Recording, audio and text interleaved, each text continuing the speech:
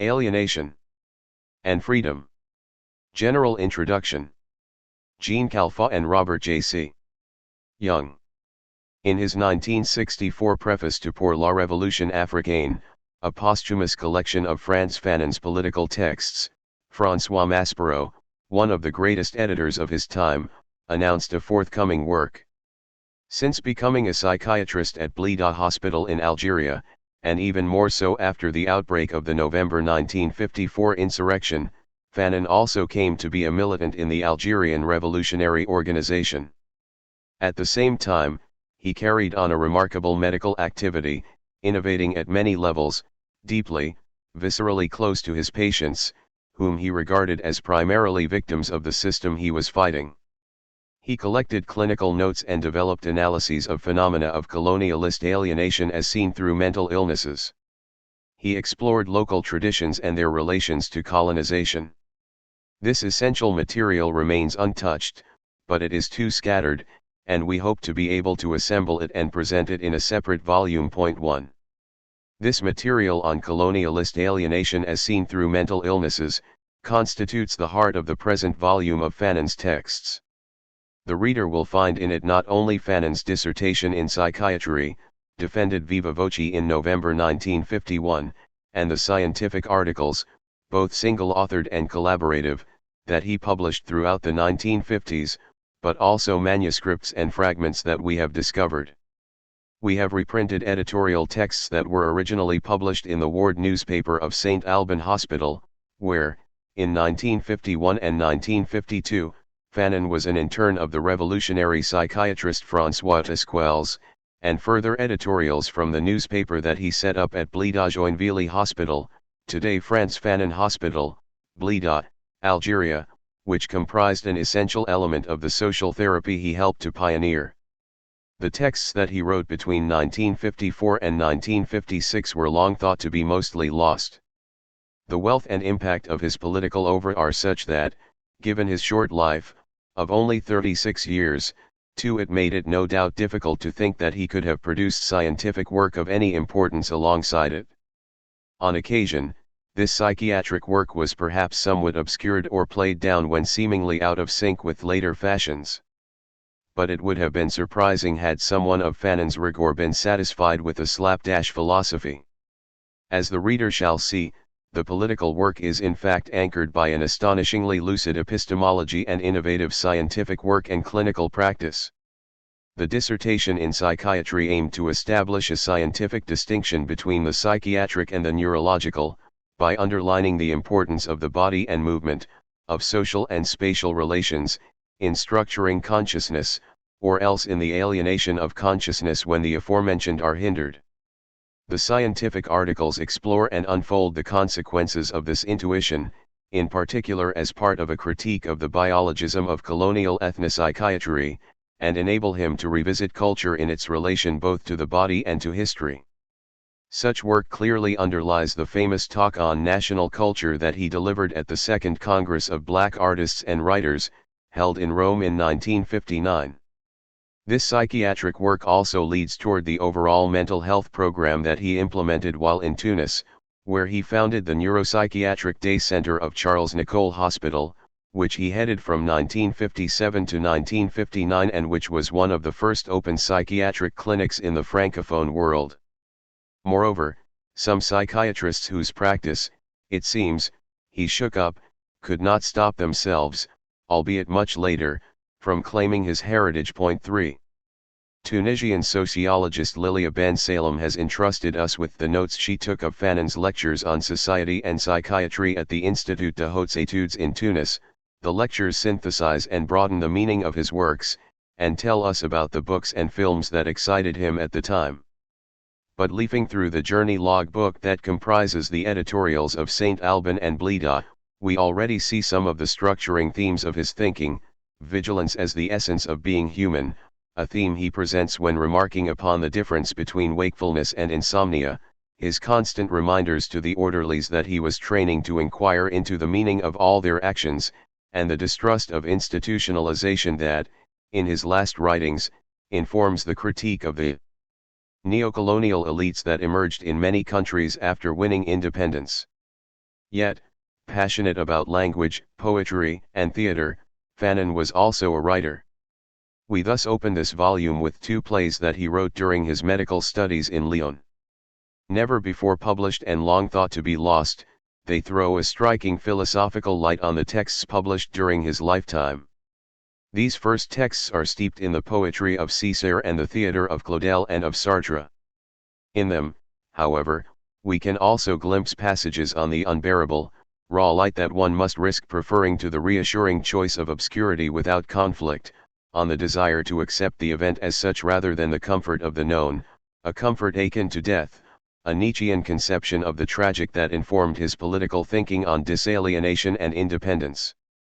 In Sartre, the thinker he probably admired most, he had already discerned the thought of the present that would be developed in Critique de la Raison Dialectique, about which he later gave seminars to officers of the Algerian National Liberation Army.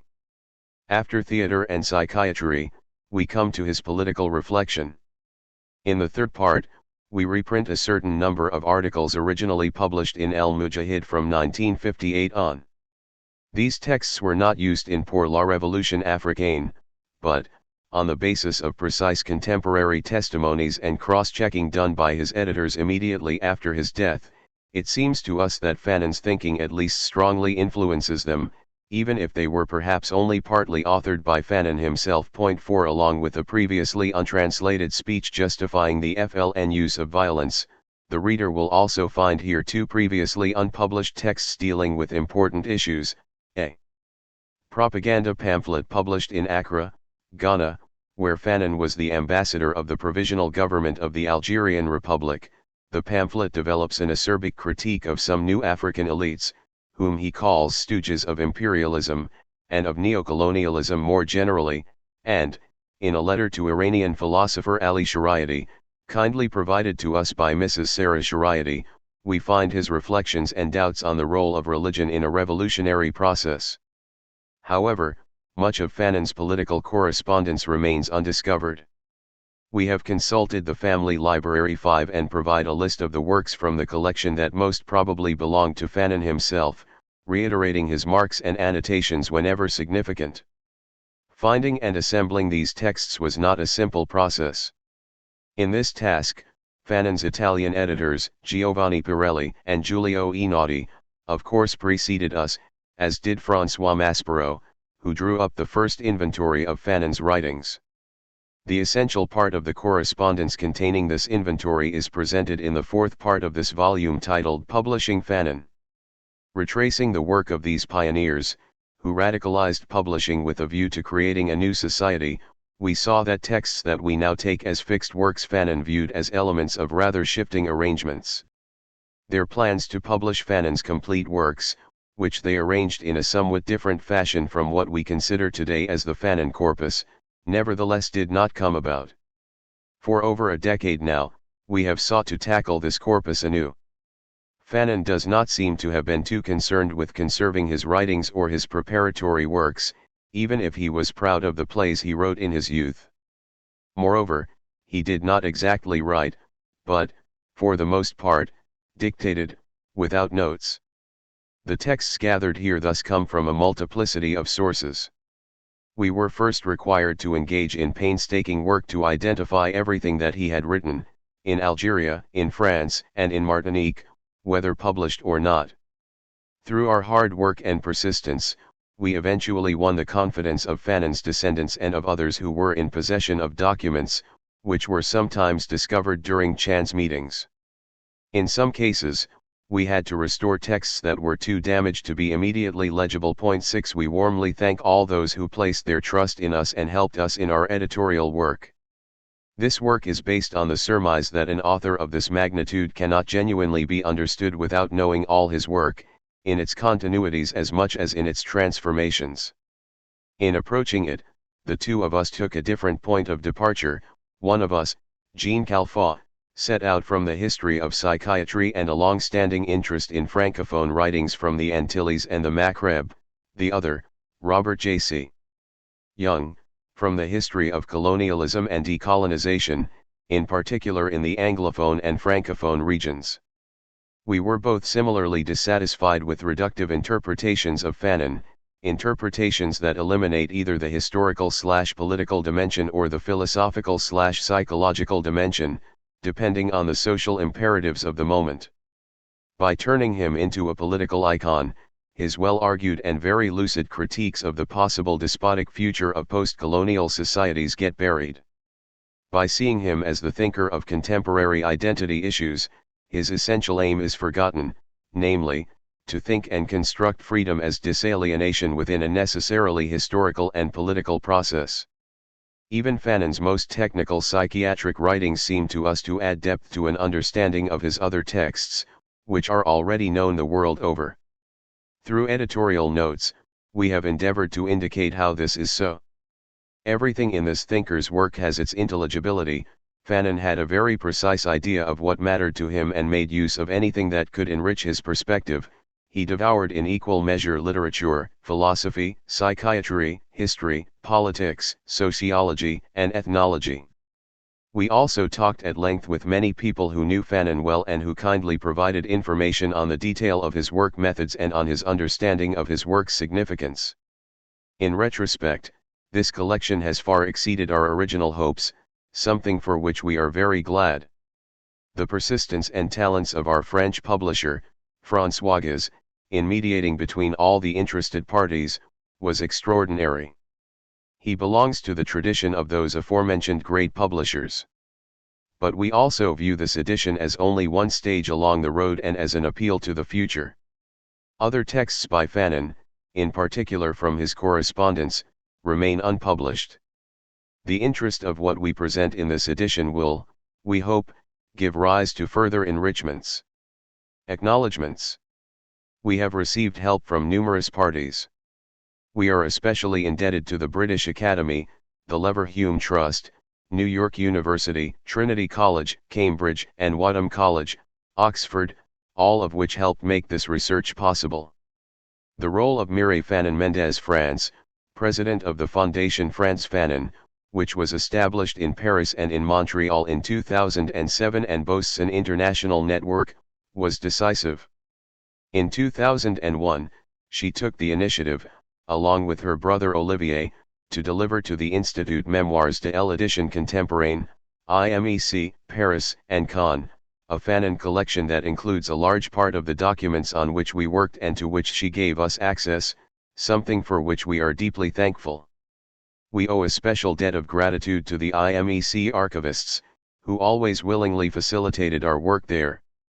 Olivier Fanon, president of the National Association Frantz Fanon, created in Algiers in 2012, authorized us to consult the documents that he had also deposited at IMEC, and permitted us, along with Professor Slimane Haki, to consult and arrange the Frantz Fanon collection that he set up at the Centre National de Recherches Préhistoriques, Anthropologiques et Historiques in Algiers, NRPA. Jacques Zolé's family kindly passed on to us the complete text of his PhD dissertation, and Numa Murad gave us access to the transcription of the interviews he conducted with Jacques Zolé. Charles Geronimi replied at length to our questions and gave us access to his beautiful text on Fanon at Blida. Marie-Jean Manuelin, who was Fanon's assistant in Tunis, was generous in providing us with many indications and clarifications about Fanon's method of writing, his clinical practice and his life and encounters. We are especially grateful to Neelam Srivastava, who located the Fanon Pirelli correspondence and has introduced it here, as well as to Sarah Shariati, who did the same for Fanon's correspondence with her father. Mire Ghazi and Association SACPI, St. Alban Arts Culture Psychotherapy Institutionelli, provided us with copies of the St. Alban Hospital Ward newspaper containing editorials by Fanon. Amina Bekat provided us with a considerable number of copies of the Blida Hospital Ward newspaper, and Paul Marquis kindly gave us a number of the issues we were still missing, issues he discovered during his research. For their help with our research, we thank Norman Ajari, A. James Arnold, Margaret Atack, Lavanna Bank, Alina Kerr, J. Michael Dash, Olija Dmytrakova, Louise Dorignan, Lucy Graham, Aitzadine Haddour, Joshua Heath, Ellen Iredale, Andrew Lanham, Nicholas Mirzof, Melina Raynaud, Wyman Tang, Daniel Wunderlich, and Heather Zuber. James Kerwin from the Wren Library restored the illegible parts of the play's typescripts.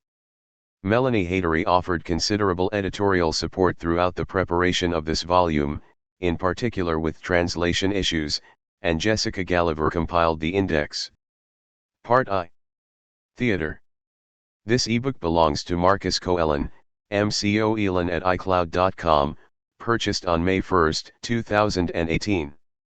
Fanon, revolutionary playwright. Robert J.C. Young. The following two plays, The Drowning Eye, L'Oeil et Noy, and Parallel Hands, Les Mains Parallèles, written in 1949, represent the earliest texts by Frantz Fanon that survive. 1 Fanon is also reported to have completed a third play, The Conspiracy, La Conspiration, but the manuscript has been lost. 2 Fanon's early passion for theater. Philosophical influences. Fanon's interest in theater developed during the years that he was studying medicine between 1946 and 1951. Whilst in Lyon, he frequented Les Célestins, Théâtre de Lyon, whose program, during the years that he lived in the city, offered an extraordinary sequence of 252 spectacles. These included contemporary plays by Sartre, 3 Camus, 4, as well as Jean-Louis Barrault's celebrated production of Paul Claudel's Partage de Midi, given in February 1949. 5 Although Peter Geismar claims that at that time Fanon began to think of pursuing a career in the theater, his only recorded attempt to get his plays performed was to send Parallel Hands to Barrault. 6 No response from Barrault survives. By 1950-1951, Fanon's interest seemed to have moved on. His focus shifted to completing his medical doctorate thesis and writing Peau Noire, Masques Blancs. In January 1953 he announced that he was working on a study of the novels of Richard Wright, whilst by June of the same year he had qualified as a psychiatrist and was able to take up a temporary position in Pont-Orson. 7 By November he had gone to Algeria and was at work at the hospital in Blida.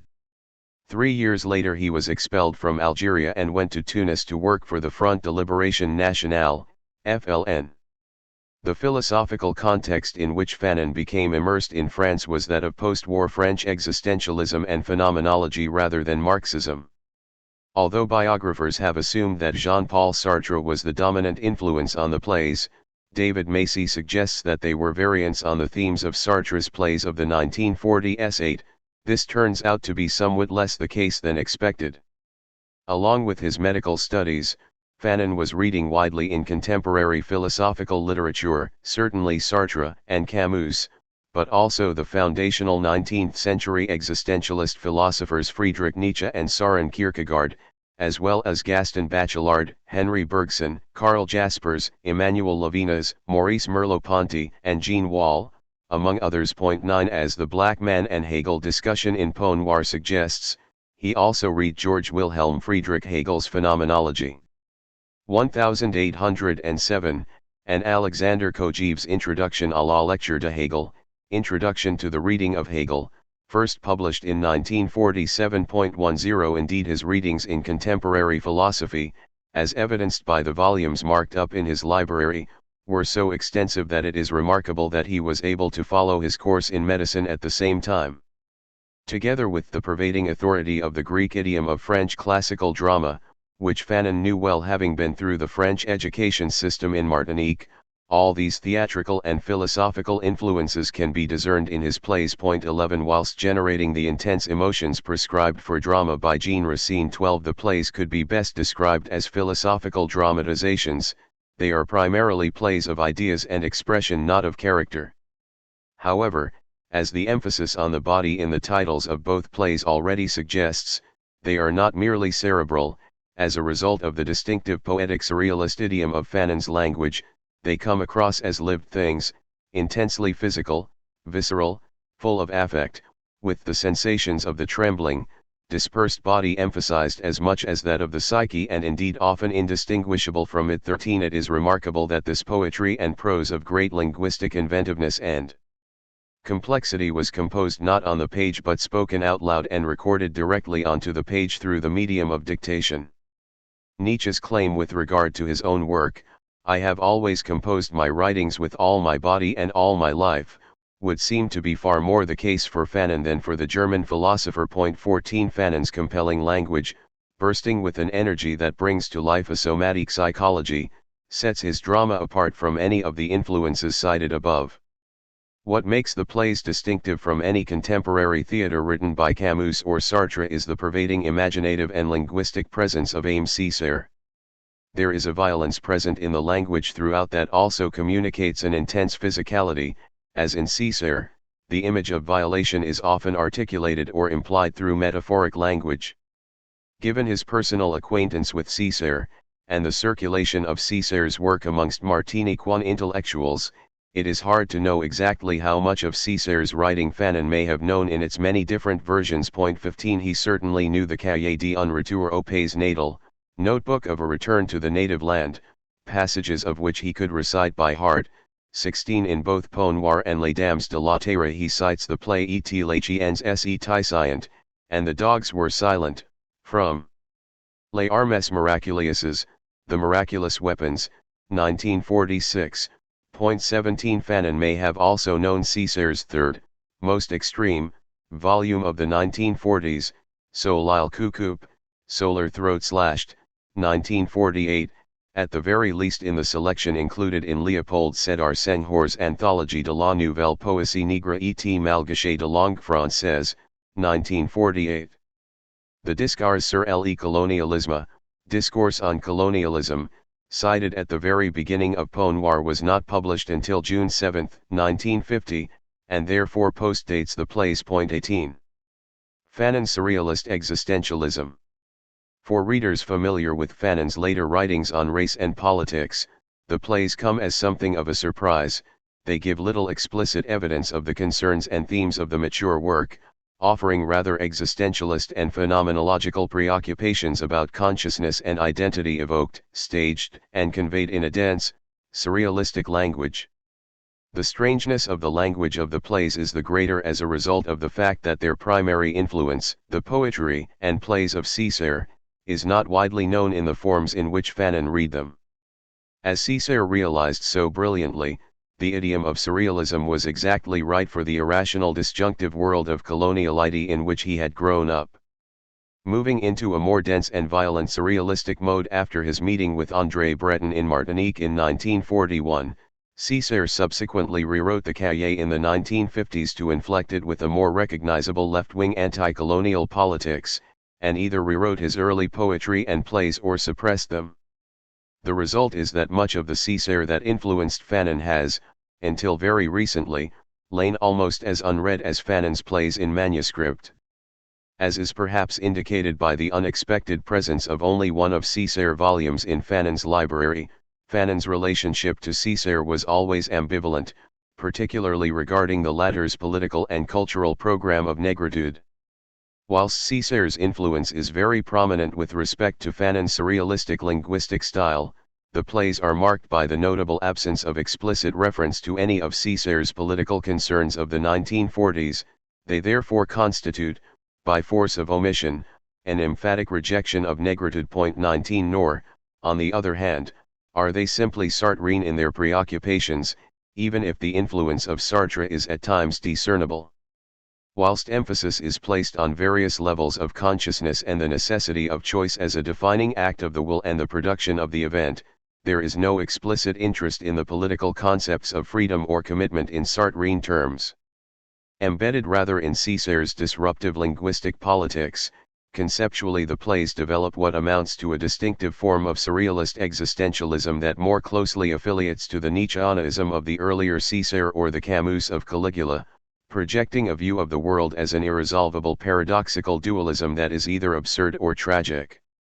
Fanon's medical studies also took him to accounts of surrealism in contemporary psychology such as in Henry Ewys' La psychiatrie devant le surrealisme, Psychiatry in the Face of Surrealism, 1948. 20 Ewys' account of surrealism as a form of consciousness, emphasizing its struggle against normative reality, Its practice of abandoning control and allowing the unconscious to speak so as to produce surrealism's characteristic magical, marvelous qualities, together with the argument that surrealism is primarily an aesthetic and above all occupied with words 21 also supported the direction that Fanon's own writing was taking. Whilst he drew on broader practices and analyses of surrealism, it was Césaire who provided the dominant linguistic influence on his own work.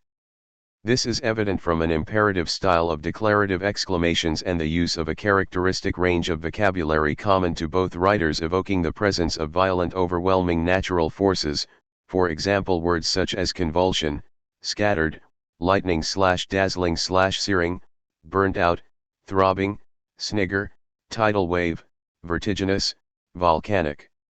Like Césaire, Fanon utilizes a wide variety of erudite medical and biological vocabulary to create a further sense of a strange, unrecognizable universe. 22 Sometimes the two are conflated, as in the use of orbits to mean at once eye sockets and stars.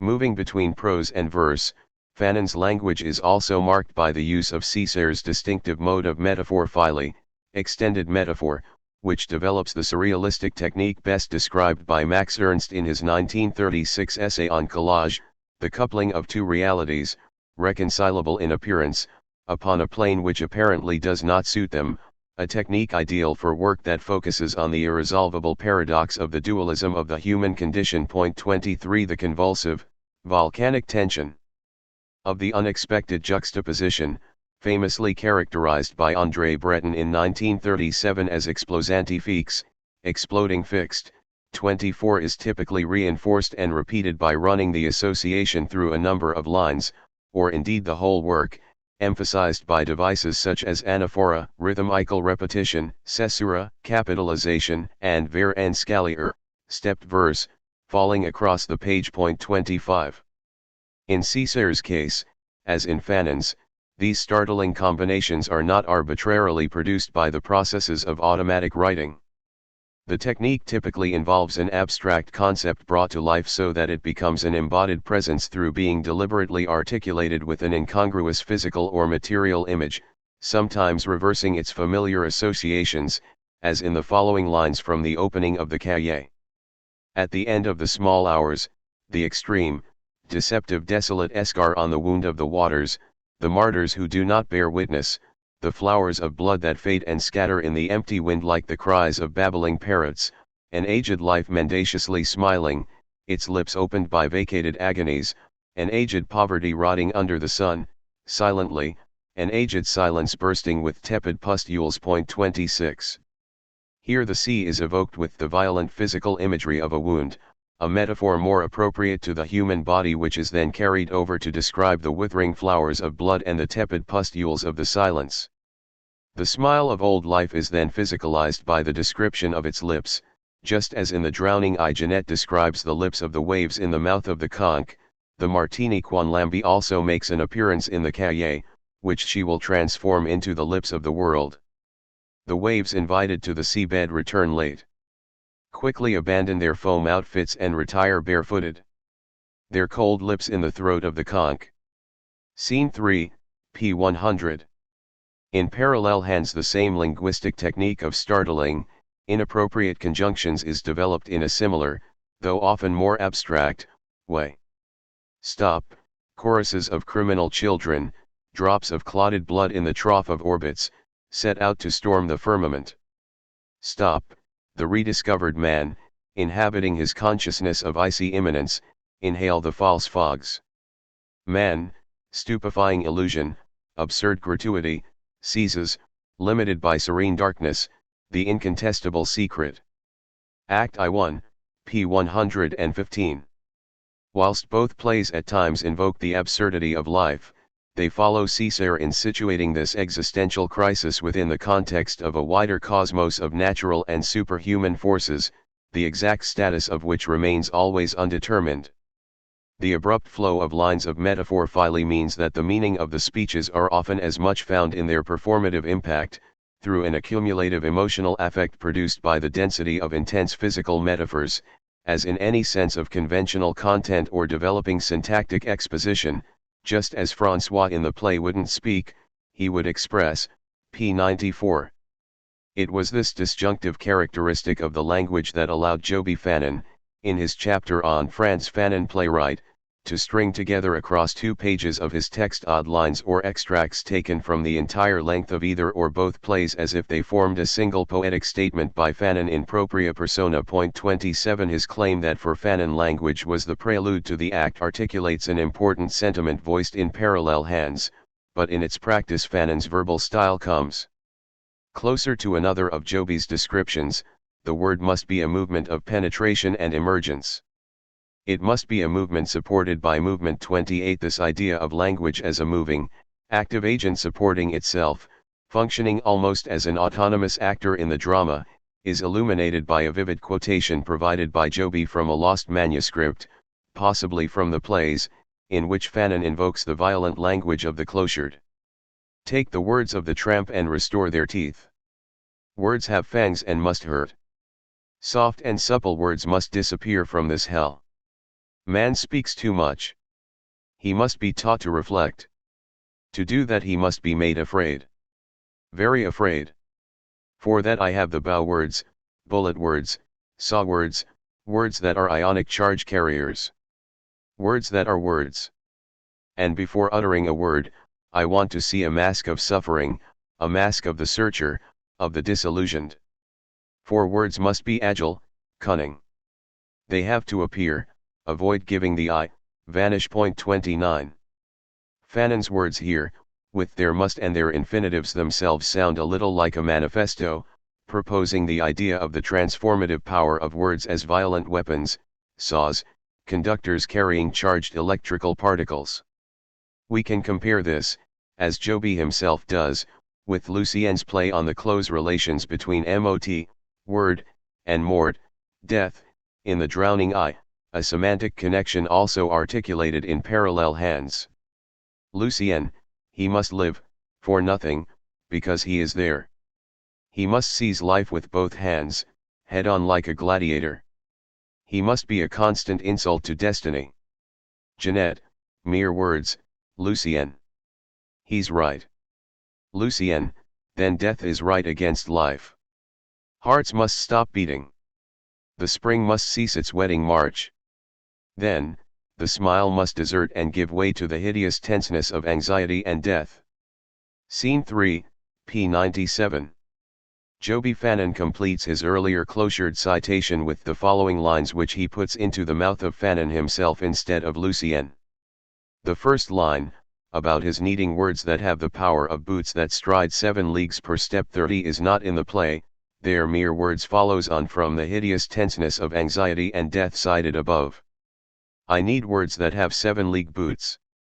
Mere words, you say? But words the color of pulsating flesh. Words the color of mountains on heat. Of cities on fire. Of the resurrected dead. Words, yes, but battle flag words. Words like swords. The love that makes you live to the power of 2. A word. But a word strangled by life. Bristling with life.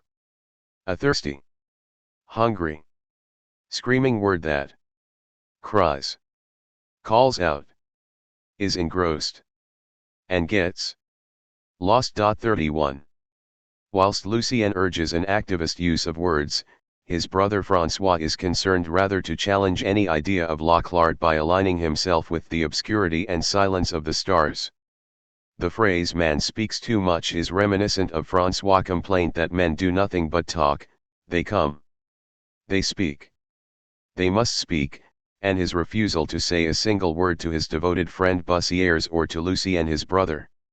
Whilst for François words are largely superfluous, for Lucien or Bussières they are not real or material enough. When words scratch each other's eyes out, the only remaining resource is action, the latter remarks, adding mysteriously, but when acts slip through one's fingers, all one can do is to lie down. 32 The play questions whether words seduce one away from reality or lead us to a primordial reality beyond or behind the superficial compromises of everyday appearance. Words can move through their representation of reality to penetrate to a more profound insight into the world beyond the surface. Words operate in a combative, fluid relation, sliding a deceitful or truthful, white or black, mask over reality. In order to achieve their power, they must at once trick the eye, create a mask, avoid giving the eye, and vanish. Before words, the external eye of reality drowns. The role of language becomes a fundamental issue in determining the question of the value of living. Can words be transformed into acts, or is it rather that they can be used to transform the scope and dimensions of life itself? Fanon and Césaire's preoccupation with the value of words, their relation to physical reality, immediacy, and action, can be situated in the wider context of a political preoccupation with the ideological role of language that followed on from the Second World War. The direct experience of language's deceptions, the ways in which it can produce meaning that is at odds with reality and truth, detaching signifier from signified, meant that many writers after the war, among them Edouard Glissant, Yves Bonnefoy, Roger Giroux, Sartre, shared a sense of the emptiness, vacuity, of language and became preoccupied with reattaching it to the material world and reworking its power in more forceful ways. In Peau Noire, Fanon was to become more interested in the ways in which language was utilized to define racial attitudes and identity, but here the concern is focused on ideas about active, physical language, about words that are directly involved in life, bristling with it, or strangled by it, words that have physical effects on the listener and prompt him or her to transformative action, words that must be like burning cities and the resurrected dead, banners and swords. In this focus on language, we can see how far the composition of the plays enabled an apprenticeship in writing that enabled Fanon to develop his own distinctive, visceral linguistic style closely related to his belief in the necessity of political action in his later work. Along with his language, Fanon's use of the voice and the chorus is of particular interest in these plays. Utilization of the chorus varies in French classical and contemporary theatre. Racine, for example, hardly ever uses a chorus, and neither does Sartre employ one in Les Mouches, The Flies, 1943, though it is written in the idiom of a Greek tragedy. Where it is found, the chorus tends to offer long, considered monologues, or interacts as another character as in Oedipus Rex. In both Fanon plays, neither the voice or chorus offers a position of detachment from the characters, neither adopt a position that is midway between stage and audience in the mode of Schlegel's ideal spectator, as described by Nietzsche in The Birth of Tragedy. 33 A closer model to Fanon's comes in Césaire's Et Lachiens et Tyscient, where we have a chorus, along with a semi-chorus, echo, narrators and various voices. These all function as characters in the play who interact with the rebel, the lover, and others, even as they articulate the rebel's own dilemmas and self-questionings. In Fanon's plays the voice/chorus positions itself, as in Aeschylus, on the one side or other of the dialectic of positions staged in the play. In The Drowning Eye, the voice aligns itself to the larger, darker, cosmic world beyond the human to which François wishes to assimilate himself. At strategic but often apparently random moments it delivers gnomic, ominous single lines of Delphic obscurity, offered from an apparently cosmic, godlike perspective, rebuking Lucien in particular and siding with François. The chorus presents a visionary deterministic world of necessity beyond the human. Its oracular statements are amongst the most evocative, but difficult to interpret, lines of the plays. They come across as the voice of the demiurgical cosmic order beyond the human that recalls that evoked by Césaire, who in turn draws on the primitive cosmogony of Frobenius. 34. In Parallel Hands, the chorus also appears as the representative of the world of the gods, but here the role of the gods has changed. The chorus functions as the minder of King Polyxos, their lackey, directly warning him in a repeated incantation about the dangers that await him. The play opens with the chorus speaking a long prologue which sets up some of the main themes of the play from an apparently conservative perspective, and announces the necessity of stopping the spectacle that is to follow, that is its central event, the murder of Polyxos. In terms of the action, therefore, it wishes to stop the play itself. The role of the chorus changes from that of the voice in The Drowning Eye as a result of the different perspective of the second play. In the drowning I, the thrust of the voice is to endorse the cosmic and inhuman over the everyday human social order, whereas in parallel hands the chorus defends the current status quo of an alliance between the divine things and its current rulers, the very thing that the hero epithalos seeks to overturn and destroy. The Drowning Eye. Fanon had completed The Drowning Eye, the first of the two plays, by July 1949.35, written in a single act with 5 scenes. The manuscript lacks scene 4. The play has 3 characters: Lucien, his younger brother Francois, who will speak to no one but Jeanette, a young woman who is emotionally committed to Francois but whom Lucien seeks to entice away from him. In addition to these 3, there is an off-stage voice, and a servant and cat who are both described as blind. 36. A painting in the corner, specified as being by the modernist Cuban artist Wilfredo Lam, immediately conjures up the presence of Aimé Césaire, who had been praising and invoking Lam since the second issue of Tropiques, July 1941.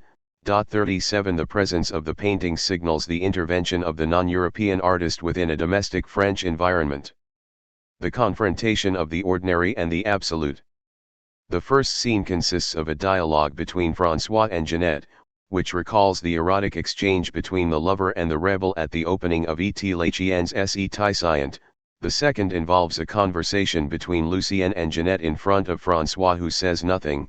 The third comprises a long scene between Lucien and Jeanette, who now begins to speak far more freely and indeed intelligently, defending her lover, than she did when with Francois, and the fifth concludes with a monologue by Jeanette in front of Francois, who then finally speaks the last 4 lines with which the play ends. The opening scene initiates the metaphoric contrast of the play between night and day that symbolizes its basic existentialist choice between death and life, except that for Francois the day is associated with murder. The moon has brought down the murderous hordes of the day. 38. Oppositions will always be challenged and categories transposed or dissolved in this drama. The morbid, taciturn Francois has withdrawn from life, which he sees as absurd. His indifference, incommunicativeness, ennui, lack of emotion and conviction of the absurdity of life recalls something of Mersault in Albert Camus' L'Étranger, The Outsider, 1942. Structurally, of course, Fanon's Alienation was the reverse of Mersault's. The play expresses and attempts to transcend the oppression and alienation of the colonized. Whilst Mersault famously ends his story by opening himself to the humanistic tender indifference of the world, Francois seeks a form of transcendence through a structure of immanence by assimilating himself into the non-human material universe. Obsessed with death, he wants to move from the human to the inhuman and become part of the larger celestial processes of the universe which seem anything but tender. 39. His resistance also takes the form of refusal. After the first scene, he says nothing until the very last lines of the play, when he takes Jeanette's hand and leads her away. In contrast to the resistant passivity of Francois, Lucien, who enters with scene 2, projects himself as life-affirming, but he cannot offer the intensity, depth, and scope of Francois' dark cosmic vision. As the play begins, Francois challenges Jeanette to tell him how much she loves him, and however much she protests that she does, he tells her that it is not enough, or too much, in the idiom of the kind of bourgeois love that she has been brought up to desire and expect. Rejecting conventional modes of behavior and morality as a beguiling imposture, he seeks authenticity. Her love for him, by contrast, seems above all intensely physical, an experience of being overpowered by him and helpless before him. By contrast with Jeanette's sexual, masochistic passion for Francois, his questioning is cerebral and detached, and seeks to produce some form of a pure, absolute love which she is unable to articulate in the manner that he desires. The scene involves an obvious rewriting of Hegel's master-slave dialectic. Francois sits passively at her feet whilst he demands her recognition. 40. She offers him everything, complete submission, but it is not enough. He declares that he rather wants to violate her against her will. I would have wanted to enter into you in spite of yourself, and force her to absorb him. 41. He does not want her recognition of him according to a structure in which she constructs him in any way as other to herself. Her conventional love must be negated, the dialectic will only be fulfilled in the final scene when she has left him and then returned to him repentant. In the second scene, Lucien enters and François stops speaking, indeed he does not utter another word until the very end of the play. Lucien, who later reveals that François has not spoken to him for a very long time, proceeds to cajole him and taunt him, telling him to stop being so morose, to get up and seize life in a positive fashion. Jeanette repeatedly steps in to defend him and protests that Lucien is making him suffer. Lucien responds that François only makes others suffer. The third, longest scene, between Lucien and Jeanette, takes the form of a dialogue in which the former seeks to destroy François whilst the latter defends him. At one level, this is a seduction scene. Lucien seeks to win Jeanette over to himself by discrediting his brother, urging her to go beyond ressentiment and negation to an affirmation of an active life in all its possibilities. Having been overpowered by François' charisma, Jeanette is gradually persuaded by Lucien's positive arguments. Though she fiercely defends François, she also suggests that at times she has wanted to kill him, to get rid of him too. As the scene proceeds, Lucien and Jeanette seem to enact through their verbal exchanges a ritual of a purgative sacrifice, moving towards a union in which all opposites, sun and moon, night and day, death and life, are resolved. The result is that she finally, somewhat reluctantly, yields to Lucien. The lost scene may forth have involved a presentation of an increasingly fractious interaction between the two new lovers. In scene 5, Jeanette returns to François to tell him that she found being absent from him unbearable, it opened up an abyss within her that must be filled. In her last words, she begs him, "Fashion me frighteningly." He accepts that negativity as proof of her love's authenticity at last. Her love and recognition of him are no longer dependent on her construction of him as other to herself. With his masculist control and incorporation of her complete, he stands up and gets ready to leave, announcing that he wishes to lead her to the absolute gate where life is seized. 42. The play's structural and dramatic focus is centered on the long seduction scene in which Jeanette vacillates between the two brothers.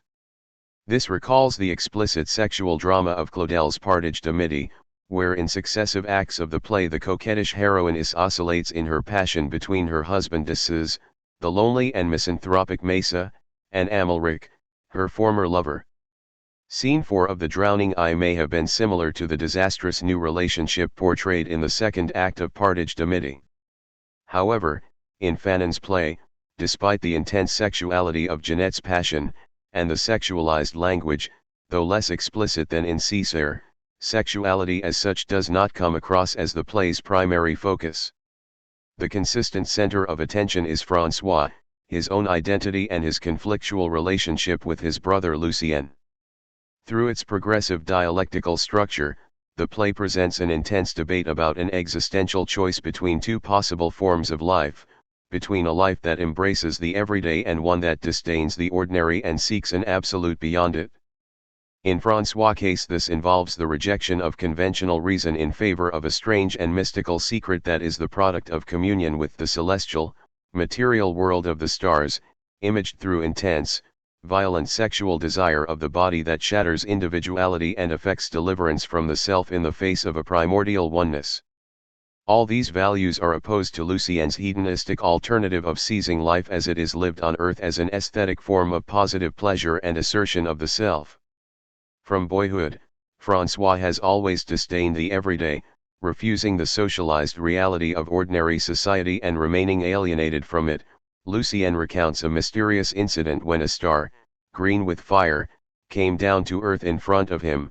He watched whilst François appeared to have some sort of communion with it.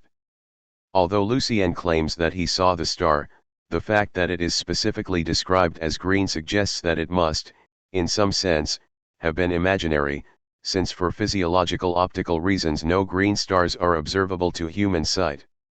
Since that incident, he tells Jeanette, François has always been removed, and lived for himself, in what appears as a largely selfish self-preoccupation with the visionary. He disdains human company, never speaks to Lucien, but on the other hand spends a whole night talking to a blind man. Francois combines a Nietzschean conjunction of the inhuman with superhuman aspirations to achieve a direct intuition of the cosmic idea of point 43. The celestial, supernatural element is reinforced in the play by the inclusion of a chorus in the form of a voice who utters enigmatic sentiments at strategic, unpredictable intervals, beginning with the opening line delivered by the anonymous voice off stage, "The rain that chaps the overly essential clarity of the night, yesterday, in full grip." Surprised the confessionless rivers 44. These words immediately set up images of disruption and disturbance, of the existence of some other level of reality, with the oxymoron clarity of the night invoking, echoing, and subsuming Corneille's line from Le Cid, "Cet obscur clart qui tombe des étoiles, this darkling light that from the stars descends." Point 45. Thus fraternal difference is transformed into a cosmic drama between the indifferent world of the stars, things, and primal being, and the small world of humans, who have created their own meaning out of their conformist lives invested in normative bourgeois assumptions. A work of personal exorcism. Peter Geismar and Joby Fanon both depict the drowning eye as an autobiographical self-interrogation and analysis. By renaming himself Francois, Fanon draws our attention to the fundamental problem of his own unusual Germanic first name, Frantz, which not only means Frenchman, but, as pronounced in French, forms a homophone with the word France itself. It would hardly be too much to say, à la Michel Montrelet, that the fundamental issue for Fanon's whole psychic and intellectual landscape was determined from the first by his having to live with the excruciating situation of being named after the imperial country under whose power he lived as a colonized subject in Martinique. His writings involve a series of attempts to work through and beyond this. In life he would later assume his second name Omar. In a letter from François Maspero to Giovanni Pirelli of September 6, 1963, Maspero mentions the existence of a play by Fanon which he describes as follows: "It is a sort of work of personal exorcism, one that often attains an extraordinary formal beauty, but is not devoid of hermeticism." 46. Whether he was discussing The Drowning Eye or Parallel Hands, Maspero's characterization of Fanon's theatre as a work of personal exorcism was as acute as his description of its aesthetic. It is noticeable that the constant, indeed almost only, topic of conversation and debate in the first play concerns the character of Francois and the hideous tenseness of anxiety and death from which he suffers. Point 47. As Lucien tries to seduce Jeanette away from him, they debate his ideas and personality at great length, the result being that for the most part, Francois does not represent himself, but is represented by others, negatively by Lucien, and positively by Jeanette. Whilst at one level Lucien and Francois clearly stage a dialectical division with Fanon himself, it is also not difficult to see in the rivalry between these two brothers projected images of Joby and Frantz. Such an interpretation is encouraged by Joby himself in the chapter that immediately follows Frantz. Fanon, playwright, Frantz, and the idea of death, where he describes Frantz as a version of Francois in this period, a visionary obsessed with death. Point 48. The lines he quotes from Fanon's letter to his Marraine de Guerre sound remarkably close to some of the sentiments voiced by Francois. "You tell me that you are surprised by my silence. But you are not unaware that the things that haunt me and obsess me cannot be translated. I do not want that larval life, gathered up, old-fashioned, which awaits me once my studies are completed. I do not want marriage, children, home, the family table. I wonder if I have the right to impose on Paul 49 my life, my convictions, my tendencies. In fact, my greatest sin was to exile myself to Lyons. There I became accustomed to detach myself, to detest everything, to hate everything." Point 50. Fanon's dark account of himself here correlates closely with the sentiments expressed by Francois. For his part, taking the idiom of Lucien, Joby speaks of my incessant criticism of the fact that he has his head in the clouds, "Chu ils dans la lune," and that he ought to put his feet back on the ground. He notes that the quotation from Nietzsche addressed to him in Fanon's dedication in his medical doctorate thesis, "I speak only of lived things and do not simply present cerebral processes," formed Fanon's combative response. Point 51. The lived experience of the black man, issues of race. What were these lived things to which Fanon here refers? The phrase recalls the title of Fanon's essay The Lived Experience of the Black Man, published earlier the same year. 52 But Fanon's play, despite its literary closeness to the work of his fellow Martiniquin Césaire, hardly seems to give us the lived things or experience of the black man. Despite the clear influence of Césaire's surrealistic language, we might well ask what has happened to Césaire's anti-colonial politics, to his politics of race if not of negritude. Their apparent disappearance might seem less strange, were it not that Fanon's own book on race, Peau Noire, Masques Blancs, was published less than 3 years after The Drowning Eye was completed. Moreover, in the introduction to Peau Noire, where he discusses the situation of the black man, Fanon remarks, "This book should have been written 3 years ago. But then the truths burned us 3 years before would have been 1949, the very year in which he wrote The Drowning Eye."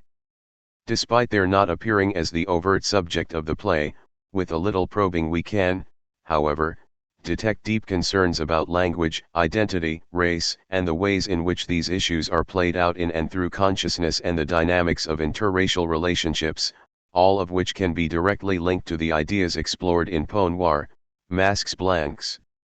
The language of The Drowning Eye correlates directly to the visceral language of affect and its effect on the body that is so remarkable and insistent a characteristic of Peau Noire. Recall the famous analyses in Chapter 5 of Being Pointed Out in the Street, or the incident in the railway carriage when a child points at Fanon and he feels his blackness precipitated into the cold whiteness of winter and transformed into white ash. Whiteness and blackness exist in a shifting, symbiotic relationship. As with Fanon in Peau Noire, so François in The Drowning Eye seems caught in an irresolvable dialectical bind between black and white, past and future, body and world, desire and insentience, consciousness and transcendent immanence. Nothing, in other words, if not ambivalent, a condition of alienation that François wants to escape. The stage directions specify that the characters of the play continually move on the stage between light and obscurity, enforcing the way in which the play is all about whiteness and darkness, transparency and opacity, vision and blindness, red and white suns, white moons, black night and white death. Like Césaire, Fanon belonged to a generation of Antillean intellectuals for whom the experience of living in France forced them to realize for the first time that they were not French because they were black. 54 The problem for Fanon was that as an évalu from Martinique he did not think of himself easily as black either. As he himself suggests, to the extent that he identified himself with being French, he identified with being white. Geismar suggests that Fanon wrote the plays in order to relieve the tensions of being in what Karl Jaspers calls a psychic border situation in Lyon, where he found himself alienated from both black and white communities, not yet white, no longer completely black. I was damned. 55 Being in a border situation certainly describes The Drowning Eye with remarkable astuteness. Characteristically, these antitheses and oppositions break down, dissolve, invert and circulate. We shall see that François can be both black and white. As in Peau Noire, whiteness and blackness are not absolute oppositions but relative, positional, on a scale of gradations. You become white or black, according to clothing, education, language, money, the look of others. The phenomenology of blackness is a matter of perception.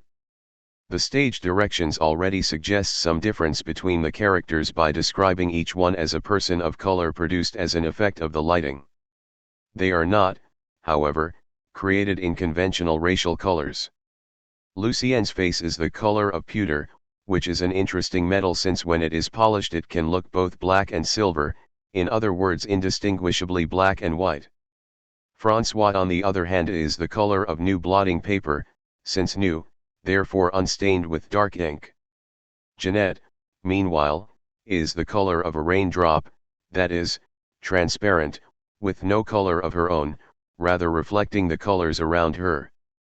The characters, in other words, mirror or absorb the light of the colors around them. The play thus positions itself in relation to its audience, who watch the play according to their own racial perspectives. Fanon puts everyone in the position of the in-between, of being neither and both at once, which is in fact precisely what he complained of feeling whilst he was in Lyon. Unlike Peau Noir, in The Drowning Eye, Fanon develops these issues without foregrounding the question of race or skin color explicitly. In doing so, he was putting into practice the argument that difference should be a matter of indifference. The oppressive sense of being racialized as a minority and therefore objectified by a white society is exactly what Fanon wished to get away from. He wanted to erase that person and reconstruct himself otherwise. He did not want to be marked out and regarded as different, nor to turn that projected difference into the grounds of his own social and cultural identity. He wished to be allowed the dignity of being ordinary, unremarkable, indifferently the same. I wanted quite simply to be a man among men. I wanted to be a man, and nothing but a man. 56 Having been brought up as French and rejecting negritude, however, the painful paradox for Fanon was that his idea of a man was white. 57. The Drowning Eye explores psychological effects of racialization without foregrounding the social milieu that has produced them, or indeed overtly discussing the question of race as such. It is easy, therefore, to miss the idea that the play is at one level about race, or perhaps more accurately, about the radical alienation of being between race or the shifting constructions of race. There are, however, a succession of further indicators beyond the descriptions of the colors of the characters. Readers of Césaire will hear in the phrase White Death in Lucien's declaration to Jeanette, White Death, slain, wrested from its shroud rises up dripping and disappears. 58, an allusion to the lines in the Cahiers describing Toussaint L'Ouverture's imprisonment in Europe, in which a deathly whiteness is set against an accumulation of positive images of blackness. A lone man defying the white screams of white death. Toussaint L'Ouverture. A man who mesmerizes the white sparrowhawk of white death. 59. Already in scene 1, there are indications of a racialized consciousness in the strange master-slave scene which opens the play. 61 of Francois' Confessions offers perhaps the most personal articulation in the plays, certainly in a more upfront way, of emotional insecurity, alienation, and of a feeling that people's responses to the speaker are either hurtful and hostile, or if positive and loving, inauthentic, here based on the explicit grounds of racial prejudice. Francois' alienation dream is sketched out in vivid terms that are drawn from the world of the American South. You really do not know what it's like not to understand. Not to understand what's happening to you. You're in your big white bed, as light as if flying in a dream, you get a knock at the door, men enter. You see them dimly, very dimly.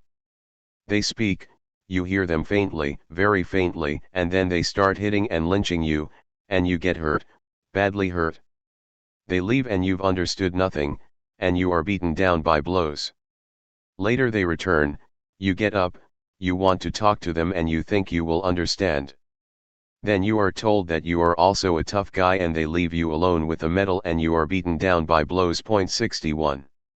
This nightmare seems to come straight out of the world of Richard Wright and Sartre's La Putaine Respectueuse, the respectable prostitute, possibly seen by Fanon in Lyon and discussed by him in Peau Noir. 62 Describing to Jeanette his nightmarish world that does not allow him to participate in everyday existence, Francois recounts a dream of being lynched, a nightmare that would haunt Fanon to the end of his life. 63 Unexpectedly in the dream, the men return, acknowledge that he is a tough guy, and give him a medal. 64 He is left at once with a medal and a body heavy with blows, beaten up because he is a black man, and then acknowledged and rewarded as human.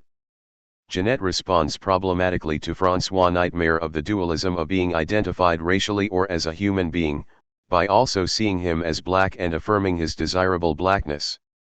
I love, and if you love me, I will tell you why those men beat you down with blows and medals. I love you, and I want to repeat to you what the manchineel tree confided in me one evening when, naked, I scattered grains of love on the river bank. She stands up and moves close to him. I love you, oh my God, and I want to tell you why your body has the audacity of the coconut tree and the muted brutality of a Negro tom-tom. 65. Speaking of him as if he were black, she immediately invokes the stereotypical images of black people amongst Europeans, the coconut, and the Negro tom-tom. 66. The dynamics of this exchange correlate with the ambivalent antitheses developed in the play between whiteness and blackness, lightness and heaviness, day and night. And right away, the polarities reverse, as it begins to appear that in the absoluteness of her desire she herself loves Francois in the slavish mode of the black woman for the white man as described by Fanon in Peau Noire. At one level, indeed, The Drowning Eye offers a dramatization and exploration of some of the psychological traits, different positionalities produced by the interracial relationships that would be analyzed in the second and third chapters of that book, all fueled by the black Martiniquan dream of becoming white. 67 So Chapter 2 of Peau Noire, The Woman of Color and the White Man, begins with a discussion of how love ordinarily involves an affirmation of the self by the other, my beloved. Will support me energetically in assuming my virility. 68 A phenomenon of failed love that Fanon pointed out was an example of bad faith and inauthenticity in Sartre's L'être Néant. 69 Fanon argues that authentic love is impossible in the presence of sentiments of inferiority and exaltation in the power structure of a relationship between a woman of color and a European. In The Drowning Eye he explores similar dynamics of power without specifying that those feelings emerge as a result of racial difference. In Peau Noire, Fanon analyzes the recent book by Mayat Kapchia, Je suis Martiniquaise, I am a Martinican woman, 1948, in which Mayat's relationship operates on the same structure of absolute devotion as Jeanette's. Mayat loves a white man unconditionally. He is her lord. She asks for nothing, demands nothing, except for a little whiteness in her life. 70 As part of this mental landscape of the desire for lactification, Mayat projects stereotypical images of whiteness and blackness that for her, as Fanon puts it, represent the two poles of this world, poles in perpetual conflict, a genuinely Manichaean notion of the world. There, we've said it, black or white, that is the question. 71 With this last phrase, Fanon has turned Hamlet's existential moment of uncertain choice between life and death into one of choosing to be white or black. I am white, in other words, I embody beauty and virtue, which have never been black. I am the color of day. I am black, I am in total fusion with the world, in sympathetic affinity with the earth, losing my ego in the heart of the cosmos. I am black, not because of a curse, but because my skin has been able to capture all the cosmic effluvia. I am truly a drop of sun, goutte de soleil, under the earth. 72. The antithesis that Fanon describes Mayat developing here is comparable to the difference between Lucienne and Jeanette/Francois in The Drowning Eye, where the one is identified with beauty, the day, the other identified with night and a fusion with the cosmos. Lucienne, I love you Jeanette, almond forgotten by the night.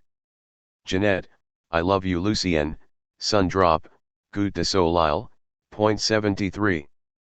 In Peau Noire, Fanon goes on to critique overtly these positions associated with stereotyped ideas of whiteness and blackness, including those of negritude, but here the Manichaean antithesis resonates in the opposition between the two brothers, one predominantly white and associated with the daylight, the other linked on two occasions to blackness and associated with a Frobenian desire for a complete fusion with the world, whilst Jeanette the lover alternates from one to the other. The play shows the author working through the psychic dimensions of being haunted by a series of corrosive stereotypes that as a black man he had internalized and needed to work through in order to overcome the alienation that they had produced. 74. The play thus presents a drama that was being played out around and inside Fanon himself. It amounts to a staged self-analysis, with Fanon dramatizing through different masks the ambivalence of his own consciousness and forms of subjectivity, of being split between being both black and white at the same time, un écorché vif as Edouard Glissant put it, a phrase which means a tormented soul, literally someone flayed alive. 75 As a Martiniquan, Fanon, Macy points out, was an honorary Toubab, white man, not a native, indigene. 76 He did not support Césare's reinscription of black identity in the concept of negritude.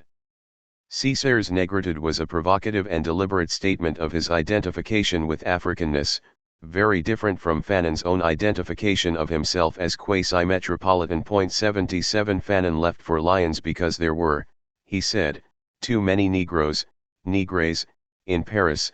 I want something more milky. By Negres he did not mean fellow Martiniquans such as Césaire, but Africans. 78 Fanon used the term Negres exclusively to describe Africans, not Antillians, whom he describes at once as Noir and European. 79 He hated being treated in any way that gestured towards his color, for example being complimented on his good French, a sensitive subject for Fanon that forms the topic of the first chapter of Peau Noire. 80 He recounts scathingly there that having given a lecture in Lyon, a French comrade warmly congratulated him, basically, "You're a white man." 81 Sensing an identification of himself with Frenchness and therefore culturally with whiteness. One of his fellow medical students provocatively nicknamed Fanon Blanchette, Whitey. 82 Without advertising its racial component, The Drowning Eye analyzes the split consciousness of a man who sees himself as both black and white, caught between the two, noir but not negre, his mentality European and therefore culturally white. In Peau Noire, Fanon would return to Shakespeare's Hamlet to articulate the consciousness of the black man who identifies with being white. Out of the blackest part of my soul, through the cross-hatched zone, surges up this desire to be suddenly white. I want to be recognized not as black, but as white. But, and this is the form of recognition that Hegel never described, who better than the white woman to bring this about? By loving me, she proves to me that I am worthy of a white love. I am loved like a white man. I am a white man. 83. In order to analyze such ambivalent, contradictory feelings, Fanon invokes the principal character, Jean Venus, of René Marin's recent novel, Un homme pour l'auxiliary autre, A Man the Same as the Others, 1947. Jean Venus is not a Negro, and does not want to be a Negro. Yet, unbeknownst to him, a hiatus has occurred. There is something indefinable, irreversible, indeed the that within of Harold Rosenberg. 84. The reference here is to an article by Rosenberg on Hamlet, recently translated in Les Temps Modernes 1948, and heavily marked up in Fanon's own copy. The hiatus, the gap, missing part, or lacuna, split, cleavage, 85 that operates within Jean Venus, the Negre who is not a Negre, is indefinable and irreversible. His that within is the existential deviation that white civilization and European culture have imposed on the black man. 86 Just as Jean Venus needs the love of the white woman in order to affirm to himself as white, so in The Drowning Eye Francois needs Jeanette's love to affirm his own identity and sense of inner self. Except that initially Francois can never be satisfied by Jeanette's protestations of love as such. It is only when she declares that he has opened a wound within her that only he can heal. This open wound that your hands made in me had to be stitched up. 87 That her choice and recognition of him becomes enough. In the article by Rosenberg that Fanon cites, the phrase that describes the inner wound of consciousness, the that within which Fanon quotes in English, appears as part of André Gide's translation of Hamlet's speech to his mother in Act 1, Scene 2 of the play. 88 Hamlet, like Francois, is a gloomy man of the night and the shadows, pursuing authenticity beyond or behind the appearances of the everyday, nursing inside him the grieving wound of his father's death. It festers within, beneath any surface or epidermal appearance, but dominates his relations with others. The night Hamlet's insistence on reality rather than seeming and show, on the painful that within of the wound of his father's death, and his interrogation of the ways in which language can both articulate and evade this condition, anticipates Francois' preoccupation with authenticity, with the role of language, and with his choice of the interior life over the outer world. So the sullen and gloomy Francois becomes the morbid prince of darkness who inhabits the shadows and the night. It is night and Francois' reign has come. 89. Existentialist questions. In The Drowning Eye, we thus see the characters moving between psychological characteristics of the different racialized positionalities described in Black Skin, the very neuroses that Fanon sought to cure in writing that book. Whilst at times Jeanette enslaves herself to Francois as if he were white and she was black, so she also adores him sexually as if he were black, So too Francois demands repeated and unsatisfiable recognition from her as if he was black and she was white. In contrast to this vacillating world of fluid transpositions of black and white, reinforced through the alternating imagery of the sun and moon, day and night, stars and death, the drowning eye presents a set of mutually exclusive alternatives. A man will always have to choose between life and death 90, as Lucien puts it, variously following Hamlet or Jasper's 91, that becomes the focus of debate throughout the long third scene, which dramatizes an existential discussion about the meaning of life in the face of the view that it is absurd. 92 This proposition is introduced not as a radical thought but as a conventional class assignment that Francois was set in school. What possible reasons does a human have to exist? 93. With this question we find ourselves firmly in the post-war world of existential writers from Nietzsche. Man is aware everywhere of the ghastly absurdity of existence. 94. To Kierkegaard, in the secularized form of a religious substitute developed by Jaspers and Wall, to Sartre and Camus. Whilst the class assignment seems to come almost directly from Camus, the antiphonal dialogical form of the drowning eye recalls the Kierkegaard of either / or which Fanon had been reading. 95 Though the two brothers in the play do not correlate simply to the antitheses represented by the aesthete, and Judge Wilhelm in Kierkegaard's text, the issues debated in the play oscillate between those of the either / or, namely the aesthetic, dedicated to immediacy, the ethical turn towards the universal, and the religious, with faith conceived as the expression of a limit to what can be thought. These found the opposition between Lucien's hedonistic aesthetic life of pleasure and the ebolic or apathetic religiosity of Francois, who can't be bothered with life whilst he is preoccupied with death, asserting the most profound singularity of his individuality against the universal by railing against the life of the crowd, represented by the 96 Francois' weariness with existence, his indolence whilst in pursuit of a personal transcendence, draws on a common existentialist motif, as described in the opening of Emmanuel Levinas's Existence and Existence, 1947, 97. The philosophical debates can also be interpreted in Sartrean terms, dramatized into the antithetical choices that Jeanette has to make between the two brothers, whose personalities evoke the Sartrean division between being in itself and being for itself. Francois seeks the condition of the first, the mode of existence that Sartre says is that of animals or inanimate objects, but which manifests itself in humans as the longing for control and an absolute godlike state, for Sartre, a Hegelian and Heideggerian desire that constitutes bad faith. In his pursuit of being in itself, Francois rejects what he considers the inauthenticity that follows from making compromises to the social pressure to conform.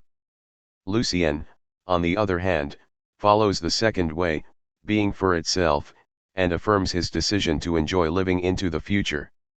He has willed his own form of freedom and achieved consciousness even if he cannot transcend his own subjectivity. Lucien presents this as a deliberate choice, but Jeanette denies it and claims that only Francois' refusal merits the title of a real choice. 98 These two possibilities which the play pits against each other are irresolvable in their own terms. Whereas Sartre pushes against the first in favor of the second, the drowning eye shows itself fascinated with Sartre's rejected Hegelian other. This correlates with Fanon's observation on Sartre in Peau Noire. For once, this born Hegelian had forgotten that consciousness needs to get lost in the night of the absolute, the only condition for attaining self-consciousness. 99 Fanon rejects any construction of the self that involves its relation to the other, for othering is precisely what opens up the demeaning condition of black consciousness. What is certain is that at the very moment when I endeavored to grasp my being, Sartre, who remains the other, by naming me stripped away every illusion 100 far from being simply Sartrean. Therefore, the drowning eye stages a critical engagement with Sartre, corroborated by Francois' demand for Jeanette to recognize him as part of herself, not as an other, and by his identification with the material though hardly inert world of things which causes Roquentin such nausea in La Nausée, Nausea, 1938, 101. Hint of a further source of philosophical influence on the play comes in its emphatic, half-rhyming but elusive title, The Drowning Eye. At first, it is hard to see its relevance. 102 In the manuscript the play has no title at all, but both Joby and Josie Fanon refer to it independently as the drowning eye.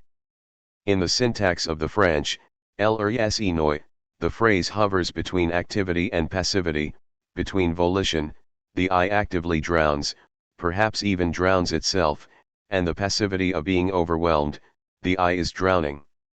As this suggests, enoi could be translated in the present simple, a single act, or present continuous, which would emphasize the temporality of the process of drowning, as in the title of Stevie Smith's poem, Not Waving but Drowning. The drowning eye could simply refer to the act of crying, as in J.A.A. Maltrait's late 19th century Creole poem, Le Chapeau de Preacher. 103 However, a line in Victor Hugo's poem Passing Through Louis XV Square on a Public Holiday, published in Rays and Shadows, 1840, comes much closer to the spirit of the play and its central question of the relation of the eye to external reality. Oh! I thought, strange and superhuman power of the one who keeps us throbbing in his hand. O will of heaven! Abyss where the eye drowns. 104. Hugo's romantic exclamation articulates ideas that would be reconceptualized by Fanon over 100 years later. Towards the end of Scene 3, Jeanette exclaims, in a suit the mountain whistler welcomes the jealous oyster and the violated red anemones cry in their corner again. It's over Lucien, humans have lost. The mocking sun drowned itself after the cry of blood just now, p. 104. Jeanette here announces that Lucien's human world of the day has thrown itself into the abyss of the night. In its oscillations between light and darkness, the drowning eye plays on identifications between the sun, the eye, and the I or the self. The word I itself only appears once in the singular, a few lines after Lucien describes the moment when François saw a green star. He then looked at Lucien with wet eyes and cried for a long time. Lucien continues. Lucien, yes, I loved him. As never before a brother has loved. I loved his eyes. Some morsel of our being is both source and mouth, he would say.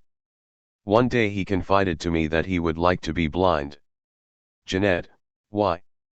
Lucien, the eye, he answered, must be worthy of the spectacle, but the spectator himself must have a certain dignity. 105.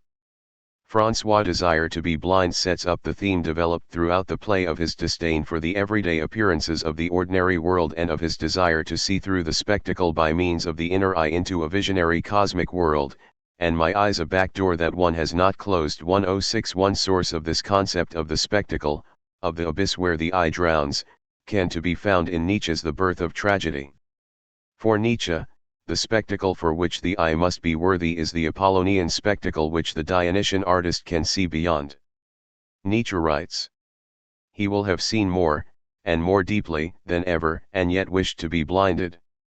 In that myth the world of appearance is pushed to its limits, where it denies itself and seeks to escape back into the world of the true and unique reality. 107. In wishing to be blind, to be worthy of the spectacle in order to see the elemental reality behind it, François follows the logic of Nietzsche's Apollonian and Dionysian dialectic, according to which the Dionysian artist pushes the human world of appearance, shine, to its limits in order to perceive the essence of what lies behind or beyond. The drowning eye of the play's title evokes Nietzsche's clairvoyant eye that is able to go beyond the superficial layer of semblance and perceive the primordial spectacle. 108 This ultimate reality, according to Nietzsche, embodies a continual artistic process of indifferent creation and destruction, a remote realm evoked in the play by the interventions of the voice in lines such as the following, which also link directly to the title of the play, Silence. Two captive stars commit suicide at the bottom of orbits, eye sockets. 109 The faltering eye represents the movement of the play from the show of observable reality to the primal world that François perceives, whilst its identification with the eye also signals the disappearance of François' individuation as he moves towards the realm of the absolute. The complete negation of the self through accession to the realm of the non-human absolute would mean death itself. 110 François is in love with easeful death, but he does not seek it altogether, as the repeated emphasis on doors throughout the play suggests, he reaches the portal of primal experience without entirely losing himself in it, the classic, ecstatic experience of the sublime since long Enus. He stands on the edge, but does not plunge irrevocably into the void. Compare Nietzsche's description of Oedipus Rex in The Birth of Tragedy. We see that the poet's entire conception was nothing more nor less than the luminous image which is offered to us by helpful nature after our glances into the abyss. 111 And here with the after-image of the look into the abyss, we find a second source of inspiration for the title of the play, the transcendent, self-sacrificial moment which ends Cæsar's cahier as he watches the rising dove imaged in the cornea of his eye ascend to the great black hole in the sky in which he had wanted to drown himself. Then, strangling me with your lasso of stars. Rise, dove. Rise. Rise. Rise. I follow you who are imprinted on my ancestral white cornea. Rise, sky liquor. And the great black hole where a moon ago I wanted to drown. It is there I will now fish the malevolent tongue of the night in its immobile virition. 112. Cæsar's sublime ending is complicated by its dialectical structure. The poet had wanted to be like the dove and drown in the great black hole of the sky, but that was a moon ago. Now he will fish the malevolent tongue/language of the night. Self-extinction has been replaced by triumphant poetic production. In The Drowning Eye we can thus detect the influence of Fanon's reading of The Birth of Tragedy mediated by the Cæsar of the cahier. 113 Cæsar had discovered in Nietzsche's critique of European culture and its Christian values, not to be underestimated given the importance of the Catholic Church in colonial Martinique, together with his stress on the necessity of the self-creation of new values as a form of self-affirmation, a fulcrum that could be utilized for the colonized person of color who had been relegated to the negativity of the position of an inferior and uncivilized race. Whilst Fanon was generally familiar with the post-war French left reading of Nietzsche, he took from Cæsar a recognition of the transformative possibilities that Nietzsche's philosophy held out for the colonized person. The attraction of Nietzsche for Fanon can be understood through a passage in Karl Jasper's Nietzsche et Christianisme that Fanon marked in his copy, in which Jaspers argues that it is Nietzsche who holds out the possibility that the ressentiment of disempowerment can be reconstructed by the dispossessed into a form of creative empowerment. Jaspers writes, it is Nietzsche who discovered, in the domain of psychology, that the ressentiment aroused by powerlessness, under the action of the will to power even in impotence, can become creative, engender values, ideals, interpretations. 114 This reversal, or as Fanon would later put it, transmutation, in many ways correlated with the thinking of Fanon's later therapeutic practice and provided the structure of individual and social transformation that he would articulate in both Poe Noir and Les Dames de la Terre. The political relevance of Nietzsche for both Cæsar and Fanon should be understood within this conceptual framework of the impotence of the colonized transformed into the will to power. In both The Drowning Eye and Parallel Hands, Fanon follows such a model of self-affirmation, as he will at the end of Poe Noir. In the world I am heading for, I am endlessly creating myself. I am my own foundation. 115. Layered onto the dynamics of the racial binary discussed above, the dialogue between the two brothers in The Drowning Eye also offers a philosophical debate between Apollonian light and Dionysian darkness, between a commitment to the values and aesthetic pleasures of bourgeois life and a disposition to believe that everyday reality is an illusion that hides a more profound cosmic reality. Whilst the pragmatic Lucien complains that François always refused to see things as they are. 116 François sees himself as a dissident who has broken the yoke of individuation and seen through the veil of appearance to the lunar cosmic world in his desire to accede to the realm of the Absolute One, L'un absolu. 117 The play's fierce, antagonistic Apollonian-Dionysian opposition plays out in the imagery of life, sun, and transparency attached to Lucien, whose very name means light, and that of death, darkness, and obscurity associated with François. 118 The Drowning Eye precipitates us into the existential situation of being caught between being light and darkness, white and black, mediated through a preoccupation with nothingness, with mortality and death, with white death, the hideous tenseness of anxiety and death, leading to an assumption into the freedom of an absolute otherness of inhuman cosmic materiality presented in the Nietzschean terms of the return, nakedness, and the seizing of life. Man is a yes resonating from cosmic harmonies. 119. It might be expected that the Dionysian unites with the Apollonian at the end of the play, but the reconciliation with Jeanette hardly provides a substitute for Lucien. Far from reconciling or synthesizing the two poles, she eliminates all form of otherness by allowing herself to be totally absorbed into her controlling lover, according to a characteristic surrealist trope whereby Eros or woman allows the alienated self to ascend to a desired fullness of being, here conforming to Francois' demand that her love for him should not involve any structure of altérité. 120. In the final moment of the last scene, the Apollonian human world is left behind, as Francois incorporates Jeanette within him and leads her forwards towards full self-realization at the doors of the Absolute where life is grasped. Francois takes her hand and gets ready to go. O return, exuberance not yet torn. My foaming nudity takes you, broken with horror, and I want to lead you to the Absolute gates, where life is seized. 121. This closing act of self-realization initially sounds as much Hegelian as Nietzschean, as Fanon's own language, echoing and evoking the phenomenology's night of the Absolute suggests. We find a comparable mix of Hegel with Nietzsche at the end of Césare's Cahiers, which stages its own Hegelian sublation in the final leap of the speaker to a new poetic consciousness. Just as the Cahiers has a Hegelian three-part dialectical structure, so we can see the Drowning Eye also working in the same sequence, with the extended critique of Francois in the second and third scenes, ending in his rejection by Jeanette, functioning as the long labor of the negative before its Aufhebung in the dramatic moment of the final scene where Francois finally acts, by standing up and beginning to walk away. But the anticipated sublation into the Absolute is not the Absolute itself. He leads Jeanette towards the doors from which they can look out onto the prospect of a Nietzschean form of primordial unity, das Urteil, the non-individuated reality of what Fanon in Peau Noire calls the primordial one that exists beyond all forms of appearance. 122. If they went through the doors they would be choosing death or the Absolute, but instead they will stand naked before the beyond, before the abyss where the eye drowns, the antechamber of death where it is possible to grasp the most intense experience of life. We are left with the affirmation of an aspirational Nietzschean moment of becoming, an assertion of the human will to the Absolute but not its final Hegelian achieved resolution. Unlike Césare's Cahiers, the Drowning Eye therefore does not conclude with a turn towards language as the proffered form of the sublime, it ends with a more explicit desire for a freedom through transcendence, an absolute otherness, which looks towards a self-achieved erasure of alienated consciousness and its social milieu.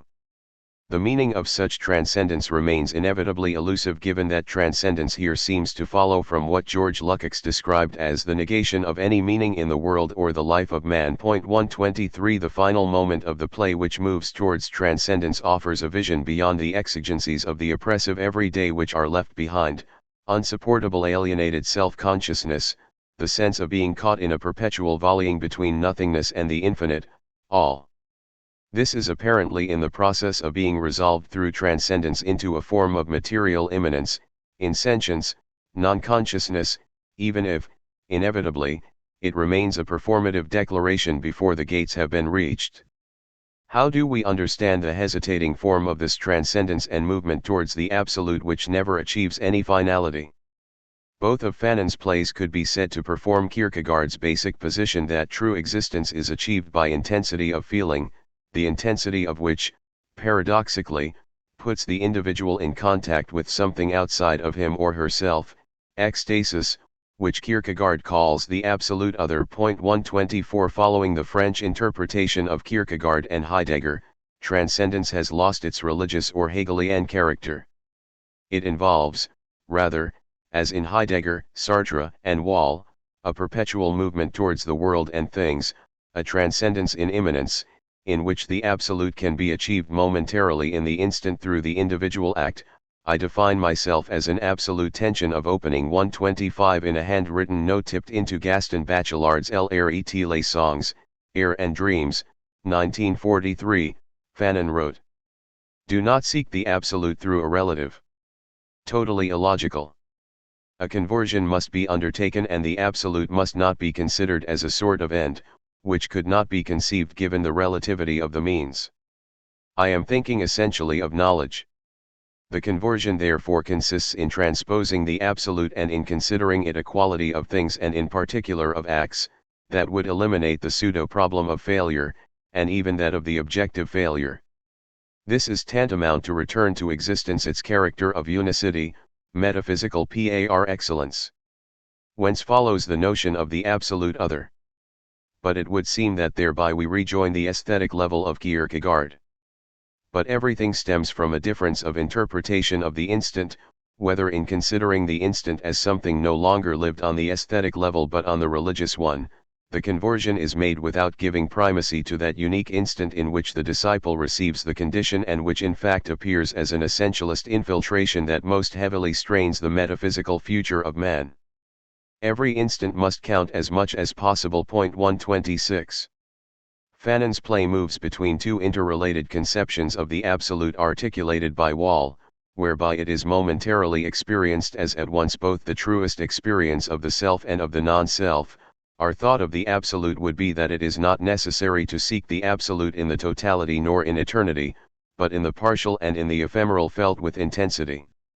The thought of the absolute is the thought of this atmosphere and domain where I realize myself by destroying myself. 127 where I realize myself by drowning myself.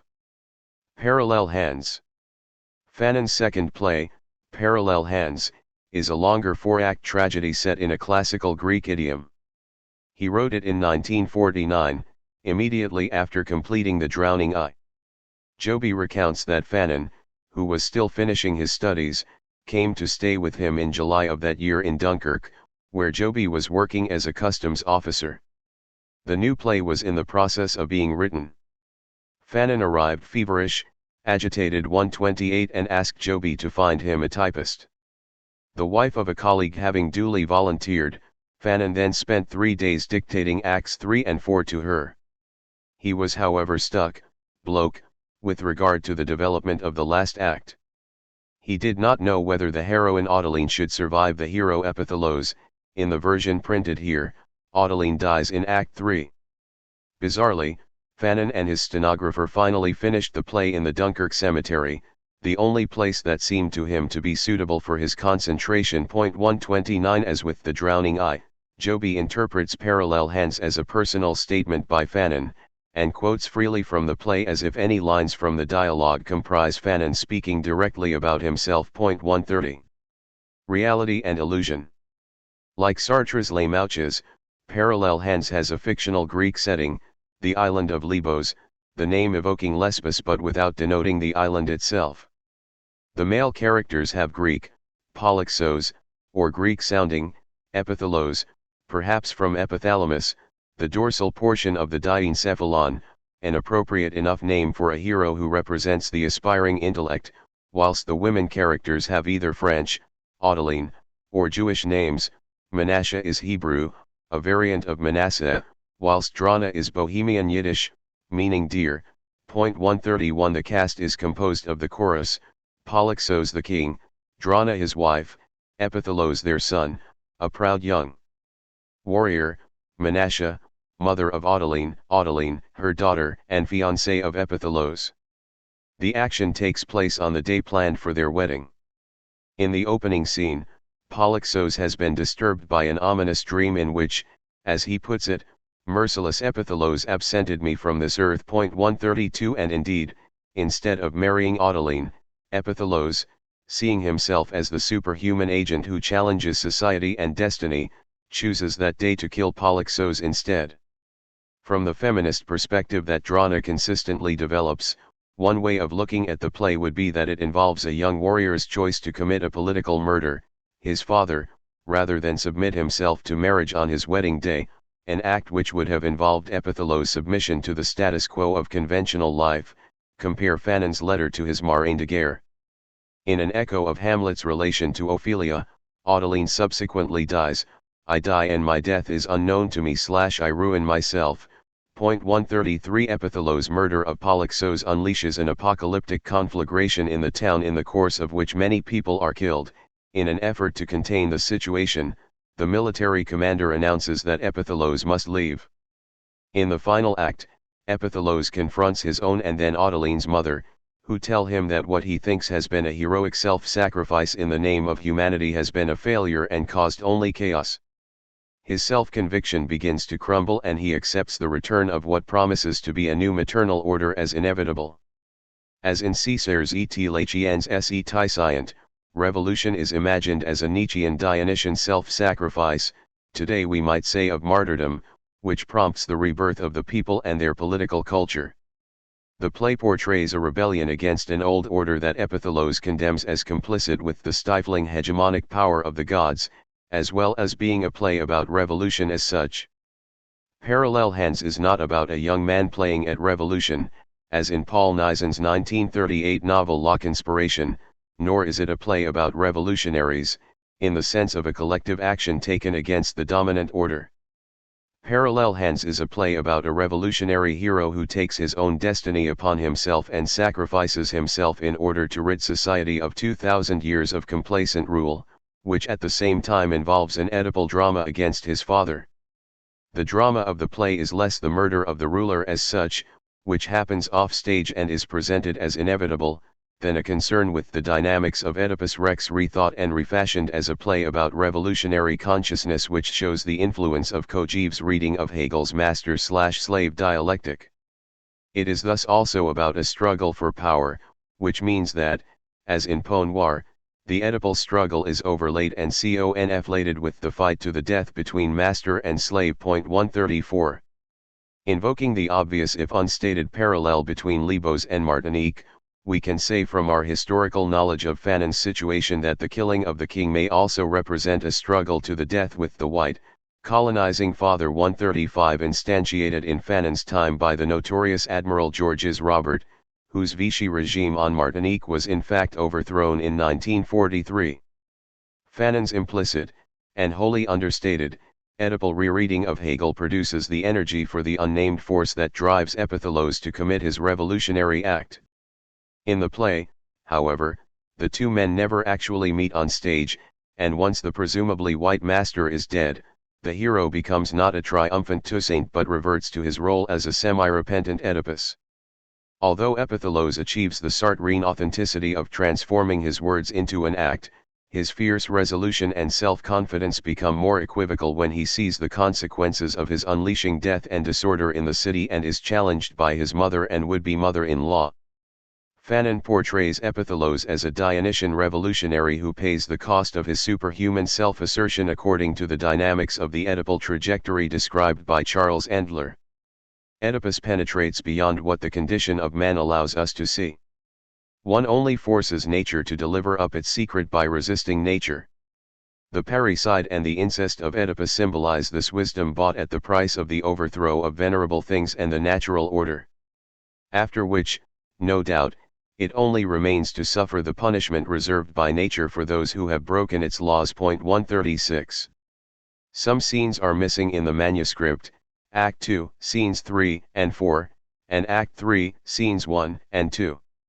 There is always the possibility that as Fanon's typists changed, or different drafts were put together, scenes were misnumbered. 137 Since most of the action happens off stage, according to the conventions of Greek drama, it is impossible to be certain that a gap in the narrative indicates a missing scene.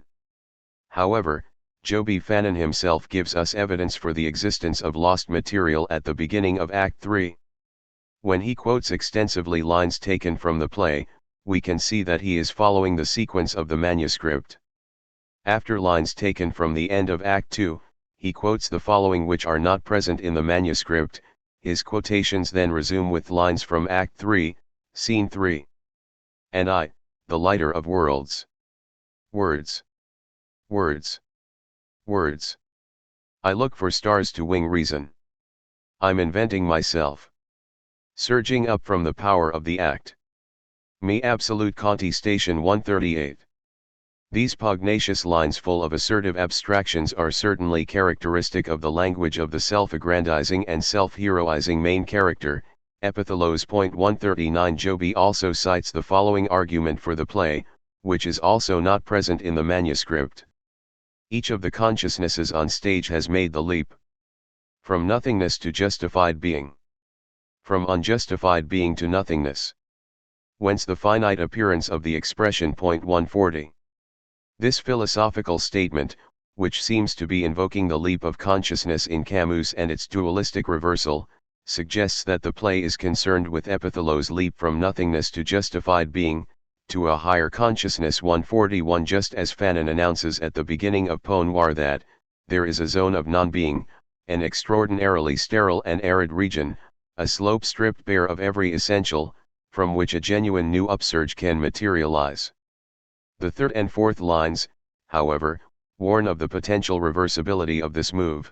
The dualism cannot be resolved or separated as Epithalos imagines. 142. In effecting self-transformation, Epithalos seeks to achieve the unfinished, godlike completion, ens causasui, which, according to Sartre in L'être et l'Enient, 1943, haunts human existence but which, according to him, is necessarily impossible. 143. His Promethean pursuit for self-realization, pursued through the killing of the father and the destruction of the social order, and transformed into Dionysian self-sacrifice as it becomes unsustainable, comprises the drama of the play. The question of language and its relation to action. The intensity of the play's language means that its semantic continuity is nothing if not hard to follow. The best account of Fanon's language was given by Fanon himself to Francis Jeanson. Asked to explain a sentence in Peau Noir, Fanon replied uncompromisingly, "This sentence is inexplicable.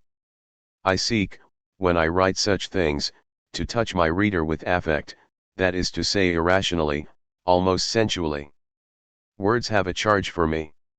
I feel myself incapable of escaping the bite of a word, the vertigo of a question mark."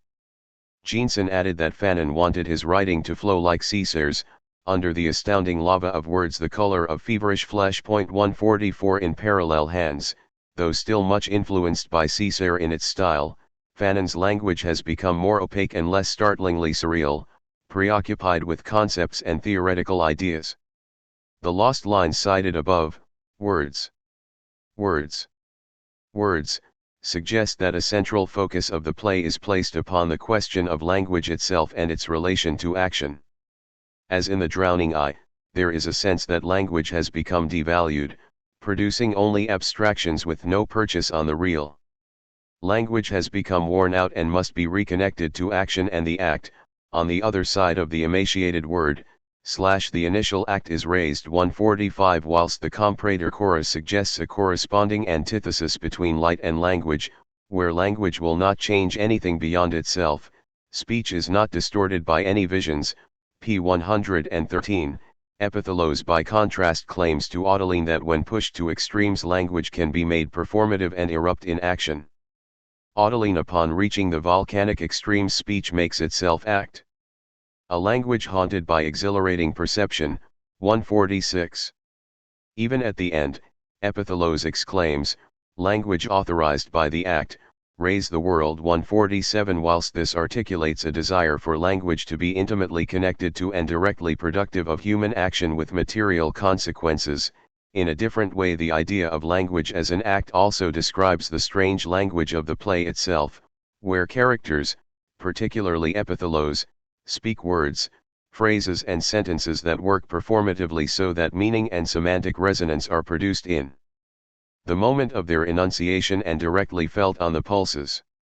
Once again, language becomes an active agent in the play, at one level highly metaphorical and contorted, full of zeugma and catachresis, but typically grounding its metaphors in a literalism that intensifies the emotional resonance, as in phrases such as "my forbidden blood bends its lucid nape," p. 131, or "lightning bolts of choleric majesties set the world's hair ablaze," p. 125. Synesthesia is commonly used, "I climb flaying my sonorous hands," p. 136, Words are transformed by being put into different parts of speech, particularly in the past participle form, essential nymphia, burnt floods, sunk consciousnesses, pages 147-8, together with invented neologisms, the undivined Audeline. Even the stage directions become metaphorized in this literalizing way, which would make them impossible to stage.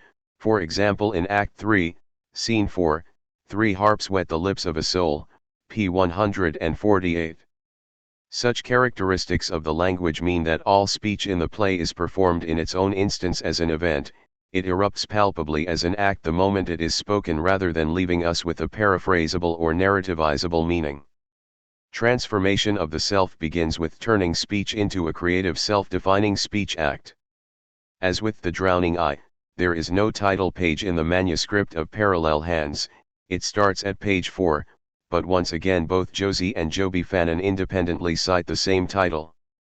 It makes an obvious allusion to Sartre's play Les Mains Sales, Dirty Hands, which was performed in Lyon in May 1949.148. Associated with work, action, the dirty hands in Sartre's play are linked to the pursuit of liberty during the Second World War. The play raises the question of the purity of motives with respect to the political assassination carried out by the central character, Hugo Baron. However, Hugo in turn discovers that he has been betrayed by the party who ordered him to carry it out and who now want to kill him. The play's mix of existentialism with a critical view of leftist politics has always been controversial. Fanon's play shares with Sartre's a focus on the physical hands of the assassin and a questioning of the value of the assassination. In Parallel Hands, the killing involves an act of parricide which Epithalos sees as a revolutionary act, but which his mother tries to persuade him was a delusion. Although very different in execution, the fundamental narratives of the two plays have certain similarities. Beyond the connection with Les Mains Sales, literary sources for Parallel Hands include Oedipus Rex, Hamlet, and Sartre's Les Mouches, which in turn draws on the Oresteia. Whilst in the last two of these, the heroes commit murder as revenge for the death of their fathers, Parallel Hands echoes the narrative of Oedipus Rex. The central event of the play is the killing of the king Polyxos by his son Epithalos. Unlike Oedipus, however, Epithalos commits the act deliberately in order to overturn the presiding order, just as Orestes kills Aegisthus and Clytemnestra in Les Mouches. Fanon's own father had died in January 1947, 2 years before he wrote the play. However, it is noticeable that whilst Hamlet and Oedipus focus on the feelings of guilt produced by the death of the father, this is not a significant concern in Parallel Hands. 149 Epithalos ends by expressing a certain regret, but guilt as such seems to be no more of an issue than social justice. The play is certainly preoccupied with death, though. Versions of the word death occur in The Drowning Eye 14 times, 30 in Parallel Hands, and as in The Drowning Eye, it interweaves complex antithetical punning relations between death, love, and the word, la mort, l'amour, and lemot, death blocks my way / but the word must find life there. 150 Fanon, Joby claims, was obsessed with death at the time he wrote his plays. In this connection, he cites the following previously unpublished fragment. What is death? There is a contradiction between the heroic and the tragic, between the beings who seek death in order to show independence paid at the highest price. In death, the heroic man denies death, raises above death an invincible part of himself. 151.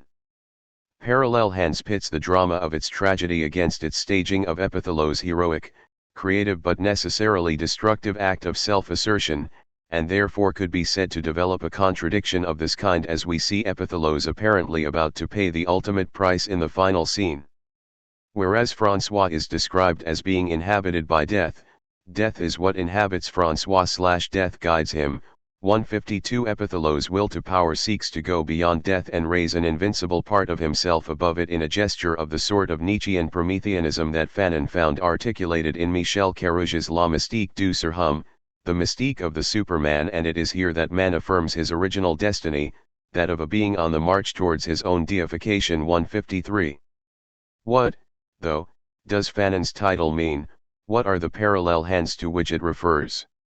Like the eye of the drowning eye, they are invoked only once in the text, in this case in the course of the meeting between Epithalos and Autolyne on the morning of their wedding.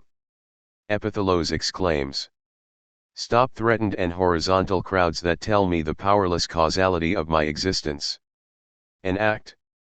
I want to spatter this pregnant sky with a vertiginous act." Parallel hands make the starchy world ring out with a new act, 154. Epithalos here announces his desire to transform the ossified horizontal world with his vertiginous act, a world conceptualized as operating passively through structural causality rather than as the effect of human will. We can compare this with Fanon's remark in Peau Noir where he describes the act of taking destiny in one's own hands. Man is what brings society into being. The prognosis is in the hands of those who are prepared to shake the worm-eaten foundations of the edifice. 155 An act comparable to his account of the necessary revolutionary destruction of a sclerotic bourgeois society. For me, bourgeois society is a closed society where it's not good to be alive, where the air is rotten, the ideas and people are putrefying. And I believe that a man who takes a stand against this living death is in a way a revolutionary. 156 The emphasis on hands is clearly related to the labor of revolutionary action rather than passive contemplation, the condition in which the island has stagnated for 2 millennia. For hands as the active basis of political resistance and revolution, we may compare Césaire's poem Transmutation, in So l'Île Coucoupe, where, in the absence of any objective reference, defense a storm screams at me incessantly. Always foretold, always deferred, nourishing the unconscious of our crowds. With all the peripeteia of nightmare. Happily they did not notice that I noticed that I have my hands to keep me company. I have my monkey tail hands, I have my booby trap hands, I have my assassin hands. 157. The poem then continues to elaborate the many further kind of hands that the poet possesses to defend himself and effect a violent transmutation. 158. But if Epithalos takes destiny into his own hands, why do they specifically have to be parallel hands? The parallel hands in parallel hands relate specifically to the question of objective reference, as in Césaire.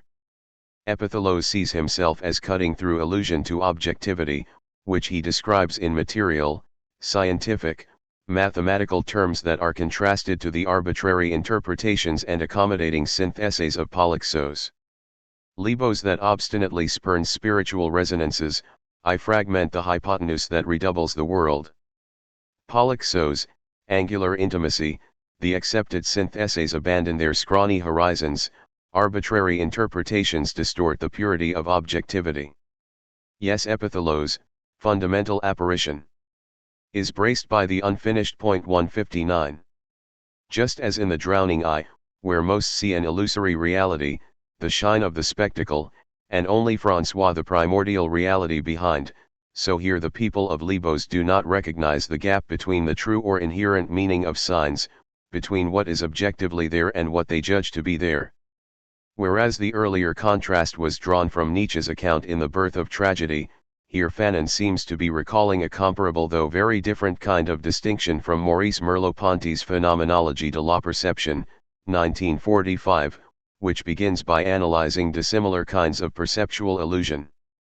The phenomenon of true perception offers, therefore, a meaning inherent in the signs, and of which judgment is merely the optional expression.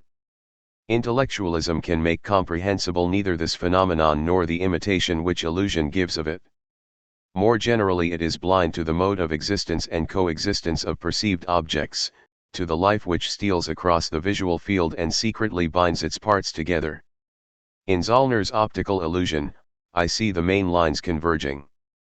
Intellectualism simply reduces the phenomenon to a mistake, saying that it all comes of my bringing in the auxiliary lines and their relation to the main ones, instead of comparing their main lines themselves. Basically, I mistake the task given to me, and I compare the two wholes instead of comparing the principal elements. 160. Zollner's illusion, discovered in 1860, consists of a pattern in which parallel lines are interleaved. Instead of recognizing this pattern of interleaved parallel lines, however, the eye sees converging diagonals. Immunized, I direct my striated antennas against diagonal atmospheres. 161. Epithalos declares, only he can perceive the parallel lines, the other characters simply see deceptive diagonals. The threat, from their point of view, is that he is going to destroy their comfortable illusions of seeing the perfect convergence. Menashe. A man, a single man, shifts the sun from its place and sticks it to his lips. The chorus. The main thing is to prevent the spectacle. Menashe. Tragedy, this palpitating possibility of humans, demands to be confirmed in its hesitation. Peoples, in hexagonal rows, refuse the stage. The underwater exposition's explosions pour out their boiling atmospheres into the crucible of the immutable. Majesty, wisdom sometimes gives birth to sinister decisions. Let us go, sire, let us head for the ramparts of the gesture, and may the reckless torch be extinguished that wants to abolish man's perfect convergence. 162. At the end of the play, as Epithelio's confidence declines, Menashe repeats this last phrase. Epithelio's act has created chaos, but he nevertheless continues to affirm his objective consciousness, a perspective reinforced by the large number of scientific and medical words utilized in the play. 163. His parallel hands are what allow him to effect an intervention that will overturn the ideological fabric by means of which society exists in its complacent subservience to the will of the gods, a perfect convergence of sorts, and enable him to assert human will and self-determination over any form of God-given destiny. Epithelio's emphasis on seeing through the illusions of common perception to a scientific objectivity is comparable to Lucien's desire to see behind the aestheticized spectacle of the world. Though for Nietzsche the Socratic scientific worldview is the very perspective that destroyed the Apollonian Dionysian world of the Greeks, here Fanon seems to have followed Césaire by merging the Dionysian with the Socratic and pitting both against the illusions of the spectacle. 164, which represents the Apollonian regime of indifference and repression against which Epithelios asserts the volcanic force of his own revolt. The conceptual structure could be interpreted as an attempt to break through the social illusion of ideology, in a Marxist sense, and it is certainly the case that Epithelios sees the people of Lesbos accepting uncritically the terms of the lifeless world into which they have been born. Though couched in terms of revolutionary violence, the kind of transformation that Epithelios seeks is not, however, broached at any point in terms of socialism or communist ideals. His revolution is a blanquist end in itself. No more than the word freedom, no word such as justice or equality is ever spoken in the play. Fanon's plays may both be anti-bourgeois, but there is no hint of a need to replace capitalist bourgeois society with socialism, concepts that are never broached. 165 For Fanon, the bourgeois world is simply the oppressive, white, world that his heroes either seek to go beyond or to destroy. His concept of freedom in the plays is existentialist, constituting the individual act of existence itself as a universal and absolute end. Freedom is the act through which I come to myself. 166. Revolution and the will to power. The play's Promethean theme has much in common with Césaire's Cahiers, though, as before, Fanon's indebtedness to Césaire operates without invoking his central themes of race, slavery, or colonialism. Their absence once again signals the rejection of anything explicitly associated with negritude.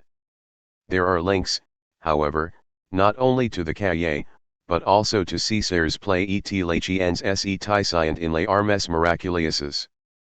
Published in 1948, the centenary of the 1848 Revolution, Césaire's own Greek drama offers an abstracted narrative of a black rebel's revolt against white power, alluding to, though in the 1948 version not specifically representing, the revolt of Toussaint L'Ouverture against slavery and French rule in Saint-Domingue. The rebels' capture, torture and death are presented as a heroic assertion of the will to resistance against the oppressive and unjust status quo. The two narratives of revolt also bring out the differences between Fanon and Césaire, however much he may have been influenced by Nietzsche's concepts of the will to power and the Surhomme, Superman, Overman.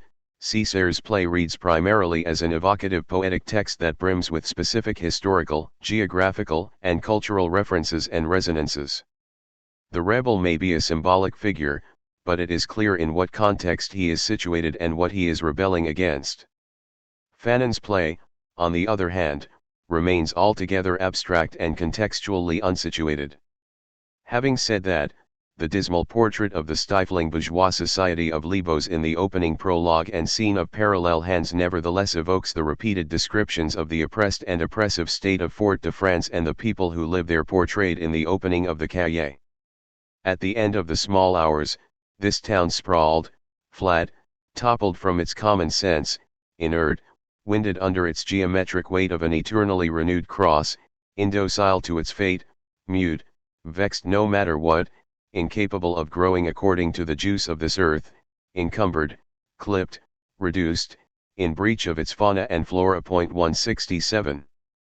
Fanon echoes Césaire's evocation of the unnamed Fort-de-France as the chorus, and Polyxos describe the slumbering city of Lesbos, dwelling in platitudes, blind numbness, obscurity, and night. There are also resonances of the guilt-ridden inhabitants of Les Mouches, guilty cities, lamentable sinners, deliver their resounding souls, encouraging the idea that the mythical island of Lesbos may represent a proxy Martinique, just as Argos stands for wartime France in Sartre's play. 168, and just as Orestes takes on the qualities of Nietzsche's Sir Hum, killing the king and queen in order to rid the city of its oppressive political regime in order to institute a new just state, so Epithalos can be also seen as an alienated, revolutionary figure, seeking to institute a new political order in Lesbos by his murder of Polyxos. 169, as in Césaire's Et Lachiens se Tyscient, the issue is not the question of the morality of the act, but the necessity for the destructive cleansing of the old order. 170, the act remains essentially individualistic. Polyxos' murder creates chaos on Lesbos, but Epithalos seems to have no plan to take over power himself or the least idea of how a new society, just or otherwise, should be created. Any contemporary reference for Fanon's political theme remains submerged. There are no explicit suggestions or allusions for readers or a potential audience to pick up on. 171. In comparison with The Drowning Eye, it is noticeable that in Parallel Hands the Kierkegaardian structure of alternatives has been reversed. 172, whereas in both plays, the central question concerns the question of submission to an order of the social political that is reinforced by the will of the gods. The choices that the characters make differ significantly. François rebels by allying himself to the world beyond the human, Epithalos revolts against a human world too closely bound to a demiurgical inhuman will. Following from this, the same opposition, of a nocturnal and somewhat inert consciousness as against a sunny active one, is reversed. In the first play, Lucien is correlated with light, day, and action, whilst the passive François disdains any engagement with human affairs and associates himself with shadows, rain, the stars, and night, an image structure that resembles the inverted cosmology of Césaire's cahier, where the blood-red sun emerges as a force of oppression. In Parallel Hands, the hero Epithalos is the worldly man of action, a parasital antichrist figure beyond good and evil, who makes a Dionysian voluntary sacrifice of himself so that, as he argues, the people of Lesbos may be released from their insentient subservience. He is duly associated with sun and light. Mother, he said, my eyes are thirsty for light, whilst Polyxos his father and his ally the chorus shelter in shadows and darkness. Blessed be the darkness / for the light is terrible. 173. So although the two plays share the imagery of the sun and the moon, light and darkness, they invoke them in antithetical ways. Césaire's reversal of the norm is itself now reversed. In both cases, the drive of the play involves a refusal of the status quo and a quest for the absolute, but whereas in the first the alternative involves a rejection of mundane human existence in the world in favor of access to a state of immanence, in the second it comprises the destruction of the social and political status quo through the killing of the king, which enables the creative self-realization and transmutation of the hero. Epithalos' revolutionary intervention is not merely one that challenges the contemporary political order, however, or even that of what might be historically interpreted as European dominance. According to the chorus approving opening description, the appeasing, placating and placated island has rested obediently and placidly for 2,000 years, a time frame that is re-emphasized by Epithalos at the end of the play. 2,000 years and the world sleeps / 2,000 years that men have forgotten themselves within a / life in abeyance.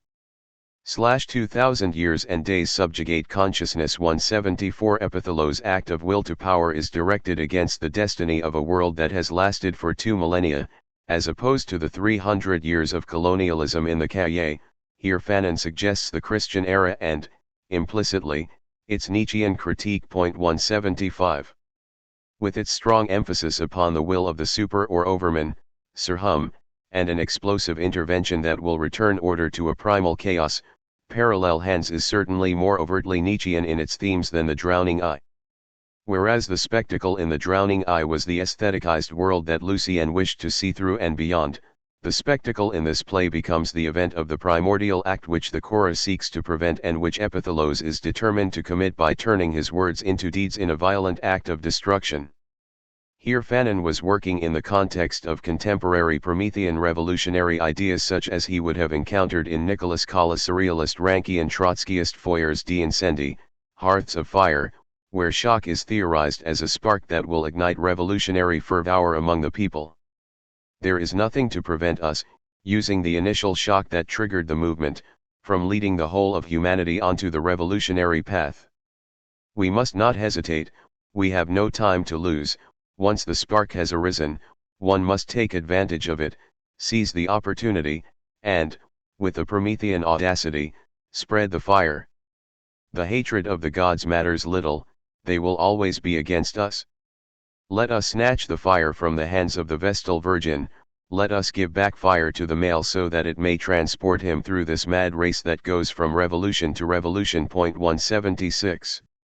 Epithelow's claims that his revolutionary act will produce renewal of the political order of Lebos by enabling the inhabitants actively to create their own meaning, whilst he is also confident that he can raise his consciousness, and his very being, to the level of the absolute through the recognition of his act. We have seen how Epithelow's superhuman striving to go beyond the ordinary, to produce and define himself, can be compared to César's Nietzschean rebel. In César the hero draws on a cosmic and political consciousness to refuse the master-slave relationship, leading to his sacrificial death. Following Nietzsche's analysis of Oedipus Rex in The Birth of Tragedy, his suffering and grief become the force of renewal for society in the future. 177 Though Epithelow's sees himself as renewing society through destruction, and could be described as an agonistic hero who pursues his path in the name of the transformation or transmutation of a present that he finds intolerable, he does not move straightforwardly into the tragic mode of suffering and grief of the rebel. There is no catharsis as such in Parallel Hands. Epithelow's appears from the first with his consciousness and aspirations already self-created, his eyes bathed in infinity, p. 123, confident in the possibility of the affirmation of his dazzling superhumanity, p. 131, pursuing the event that will raise him out of antagonistic dualism of human existence to the heights of the absolute. It is Polyxos who then suffers the ritual sacrificial death, which precipitates the death of others, Autoline, and the inhabitants of the city, in a convulsive, cataclysmic event. After he has committed his act and brought destruction on the city, the physical and social transformation that he achieves does not translate to his own condition. Epithelow's lives on with a troubled and more tortured consciousness, speaking in an increasing mode of irresolution that creates a particular interpretive opacity, as the proud and self-obsessed hero vacillates, caught between conscience and consciousness, the burnt offering as sacrifice. 178 And the too great intensity of perceiving a Nietzschean primordial spectacle. Disappear, you inventions of my new consciousness. The Holocaust specifies the sacrifice. Primordial spectacle, I drink from inner riches. To see no more. To see death no more. The Chasm. 179. When talking to Autoline, Epithelow's focuses on the possibility of achieving his apocalyptic act of self and social transformation, but once realized and acted out he remains caught in the same state of in-betweenness, the painful realization of cleavage as Menashe puts it, with which he began, that is, left with the fundamentally dualist human condition, the irresolvable paradox of the embodied intellect aspiring to transcendence, which can be viewed either as tragic, in his case, or Absurd. 180 The now irresolute Epithalos remains caught within the Manichaean split that he has sought to go beyond. 181 Seeming to succeed unconvincingly and to fail hesitantly at the same time. The perfect convergence can only be sustained by maintaining the paradox of the parallel dualism of humanity in its relation to the gods. Epithalos cannot achieve the absolute by himself. His Nietzschean aspirations have failed, along with his dazzling superhumanity. Epithalos has nevertheless shown a fierce courage in his unwavering determination to carry out his decisive, destructive act against all comforts of the known, a revolutionary assertion of will against the status quo that would remain central to Fanon's understanding of any process of self-transformation and disalienation.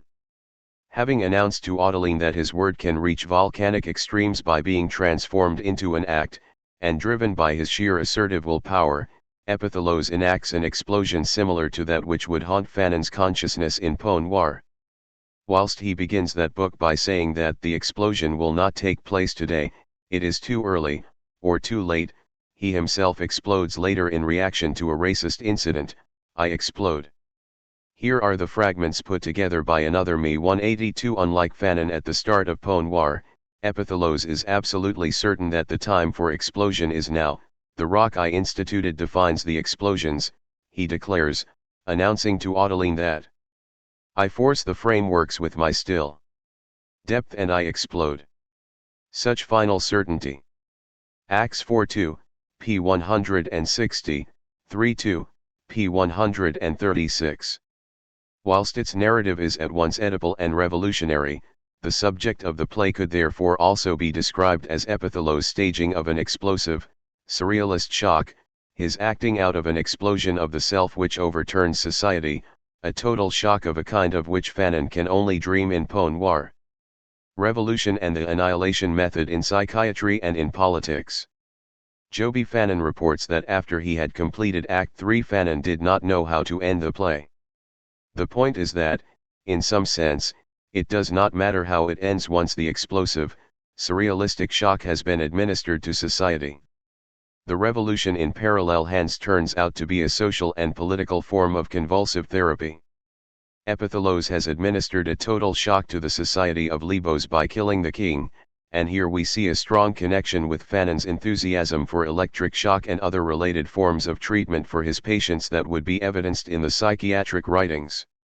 As will be described in detail below in the introduction to Fanon's psychiatric writings, Fanon thought that the administration of shock would move his patients out of the pathological mentality which they had developed within their particular familial and social framework to cope with disruptive neurological impulses. Electric or other forms of shock would wipe the slate clean so that the patient could start again from an uncorrupted and undistorted tabula rasa and allow the work of reconstruction in a more sympathetic, understanding, and constructive environment. The medical technical term for this was la technique de l'anéantissement, or, somewhat chillingly in English, the annihilation method. Fanon's therapeutic practice, as a psychiatrist, involved a two-part process. First, the use of shock treatment, electric, or insulin-induced coma, to erase the warped forms of social adaptation that constituted the form taken by the mental illness, and then, second, the process of reconstructing the patient's consciousness and personality through psychotherapeutic work and social therapy. To put it in other terms, we could say that it was a process of violent deconstruction, restructuration, and reconstruction. Fanon's later understanding of political violence ran exactly parallel to his psychiatric method. In both the object was to wipe the slate clean, in the case of Algeria to allow colonized population to begin again with a tabula rasa. 183 What we see here is that however alien the FLN doctrine of violence may have been to Fanon as a human being, conceptually it corresponded perfectly with his own practice of how to cure his patients in a colonial society, disalienation through violence, the annihilation method, followed by reconstruction in a normative social context, or common political struggle. Working in Algeria with colonizing and colonized people, with torturers and torture victims, Fanon came to equate the effects of colonialism with the causes of mental illness, with a society which was producing a sickness that could only be eradicated by removing the as it were neurological cause of the disease. Colonialism, not by treating its symptoms. Those neurological impulses that created the disturbance correspond to the originary and continuing violence of colonial rule and its ideology of racial and cultural superiority. Fanon understood colonial society through homology. It was like a mental patient, and the revolution was the necessary form of shock that would enable the reconstruction of the colonized society. This dialectical connection between the two sides of Fanon the doctor and Fanon the revolutionary, allows us to see the underlying continuity of his thought and the fundamental correlation between his psychiatric and therapeutic and political practices. Fanon used his psychiatric understanding as the basis for his understanding of all social and political phenomena. Anti-colonial violence was the equivalent of the annihilation of shock therapy, whilst anti-colonial struggle and the new culture that it prompted formed the basis of a social reconstructive therapy. Fanon's politics of freedom, in other words, were closely modeled on, and derived from, his therapeutic practice. Much of this is anticipated in parallel hands. The killing of Polixos seems designed to give a similar kind of shock to the society of Libos as that which Fanon would give to his patients or the FLN to colonial Algeria. Once the primordial act of the killing of the white, colonizing father has been committed, and the consequent shock administered to the complacent society colonized by the gods, the work of reconstruction would be able to start, initiated importantly not by Epithalos but by his mother Drana. Parallel hands combines the political determination of Les Dames de l'Otero with the anger, self-doubt and painful self-consciousness of Peau Noir. The power of Epithalos will is turned into an explosive act that overthrows the father's regime that he regards as oppressive, but with its destruction the Oedipal drama comes into play, and his own violent gladiatorial masculinity becomes insupportable. The focus turns on him rather than the second part of the process, the renewal, and for Epithalos, as for Caesar's rebel in Et Lachiens se Tyscient, his self-sacrifice ends in a tragic, isolated defeat. Feminist critique of masculinity. The social dynamics of renewal, however, are clearly indicated. Although the play may appear at first to be focused on its histrionic Nietzschean main character, its structure is more dialectical and involves constant critique of his sentiments and behavior.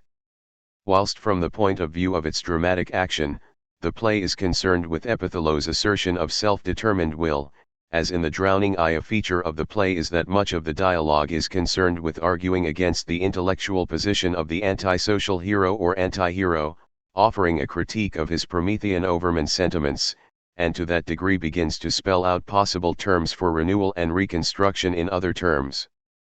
Epithalos does not enter until Act 2, and only returns to claim and justify the heroism of his act in Act 4. The bulk of the play is taken up with most of the other characters lamenting his violent intentions and then, subsequently, their effects. Whilst Polixos is understandably largely concerned for himself, and Audeline is in part persuaded, it is the other women, Drana in particular, who take a strong and critical view of Epithalos' ideas and actions. Menasha, though Audeline's mother, plays something of the traditional wifely consoling role to Polixos, Drana is far more independent. She does not blame the gods or destiny. For her the problem lies squarely with the alpha male whose psychic lack drives the need to surpass himself. For her, the main issue amounts to a contestation of masculine and feminine values, and we can here detect the strong influence on the play of the work of Simone de Beauvoir, whom Fanon had read very carefully. 184 In her first appearance in Act I, having heard of Epithalos' plans, Drana immediately criticizes men's violent, Promethean aspirations and pretensions, forever unsatisfied, from a strong feminist perspective. To what summits will you lead me, dissatisfied men? What else is there to discover but what we give you? Vainglorious males, stop with the powerless edifice of your agitation. Your darkening acts hurt and the dreams animating you, hopelessly unachievable, flay our lips. I am tired. Tired of living for men. Tired of waiting, anxious, for the splendor of their feats. Men who barely listen, pity for your female companions. 185. When Polixos and Menasha join her, she continues her criticisms of the disruptive, violent effects of men's obstinate egotistical pretensions. Alas, sire! Will we ever know from which unconveyed sources man brings back the tenacious fevers with which he annihilates cities? Strewn at the whim of the world's hot breaths, women strive to defend a shred of root.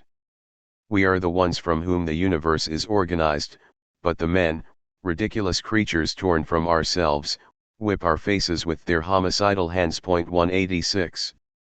Drana provides the only critical evaluation of Epithalos in the play other than that of the perspective of the vested interests of the status quo. Through her, women here become the Apollonian figures of order, men the violent, homicidal Dionysian destroyers of society, whilst at one level the play concerns an Oedipal revolt against an oppressive father figure, at another it dramatizes the self-obsessions of the overreaching male ego against the more measured and social behavior of practical, socializing women and pits them dialectically and disdainfully against each other. Drana's meeting with Epithalos at the end of the play is reminiscent of the reunion of the rebel and his mother in Act 2 of Etilachien's Se Tysciant when she reproaches her son for his revolutionary actions. But whereas she collapses and dies when the rebel dismisses her objections, Fanon's Drana is a survivor. In the opening scene of the final act, we find Epithalos ambivalent and vacillating, still in part managing to convince himself that his act has been liberating and transformative. See, the extraordinary has righted the obliquity of /darkness and the axe assailing force invents sublime metamorphoses. 187. But sensing also that the forces of the larger world are closing round him whilst his consciousness has failed to be transformed in the way he had hoped for. When he meets his mother in the following scene, it is the first time that they have been on the stage together. This is the moment of dramatic denouement in the play when he finally faces resistance from another human being. He greets her equivocally, claiming some form of triumph by offering her day over night. Mother, accept the day that I bring you. 188. But her revelation of Autolene's death, and her extended critique of the brutal narcissism of his Promethean enterprise, her direct challenge with regard to the intellectual claims behind his act and her characterization of his hands now as radial rather than parallel, what have you done with your radial hands? 189, soon deflate his pretensions so that he begins the final scene by asking Menasha, Autolene, and Drana for their forgiveness. As the scene progresses, he wavers on the cusp between the old assertions, language authorized by the act, raise the world / it is by feeding off the spectacle that you will create absolute demands, and an increasingly more tentative and uncertain sense of the failure of his power, but the world crushes me in its black irresponsibility. 190. The hero's downfall at the end does not form an example of catharsis or tragic suffering in which he gains insight into his own humanity, it rather comprises a gradual awareness of the consequences of his own overreaching. Seeking to achieve a form of sacrificial death at the gates of the absolute in sentiments that recall the ending of the drowning eye, alone I want to go to the bold abyss into which consciousness sinks. 191. The play ends with the resigned Epithalos becoming aware of the human advantages of the encroaching forces around him as he begs the night to return. Night germination that legitimates the sleep of men. Come back. Limit the world's perspective. To see no more. 192. Epithalos' attempt to destroy the power of the night has ended in failure. Germination and night are now accepted. In Caesar, germination characterized negritude and the magnificent tongue of the night closed the cahier. The rest of Fanon's work would be a continuing attempt to get over the fascination of night and sleep. Epithalos' aspirations melt into the conditional tense of if I could, a phrase which echoes Orestes' declaration towards the beginning of Sartre's Les Mouches 193, though spoken here in the different context of a tragic defeat. Having sought to effect revolutionary transformation and renewal, Epithalos now accepts the inevitability of the return of an Apollonian structure of human society. His final uncompleted I see, pronounced like flesh torn apart by a hail of bullets, leaves what he sees unsaid, now no more than the words of a solitary, defeated, dying Dionysus. If he was unsure how to finish the play, it seems that in the Dunkirk cemetery Fanon himself had come to accept the Sartrean critique of Hegel and implicitly Nietzsche. In the final act, the Sirhum and his philosophical pretensions to the absolute are shown to be unachievable, Even at the level of the Act. 194 Epithalos cannot realize his vision concretely but has to acknowledge instead the force of the chorus repeated aphorism set in the double negative, announcing that the word become. Act only achieves knowledge of its own limits. Human thought can only transmute having reached its utmost limits. For speech is not distorted by any visions. 195. On reaching the eruptive peak the act can only be absorbed. 196. With Epithalos homicidal and now radial hands left blood-stained and empty, Menashe quietly announces Libo's return to order. Epithalos, the night is done. My eyes clutch the divine things. Libos becomes organized once again. Blessed is darkness. 197. Etilachians se Tysciant ends with the idea that the collectivity has been reborn and renewed as a result of the self-sacrifice of the rebel and the convulsion that he has precipitated. 198 In parallel hands the convulsion has been destructive but reconstructive in an unexpected way. The play ends with the hero's tragic defeat as he reaches the limits of the human but with the promise that, inadvertently, he has transformed the gender politics of his society. Women, it seems, will be directing the new social order of the future. Epithalos' emphasis on the necessity of self-assertion through the act of violence in order to achieve political renewal has obvious and suggestive links to Fanon's political writings a decade later and shows the extent to which he had already explored and anticipated the moral and philosophical issues involved in any revolutionary consciousness predicated on violence. Both Fanon's plays are concerned with young men who react against the political, social, and familial order. The first rejects it, the second seeks to overturn it. Both plays present these projects ambivalently. Both plays offer extended dialectical critiques of the positions that their heroes advocate. In both cases the hero is presented as the least attractive character in the play. In their acts of creative self-assertion, destruction, and self-transformation, the two men are both, in different ways, anti-heroes. The overall implication of Fanon's theatre seems to be that whilst it presents examples of heroic refusals and revolutionary empowerment, the self-transformation of consciousness and the achievement of disalienation must be effected in another, more human way, one that is forcibly articulated by the women characters in the second play, rather than the transcendental or apocalyptic paths that the male anti-heroes of the plays present. That would be the concern of the books to come. 1. The drowning eye. A room. A window. A door. The door opens onto a dark hallway. The window opens out onto a garden in which flowers amuse themselves in short dresses. A thick velvet curtain. A sofa. An armchair. A table. In a corner, a painting by Wilfried Lamb. On a cushion, a blind black cat. Francois is seated at Jeanette's feet. As the curtain rises, he looks at her intensely. The characters. Francois, Jeanette's lover. Jeanette. Lucien, Francois' elder brother. A blind servant. The lighting has to be metallic. If possible, an intelligent play of lights must render. Lucien aiming at, we never know at what, Jeanette perhaps pewter color. Jeanette absorbed, her face must lose all human heaviness raindrop color. Francois absorbing, new blotting paper color. Scene 1. As the curtain rises, a voice, the rain that chaps the overly essential clarity of the night, yesterday, in full grip, surprised the confessionless rivers. Francois. Do you love me? Jeanette. I love you. Francois. Say it. Jeanette. I love you. Francois. Again. Jeanette. I love you. Francois. Wait. You mustn't reply so quickly. You mustn't be in a rush. Swear to me that you will never be in a rush. Jeanette. I swear it to you. Francois. Swear to me that you will not look at the time whenever you are with me. Jeanette. Yes. Francois. That you will not move unless the moon has brought down the murderous hordes of the day.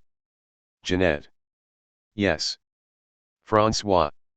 Look at me straight in the eyes. Immerse yourself in me, gently, very gently, and say to me that never will you laugh as they do. Jeanette. Yes. Francois. That never will you cry as they do. Jeanette. Yes. Francois.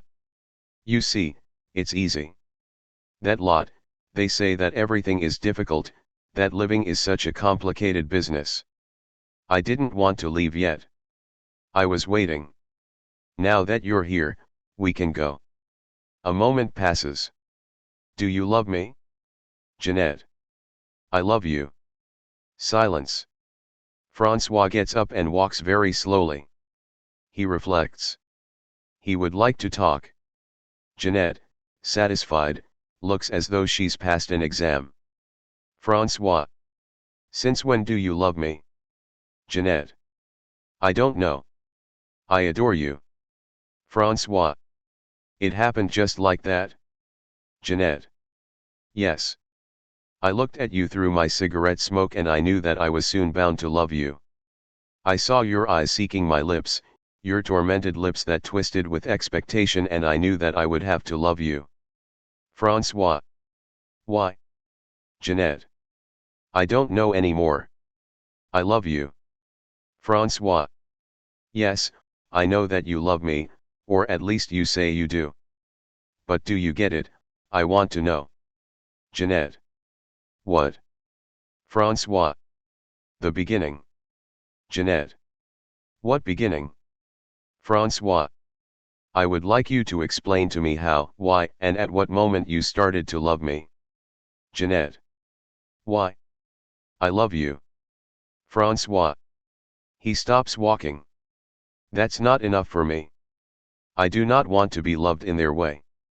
I do not want the germ of their decay coming to live alongside me. Some things happen to you and you know neither why nor how. I was born and no one explained it to me. When I got it, I was told that I had to be serious, so I fought. I have struggled every day, and I've had it tough, very tough. Minute after minute, I refused to grow up, I refused to wear their ties, their big shoes that hurt your toes. Minute after minute, I clung to my childhood, to my old pants, to my pockets with holes in them. When small, I was given tonics that I then spat out. I saw the adults with their large strangling hands roaming freely and I was afraid, very afraid. Minute after minute, always tense, tired, I fought those who wanted me to believe in hate, in blood, in tears. I preferred dogs to the boys of my age and their ball games. Do you know what it means to fight people? I was proposed a certain kind of man. That man set fear into me. Oh, those sustained struggles against others' joy, against others' misery, against others' indifference. There is something despicable about what they call their feelings. Everywhere that impression of the unaccomplished, that impurity weighing down the most marvelous subtleties. The evening was my glory. I climbed onto the rooftops and spoke to the stars. They alone understood me. They spoke among themselves and debated a lot. But when one spoke to me, the others hushed up. Once, the night was buzzing, I clambered up a tree, and wanted to reply to a question that one of the biggest stars had asked me. I shouted very loudly so I would be heard. Then all the stars began trembling and I saw their hearts panic. My father made me come back in. I cried a lot because I had surely saddened my friends. The next day, I climbed up again, totally fearful. When they saw me, they smiled at me a long while. They were all there, young, new, armed with their first teeth. They just didn't stop playing around. One was rubbing its eyes still swollen with sleep, another hastened to get back to its corner. I went back down happy and fell sound asleep like a star. Jeanette. And then? Francois. And then they shook me like they shake the beasts on the day of their first communion. They told me that there were books, emotions, struggle, a role to play, a life to contest. Jeanette. And then? Francois. And then I got to know men. True, hard, strong men. Those who harmed me because they loved me, those who harmed me because they hated me. Those who harmed me because, they said, something must be done. But even so I have sought to understand. I told myself that there was perhaps a word to be known. A word of the sort that opens doors and forces the smiles of mean men. You really do not know what it's like not to understand. Not to understand what's happening to you. You're in your big white bed, as light as if flying in a dream, you get a knock at the door, men enter. You see them dimly, very dimly. They speak, you hear them faintly, very faintly, and then they start hitting and lynching you, and you get hurt, badly hurt. They leave and you've understood nothing, and you are beaten down by blows. Later they return, you get up, you want to talk to them and you think you will understand. Then you are told that you are also a tough guy and they leave you alone with a medal and you are beaten down by blows. Jeanette. I love you. Francois. No Jeanette, this time I want to understand, just this once. Jeanette. I love you. Francois. Yes Jeanette, but I'm not tough like they are, not in a hurry like they are, not learned like they are. Jeanette. I love you and if you love me, I will smile at you like stars with mad hearts. I love you and if you love me, I will tell you why those men beat you down with blows and medals. I love you and I want to repeat to you what the manchineel tree confided in me one evening when, naked, I scattered grains of love on the river bank. She stands up and moves close to him. I love you, oh my God, and I want to tell you why your body has the audacity of the coconut tree and the muted brutality of a Negro tom-tom. I love you, oh my king, and I want to tell you why my breasts possess the turbulence of the stars and my thighs the docility of night. Francois. No Jeanette, we must not rush things. We must not hurry to live like a remedy swallowed too quickly. They always start out like that. They come. They speak. They must speak. I love you. I detest you. I adore you. I hate you. They could not care less so long as you answer them with, me too. You love me? I hate you. I loathe you. Scoundrel. Glutton. Darling. My love. And there you go. They are good. Too. A couple. A couple of human beings living fully immersed in life for love and for hate. That tires me, Jeanette. I want to be alone. Why do you love me? Is it really me that you saw through the smoke of your cigarette? There were plenty of people at that hour. A man whomsoever, smiled at you and you felt as if you ought to love him. Why? Because he smiled at you. But there you have it, since you were all young you've been told that a man would come and smile at you. And you are everywhere lying in wait for him, watching out for him, calling for him, beseeching him. From a young age you learned the ways of smiles, curtsies, small shows of resistance, games, the hands that you surrender at the bottom of the path. No, Jeanette, that tires me. Jeanette. I love you. Let me love you. Francois. No Jeanette, I don't want you to have waited for me as one waits for the postman. You were waiting for me, Jeanette. You've always waited for me. You shifted a little and made some space on your right. For he who would come. No matter whom, he was to come, you were promised. Your mother told you, never fear, you will get your darling. So when you saw me, you smiled at me and you loved me. No Jeanette, you ought not to have smiled. A moment passes. I would have wanted not to find a place. I would have wanted to enter into you in spite of yourself. I would have moved aside your arms folded over your breast and I would have said to you. You, who has never been hungry, swallow me. You, who has never been thirsty, drink me. And then I will say to you again that never must a place be at your side, but you must open yourself up so that I can create a home in the heart of you, but you shouldn't have waited for me. You shouldn't have pushed yourself but rather split yourself.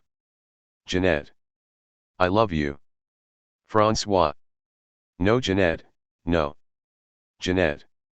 I love you and you ought not to question me like farmers do the clouds during Lent. I love you and I am small in your hand. I love you, my adored one. I love you and I will laugh when you hurt me. I love you and... Francois. Collapsing on the armchair. No, no, Jeanette, you don't love me, you never have. Jeanette. Yes, I love you. Francois. Silently. Then it's I who doesn't love you. Scene 2. Enter Lucien, Francois' elder brother. Sporty. Blonde. Nice squirrel yellow, triple-soled brogues. Lucien. Hello. Francois looks at him without responding. Jeanette. Hello, Lucien. Lucien. I beg you, don't be so pale. For 8 hours the sun has slapped the face of the world with its fan and you remain still mute and drained. He goes to the window. Look, outside it flowers enough to split rocks. The young shoots snigger in the face of the bees. The jostling leaves climb up the trees. Listen, a corner of the globe rises. The earth trembles. A voice. The rain bathes in the lunar pulp and invents eternal stria. Listen, the earth groans and creaks. A hot wind rises without hurting the fragile envelope of cold covering the world. The sun shakes creation with its midwife's hands. Scream to show the heavens that life is no more untamable than you. Springtime, frenzied victor, alarms our blood. Our clutched heart staggers and grows heavy. Francois rises and gets ready to leave. What is the matter? Have you been quarreling again? When will you understand that living and sleeping are two different things? Let's go, Jeanette, a smile for your gladiator, kiss me. He kisses her on the cheek. To Francois. And you, still sullen. Still dulled with bile. Still with slow death in your eyes? By the way, do you know who I met this morning? Francois turns around without responding. Bussières. Georges Bussières. Francois keeps looking at him. You know, he still does not understand why you just ditched everything. At first, he thought it was because of a relationship, weariness, a bit of depression. But now, he says that you should get busy, do anything at all, but not remain seated there in your corner, brewing over some prayer. Francois, you must live, my young man. You must consent to life, Francois. You must get up, shake your body, be a party to things. There is a bad moment to get past as the water hits the bottom of your gut. After that, it's over, it can only repeat itself. And then there's habit. The skin toughens, the water becomes less hostile, moister. At the end of the tether, it even seems to become a game. Francois does not respond. What are you thinking about? Why don't you respond? Why do you adopt that idiotic air when one speaks to you? Jeanette. Lucien. Lucien. Oh no, enough, you. What do you want me to do, to be silent, not to say anything to him? For me to leave him alone? But tell him that it won't last. Tell him, since you love him, that it must end. I myself have had enough of his crepe shoes, of his shush no noise, an angel is passing. Thus far, he has been lucky, okay. But, good God, he must decide. Jeanette. Lucien, shut up. Lucien. No. To Francois. He was nice though, Bussières. He let you get away with so many things. All the dirty tricks you played on him, all the pranks you pulled on him, he forgave you for them all. Respond, Francois, respond, because I'm talking to you. Bussières, the boy who got 3-month school detention because you had broken the window panes in order to see the night better. Bussières, the idiot who occupied your bed when you ran atop the high school's roofs at night. Francois does not respond. He looks into the distance. Jeanette. Leave him alone, you're hurting him. Lucien. That's it, let's go, you're trotting out that song, too.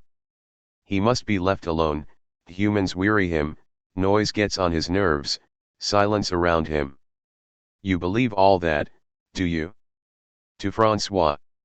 Respond, Bussières, the one who cried because you were being punished, who refused his prizes because you didn't have any, who got detention because you had it.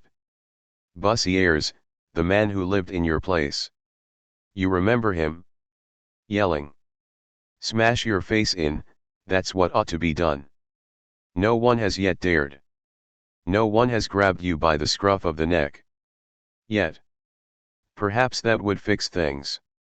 Do you think that he did not sometimes want to rock you with blows, your little me I'm so pure mug? That norma superior college matter, do you think that he came to grips with it? You forgot to bring the letters. That's it? It doesn't matter? A forgotten act. A simple act. But life precisely is the accomplishment of all the small stupid, childish, little acts. Only Monsieur has decided not to perform any acts.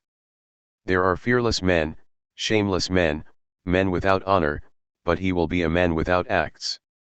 Above all, do not think that he has any remorse. He doesn't play such games. Jeanette. Lucien, be quiet. See how he suffers. Lucien. Who? Him. You don't know what you are talking about. Suffer, him. But since I'm telling you that he is pure. Regrets, tears because one has a sore stomach, nails in your shoes, measles that destroy your mouth, none of that is for Monsieur. A velvet sky protects him. Does he suffer? Ask him to repeat my words. Go on. Francois, who is Bussières? He wanders, wanders, wanders. Throat-gripping pain, dazing fever, that's for you and me. You understand, to suffer one must be somewhere, for something and not for something else. He is nowhere. Francois, do you want some bread? Bread, good God, and what for? Francois, go to bed, it's late. Sleep, what is that again? Since he ditched everything, Monsieur doesn't talk to anyone. Of an evening, an old blind servant comes and they talk till dawn. My father used to say, this young man lives his life on the back foot. But that's not true, there is only one foot from which to attack, and it's the front foot. Those who prefer the other one are bastards, cowards, yes, that's what they are. No matter the price, Francois wants to avoid living. He accepts everything, everything, everything. But let no one force him to live, and he believes that this will last. Idiot. During this time Francois leaves, the light imposes itself increasingly harshly. Jeanette looks at Lucien. Scene 3. Jeanette. Lucien, you're dreadful, as dreadful as a gladiator. Lucien. And yet, if only he wanted to understand a tiny little bit. Just what must be done to get the motor going. If he could just get cracking and say no to the shadow that anchors him. If he could grasp a vase in his own two hands. The voice. Silence. The gutter barks out its groove and weaves a door. Jeanette. Who is Bussières? Lucien, that Bussières, who is he? Lucien. I don't know any more. One day he entered into Francois' life. For 12 years he tried to understand him. One word, he would say. One word would be enough for me. But Francois did not open his mouth. Jeanette. So. Lucien. So he left without having understood anything. He went away, saying. When words scratch each other's eyes out, the only remaining resource is action. But when acts slip through one's fingers, all one can do is to lie down. Point 1. Jeanette. What's that about? Lucien. I don't know. Jeanette. That's all? The voice. Silence. The snatched white gesticulates and sharpens pencils of rain. Lucien. He added that Francois was consistent, as he had also put a foot forward. Jeanette. What does that mean? Lucien. I don't know. Jeanette. Did he love Francois? Lucien. Of course he loved him. Everyone loves him. That's where I see the problem. He is not like you and you love him. You like to cry, sing, run, dance, you like noise. You love day, the sun smiling pewter sheet sea. And you love him, he who is the contrary of all that. As far back as I can recall, I've seen him alone and silent. He would stay put in one place for entire mornings.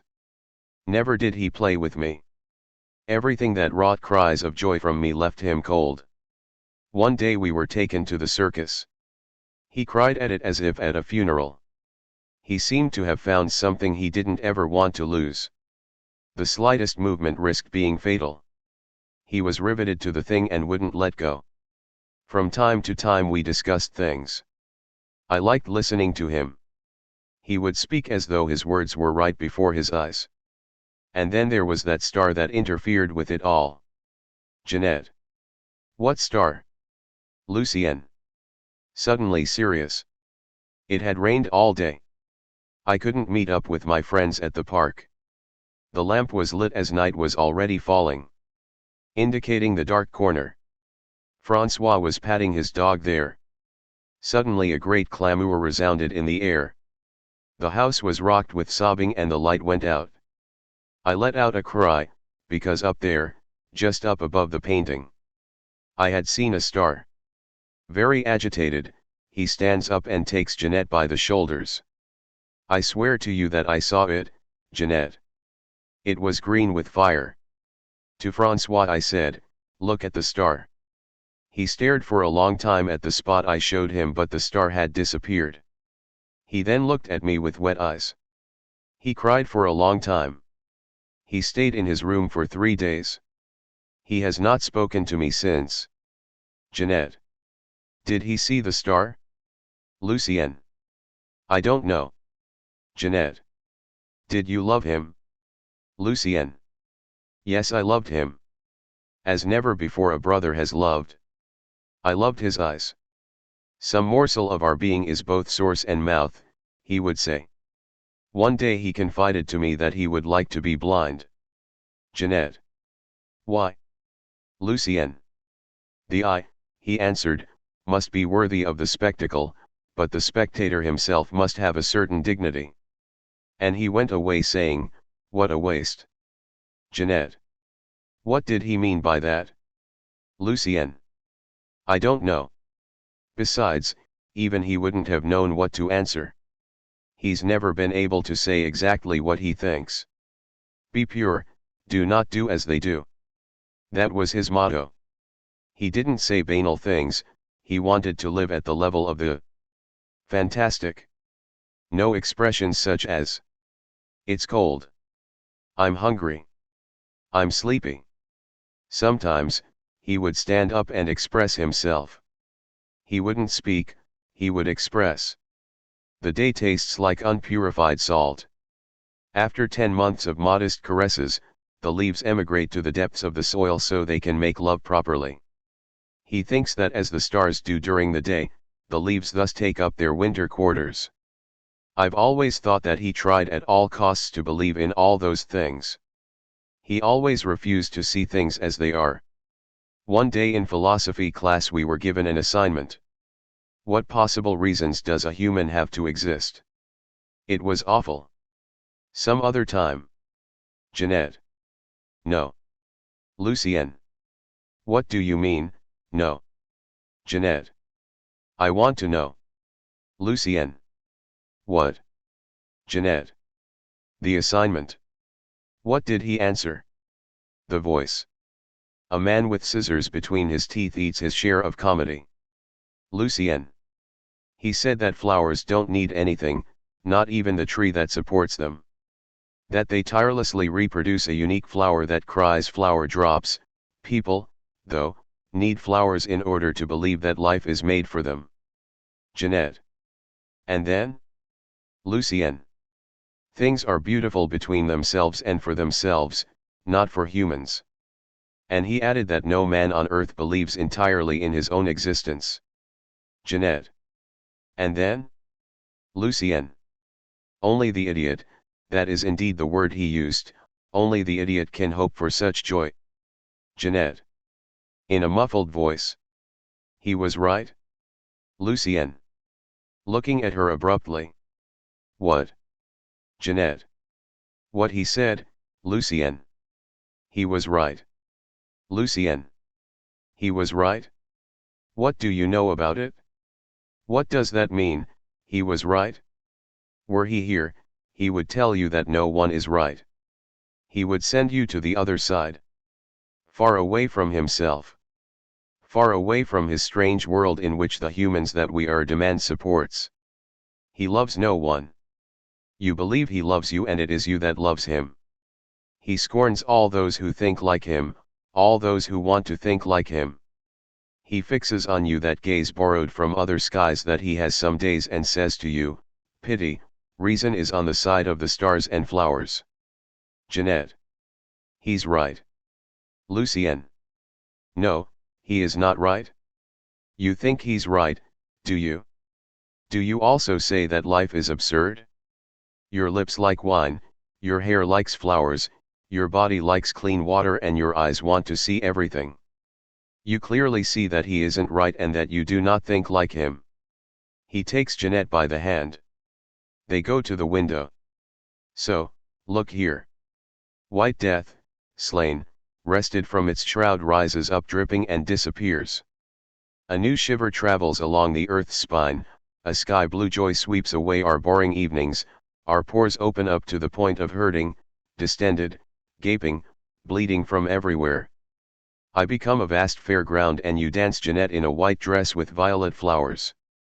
The clown is there resting the first ray of sun from our breast, the waltz that asks to be swept along in a lively red waltz, Jeanette is there alone standing against me and my body envelopes you, loves you, and calls to you. You are there and I tell you the blue prayer that ascends from the earth. You and I are there, and we sleep on a bed of wild flowers. The voice. Behind the barren hills, a man, 2 drops of water between his fingers, builds a new world. Jeanette. He's right, Lucien. Lucien. No, Jeanette, he is not right. Life is not this absurd exercise in punishment that forces Francois to bow down. Take your gladiator by the hand and let's go. I will teach you to bite into the memories of life, to caress the lips of the world. Come Jeanette and perhaps. The voice. Silence. 2 captive stars commit suicide at the bottom of orbits. Jeanette. He is right, Lucien, you know that he's right. Lucien. But I'm telling you that this and saying nothing are the same thing. We are all right. Besides, being right is not the main thing. The voice. A man, his teeth broken by shards of white water, sucks on his share of comedy.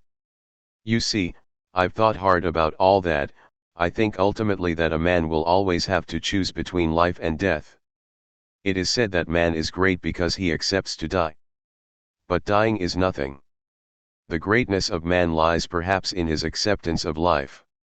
Life, with its hard blows, its shames to bear, its under-the-table blows dealt without a word, its cowardice, its compromises, above all its compromises.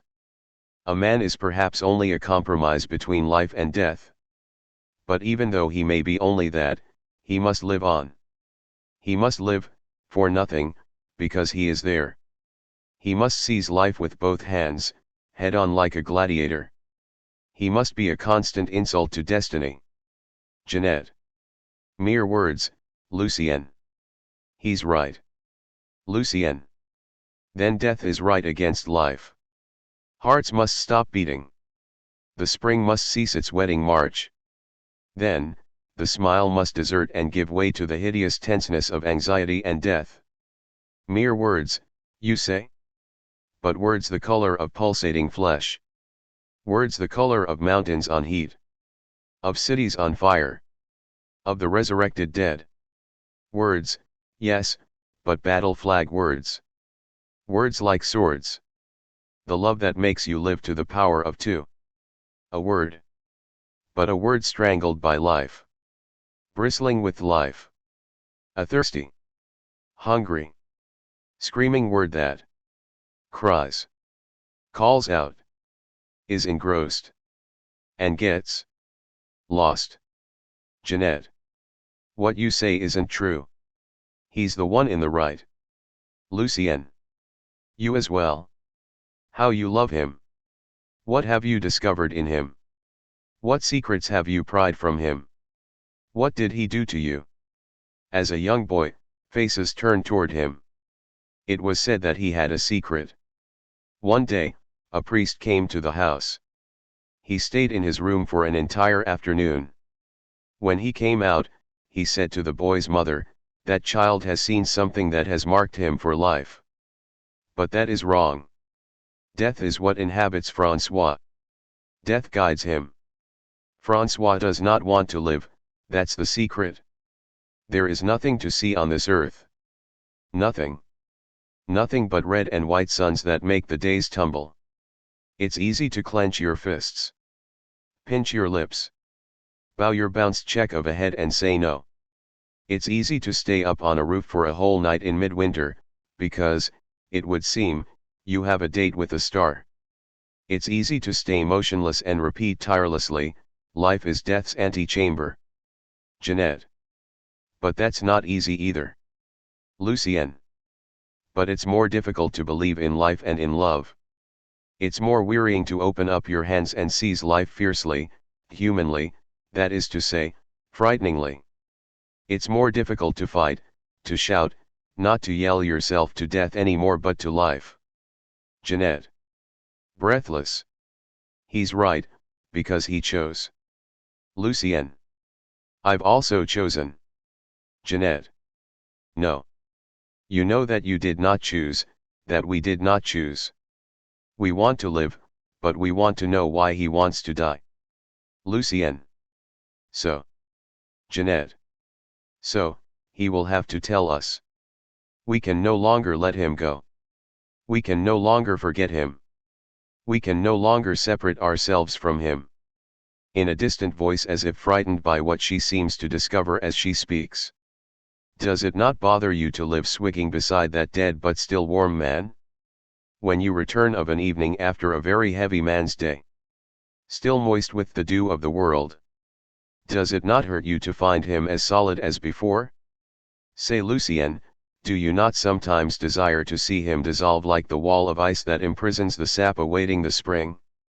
Sometimes, do you not want to kill him all of a sudden? Lucien stares at her. Have you seen on waking where he goes to fetch his gaze? A wall. A thick and heavy wall, that's what he is. Now she's right next to Lucien. Do you know why you would like him to die? Lucien, Lucien, it feels that he has been put here before us on purpose. As if to hide something from us. I do not see what he sees. I do not hear the noises that caress his ears. I've had enough of standing on my heels. I've had enough of opening my eyes wide. Enough of seeing the sun disappear with him. Enough of hearing my blood hiccuping. Enough, enough, enough. Lucien shrugs his shoulders and goes to the other side of the room where the light is harsh and heavy. Jeanette, on the contrary, recedes further and further into the darkness. At her feet a blind cat sleeps or plays. It's the same thing. When it's pitch black, Jeanette, now calm, starts to talk. Jeanette. It's night time. The waves invited to the seabed return late. Quickly abandon their foam outfits and retire barefooted. Their cold lips in the throat of the conch. Lucien. Why do you say that? Jeanette. Without hearing. It is night and the crabs draw their eyes from the fire. The fire of the sky. This sky full of eyes pounding on the doors of my flesh. The lips of the world. Gashed. Ripped. Crushed. The sucking of my blood. And my eyes a back door that one has not closed. And my old joy, an abode that babbles in rubbing its stomach. The night that forces the night to get out of bed. Lucien. Why do you say that, Jeanette? Little by little the light that shined on Lucien begins to cover its eyes. Jeanette. Without hearing. It is night and Francois rain has come. Things will rise up. The table surrounded by its chairs will come to bow down before us. The hour hand, so timid during the day, will mischievously pull the tail of the cuckoo. The teasing ivy will repeat without blushing the secrets that it has heard. It is night and Francois' kingdom gets stirred up. This kingdom is missing a queen. Lucien. You dreamt that you were to be that queen? Jeanette. I am the queen of the night? Lucien. It's not true, that kingdom needs no queen. You are the one who needs a kingdom. You are the one who needs a nice little corner where everything shall be in its place. Jeanette. It is night and the tears. From this moment on, the light alternates between veiled and bright, respectively, depending on whether Jeanette or Lucien is talking. Lucien. It's midday and the sun explodes to the four corners of the world. It's midday and things have lost their mystery. The small bit that they put in front of or behind them disappeared. The mirage is over. A dog is meant to guard the house. And the house is meant to shelter the family. It's midday. Once again, and this time definitively, things recapture their true weight. A weight in kilograms and in tons. Jeanette. It's night. From tree to tree a movement begins to murmur.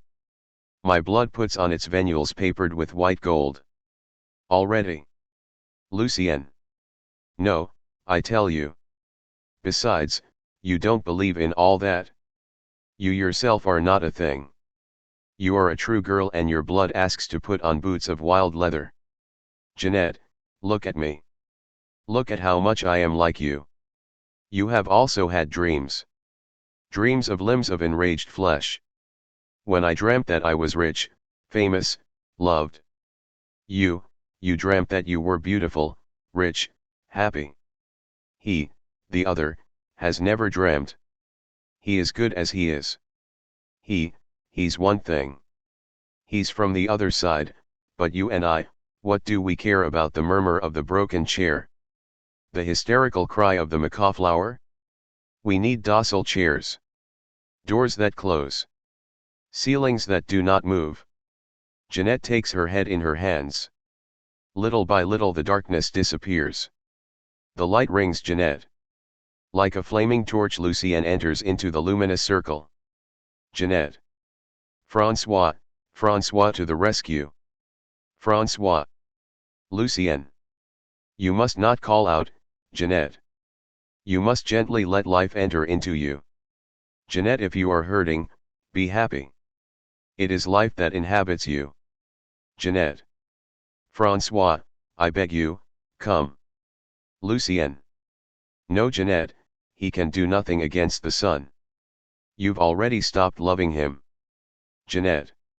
No, I love him.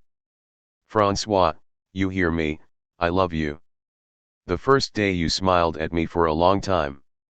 I was confident and pretentious like a new book, do you remember?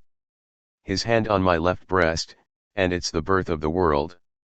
His lips wet themselves at the source of my eyes, and it's the friendly deluge. And when his loins, grenades exploded mid-air, listen to the buzzing of my love. I see Adam pardoned. The moon encircles the tousled head of the sun and I hear the noise of my blood hurtle down the avenues of his heart. Lucien. And then? Jeanette. Then he goes leaving my body open like a novel that one will finish later. Lucien. And if he doesn't love you? Jeanette. It isn't true, you know that he loves me. Say, answer me, Lucien. Does he not love me? She grabs his arm. Answer me, answer me. Sobbing. Oh. I've had enough of this. Since he touched me I no longer know who I am. He came, smashed me in, leaving me gaping without sun and without moon. He left and I am here, speechless and disconcerted before this hole that he dug in me. He touched my body and I began spattering. His hands laid on me and scattered my flesh over things. Lucien, save me. Lucien. Don't tremble, Jeanette, I'm here. Come, lean on my shoulder. I will protect you. Jeanette nestles against him. Jeanette. I'm hurting, Lucien, I'm hurting, defend me. Francois, I'm calling you, answer me. Lucien. No, Jeanette, you must not call him anymore. You clearly see that he's abandoning you. Jeanette. Extricating herself. Let me go, you, let me go. Lucien withdraws into his corner. The light that had begun to impose itself moves back after a moment's hesitation, regretfully. The night caresses the milky paws of the moon. The Great Bear has signaled silence to the babbling stars. Tears of night light up the armpit of my body. Flowers dazed by the sun, old feverish mercenary, wet their lips lovingly. Glory to you, firefly. Glory to you, processions of the night. Fiancés brown and paling. Greetings to you all. Lucien. Oppressed. Intoxicated earth. Smashed earth. Jeanette. It's over, Lucien, humans have lost. The shadow slips from grass to grass. The asystolic heart of the world becomes congested. In a suit the mountain whistler too welcomes the jealous oyster, and the violated red anemones cry in their corner again. It's over, Lucien, humans have lost. The mocking sun drowned itself after the cry of blood just now.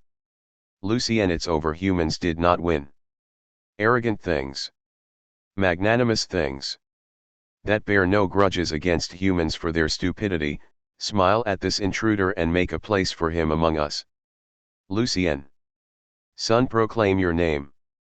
And wring the guts of the earth's stomach. Jeanette. Moon, oily as my docile brow. Stay and console me. Moon, plate on which I forged my body. Shall your reign be eternal? Shall your moan be praised? O you who awaken things and send humans to sleep. O love-struck moon, salute. It's over, Lucien, humans have lost. Lucien, sun. You who combs the world's hair. Sun who dresses the cold wounds of humans. For you, Hosanna. Lucien moves toward Jeanette. The trees have taken each other's hands and are dancing. Sun, humans have opened their lives. Look at them offer themselves to you as an impatient mare. Jeanette moves away again, slightly troubled. The light returns more confidently, a smile in the corner of the mouth. The voice. The world's toes latch onto the cement of water. A man moves forward up to the flint and falls down. Things are speaking among themselves, love one another. It is a strong family, well seated, with a past, a coat of arms, a tradition, martyrs, a visitor's book. Things, they're not for humans. Humans ought never to make them their business. Do you know why Francois loves no one? Frenzied. Jeanette, a madman, beats the swell of existence with his naked fists. Jeanette, a child, cries for not having understood anything. Jeanette, we are upright on the picture rail of the world and interrogate impossible dreams. The voice. Water is metamorphosing in all street corners. Jeanette. Jeanette. A wall hides its face. The thirsty earth inhales the sweating fogs. Francois, harrowing vertigo, I hoist my frenzy up to the audacious limit of your refusal. Francois, oh heaviness. Lucien. Interrupting her. Francois, oh unfathomable death, your eyes break upon contact with the avalanche. Jeanette, the stiffened silhouette of existence releases its first broadsides. Jeanette, the flame clutches open throats. Jeanette. Jeanette. Yelling. Enough. Enough. The voice. A drawer opens out and the rain, old alcoholic millipede, stumbles three on the stomach of the earth. Stay where you are, Lucien, the sun hurts me. Lucien. No, Jeanette, stand up straight. The sun gilds the vitelline membrane that separates humans from things. Jeanette. I'm in pain.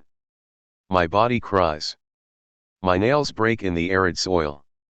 I'm thirsty. Pity for my naked skin. Pity for my fleshy teeth. Lucien. The day enters into us like the sugar cane cutter with his daily labor of piecework. Point 4. The sun rubs us with its head nurse's large paw. Come sun. May your sperm turn the world upside down. Salvation and glory to the deluge of seed sowing. Jeanette. I'm in pain and my head is swaying. I'm in pain and my whole body in suspense would like to rest.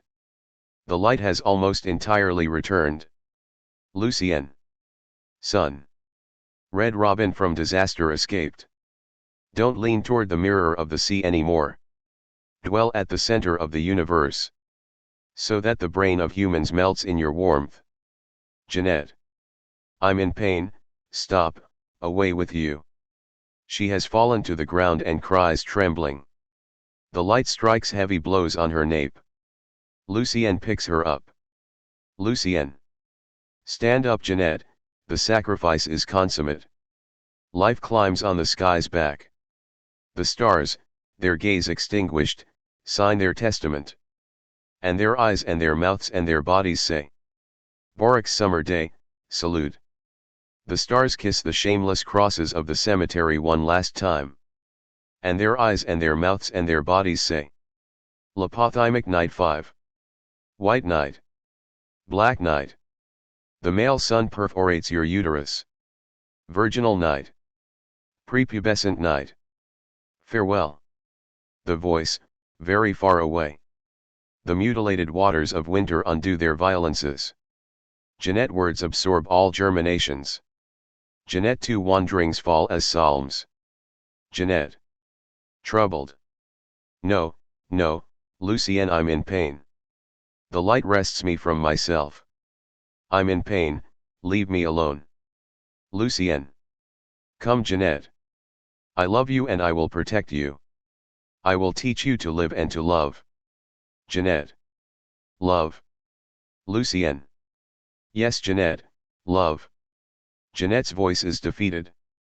Sparkling Lucien speaks as a conqueror. To live is to live with the other. Jeanette. In the other. Lucien. For the other. Jeanette. By the other. Lucien. To love is to get drunk with distress when the other forgets that you no longer like black grapes. Jeanette.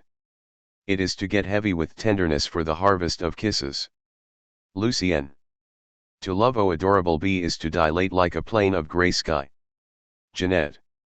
It is to exhaust yourself O brutal hornet until you fall. Wings folded up in the crucible where my ardent soul burns. Lucien. To live is to see your face in the clouds on their way to elsewhere. To kiss your lips in the bitter stream. To cherish your eyes in the crystal of the sonorous morning. To love you. Is to hear you with my hands. To drink you with my hands. To taste you with my hands. Jeanette. It is to split myself in two when you bite my teeth. Lucien. It is with my needle and your thread to stitch the world's wound. Jeanette. It is to stop the hemorrhaging that drains me. Lucien. It is to die in you. Jeanette. It is to live in you. Lucien takes her by the waist. They speak gently. Lucien. I love you Jeanette, almond forgotten by the night. Jeanette. I love you Lucien, sun drop. Lucien. The stomach of the world moves. The arms of the world move. The eyes of the world move. And the sex of the world assaulted by the sky's barrage rubs its hands sniggering. Sun, old scoundrel. The sources of filter waters. The course of hourglass eyelids. Cry of horror turns and blows inside my perverse wound. Jeanette. O feverish overwhelming of my being. A geyser hollowed out in the worship of the fire. Day, vertical sex. Insatiable stars ruminate at the doors of my blood. There is the course. Nubile mauve gardens. The famished moon throws a wing beat and scratches. The menstruated sky. There is the course. Glaucous feelings. A red robin smile taking root at the blurry limits of my teeth. Lucien. Oh Jeanette. Draped in my love. Move forward alone. Move forward to the uncertain signs where language ponders itself. And having moved forward. Living at last. Set the world's heart to the rhythm of your desire. Jeanette. Lucien, arm me with your love. Lucien, cure me of the lunar leprosy. Lucien, mark me. Light me. I implore you. Increase me. Lucien. The chafing morning waters have hardened me with hope.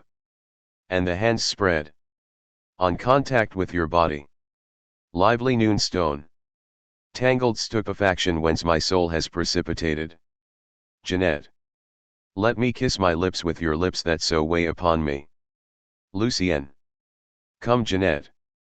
Come overwhelmed moon. Timid moon, bathe in the solar cancer. Come Jeanette. Come. Jeanette. Yes. The light bubbles up as the last phrases are spoken.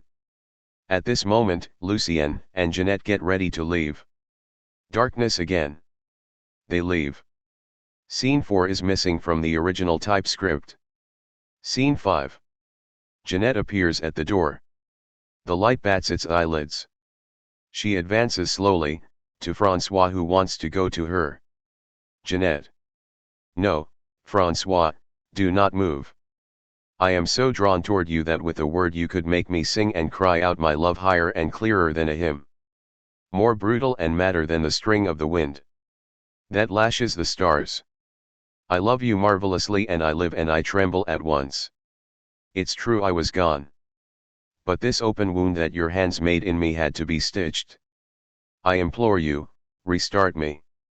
I implore you, complete me. I love you marvelously and I live and I tremble at once. And for me this is a new thing, but new in the way of the first damp leaves fallen in my hair. New, like the first stone of cold against my breast. Like your hands. Like your body. I love you marvelously and I live and I tremble at once. I implore you, finish me. I am at the edge of the red clearing where our love explodes and blazes, but I know that as soon as I shall place my lips on the magic circle it will open and close upon me. And once again this shall be the beginning. I love you and each moment must be unique. It is neither a sequel, nor a preface. And I do not love you each time like the first time, but like a first time always new. Oh! May it always be like just now, when in leaving you all was lost for me. Like now when my whole body crackles and vibrates in thinking of your body. I want to hold you in my two hands. Just like red embers are murderous. I implore you, envelop me like a proud flame clear and blue. Further and further away, the voice. I call. It's true I left you. But you mustn't scold me, I didn't know that the weight was like desire and that it brought pain. I imagined it white and calm like snow. But I had forgotten that white snow also burns. The hands and the lips. I await you my love. And I no longer know how to be sad. I know only how to howl with pain. And I no longer know how to be cheerful. I know only how to howl with joy. The voice, almost imperceptible. I call the first poetry. It's true that I had left. But this abyss sustained within myself. I had to fill it. I implore you Francois. Fashion me frighteningly. Francois. Takes her hand and gets ready to go. Oh return, exuberance not yet torn. My foaming nudity takes you, broken with horror, and I want to lead you to the absolute gates. Where life is seized. Curtain. One editor's note, in the original typescript, this line and the preceding one are underlined with a wavy line and marked with 2 strokes in the margin. 2 editor's note, a bird found in Martinique near the volcano of Mount Pelee, and Dominica, the siffleur de montagne, lit mountain whistler, is known in English as the rufous-throat solitaire. 3 editor's note, handwritten edition. 4 editor's note, Le per dans sa tâche de con.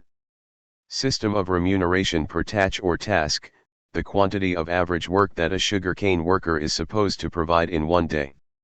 5 Editor S note, lipothymia, or presyncope, is a benign lightheadedness, generally short-lived, comprising a feeling of faintness able to arise during intense emotions. This ebook belongs to Marcus Coelen, MCOElan at iCloud.com, purchased on May 1, 2018. 2. Parallel Hands. Prologue 1. The curtains are closed. The chorus appears. The prismatic faces of my anxious hands walk their images into the heart of the obscure. Slivers of faces move about in parallel, and genuflection, the center of human nature's gravity, calms. Libos, from time immemorial, implacable darkness, has consolidated spirits. I come deluged in man's sweat to rest on the foothills of the city. Weary. Yet the spectacle is born from darkness. Reaching its maximum limits, human thought can only transmute. The essential thing is to prevent the spectacle. 2,000 years since the sun disappeared. City of Polyxos, blind for 2,000 years, I stop in your walls.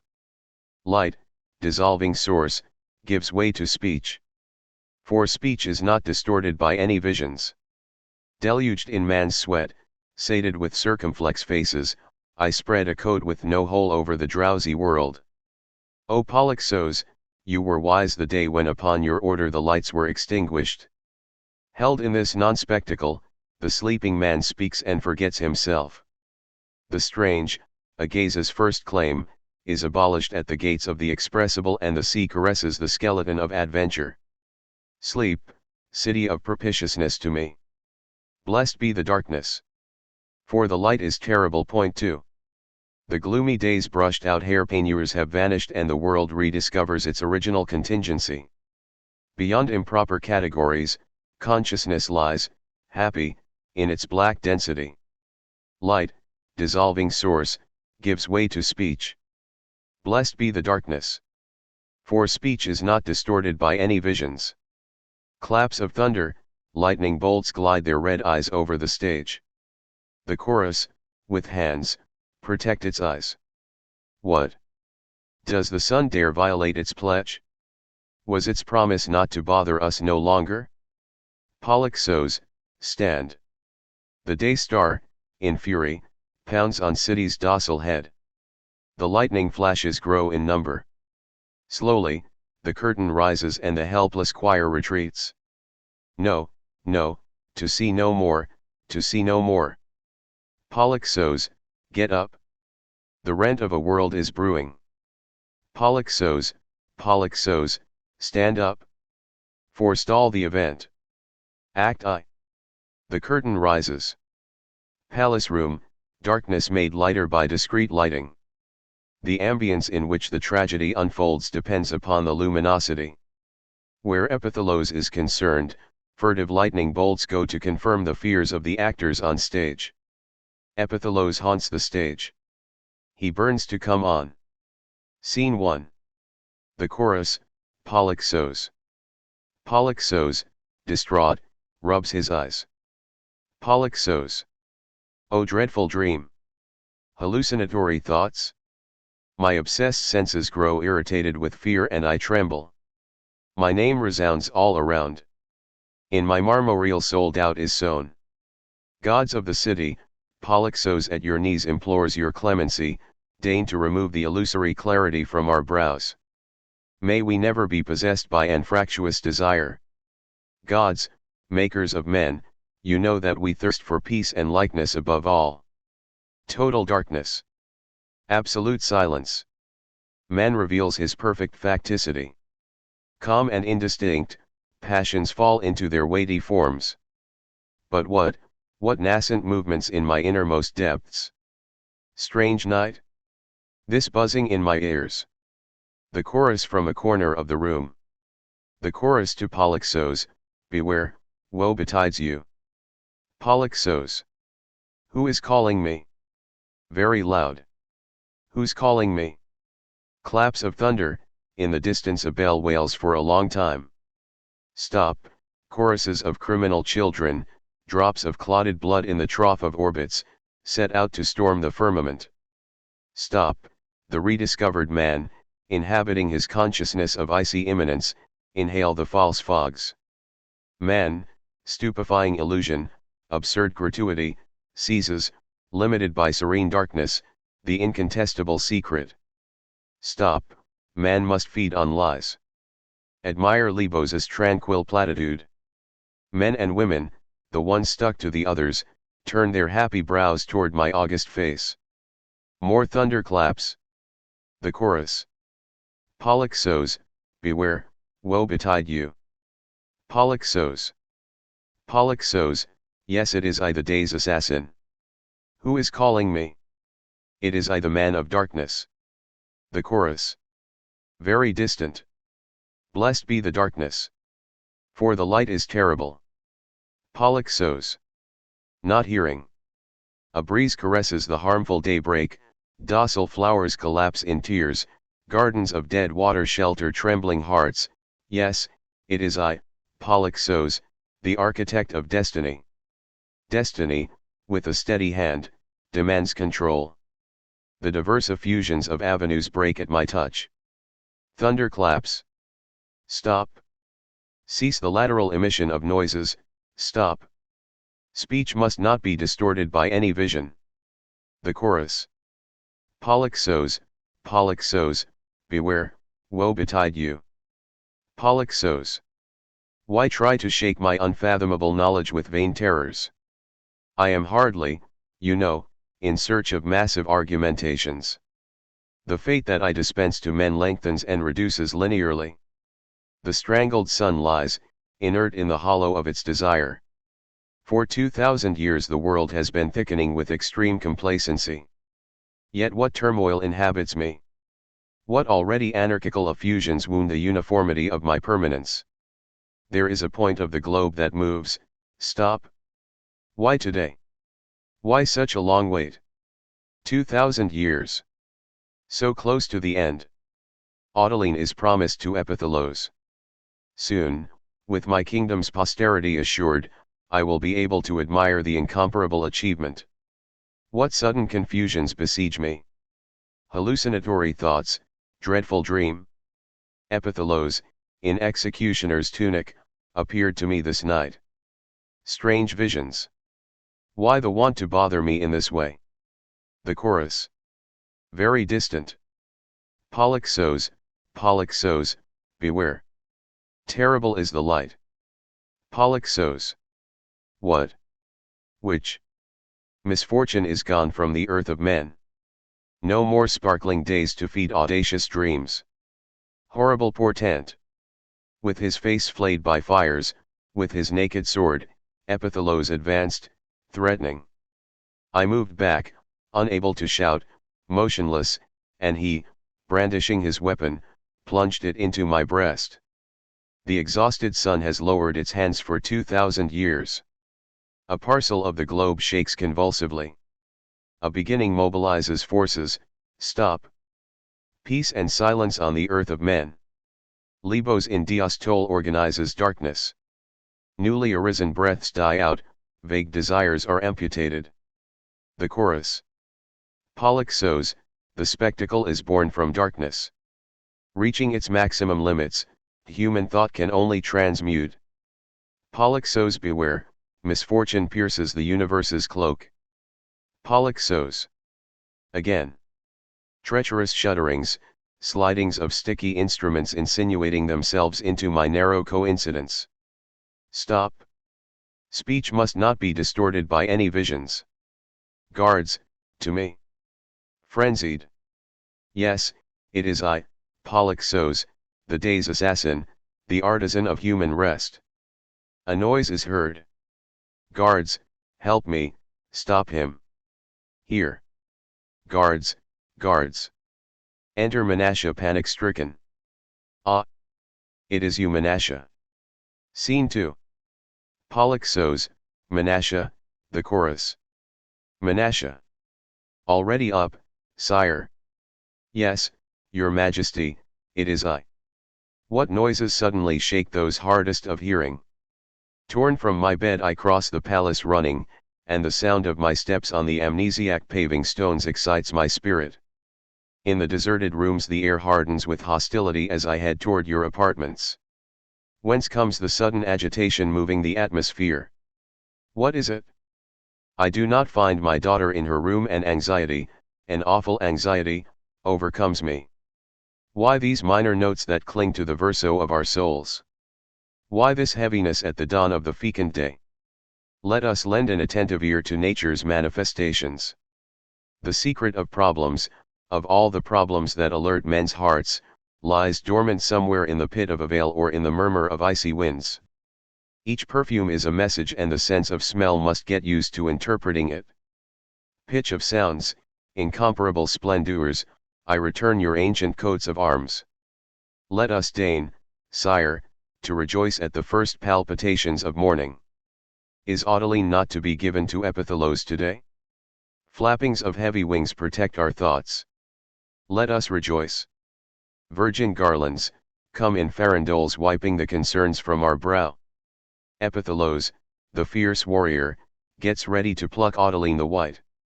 Substantial fountains, water our furrows with tears of joy. Come in groups mad girls and boys and intone the most beautiful hymns. But what, sire, are you unwell? Why this trembling? I can hardly make you out, so heavy is the darkness, but the blood that usus ally animates your face seems to have deserted it. What woes have cut into the flesh of your serenity? Sire, pray, will you tell me? A noise is heard. Polyxos starts. Polyxos. Listen, do you hear? Menashe. Yes, sire, the doors were opened. The air rushes in heavy bunches laden with rosemary. Pregnant with kisses from the wallflower, jubilatory nature sends us its peace messengers. Polyxos. No, Menashe, the air in nonchalant ribbons has nothing to do in this palace. These are the first chords of the useless walk. He's coming to life. The chorus. Polyxos, beware. Polyxos. Listen, he's coming. Menashe, a hand on the sword, hearkens. Polyxos prey to an intense fright. Come, look, over there, stop him. Menashe. After a few steps in the direction indicated by Polyxos. I don't see anything, sire. Nothing bar the walls that turn toward us their shimmering hands, pensive columns that for many long years have carried the impermeable vault. Hasn't Lebos chosen a destiny of eternal calm? Let us rejoice, the vainglorious Epithalos welcomes Audeline exhaled. The chorus. Intoning. Polyxos, Polyxos, beware. Woe betide you. Polyxos. You heard. This voice, this buzzing, this essential vibration, smokestacks are attempting the sky's escalation. Stop, move no further. Stop the terrible preparation of your mission. Never enlarge the circle where man's destiny is caught. Listen to me. Today, after 2,000 years, I have the right to speak. I discovered the point of equilibrium where consciousness is immobilized. Elementary reasons replace ineffective intention, the word encloses the world, expressed presence. Stop, move no further. I keep on telling you that you must listen to me. Stop, the cantors of churches wail and place their voices on my icy brow. The coffin insulates me from all alternation, the church resounds with unknown chords, Menashe, tell them to stop. Menashe. Going toward the exit.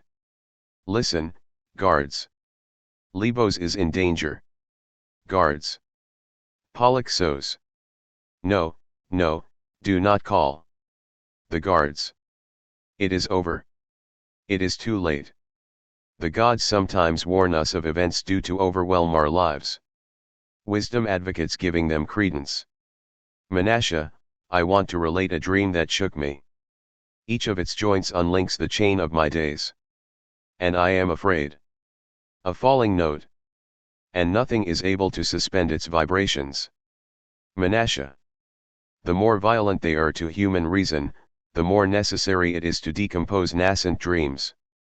Intuition, vertiginous wealth of the soul, goes in anticipation of the accident and warns us of it. 3 The sensitive fountains whose source despairs, gives the distant sketch of the gesture. But sire, what, a dream, a rapid cloud, let go. Let us be avid for feasts, for laughter, for ornamental gems. Let us rejoice, Epithalos is ready to pluck Autoline the flower with trembling thighs. Total waters are preserved on the rhythm of an eternally repeated cadence. Sire, sire, why make such an anxious face? Pollux. Keep quiet. Listen instead. It was day. A day as fleshy, as thick as this one. I was readying to descend to the council when a dark premonition made me turn back. Wounding the night's hermeticism, the aura of adventure hurled towards me its denuded effluvium. A noise of wings hit my astonished ears. I was frightened, Menasha, I was frightened and wanted to shout, from my parched throat no sound came out. I closed my eyes. Arms break when faced with such threats. In this motionless position, forewarned of the increasing imminence of the danger by the bird's breathing, my impatient eyelids rose. O gods, the unforgettable spectacle! Menasha. Pray, sire, continue. Pollux. Yes, I will finish. Lend an ear. The day had lost its unfathomable neutrality. Objects, lightened, exalted the power of the sacrilegious gaze. And the universe, shaking its numb limbs, suddenly set off. Pointing at a part of the stage. There, covered with red embroideries, seeming no longer to have to carry his body, the weapon in his hand. Him. Menasha. Who? Finish. Pollux. Epithalos. Menasha. Heavens. Pollux. Impregnated with 1,000 fires, vibrating with blinding waves, yet undeniable excrescence of my flesh, merciless Epithalos absented me from this earth. Menasha. Dreadful and horrible omen. O gods, sources of bitternesses, eternal and indifferent, you condemn us to unceasing returns. You panic our hearts of flesh and overwhelm our brains. Painful visions. Desist from taunting us, indisputable divinities. On your counsel, we have suffocated all of the city's hopes. Why these bitter visions? Has Pollux released himself from his pledge? Has he not darkened, at leisure, Lebos's horizons? Are the limits that you assign to the human adventure not being respected? Gods. Pollux. Interrupts her. Menasha, listen. Menasha. Yes, sire, someone is approaching from that room. Pollux. Let us be on our guard. They hide. Enter Drana. Scene 3. Pollux, Menasha, Drana, the chorus. Drana enters very restless. She is to be clothed in a long dark blue dress, without jewelry, her hair falling on her shoulders. Drana. The clear morning waters hide terrible tidal waves. In inspiration, they are waiting. And when the hour tolls, they demolish the most resilient jetties, red atoms, isolated in days gone by, attempt a precipitate junction. Pure world, you can shake your small head. But we women, do we have the right to forget? To what summits will you lead me, dissatisfied men? What else is there to discover but what we give you? Can the umbilical cord not be cut, once and for all? I am tired. Tired of struggling, of moaning. Excessively resounding men, for each one of your intoxications we are made to pay. So when, full of scorn for impossible glories, will you hang from maternal havens? Where do we find the words? How are we to make man understand that the calls that he perceives at decisive hours emanate only from us? Gods, toward whom our ravaged faces turn, inspire me and give me the strength to convince. Listen, frenetic males, the source is nowhere if not in us. Vainglorious males, stop with the powerless edifice of your agitation. Your darkening acts hurt and the dreams animating you, hopelessly unachievable, flay our lips. I am tired. Tired of living for men. Tired of waiting, anxious, for the splendor of their feats. Men who barely listen, pity for your female companions. Pity. Polyxos and Menashe see each other. Polyxos. Madam. Drana. Sire, sire, I was looking for you. Appease an anxious mother's spirit. Polyxos. What is it, madam, and what is at stake? Drana. Having calmed down. The wolves, upon returning to the den, fall asleep. But the she-wolves, old trembling witches, know how to interpret the slightest growling from the motionless surroundings.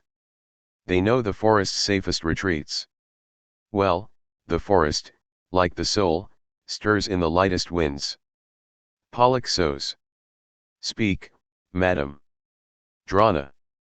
When the point of intersection has been reached, man stops talking, sire. Menashe. Give us the reasons for so lively a commotion. Drana. The reasons, do I know why it is they assassinate me? And did I know what impieties would arise on this day? Did I know the torments with which my soul was to be besieged? Turning toward Polyxos. Sire, I tremble. I'm afraid. Children, when able to walk with assurance, want to plunge into the earth or rise into the air. Sire, protect us from misfortune. Stop the blinding hatching of a metamorphosis. Of shuddering epithalos, avert the transmutation. Polyxos. Grabbing her arms. But well, madam, speak. Drana. Drawing back slightly. A moment passes. The black gold of the day moistened its lips and the paths of the night, evocative nostalgias, streamed. I rose, shivering, from the chasms of dream and went to prostrate myself at the altars. I moved forward, restless with renewed joy. Our son was there, his eyes bathed in infinity. His face, with a new architecture, seemed to be the original hypothesis. Dressed in red. Menashe. Interrupting her. O abysses. Drana. What is it? Polyxos. Go on. Drana. He aroused strange harmonies. I moved forward, happy to be the first to embrace him, and when I wanted to place my lips on his forehead, I saw that he had not noticed me. I called him. He stared at me a while and taking my hands, "Mother," he said, "my eyes are thirsty for light." A moment passes. A clock descends from the sky on tiptoes. Like a flight of startled larks. The chorus. Polyxos, beware. Speech must not be distorted by any visions. Reaching its maximum limits, human thought can only transmute. Polyxos. My heart, cease weighing me down with cumbersome obsessive fears. Light. What light? Drana. Alas, sire. Will we ever know from which unconveyed sources man brings back the tenacious fevers with which he annihilates cities? Strewn at the whim of the world's hot breaths, women strive to defend a shred of root. We are the ones from whom the universe is organized, but the men, ridiculous creatures torn from ourselves, whip our faces with their homicidal hands. Yesterday, women, eternally powerless, tilted combustible eyes toward the noons in act. Yesterday, submerged by avid sun, voracious with life, we threw our raw calls at the dazzling days. Upon contacting my memory, I rediscovered, pulsating, the wishes my particularity shaped. But the men, our transparent idols, came and, again, dispersed us with the cadence of their acts. Since then, our wet heads cry drops of night. Of such cancerous darkness, we have known the pearliest shells. We, voluptuous spouses of the pubescent sun, we entrusted our bodies to the night. And Lebos found the secret in morning of calm destiny. Monotonous days strung out to the rhythm of the city oblivious to living. Agile spirits, to which unexplored regions do you take me in the evening, at the engorged hour when the blood in my arteries stands still? With heavy walls, Libos, unable to contain the symmetrical explosion of multiple calls, trembles in its bowels. The world already awaits the necessary splashing of a new event. What will happen on the earth of men? What obscure designs is Epithalos taking on?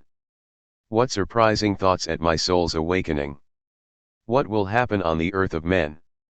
Daughters of the flesh, when a corner of the earth bleeds, it is the most mobile of our arteries that collapses. Side by side with the earth's, this needed earth secret, we moan perpetually furrowed roots at the bottom of our damp jails. Prisoners of our drenched jails, we dwelled upon life's uncertain detours. The storm punctures the sky scattering on the backs of houses. Likewise, each act develops new harmonies. Allow, sire, that I should go to the altars to pray to the gods to remove the strange, whose mourning modulations I already detect, from Libos. She exits. Scene 4. Polyxos, Menashe, the chorus. Polyxos. Overwhelmed. The light. The chorus. Be careful, O Polyxos, be careful. Speech must not be distorted by any visions. Polyxos. Still overwhelmed. The light. The chorus. Blessed be darkness. For the light is terrible. Polyxos. Gently. Strange manifestations in men's hearts. From time to time, for no apparent reason, one of them rises up and demands the unknown. The light. For 2,000 years Libos, numb, has been sleeping. Here the days flow into essential fluidity. The people give me graces for the tightened immobility in which it is reflected. Why shake the structure of the indivisible? For no apparent reason, defying time, one of them rises up and tries to inscribe the curve of his triumphant message upon the forbidden sky. And who makes men if not time?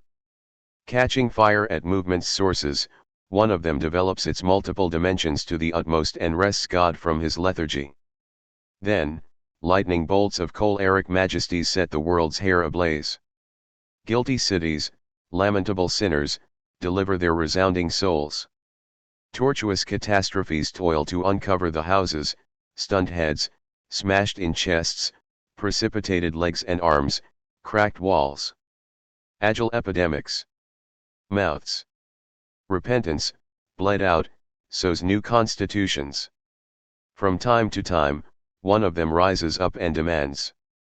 The chorus. Interrupting him. The essential thing is to prevent the spectacle. Be careful, Polyxos. Polyxos. Starting. But serene Libos will refuse the adventure. 2,000 years. A falling note and nothing is able to suspend its vibrations. Menashe. Sire, in the open hours, the forces in presence stop measuring each other up.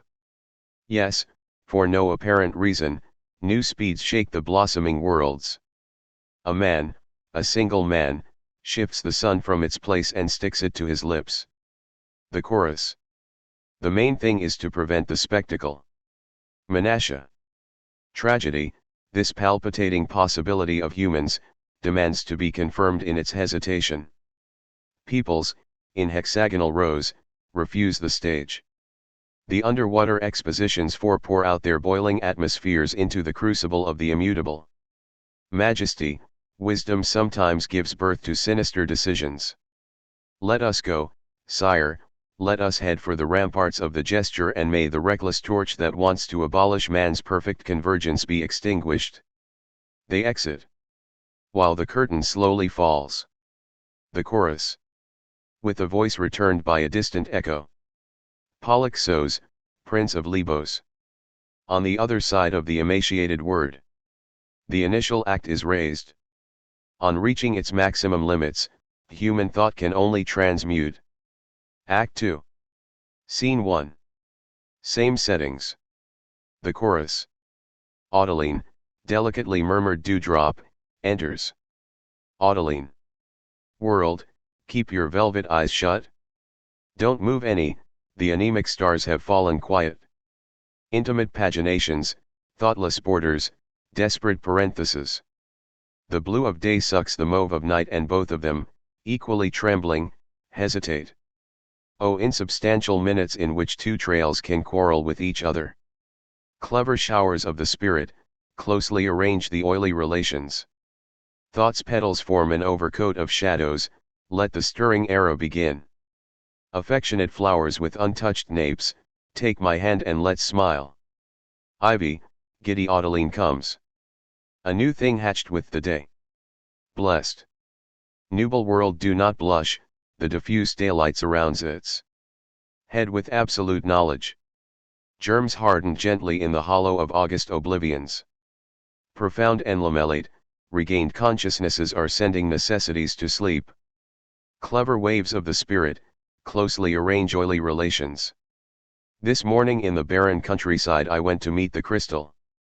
It was only a small virginal star, imperfectly distilled, but I pressed it against my breast and took it to Epithalos. I lay down against the earth. The earth was calm. Our breathing gently commingled. Warm proximities disarming unknown spaces. Born from flower to flower. Yes, I come, created by the breath of the world. To place the breathing of sleeping prairies on the altars. The walls of Lebos in perpetual thesis struck their desires with all prohibitions. I went, taken, to kiss the daffodil's astonished lips. The last twigs of the night scattered, nonchalant on the ground, and my hair, moistened with the fog's hesitant milk, fell on my face. Circuits of obedient waters meditate at my gaze's sources while the prattling river banks clean their teeth. I am the waiting one, whose open hands no longer know how to close around anything. The rose algae, secretly hatched, wound themselves around my body. And they cradled it? My throat. Half-opened soul, conquered the wild flowers. Which tamed it? May panic now come. The hymeneal kindling brushed against me, and the marvelous and harrowing blood of tenderness exhaled into my heart. I am the waiting one, torch not yet aflame, taken in the inaugural wind, and the lace of my young arteries catches light in blushing. Moved and blood-stained, bells palpitate. The body's gentle curves, startled grasses. The tree broken by the storm cries, and unity disperses its possibilities. Over there a bell calls me. Feasts, calvaries, impermeable slabs. Yes, germinated Audeline responds. The vigorous alleluia torments me. Too quickly proclaimed, the harshness of the embrace pervades me. Epithalos, O exhilarating minstrel, I come by the rhythm of bells. Molded, to sing the hopes of my soul in turmoil. The bells superimpose their definitive calls. Put down their regrets. Forget the violation. Slowly divined aerial bells. Shelter me. Enter Epithalos. Scene 2. The chorus, Audeline, Epithalos. Epithalos appears with a sword in his belt. He is clothed in red satin, a large, dazzling coat on his shoulders. As soon as he appears, the spotlight seize hold of him. Audeline, frightened, draws back. Epithalos. Stay, Audeline, frightened source, stay, it is I, Epithalos, son of Polyxos. One by one the bells fall silent. Audeline stretches toward Epithalos. Audeline. O my beloved, with lime blossom eyelids and soft shadow. Epithalos. What unexpected generosities debase my entreaties. At the peak of high herb sleeps the last systole of the night. Love's tears wound my feverish hands. My bowed soul rediscovers the significance of its nudity for a moment, and the light, enchantment detected within being, sets my destiny. Audeline, weightless forms that surround me, all remain. Audeline. My beloved, with the silver shield and scented flower breast to rest my head. Epithalos. Alas! Creations devoid of all participations. Digging until total emergence, grappling with the invariant, I stop my journey and lock into my identity. Event. Stamping about the other side of life, at the doors of the gaze I raise myself absolute. Audeline. My beloved with hay-cut hair dried in the moonlight. Epithalos. Audeline, echo leaning against the night's wings. Audeline. Epithalos, I give you my hair bathed in the mountain stream and my hands perfumed with hanging flowers. Epithalos. Yes, Audeline, essential quaking. Audeline. My eyes bathed in the confused flame of gestating corollas. Epithalos. Shreds of darkness isolate me from myself, clouds entwined delay the inevitable becoming of my own creation, what sudden movements silently renew me. Low down, very low down, I looked for the causes of worlds. Tenaciously I interrogated crystallized beliefs. The earth's lips inhaled the secrets and today my head stamps with impatience. Privileged prisons, my aroused consciousness contemplates the fatal wound. Audeline. Epithalos the immediate presses. Now my expectation is consumed and I am filled with calm and trust in you. Epithalos. O refused intoxications. Will I revive who welcomes me as an unfulfilled sigh, when our parallel lives, captive of my hands, already face one another? Event. A day, a single day. Cries of winter birds bristle my brains. The applause of wild and weary crowds tells me the powerless causality of my existence, whereas, traversed by silent shadow, one vision obsesses me. The sun sleeping in a corner anxiously watches blood beat the amber walls of its rays. Audeline. Epithalos, son of Polyxos. Epithalos. Again the superb trace of a yet-to-be summoned youth. Ah, may the accursed avowals in which my voluptuous waves were resorbed leave me. Audeline, adventure of green enamel, I cry with my vainglorious hands that refuse to touch each other. Aggressive notes whirl at the limits of my eyes. Audeline. My beloved, the sown lands bathe their inner hypotheses. The first lava burns the sea's eyelids. Epithalos, sublime offer of my weight, see how weak and destitute I am before you. I am no more than a smile drop trembling in the hollow of your hands. Epithalos. Libos that obstinately spurn spiritual resonances, I fragment the hypotenuse that redoubles the world. Polyxos, angular intimacy, the accepted syntheses abandon their scrawny horizons, arbitrary interpretations distort the purity of objectivity. Yes, Epithalos, fundamental apparition, is braced by the unfinished. Audeline. Epithalos. Epithalos. Audeline, my gold-strewn dreams stagger when, hailed, you appear to me. Beginning with the deployment, my hands captured the conjugations evoked. Epithalos has approached Audeline. He takes her by the arm. Audeline. Audeline. Lord, I swoon. My veins isolate themselves. My forbidden blood bends its lucid nape. Epithalos. Audeline, astonished root of my being, catch the dazzling superhumanity of my gaze. Audeline. O formidable cults. Temperatures too unequal. Intellectual ecstasies finished upright at life's temples, will you ever know how to proclaim the unverifiable affirmation? May imprudently solicited negations go under and crumble. Epithalos, the undergrowth rests its eyes. The reasonable mountains stretch out. The barked water falls back epithelial. Deign, beloved, to drink at my source. Epithalos. I claim dunes of sun to shelter my soul of stone.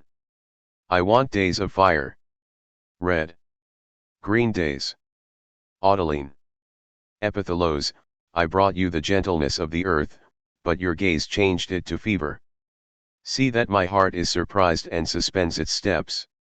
And that my hands now know only to tend toward you. Epithalos, who has not let go of Audeline, looks at her. Epithalos. It is true, one day and it is you. One day and it is death.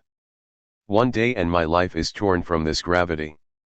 One day and old age's wise darkness is obliterated. One day and life exhausts in signifying. A moment passes. He separates himself from Audeline and steps backwards. Stop threatened and horizontal crowds that tell me the powerless causality of my existence. An act. I want to spatter this pregnant sky with a vertiginous act. Parallel hands make the starchy world ring out with a new act. Audeline. What dramatic pantings already transfigure my expressed destiny. What excessively acute contributions. Blue rocks, the morning's eyes mourn nights of violated waters. Am I not able, subtle immediacy, to confound the successive effects? Epithalos. A day, a single day. Man has a day to live. In a day his existence must end. A day. A single day and its death. Audeline, a day and its love. A day, a single day. Audeline. Epithalos, imperturbable events shake up individual consciousnesses. Libos, a created fidelity to oneself develops its ties. Epithalos, the fateful conflagration. Epithalos. Audeline, what are history and the future to me? The Eucharistic beauty of the past. Ancestral virtues 5. Future elevation? What matters to me the temporal proliferation of humans? I want not to be of any centuries. At the heart of my existence is where I shall find the cry of rage, my love hymn. Audeline. Distant and pensive circulations interrupt the unused depths of chaos. Pollux tude Larry reasons vertiginously supposed consequences. More drunk with forms. More repeated. Pale and uncertain. May the unchanged illuminate me. May the prepared vertigo die useless. Epithalos. Daughter of Menashe. Absorbed nymph. The coal scent approaches. Buried. The other evening. Reappear. Fecund and axial. The ineffable Urano G6 authorized. Set up its unexpected spiral. Pollux non-resounding, obese consciousness. I want to make you shudder with peace and infinity. Father of Epithalos. Happy thought. I climb the portcullis. Fragments of sun in my hands. Audeline. Voluntarily arid voyages, mortally affected souls, anticipated tears. Epithalos, pretext of infallible incidences, my weight enveloped me in a cloak of glory and now you have denuded me of it. Illegitimate openings propose sustained intervals. Densified profusions absorb mediations. On the threshold of the supreme flight, Epithalos. Audeline. Circular. Names you. Epithalos. To name. O impenetrable wound. But Audeline, anxious chord of my being. Language is formed but slowly. Speech stemming from the spectacle feeds off new essences. Emotional affirmations. Recaptured brought closer. Bound. Reiterated unifications, worried, are undone. And speech is no longer the world's rest. The sentence returns to the gestural origins and disarms the prolixity of observation. Audeline. To speak. Abysses enclosed. Such inclemencies started up again. To speak. Unelucidated presence no innocences bend. Language's light constellation. Intelligible motivations absent the indecisive soul. Love improvises the necessary. Occultly. Your hand in my hair. My lips. Epithalos. Audeline on reaching the volcanic extreme speech makes itself act. A language haunted by exhilarating perception. To look at the sun head on. To integrate the world's beat into my existence. To take the breathing of cursorial clouds with tireless feet in my hands. Perpendicularly I make my way. A rhythm of rupture bathes my thoughts. Abruptly I compose incendiary scales. On a single theme I want to develop. The streaming chords of my ascent. I demand thunderbolts to stick into my hands. Nights before the world. Fall. The abyssal mouths of the earth. Albeit inconceivable. Withdraw. Organs shake this town's sterile air. A day. And at the first flutterings of this day's wings. I demand of myself to be the audacious architect of a tireless contempt. The strains of my will cut into the undifferentiated ramparts of the human edifice. I want to be the promoter of an absolute loss. Convinced water hesitates to get its feet wet while my burning fingers scatter shivering stars. A day. A single day and it is too late. A day.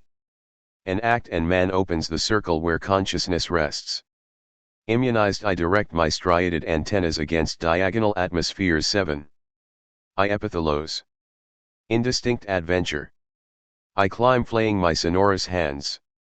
And I burst onto the stage. Event. Absolute precipice in which dissociation is forged. World coldly erased consciousness.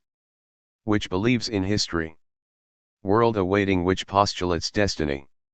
I force the frameworks with my still depth and I explode. Such final certainty. Fortuitous offerings. Repressive matrices. Hands mine on this day. Swollen with revel-rouse promises. With side stalactites. Question rescinded rememberings. Audeline. Discouraged. The cirrus membrance of the world, repudiated, mediates itself like a confidential shroud. What is to be done? What imperfectly discovered rival habits? A noise is heard. What new clashes hit my disheveled convulsion? Epithelose the anvil of events activates. The fallout of illusion. Lebos armed for the adventure readies to confound the first solemnities. The noise gets closer. Epithelose sacramental smoke. Wipes the recommended ground. Epithelose draws his sword. Epithelose. I, higher consciousness. Powerful reality frenzying the armpit of the cosmos. I, epithelose. Audeline, interrupting him, goes to him. Audeline. Lord. Beloved. The first gaze. Exploded. Ferved hour. Distorts the determinate. 4 pages, out of 49, are missing from the original typescript, including scenes 3 and 4. Menashe. To know and to keep quiet. To await the rallied similitudes. Facing the powers of the spirit. The human condition. Paradoxical Peruvian woman. Epithelose rival and magnificent mistake. Do not yell.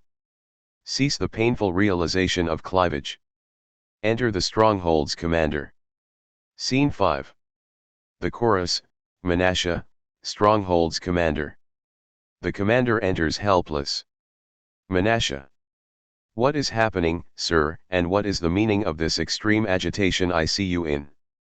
The commander, a misfortune, your excellency. A misfortune, for Lebos prepares its collapse. Thick with sleep I climbed up to the day's bluish shores. When upon them inexplicable noises were heavily cast. Unknown accents fluttered about vigorous. Milky white clouds hushed with arrows. I awoke questioning the shaken surroundings. An officer came in search of me and at the headquarters I went to alarm had reigned for 2 hours. There I was given the reasons for this terror. The sun is moving toward Lebos. Covered with murderous flames. Menashe. O excessively essential relation. How are we to find out the first causes? Avid to know, the men interrogated the vagabond planets in their nascent livery. They read their geometrical destinies on the flank of thick stars. Calm ordered years. The moon, prey to some cancer, strove to rediscover an eternally distorted unity. And the necessary evolution of this reborn gestation rhythmed the human adventure. Calm years in which, in primary relation, men and things gently imprinted each other. Moistened from all quarters, fatal amazement lost its dazzling aridity. Calm destinies whispered. The bells that have been discussing since the third scene clarify their remarks. What is to be done? Now man is initiated in demiurgic pathos. The upset stars bow their heads and rethink their fate. Might it be epithelose again? Mistake, exasperated mistake. What fatal separations drive him? Peace to men of good will. Peace to beings of reason. The fierce multitude keeps silent unspined. Contested. Ignorant. What demands illuminate the desperate space? What unthinkable precariousnesses absorb the nothingness of all decisions? Equally weighed down plebeian consciousnesses. Quenched indistinctly. Arranged themselves. As univocal effigies. The golds ringed with waters, outpoured existences. Silences embedded in proximal immanence. Pollard, fracturing boldnesses. Impalpable amassing. Were reaped. Eloquences drunk again. With abstractly sonated hyperboles. The impatient bells, furious at not being understood, set fire to the stage with their exclamations. At that moment, claps of thunder, lightning, satisfied tongues, take place in laughing. Menashe and the commander shield their eyes. Inner excitations devoid of reciprocity. Simplified constituents take each other's hands. Separated spaces beam with aborted syntheses. Infinite destructions, unintelligible rotations, adolescent discoveries. What is that? What melodic unknowns marble the voices of the spirit? Libos, star harp city, weigh on your coherence. A moment passes. The rushed light opens the palace doors. It proclaims original effervescence. Menashe has drawn her sword. Stop the earth's hand raised against the face of the sky. Enter Drana. Scene 6. The chorus, Menashe, the strong holds as commander, Drana. Drana seems overcome. Drana. The tortured sky bemoans bygone dissension. O supreme mercies! Oppressed sanctifications! The sun's unfurled satin bows the shadowy brows. I shall speak the distorted dimensions. I shall speak the hatched resonances. I shall speak the expiatory oil. Men subjected violence. I shall speak tragic bearings. Menashe. Madam. Drana. Men abusive adventures. The stained glass windows of a chapel abandoned hands lift me up. Polyxos function of itself. Emerged. Dims. Menashe. Madam, the locules wound Libos' veins like disastrous bites. Drana. Let them bleed. With blood will we wash our eyes. Menashe. What sudden despairs irritate you? Drana. Irritate me? O arched virulence! City slowly noised. City of overheated adjacencies. The garden's wooden planks collapse. Polyxos' blood-stunned definitive absence. I shall speak the masterly finds. A pause. Libos' veins bleed. Polyxos' ruptured arteries run dry. Epithalos' parasital adventure look. Menashe. Polyxos. Drana. His Majesty, with his throat pierced in many places, rests his face on the burgeoning paving stones. Menashe. O gods! Drana. Peace to useless gods! It is with blood that we shall wash our dead. I shall speak. I shall speak the continued baptism. The existential ablution. The liturgical fire. I shall speak the fundamental mistake. I shall speak the overturned twilight. Men eternally vanquished glories. I shall speak the opulence of your defeats. Once again the pitilessly lacerated intimacies. The streets outlined handcuffs. Close again. Our star-rained heads commit suicide. Men spectacular discordances. I will speak. Your unreasoning, your ardors expatriated at dawn. What do you seek in the sun's eyes? What do you seek in the sky's wrinkles? To where will the now resumed fervor of Epithalos lead us? Reeds deformed beech trees. Twin banks detained leaves? Winds. Short circuits ousted in a day. Menashe. Thus Polyxos is dead. Epithalos in the palace. Look at the volcanic illusions. Coming from far away, choirs of irresponsible children lean toward the ground. Despairing bells lament. The gates of disjunct Libos gape. Your Majesty, must we? Drana. The irrigated world silts up. Daily flowers spray the clutched temples. What is to be done? Amputate the unfruitful harmonies?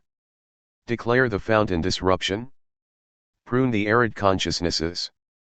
What is to be done? What is to be done? The emptied immanence of epithalos. Curves. Frenzied.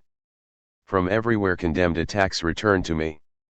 The tearful openings hollow out with abysses. O creatures intrigued with yourself. My icy soul sets down its blood-streaked limits. She collapses. Curtain. End of Act 2. Act 3 8. Scene 3. The chorus, Audeline, Drana. Drana, after a few steps on the stage, sees Audeline. Drana. Audeline. Audeline. Drana. Audeline marvelously iridescent crystal. Audeline. Drana. It is true the crystal has drowned itself with distress, the folds of pulver-sized shadows are crossed with schistose perceptions. Audeline. Drana. O events too unjust. Is it our fault if the sun set ablaze, existence impalpably puked? Is it our fault if in a movement of their brains men seize hold of frenzied possibilities? Audeline. Drana. Audeline mirror in which the day devours itself. Audeline fiancée of epithalos, see how the air hesitates, see how instaurations shudder. The curve of absence stamps on the threshold. See how the wake wonders. Audeline. Drana. It is true rebel efforts broke juvenile hopes. The autonomous tragic stage today arranges its first fumaroles. Pollock sows blood-drunk consciousness. Closes up. Epithalos. Audeline. Madam. Drana. Yes, I know. Death, already defective sketches.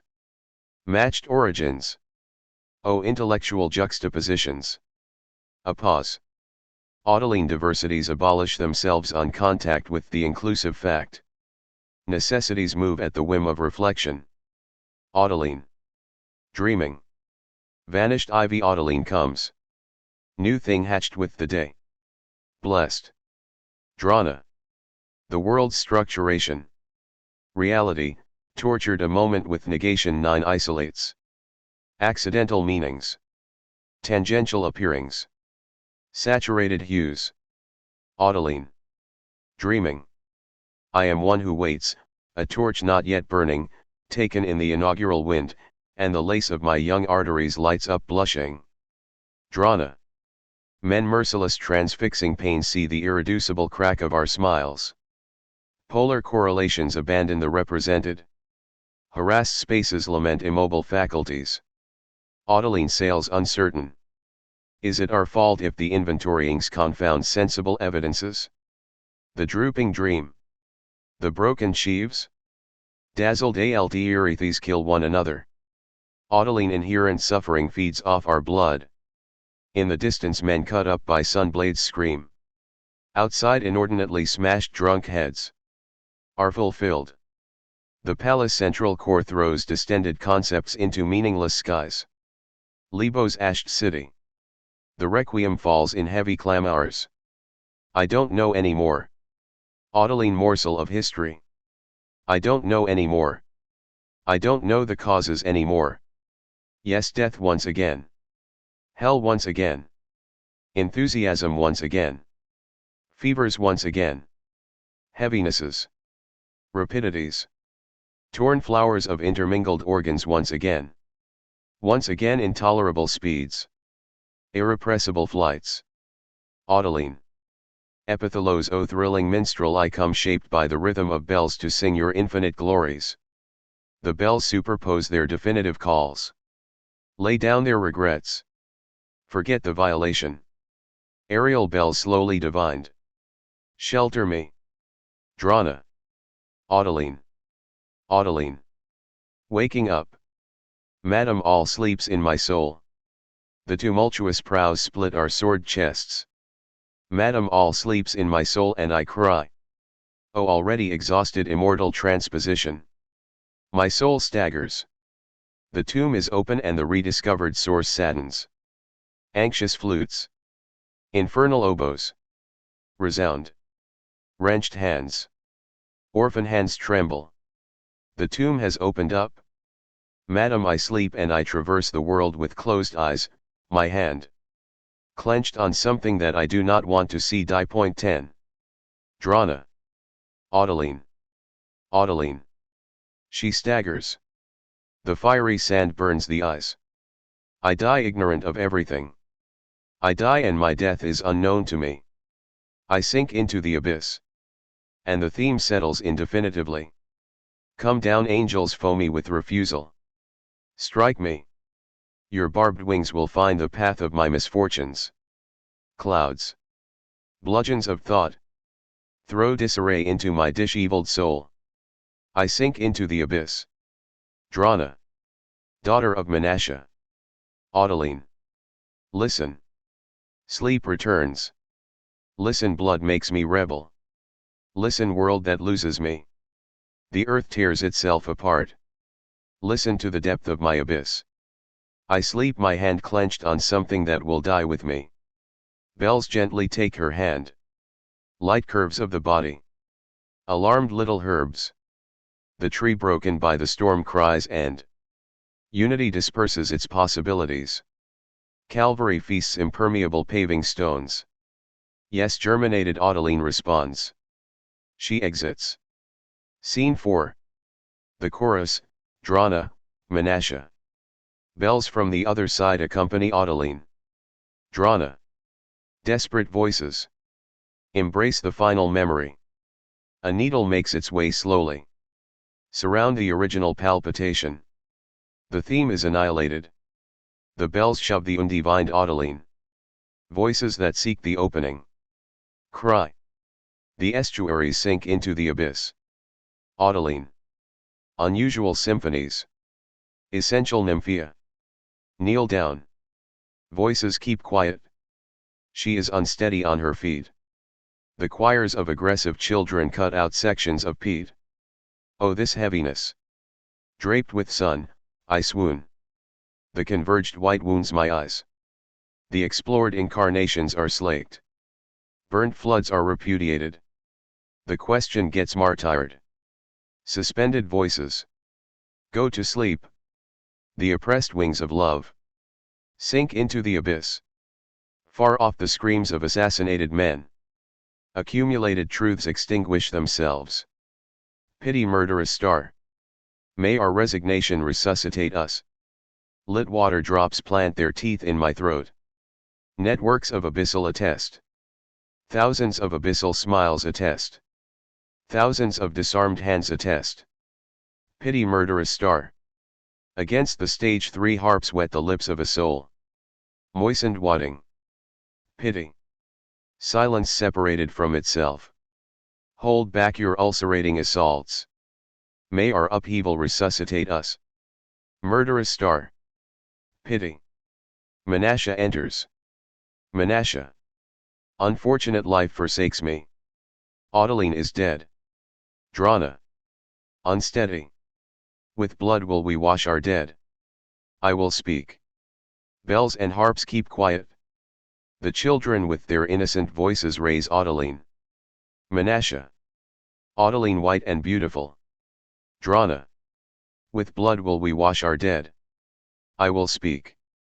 Menashe. All dark. Bare space sticks to innocent promises. All collapses. The atmosphere gray with flourished hostility strikes down innocent ardors. All gives way. The expiring lyre unjustly brushed against. Gloves the hand of despair. Condemned surfaces fall. Come back engulfed notes. Rivers. Come back sad rope too abruptly withering. All is destroyed. Drana. The drooping dream. The broken sprays.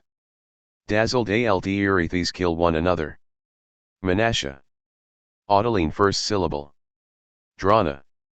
Unsteady. With blood will we wash our dead. I shall speak.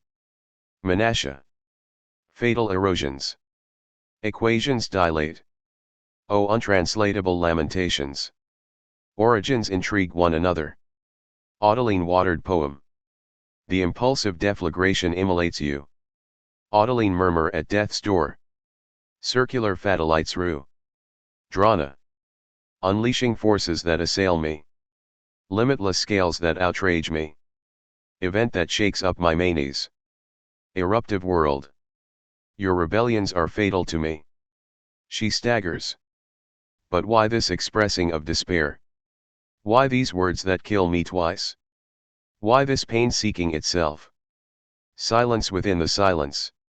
Silence on this deserted earth. Silence in the solar aridity. Peace and death at the gates of gravid skies. Eternally. Death, death. Men irremediable absurdities. Menasha. Yes, all keeps quiet. Yesterday's vibrating exclamations proclaim their final accents. All crumbles. Takes on waters. He world loses. All crumbles. Tragedy absolute insertion. Fixes becoming. Our earth plunges into mourning. Drana. Interrupting her. Our earth. Rejected from the world, will I create illusory conquests for myself? Our earth. Is it my fault if the consciousnesses scribble the flesh offered? Is it my fault if negations dissolve categories? Our earth. What imprudently uttered? Ironic belongings. Alone. Alone in this foreign world I divest. The essential phosphorescence. Some noise is heard. What stubborn flames satisfied imperfectly make for us? Enter the stronghold's commander. Scene 5. The chorus, Drana, Menasha, the strongholds is commander. The commander is very agitated. He addresses Drana. The commander, Your Majesty. Crucified Lebos howls in pain. Men in continual transformation. Dissolve. Majesty Lebos bleeds. Drana. Let her bleed, with this blood we will wash our dead. The commander, Majesty. I cross the city drowned with dead. The sun strikes the surrounding windows. The fires terrify the skies. The chorus. Blessed be darkness, for the light is terrible.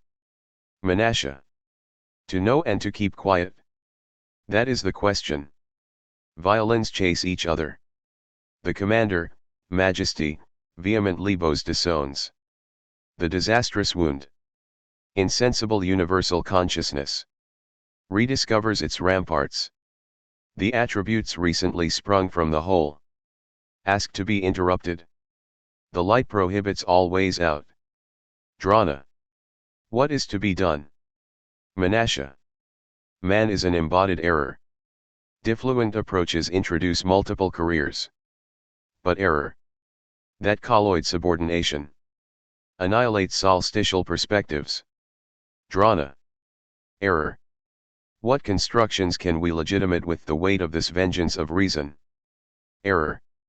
Is it my fault if the compact space of thought is made of the unknown? What is to be done? She staggers. Murderous star, pity. The commander, Majesty. Weighty Lebos. Parasital Lebos. Seeks the return of equilibrium. Soon the sun will sink on our heads. Unless.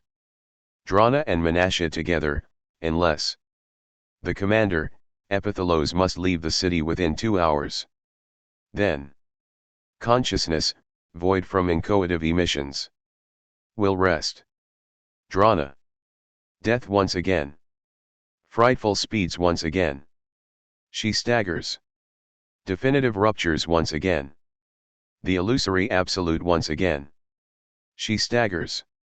Menasha, the commander, try to support her. Back, back. What to me now are the plains marked out with fraternal interruptions? What to me are hopes? Tendernesses? The children's fears? Useless world defeated Drana. Awaits the paradoxical repressions. Curtain. End of Act 3. Act 4. Scene 1. The curtain is raised. A tripled incandescence. For a full minute, No one on stage. Enter epithalos. After a few steps. Epithalos. O eviscerating trophies. Infrangible calls. Exuberant opposition coagulates. The fighters of the swell dissect the energies. The sidereal revolution is engulfed. Wild swell. O eviscerating trophies. Distended libos vibrates unfathomably. Hierarchy multiplies the intentions. The schism hurries the affinities. O sumptuousness, curb your motivity. To see no more. To see death no more. Severely broadened light. Measure the hydra of destruction. The chorus. Epithalos, heterogeneous spark. On reaching the eruptive peak, the act can only be absorbed. Epithalos. Disappear, you inventions of my new consciousness. The Holocaust specifies the sacrifice. Primordial spectacle, I drink from inner riches. To see no more. To see death no more. The chasm. The lights excessively precipitated. Evanescent objects throw against my gaze a heightened resistance. Support my life across the span of my negation. Pulverizing the impudent habits. Yes, I see. I see my life taken vertiginously. Attached to the act. Precipitated toward the act. My life created with this act. My hard, heavy life. I see the swept avenues. Narrowed sordid precautions. I see old ages lamentably authenticated. I, epithalos, raised. Joy fluttering about prohibited summits. Life. But words avoid me. The only tragedy, language beats my thought. Non-abstracting world at last. World that finds the existential bearing. Moan your sickly evenings. Moan your cavitary sleeps. Moan and creak. Old burnt out world. A pause. To see no more. To feel now the shock of things. Their movements. Their horizons. To touch their perspectives. O eviscerating trophies. A horn confronts the abundance of Sunday. Impardonable snows. Humiliated liquids. See the dryness aureole my soul. Multiplied creation sobs. The ivory of the known groans unesthetically. Shame on the flank of thought. The chorus. Epithalos unfurled adventure. On reaching the eruptive peaks, the act can only be absorbed. Epithalos. At the gates of the torrent devouring perception stands timid. Death blocks my way. But the word must find life there. Impracticable paroxysms. A day. A day and my life is wrested from that gravity. Reasons distributed to unexpected weakness. 2,000 years and the world sleeps. 2,000 years that men have forgotten themselves within a life in abeyance. 2,000 years and days subjugate consciousness. See, the extraordinary has righted the obliquity of darkness, and the axe assailing force invents sublime metamorphoses. I scrutinize, tyrant of an irremediably violated as a irremediably torn apart. Illusory futures. I'll let temporal hopes be drowned. The wide open hour gets jammed. Grotesquely. Man intoxicating adventure.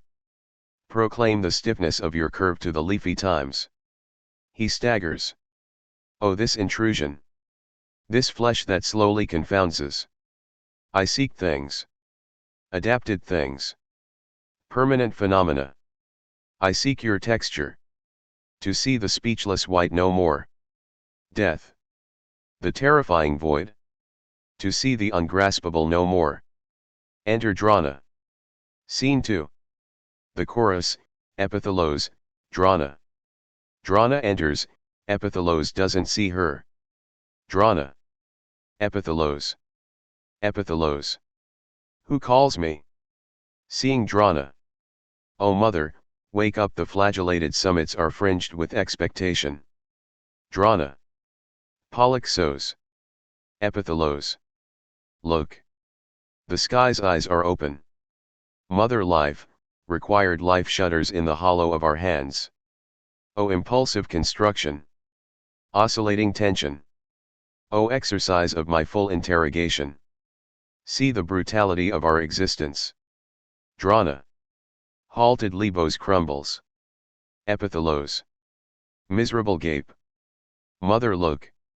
Mother look at the offer getting impatient. At the gates of my creation. Consciousness chafes, universal unpityingly tracked down. At the gates of the act is illuminated the absolute voice of the gaze. Mother, O flame equally unfixed. Look. Existence true incarnation sprawls. Mother wake up, the flagellated summits are fringed with expectation. Drana. My son painful impetuousness. My powerless weight is imprisoned. The hermetic gates the impossible blindingly draw away. Ah! Epithalos' trenchant exclamation. Why have you stupefied us? Blood-smeared cliffs wash in the ebb of sterility. My son. What have you done? Epithalos takes her hands. Epithalos' mother. Drana. What have you done? Epithalos' burning cut. What have you done with your radial hands? Oh horrifying action! Where are we to go now? The world's horizons rediscover the sense of their afference. What are we to hope for now? Singular consciousness ends flanked with silence. Oh horrifying action! Epithalos, what have you done? Screams flood the stage, Drana staggers. See, the universe demands forgiveness. Men fantastic apparitions persist in paralysing their desires. Epithalos, how have you not heard the voice of pure thought? This breach in my sanctuary? Immensity like an enlightened victim disperses your fury. Notes of fire shake up the mirror where language is rooted. See the gulf of the inaccessible crack open. See the summit expose its ephemeral dwellings. Epithalos' incisive origin. See, tragedy interrogates its prey. Epithalos. Mother, the mirror is tarnished at the breath of the undifferentiated? The immobile contingency weighed down consciousnesses devoid of asperities. Mother, behind the useless and the darkness. Behind the silence. Behind the divine night. And there, at the center of the world. Our sacred night. Our hands sublime cities. Refusing sleep. Forgetfulness. There, at the center of ourselves, the irreducible instrument. That will rhythm the perfect lives of men. O rhythm of hollowing out. The literally deaf end truth. Splendors thunder and strike the world's bark with their scorii. Mother, accept the day that I bring you. Drana. My son. Epithalos. Mother, I fashion a frothing day with my anxiety-armed hands. The vaulted, ghostly moon emits its last gasp. Harassed mountains. Promontories. The steel of my words haunts your flint 11. Mother, I bring you. Damascened eruption. The foolgirl day. Drana. Yes, dreadful battles. Agitations, sacrileges. Yes, the moon crashes at the gates of solar vivacity. Libos contemplates innumerable funerals. Already insensitive sepulchral memories prepare to regain the heath. But, my son, what are we to hope for from the overwhelming nudity? What to hope for now, as the hostility of death assails us? Polyxos, Autoline, 12. Epithalos. Autoline. Drana. The thorn of the named star froze the silver of her soul.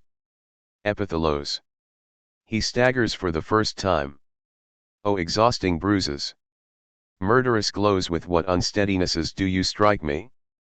Autoline, marvelous side of my polarity. I brought you the depths of the day and, lo and behold, death wrests you from the magnificences of love. Autoline, adventure of green enamel, I cry with my vainglorious hands that refuse to touch each other. O melancholia! Dreaming. A day. A day and its love. A day and consciousness self-seized is legitimate. Drana gently interrupts him. Drana. A day. A day and its death. A day and the question falls back inert. A day and seized consciousness commits suicide. The chorus. Blessed be darkness. For the light is terrible. Epithalos, on reaching the eruptive peaks the act can only be absorbed. Drana. A day and the world bears all. She staggers. A day and my eyes are veiled with bitterness. My son, what have you done with your hands? Tell me, essential movement, why have you stupefied us? Epithalos. Mother, necessity reveals itself to our eyes. Constitutive appeals accuse the deplorable security. Mother methods disappear. Listen, life warmly invites us. Drana. Staggering. Death. Epithalos. Mother, listen. Drana. Death. Epithalos. Life, mother. My illuminated denseness unfurls. Life, mother. The rock I instituted defines the explosions. Drana. All is lost, my son. But the bloodiest loss is yours. O painful failure. Enter Menashe. Scene 3. The chorus, Drana, Epithalos, Menashe. Menashe. Gesture, cries, lamentations, flanks ripped apart. No tree trembles. The act must be taken back to its first night. What are we to hope of that cave in which trembling consciousnesses eye one another? The glowworm disappears with the day. Likewise man with the act. Epithalos' creation wrings its hands. To know and to keep quiet. To speak. To hope. Sinister tragedy in which the bloodied brains of the tireless contradiction evict immobile reason. Drana collapses. Epithalos leans over her and lifts her up. Epithalos. Mother. The requested life. O melancholy. I brought the day's scintillation and now death wrests you from the solemnities of my definition. He puts his mother down. At this moment the spotlights leave Drana in the darkness. Stars who condemn me. Autoline, Drana, pretexts of myself. I ask for your forgiveness. The chorus. Blessed is darkness. Menashe. May the bold torch be extinguished that wants to abolish the perfect convergence of man. Epithalos. Alone. I will express. Alone I want to go to the bold abyss into which consciousness sinks. Day, enchanting light enveloping my reality. Ah! The path leading to the human is long. Alone, I will go to the gates opening onto impossible certainty. Fever. My heart. My fierce body collided with the flank of human history. My fever dissolving the comic banality. My glory. I rise up. Sacrificial act I rise. Oh! The mountains are absent. The far plains, far are lost. The squalid earth. My flesh. My dreadful finitude. My flesh. Ah! The path that leads to the human is barren. Tough is the path that leads me to myself. The chorus. Fire devours the nascent fire. Epithalos. An uphill journey. I rise. My chest heavy with exhilarating intoxication. An orchestra penetrated with screams frames the stage, the light shakes convulsively. Menashe. What to hope? Epithalos. Interrupting her. Roll barren sources. What to hope for? My fever? Oh! If I could. If only I could no longer mark out the world but anchor myself in its eternal vacuity. If I could. Words wrested from myself. Words replete with my spilt blood. Murderous words. If I could. Language authorized by the act, raise the world. It is by feeding off the spectacle that you will create absolute demands. But the world crushes me in its black irresponsibility. Time. Mocking power enriching old ages. Crouching. Men amused by yourselves. I will express the movements of your flaccid nerves. He staggers. If I could. Menashe. Laugh at one's heavy latitudes inexhaustible. Exuberance of knowledge. Epithalos. If I could. Hemorrhagic stars that condemn me. Stop. Oh. To see no more. To see the silent white no more. To see death no more. Permanent things seize my gaze. Rampant.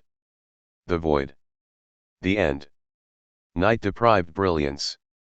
Night germination that legitimates the sleep of men. Come back. Limit the world's perspective. To see no more. Bells and orchestra try to infiltrate the stage. Night of the whole come back to drown the flame of my consciousness. My body attracts me. This flesh. Me, Epithalos reality whipping the cosmos into a fever. Night, I beseech you. Come back.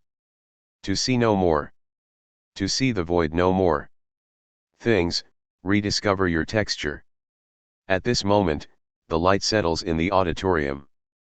On stage, darkness returns as the curtain falls. Menashe. Epithalos, the night is done. My eyes clutch the divine things. Libos becomes organized once again. Blessed is darkness. Epithalos. Like flesh torn by a hail of bullets, I see. Curtain. Part 2. Psychiatric Writings. This ebook belongs to Marcus Coelen, MCOELAN at iCloud.com, purchased on May 1, 2018. Fanon, revolutionary psychiatrist. Jean Khalfa. Commenting on the passages in which Frantz Fanon describes the psychopathology that colonization brings about, critics sometimes mention his psychiatric writings. However, these texts, written during his professional career as a neuropsychiatrist between 1951 and 1960, in parallel to his political oeuvre, are hardly ever studied for themselves or for what they show about the evolution of his thought. Reasons for this include their technical nature, Fanon's sustained interest in now discredited therapies like electroshocks or insulin coma therapy, methods that he used and on which he wrote scientific articles, or his experimentation with first-generation neuroleptics. Some commentators also find it troubling that, when considering psychoanalysis from a clinical viewpoint, he subordinated it to a more general neuropsychiatric approach. Yet Fanon regarded himself essentially as a psychiatrist and practiced and researched psychiatry almost continuously, whether in France, Algeria, or Tunisia. Had he regarded psychiatry a merely professional activity outside his main interests, he would most likely have opened one of those private practices that flourished at the time. 1 Instead, he opted for hospital-based clinical practice, conducted original research, which he presented at professional congresses and had published, supervised clinical dissertations, and considerably impacted the vocation and careers of the many interns and nursing staff that he attracted very early on thanks to his reputation as a doctor committed to revolutionizing mainstream psychiatric practice. Read systematically, his psychiatric writings quickly reveal that they bear on the most interesting debates in the field, at a time during which the discipline was in a period of feverish redefinition. Furthermore, as François Maspero notes in his preface to Pour la Révolution Africaine, these writings are also worth studying for an understanding of his thought as a whole. 2. Fanon's scientific work sets out from a fundamental discussion of psychiatry's specificity with respect to neurology, the topic on which he wrote his medical doctorate, see below, p. 203 square. After completing it, he published articles on his experiments with neuropsychiatric treatments and their limits, before proceeding to adopt a socio-therapeutic approach, the difficulties of which soon led him to study the essential role of culture in the development of mental illness. From the outset he refused all forms of naturalization of mental illness, and soon violently rejected the form that colonial ethnopsychiatry, essentially a racist biologism, had invented and integrated into the very structure of modern colonial hospitals, in particular the Blida-Joinville Hospital. Along the way, Fanon experimented with approaches that would make him one of the pioneers of modern ethnopsychiatry. He would ultimately distance himself from social therapy, 3 or institutional therapy, and create a mental health clinic that operated outside of the psychiatric hospital system, thus advancing a model for future mental health institutions. The founding medical dissertation on mental alterations, 1951. Fanon's dissertation, which he defended in Lyon in November 1951 as part of his qualification for a medical doctorate, was his first major text. He was 26 years old at the time. 4 This dissertation is often presented as a technical work, hastily produced in order to obtain a qualification and submitted in lieu of point noir, masques blancs, itself deemed unacceptable as a medical dissertation because of the overly subjective viewpoint from which it is written. 5 Fanon's account differs. When I began this book, having completed my medical studies, I thought of submitting it as my dissertation. And then the dialectic required a redoubling of my positions. Although in one way or another I had tackled the psychic alienation of the black man, I could not ignore certain elements that, however psychological they may be, generate consequences that fall within the remit of other sciences. 6. This dialectic is one of psychiatry and sociology, of subjectivity and history, and Fanon underlines as much in his introduction. Reacting against the constitutionalist tendency of the late 19th century, Freud insisted that the individual factor be taken into account through psychoanalysis. He substituted an ontogenetic perspective for a phylogenetic theory. It will be seen that the black's alienation is not an individual question. Beside phylogeny and ontogeny stands sociogeny. 7. Fanon did not hesitate to set himself in a lineage of illustrious predecessors and was cognizant from the start about what would comprise the strength and modernity of his future political thought, his constructing a strong notion of alienation that articulates all three of these dimensions. But to do so, alienation had first to be shown to be irreducible to disturbances in the organic constitution, or in an individual's history taken in isolation from social relations. This is precisely the subject matter of the psychiatric dissertation. There are several reasons why this text must be taken seriously, both in itself and in its essential link with his other works. First, the illness at the heart of the dissertation, a hereditary neurological illness that is often but not always accompanied by psychiatric symptoms, which are themselves variable. Fanon studied it in a patient that he closely and carefully observed over a long period, and working in a department oriented towards neurology, he was well placed to examine the relations between neurological and psychiatric causality. Conjecturing that this illness would provide him with a key to the problem, he examined all the recent cases in nearby clinics and those published in the medical literature since the 19th century, with the explicit aim of empirically proving the inadequacy of the organicist reductionism that continued to dominate pre-war psychiatry. Solving this initial problem was in effect a theoretical precondition to his works on the impact of social and cultural factors on the development of mental illnesses and, therefore, to his later thinking on alienation. Second, at several important points in his dissertation, Fanon indicates the future orientation that his own professional and intellectual career would take. On the nature of neuropsychiatry and the respective functions of the neurologist and the psychiatrist, he declares, "Far from proposing a solution here, I believe that a lifetime of study and observation is needed." 8 In the section devoted to the refusal of atomism and cerebral localizations by Gestalt theory psychologists, noting the insistence of Swiss psychiatrist Konstantin von Monaco, 1853–1930, on the importance of the time factor in the development of mental illnesses, in contrast to the spatial localization of cerebral lesions, the dissertation announces a future work, probably point noir, masques blancs, which was to be published shortly afterward. The occasion will arise, in a work that I have been undertaking for a long time, to tackle the problem of history from the psychoanalytic and ontological angles. In it, I will show that history is only the systematic valorization of collective complexes. 9.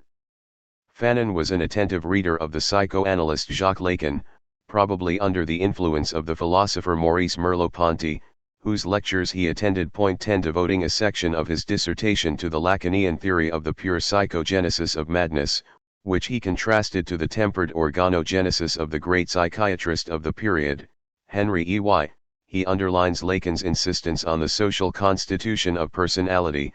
He envisages madness within an intersubjectivist perspective, and adds, in an interesting preteritio, madness, he says, is lived within the register of meaning. I would have liked to have written at length here about the Lacanian theory of language 11, but this would risk taking us further away from the topic. Nevertheless, upon reflection, we ought to recognize that every delusional phenomenon is ultimately expressed, that is to say, spoken. 12. Fanon himself thus saw in his research on this group of mental illnesses which are irreducible to their neurological origin, the occasion to undertake some in-depth theoretical reflection, and indicates that this reflection leads to works, some involving completely different domains, that he intended to pursue later. Third, we have no reason to underestimate Fanon's continued interest in the biological aspects of clinical psychiatry. Maurice Despinvoy, under whom Fanon did his internship at St. Alban Hospital, remarked that his own experiments on lithium salts were looked upon with great interest by Fanon. Despinvoy, a pioneer in this domain, surmised that had Fanon remained at St. Alban, he would have done his dissertation in biochemistry. 13. Fourth, we know that Fanon worked quickly, dictating his books without using notes and rarely correcting himself. 14. The writing of this dissertation thus took him perhaps as much time, if not more, than that of his books. The catalogue of pertinent cases and the bibliography are extensive, the references supplied are illuminating, and the, generally correct, citations reveal a close reading of the literature. His analyses, moreover, go to the heart of the key problems of the period. It is true that the dissertation is fairly short, largely due to the small number of cases summarized or directly studied, and only minimally compliant with bibliographical conventions. However, it does go straight to the heart of the problem, and we see clearly how it establishes Fanon's style of thinking.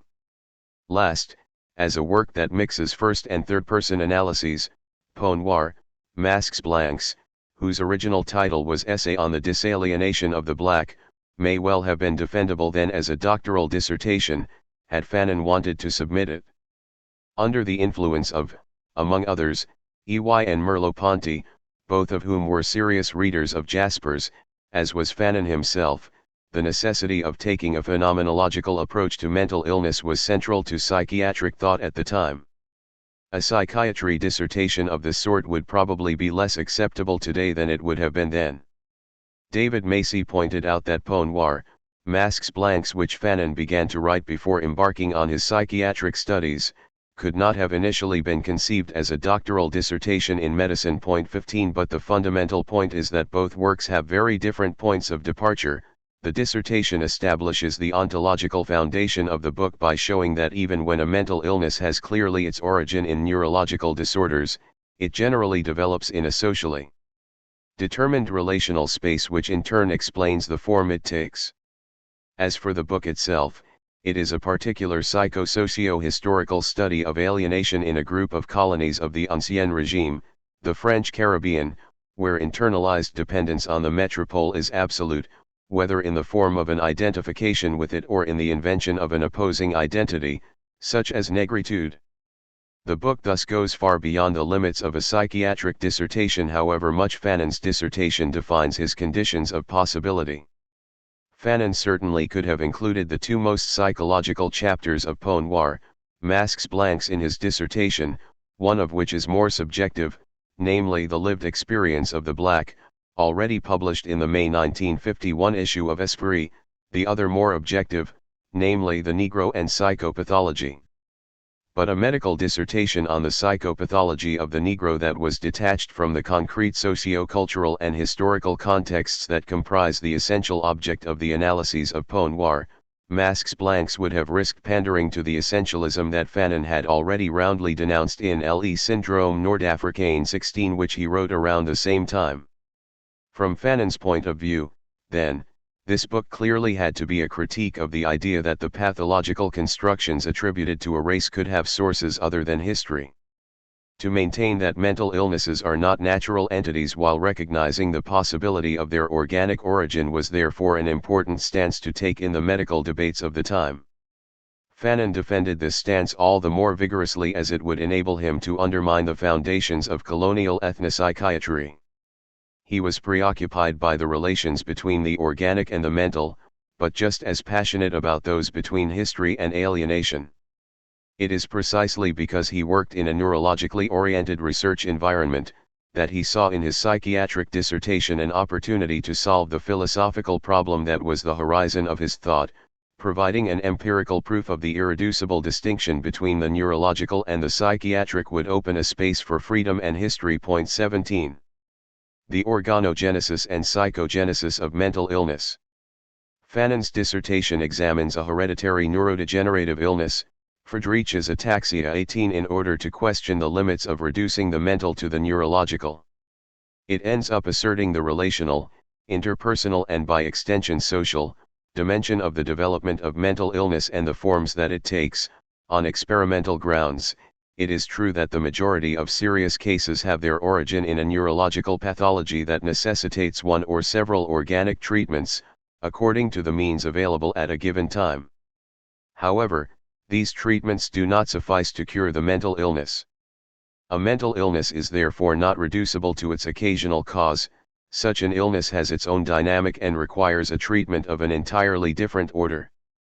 But if there is no pure organogenesis of mental illness, neither is there any pure psychogenesis. For Fanon, the opposition is obsolete, since the forms that mental illnesses take are determined by the structure of relationships in which the individual is able or unable to participate, and therefore by external factors, neither organic nor psychic ones, but institutional and social ones.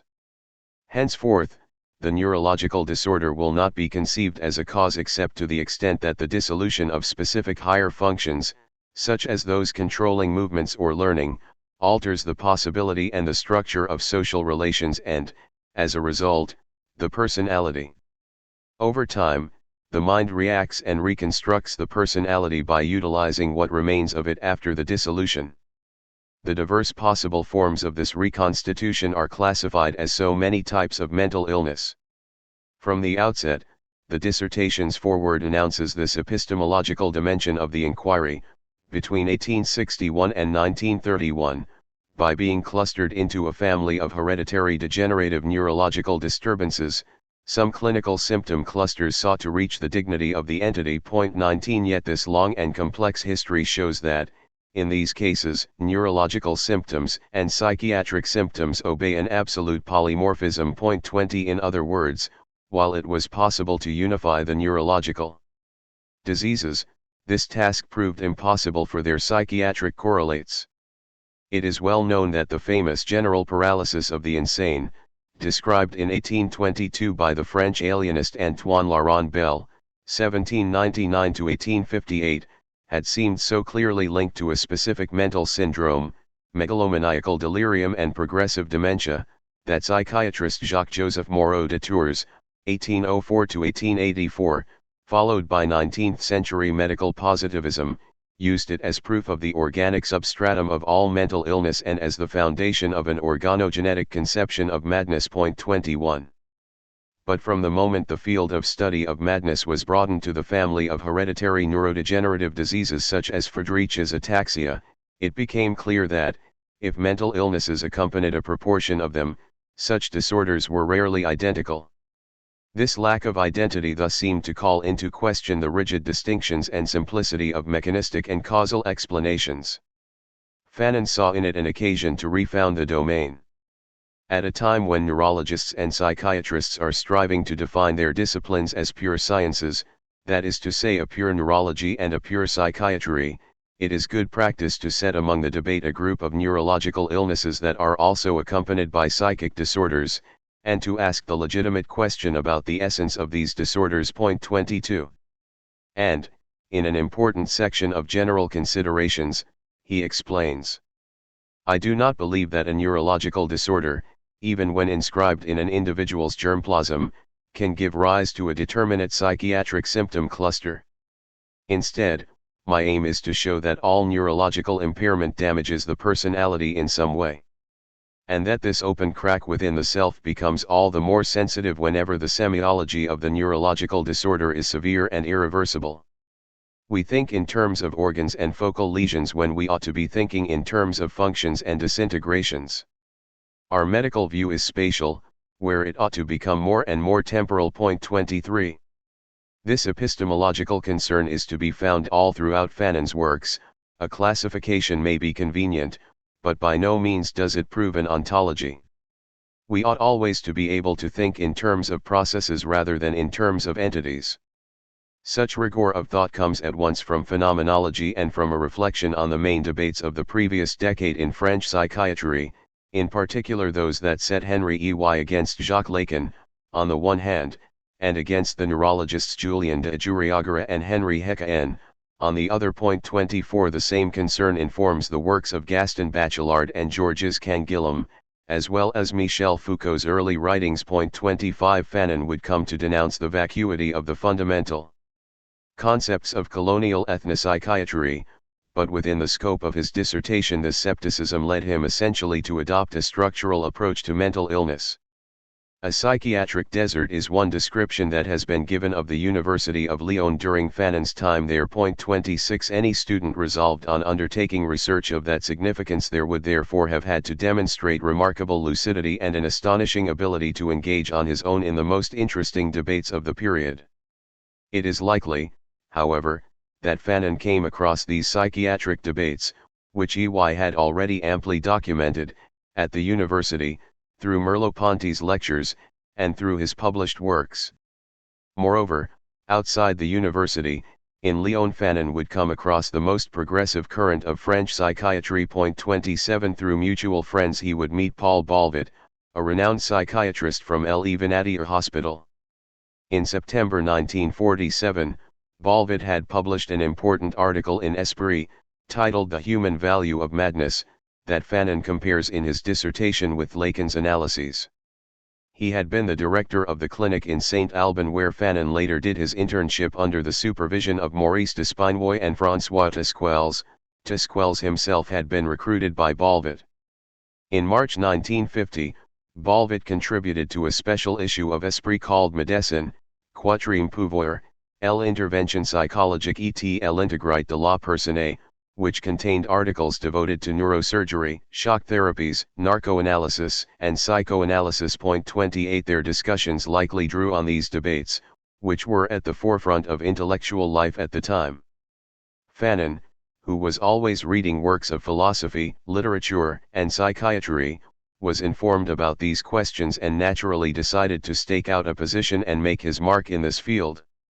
From the outset, then, Fanon's dissertation is part of a comparative perspective between philosophy and psychiatry.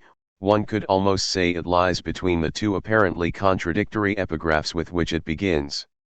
The first epigraph is from Nietzsche, I speak only of lived things and do not present cerebral processes. 29. The second is taken from a presentation by Paul Giraud and Julien de Juriagara, given at the Société Médico-Psychologique on February 8, 1934, the frequency and the importance of mental disorders in familial nervous diseases does not allow us to consider them as fortuitous accidents. 30. Paul Giraud, a highly renowned neurologist, worked on the link between neurological lesions and psychological disorders, and Julien de Juriagara was to become a world authority in this domain. At this same meeting of the Société Médico-Psychologique, Giraud also presented, together with Madeleine de Rambis, the study of un cas de maladie familiale de Roussy-Levy avec troubles mentaux, a hereditary case of Roussy-Levy with mental disorders. This illness was accompanied by a psychological syndrome comprising depression, irritability, and impaired muscular sensitivity, all impacting on the synthesis of the personality. Muscular activity is no longer appropriated into the personality, the subject has the impression of passively undergoing the movements of walking. As he puts it, he does not walk, he is transported, as if he were in a car. The result of this deficit is a weakening, fléchissement, of the notion of the ego, of the personality, to such an extent, says the patient, that if he did not stop, he would lose consciousness. 31. From the neurological point of view, the young man presented all the muscular and physiological symptoms of Roussy-Levy disease, hereditary areflexive dystasia, as confirmed by the study of his heredity. However, outlines of infantile delusions of grandeur also accompanied this pathology. While the authors concluded from this that there exists a correlation between a specific mental syndrome and a neurological syndrome, they noted, in a text that perhaps inspired Fanon's dissertation, that such a neuropsychiatric correlation is not simple. We deem that, in our case, the still unknown lesion, since the Roussy-Levy disease continues to await its pathological anatomy, is not confined to the marrow, but rather reaches the paths or terminal centers of proprioception, in those very regions where neurological life becomes psychic life. It is indeed amply demonstrated that the simple privation of kinesthesic impressions, or those of any other order, are not enough to provoke disorders such as the ego's failure of appropriation and the feeling of passivity with motor acts. A fortiori, something else is necessary to explain character disorders, impulsiveness, depression. By contrast, in Friedreich's disease, mental disorders are well known. Molleret has carefully studied them in his doctoral dissertation. He points to mood and character disorders, impulsiveness, instability as quite frequently associated with mental debility. But in none of these observations does one find as close a relation as in ours between the neurological syndrome and the mental syndromes. 32. These considerations of the differences between neuropsychiatric diseases clarify Fanon's undertaking. What is at stake here is the nature of psychic life. Friedreich's ataxia makes it possible, even necessary, to understand the independence of psychic life in relation to neurological life within a scientific approach, i.e. without recourse to a spiritualist dualism. Another case studied by Giraud at the same meeting of the Société Médico-Psychologique, this time with de Juriagara, presented a syndrome of areflexia, Pies-Cavus, heightened amyotrophy, Argyll-Robertson pupils and mental disorders. Once again, we have a list of neurological disturbances, and they are linked to mental disorders, psychological imbalance, personality disorders, onset of cyclothymia and sometimes originary intellectual impairment, as part of a syndrome not yet fully defined, though undeniable, and fairly similar to Friedreich's disease. The author's conclusion contains the sentence that Fanon cites in the second epigraph: these hereditary nervous diseases are accompanied by mental disorders so frequent and so significant that they cannot be considered merely fortuitous. However, a doubt arose at the heart of these three presentations: are these links, which are not coincidental, enough to explain the form and content of mental disorders? Can one remain content with speaking of cerebral processes, as Fanon wrote in paraphrasing Nietzsche's goings-on in the head, Kopfvorgänge, or ought one also study the lived things, the forms and states of consciousness, in themselves? An attentive and detailed analysis of the literature on Friedreich's ataxia, together with a study of the specific case on which Fanon relied, a case of delusion of possession with a hysterical structure, including symptoms such as agitation, ecstatic attitudes, talk about mystical or erotic themes. 33, shows that the extreme variety of these forms must cast doubt on any simple reductionism. An alternative solution comes in a long section of the dissertation comparing the ideas of E.Y. Goldstein 34, together with von Monaco, and Lacan. Even though Fanon appears closer to E.Y.'s organodynamism and to an understanding of the nature of mental illness as a pathological personality reconstruction, the work of a consciousness initially affected by underlying neurological problems and reacting to them, he also often emphasizes Lacan's insistence on the social dimension of the complex and its impact on the development of mental illness. 35 In the specific medical case on which Fanon focused, the cerebellar degeneration produced dementia and mental immaturity, but the delirium, hysterical manifestations, and mysticism, delusion of possession, had to be explained as the reactional behavior of an ego deprived of social relationships. The original neurological disorder had inhibited cognitive and affective development by impeding mobility and thus socialization, an idea that may reflect Henry Wallin influence. Via Merleau-Ponty systematized delusions, hysterical manifestations and neurotic behaviors must be considered as the reactional conducts of an ego at odds with intersocial relations. 36. E.Y. famously called Descartes organoclinique, organoclinical gap, the space of the psychic trajectory of self-reconstruction by consciousness following a neurological dissolution, resulting in what we see as mental illness. 37 For Fanon, this gap increasingly appeared to be structured by external factors, both social and cultural.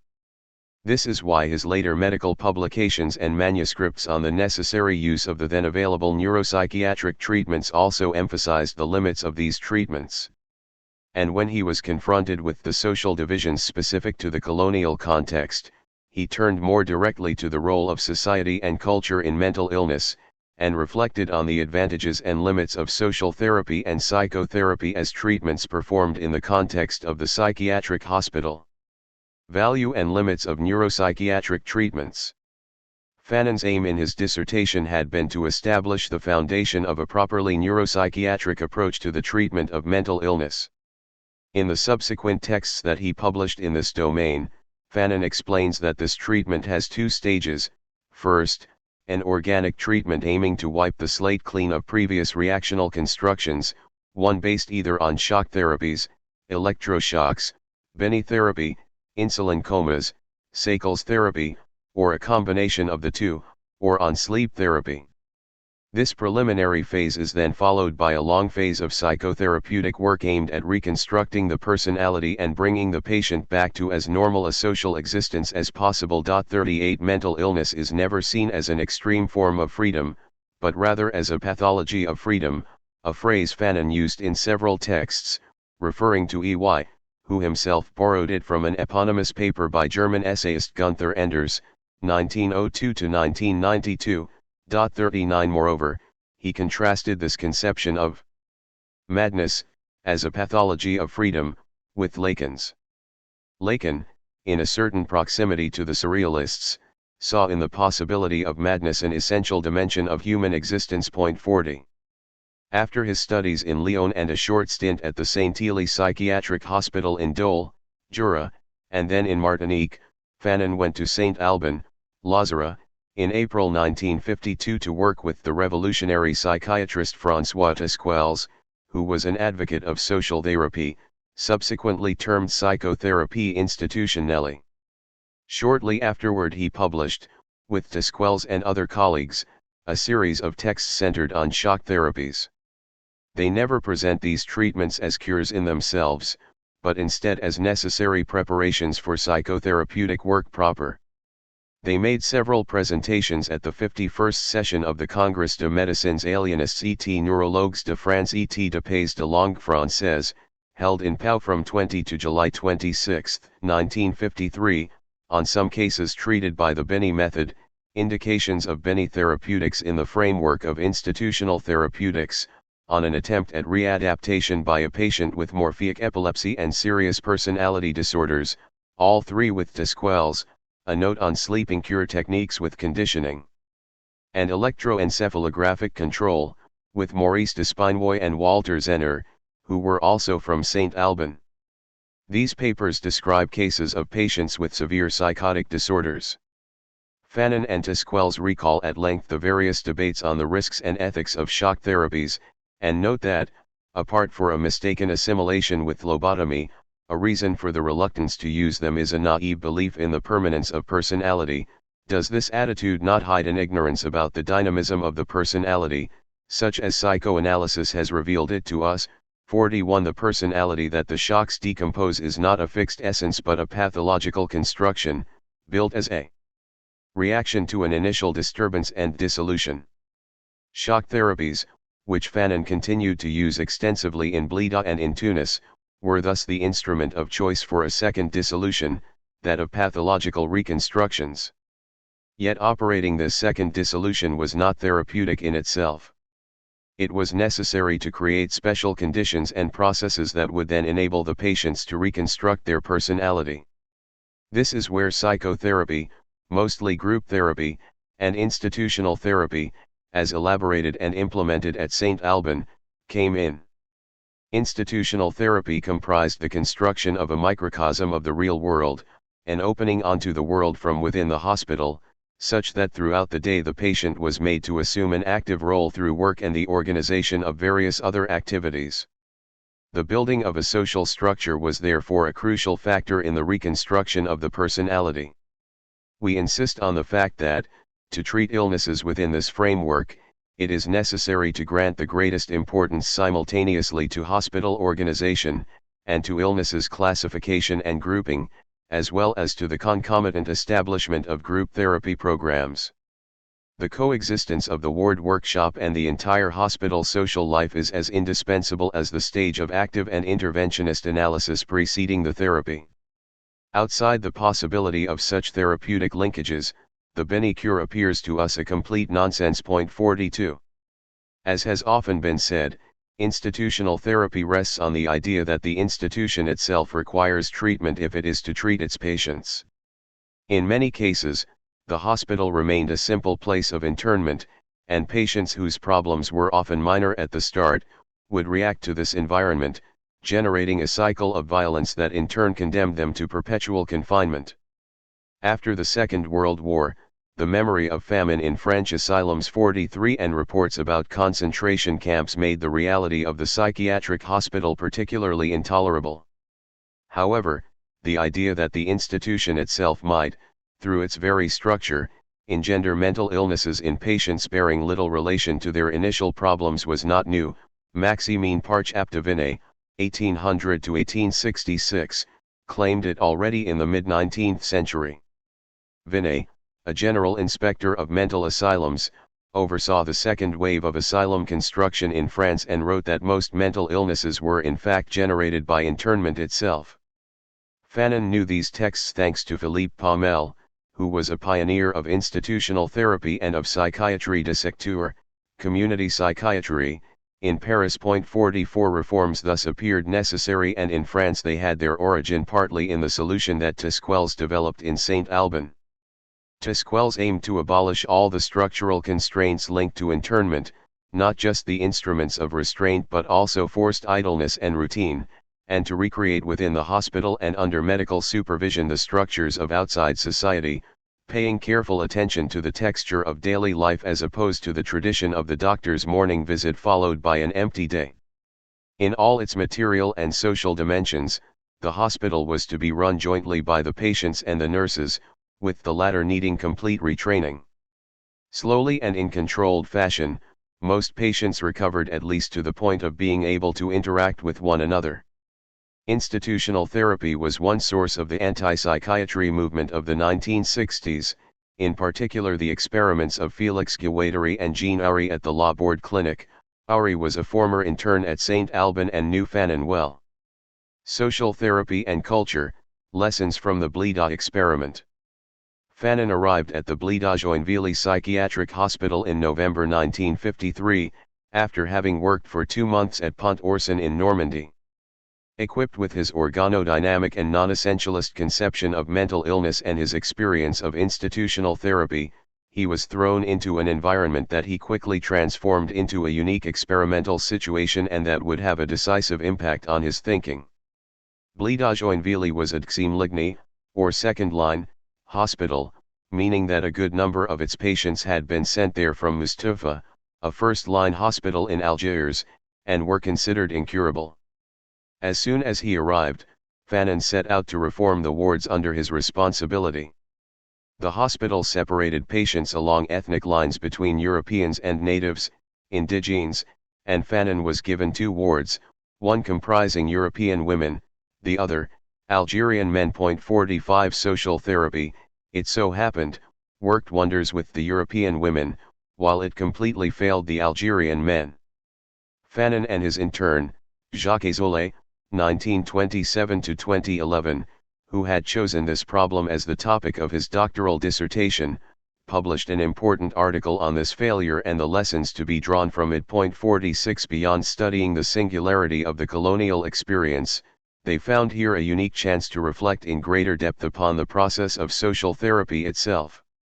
For instance, they came to the conclusion that if the film club, the music society and the hospital journal, all of which were run by patients, were able to have a therapeutic function, it was not simply due to the films, music, or texts in themselves, but because they were instruments through which the patients could relearn to impart meaning to the constitutive elements of an environment. Film ought not remain a succession of images with sound accompaniment, it must become the unfolding of a life, of a story. Thus, the film committee, by choosing the films, by commenting upon them in a special chronicle of the newspaper, gives to the cinematographic fact its true meaning. 47. Social therapy worked, and soon after, as in St. Alban, Fanon could discard the straitjackets and other instruments of restraint in the European ward.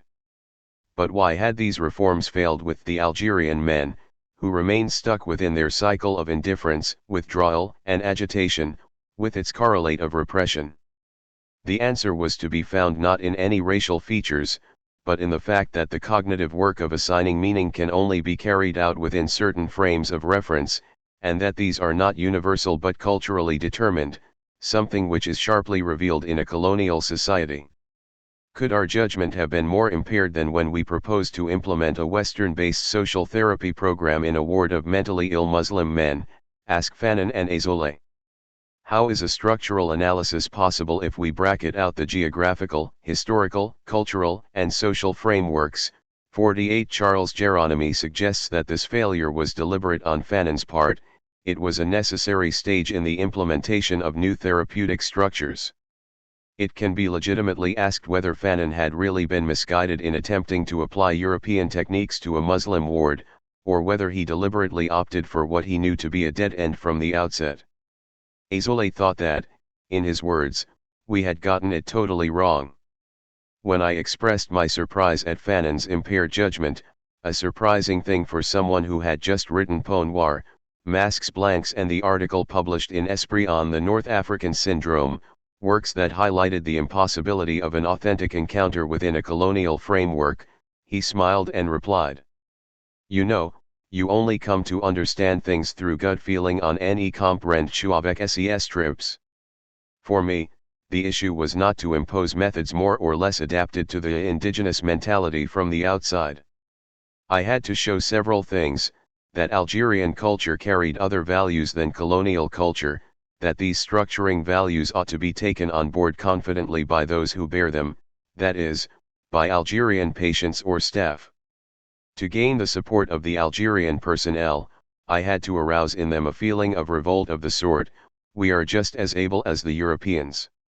It was up to the Algerian staff to suggest the specific forms of sociability and incorporate them into the process of social therapy.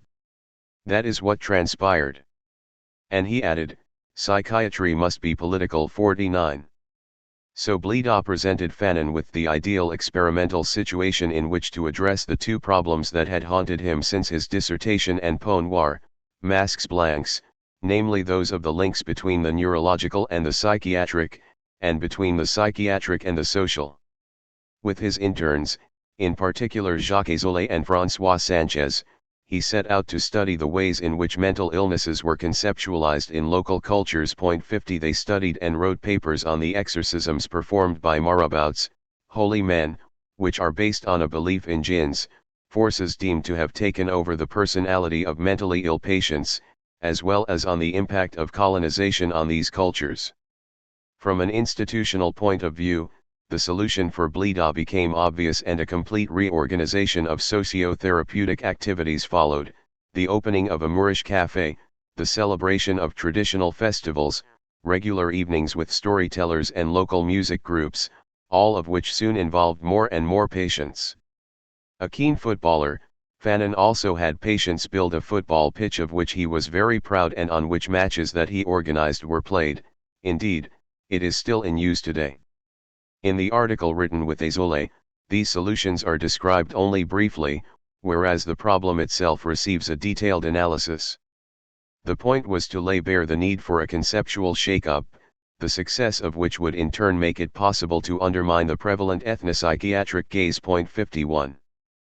Fanon's later psychiatric works, particularly those on mental illness in North Africa, confirm theoretically what this experience had revealed and directly criticize the fundamentally flawed undertaking of pre-war colonial psychiatry, which naturalized mental disorders that were in fact determined by social and cultural factors.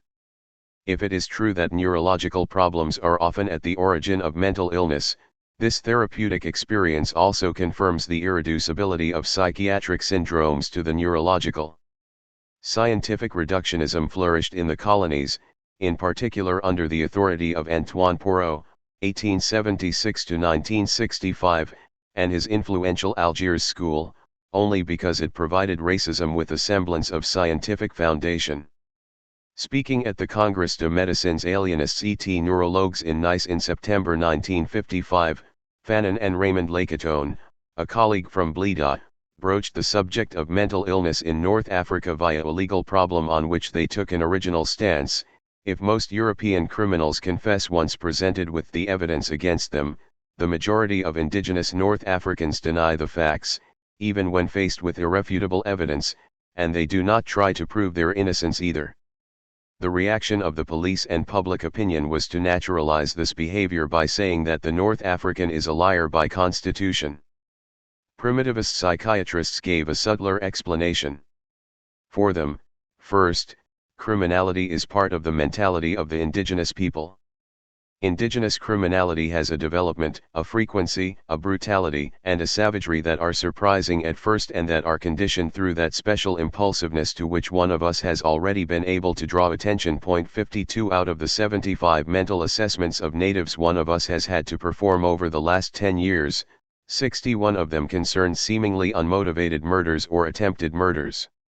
In the Dwars, the only way to shield oneself from such madmen was to burden them with chains. In our modern psychiatric hospitals, it was necessary to increase the number of solitary confinement cells, of which there were still not enough to contain the surprising number of agitated natives that we have had to put in there. Indeed, it is again primitivism that provides us with the explanation for this tendency towards agitation. In our opinion, one ought to consider these disordered psychomotor manifestations, in accordance with Kretschmer's idea, as the sudden liberation of preformed archaic complexes, as explosive reactions of protest, fear, panic, defense, or flight, in the case of agitation. Whereas the evolved individual still remains, in part, under the domination of higher faculties of control, critique, and logic, which inhibit the liberation of his instinctive faculties. As for the primitive, he reacts, beyond a certain threshold, with a total liberation of his instinctive automatisms. We rediscover here the law of all or nothing.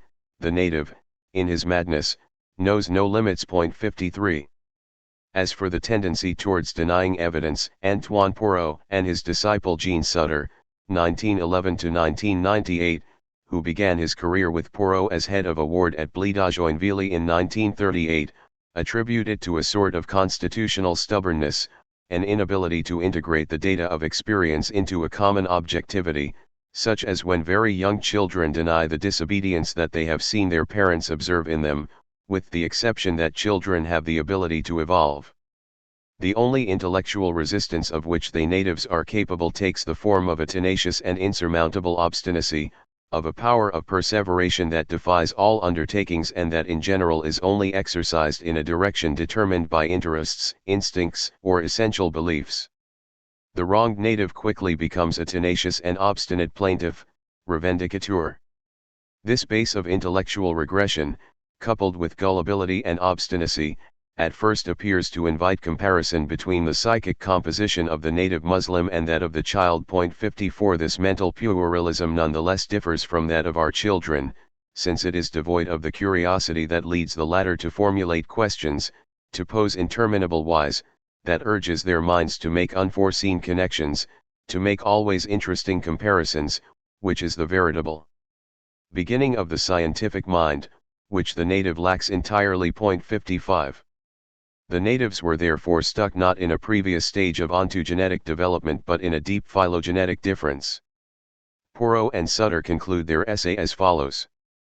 For primitivism is not a lack of maturity, a pronounced arrest in the development of the individual psyche, it is far more deep-seated, and we indeed think that it must have its substratum in a particular disposition, if not of the architectonics, then at least of the dynamic hierarchization of the nervous centers. 56.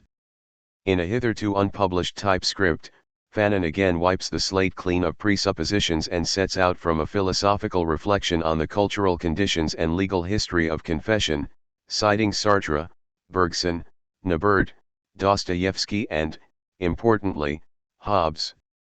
Confession has a moral pole that might be referred to as sincerity.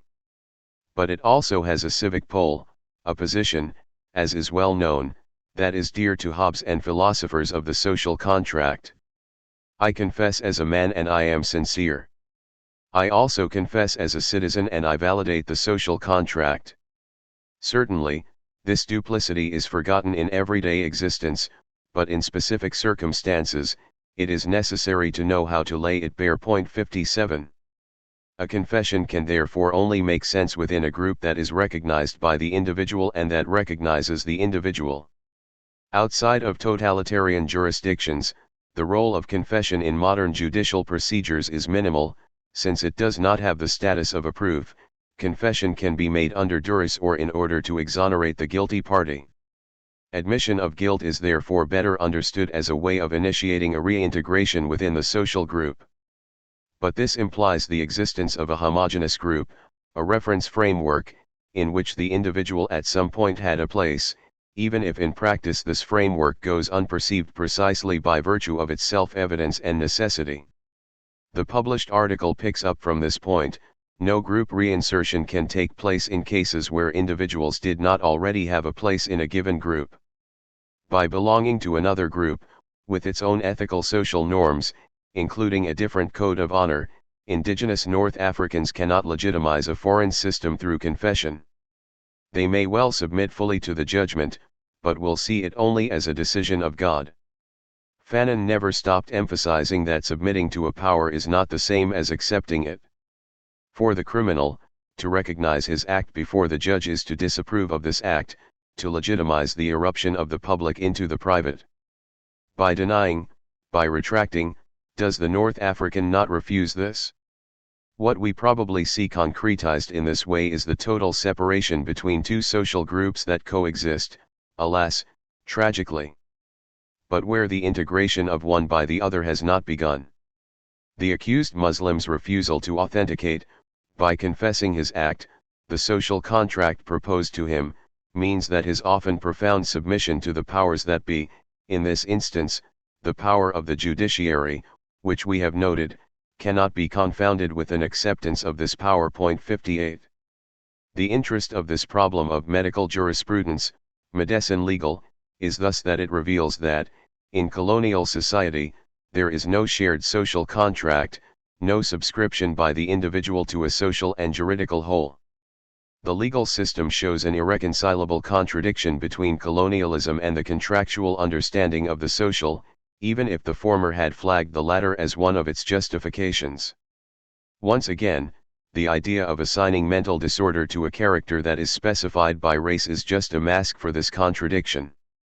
In the guise of science, the naturalization of mental illness along racial lines was an attempt at secretly turning a certain cultural organization, imported from Europe, into a natural norm. 59.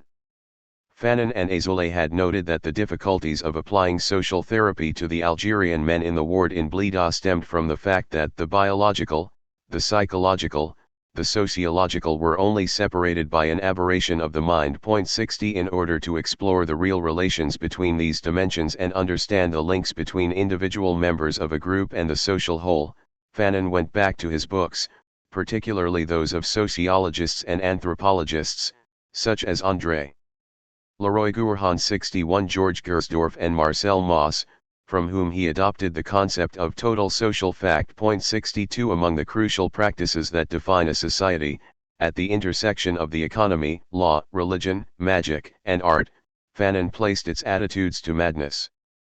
On this matter he wrote several interesting texts, of which the most striking is probably an article co-written with François Sanchez in 1956 titled Maghrebi Muslims and Their Attitudes to Madness.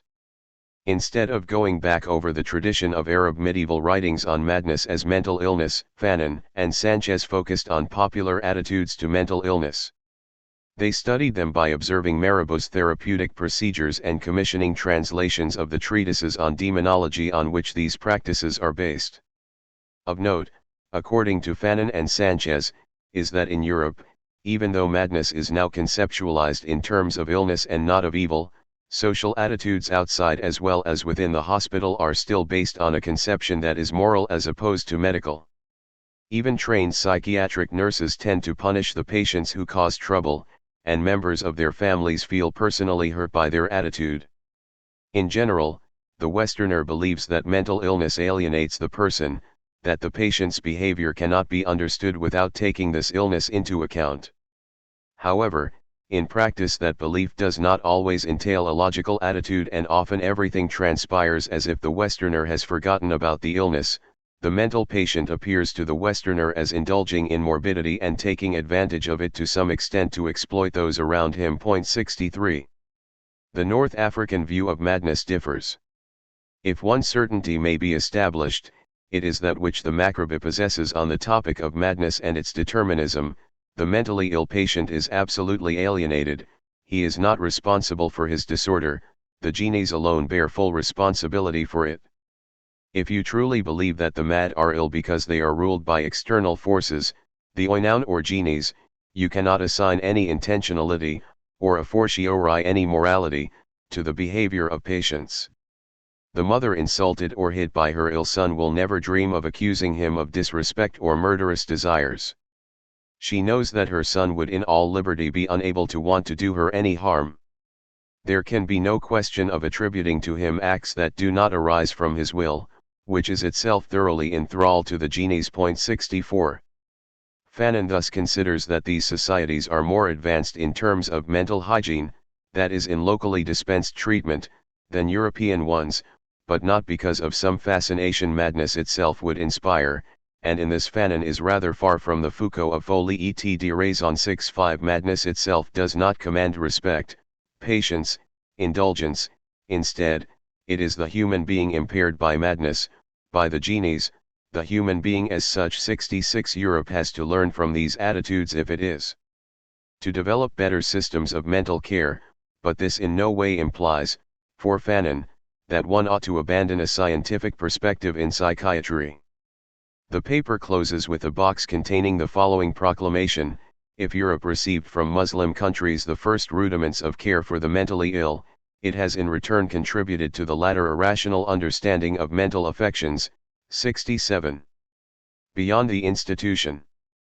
Fanon's reflection on his experience in Blida confirmed the extent to which social and cultural factors had to be taken into consideration to make the institutional therapy model work. He then wondered whether organizations for mental health other than the institution of the asylum itself could be conceived. In a 1957 paper on the question of agitation, the violence of patients and its relation to the institution, co-authored with one of the interns at Blida, Dr. Slimane Asila, Fanon indicates for the first time a distance with Desquelles. He questions the idea that the hospital could ever replace the outside world, adding that in such a case external relations of power would also be transposed into it. Here, it does not seem useless to recall that understanding the need to organize the ward, to institutionalize it, to make social conducts possible within it, ought not generate any mystification grounded in reference to the outside world. This is how you can understand reflections such as the village hospital, the hospital, a reflection of the outside world, inside the hospital is like outside, the patient should feel at home, and so on. Such expressions, you will surmise, are an attempt to mask the reality beneath falsely psychotherapeutic humanitarian concerns. And Le Guillant is absolutely right to condemn these unreal attitudes. 68.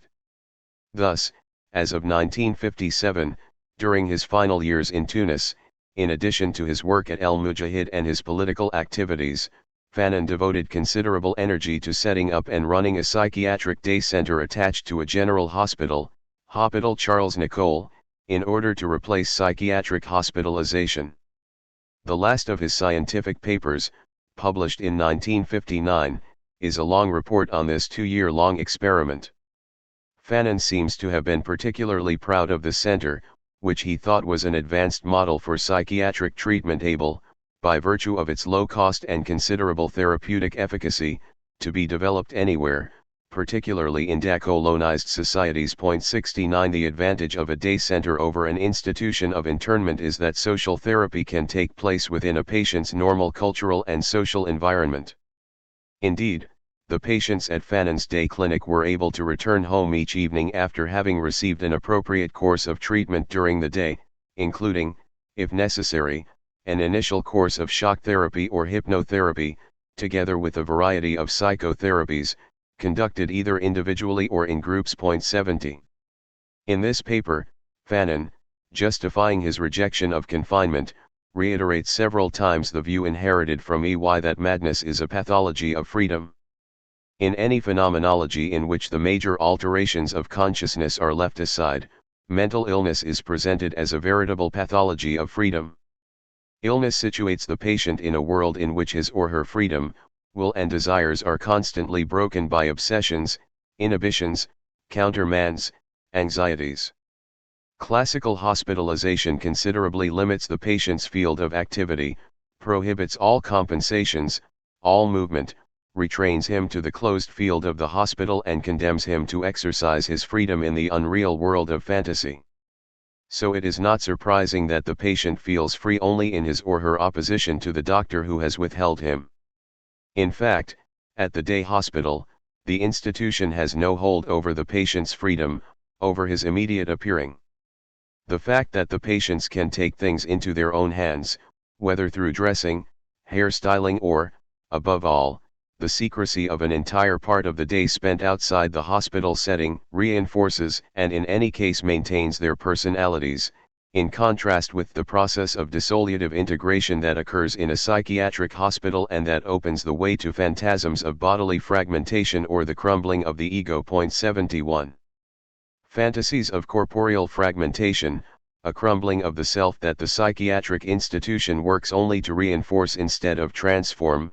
In Peau Noire, Masques Blancs, Fanon had already made use of these notions to describe the alienation produced by the racist gaze and the colonial institution at the very heart of the lived experience of the black individual. In Fanon's thought, the colonial dissolution is analogous to the neurological dissolution in the genesis of mental illness. 72 But the world was changing and perpetuating inherently alienating structures within medicine was out of the question.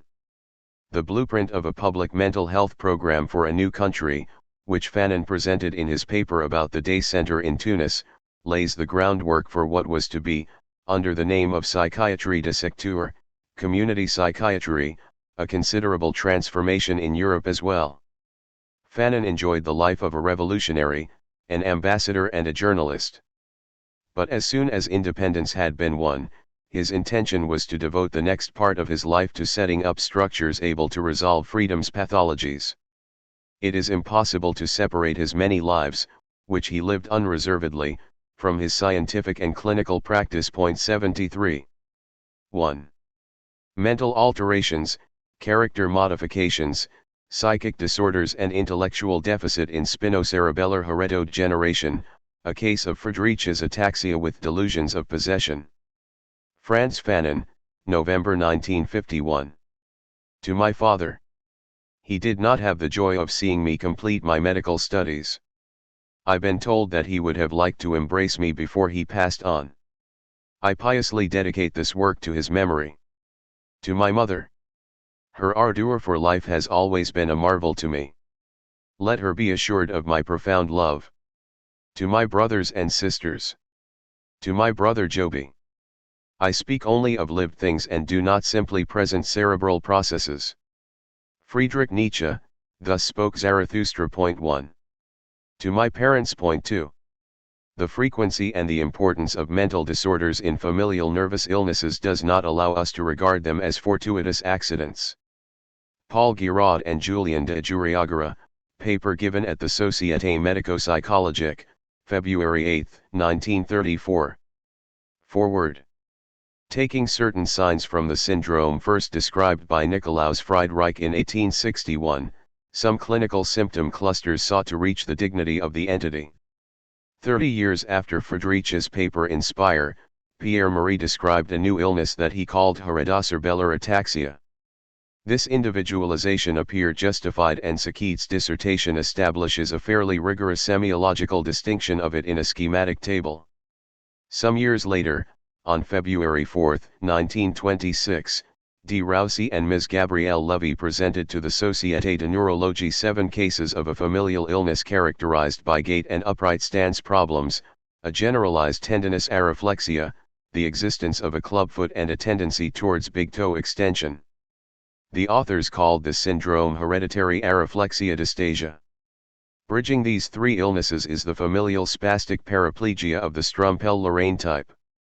In his masterly 1929 physico-clinical study of Friedreich's ataxia, M. Molleret insisted on the existence of clear-cut boundaries between Friedreich's ataxia and Pierre Marie's hereditary cerebellar ataxia. He made himself the spokesperson of the unitarist theory that, in Raymond, finds its ideal expression in the following phrase: all the familial nervous affections form a continuous chain.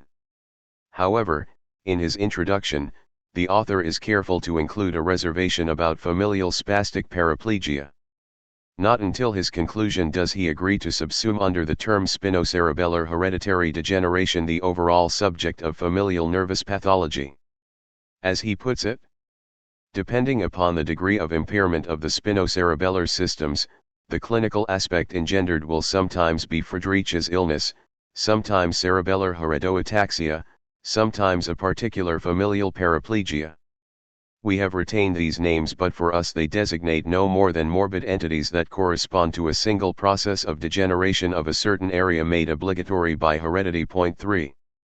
In a 1933 article in La Presse Médicale, M. Molleret was to return to this question, and in his most recent update, written for the Encyclopédie Médico-Chirurgicale, he definitively includes hereditary areflexic dystasia within the group of spinocerebellar heredodegeneration.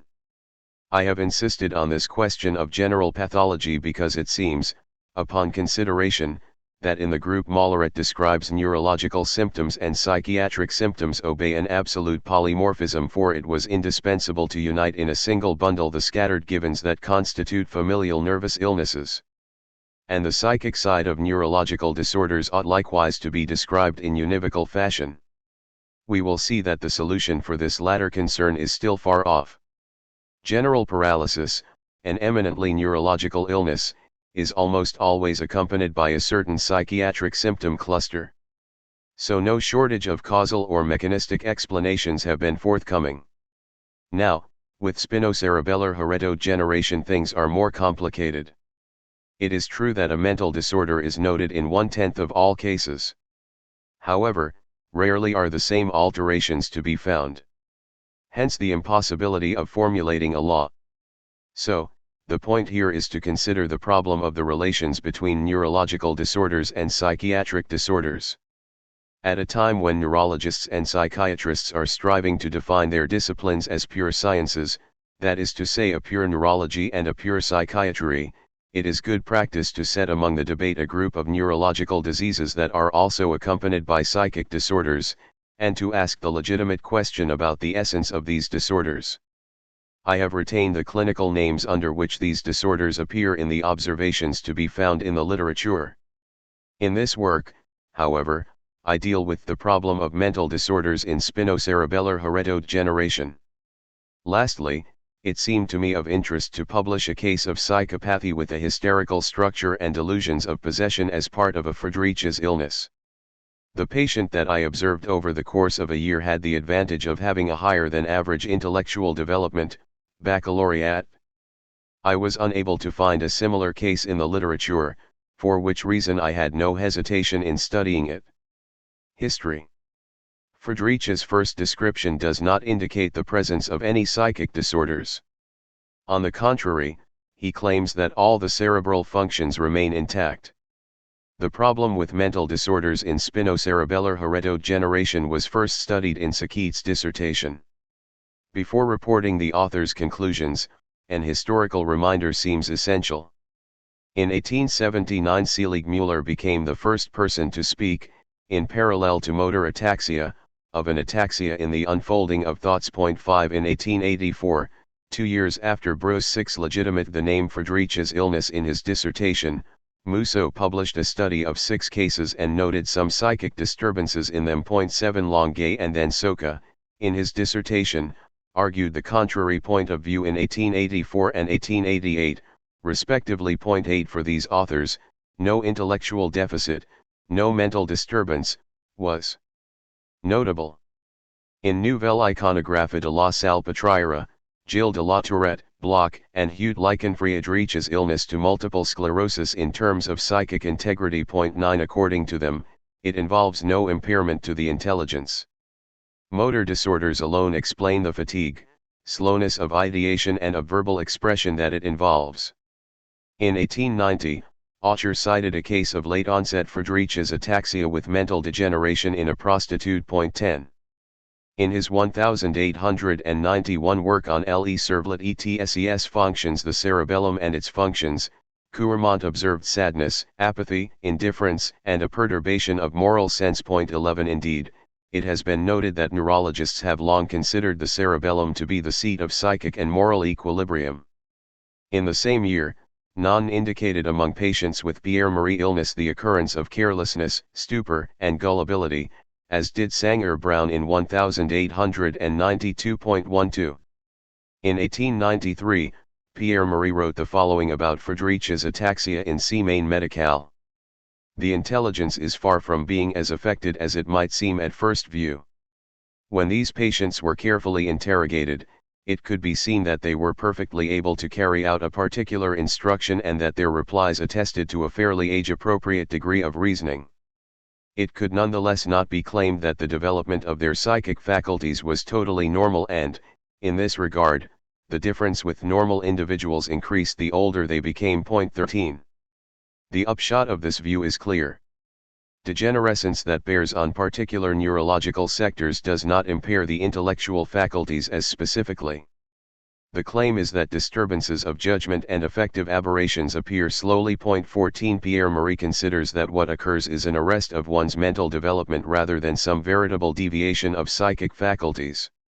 In 1894 Bouchard related the case of a brother and a sister, both of whom were affected with Friedreich's ataxia, in which the intellectual weakening first present eventually led to dementia. 15 In 1895, Nolan cites the case of 3 sisters in whom Friedreich's ataxia evolved with congenital idiocy. In his anatomical, clinical, and physiological study on the cerebellum, André Thomas stated that he often encountered mental disturbances coupled with cerebellar syndromes. 16 This notwithstanding, he added, the intelligence is usually maintained, the character is sad, attention levels are hardly sustained, and there is a certain degree of intellectual asthenia as there is of physical asthenia. Then, in 1898, Raymond identified no cognitive impairment and goes so far as to state, in his Clinique de maladies du système nerveux, that the integrity of the psychic faculties was normal. 17 In 1900 Jules Vincelet, whose dissertation bore on the pathological anatomy of Friedreich's ataxia, related a case associated with delusion of persecution. In 1902, Gilbert Bally published his Trait de pathologie mentale, in which he claims that, among the individuals suffering from Friedreich's ataxia, the intelligence, which is defective from the outset, often continues to weaken further. 18 In 1904, Przysz cited a case of 2 sisters who suffered from Friedreich's ataxia and idiocy with symptoms of dementia. In 1906, Paliza described a case of familial spastic paraplegia that was linked with dementia praecox. In 1909, Flatow 19 and then, in 1912, Voigt and Estoizicero 20 all published cases of either Friedreich's ataxia or Pierre-Marie's illness accompanied by idiocy and imbecility. In 1913, Frankel and Died reported 3 cases involving progressive dementia. 21.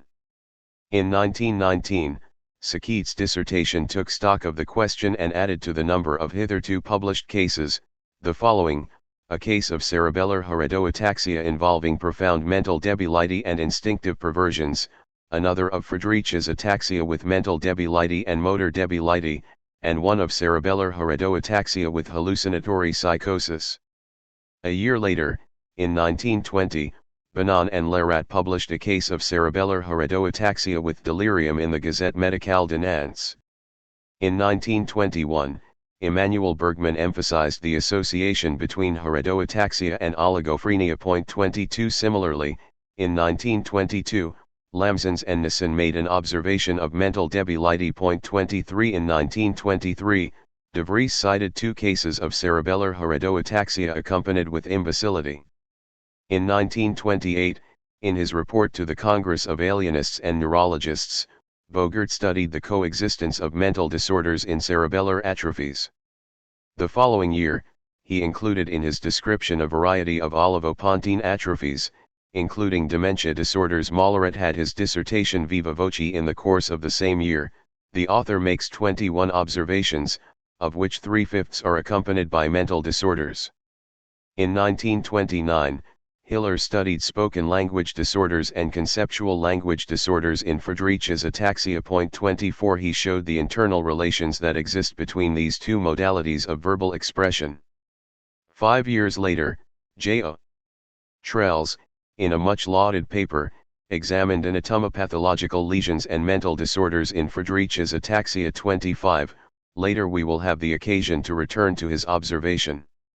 That same year, Giraud and Ms. de Rambis presented a case of Roussy-Levy illness with mental disorders to the Société Médico-Psychologique. Again in 1934, Paul Corbin and Louise Mars presented to the Société Médico-Psychologique the case of a patient who, suffering from multiple phagedenic lesions and mental debility, was slowly sliding into dementia. The coexistence of Friedreich's ataxia seems to me to suggest that the mental disorders were related not to the phagedenism, but instead to Friedreich's ataxia. In 1935, Pomme presented his second case of Friedreich's ataxia to the Société de Médecine in Lyon. The first case was the topic of a paper delivered in 1931. In both cases, the author adjudged the psyche to be intact.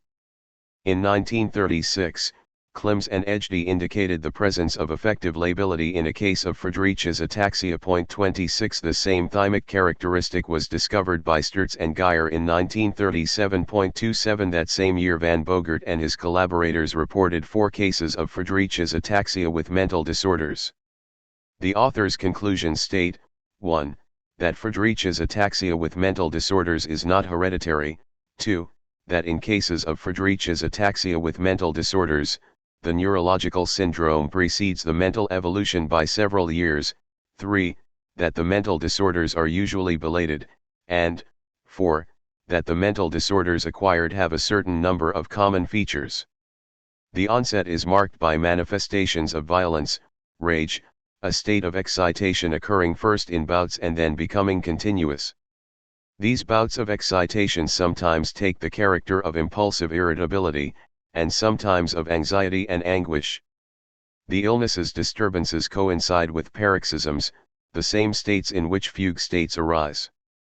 During the acute phase of their mental evolution, these patients are difficult, impulsive, negative, noisy, and then brusquely everything returns to order.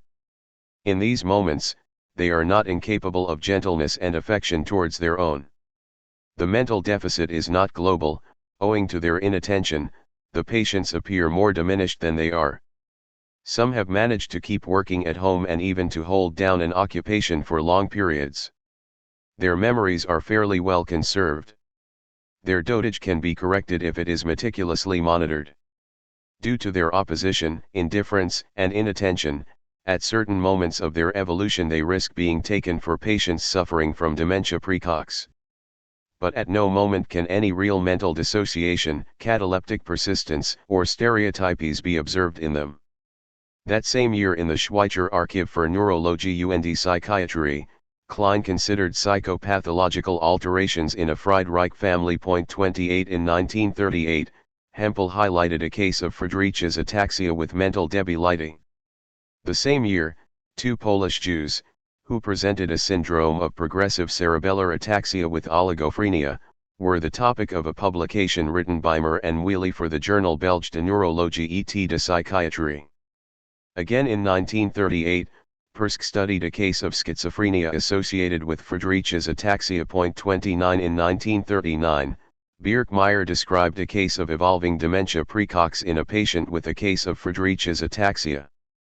In 1940, Fanon and Fanon reported 2 cases of Pierre Marie's ataxia with mental disorders displaying retarded ideation. 30. In 1941, Gotze situated the mental disorders in the group of hereditary affections in relation to psychiatric nosology. In 1943, Sjogren's voluminous work, which collates 188 cases of heredoataxia, shows that progressive dementia could be found in half of all cases. The symptoms of this progressive dementia are, a reduction in attention, slowness and difficulty in making associations, and poverty in ideas associated with perseveration, as the functions of judgment and critique are severely impaired. 31 In 1944, Arioff and Kaplan published 4 cases of cerebellar ataxia associated with mental disorders. 32. The year of 1946 was rich in publications. First, K.V. Boggs studied a case of Friedreich's ataxia with progressive dementia. 33 Then, in the Schweitzer Archive für Neurologie und Psychiatrie, Bleuler and Walder attempted to systematize the problems of mental illness in Friedreich's ataxia. With them the notion of psycho-organic syndrome was born.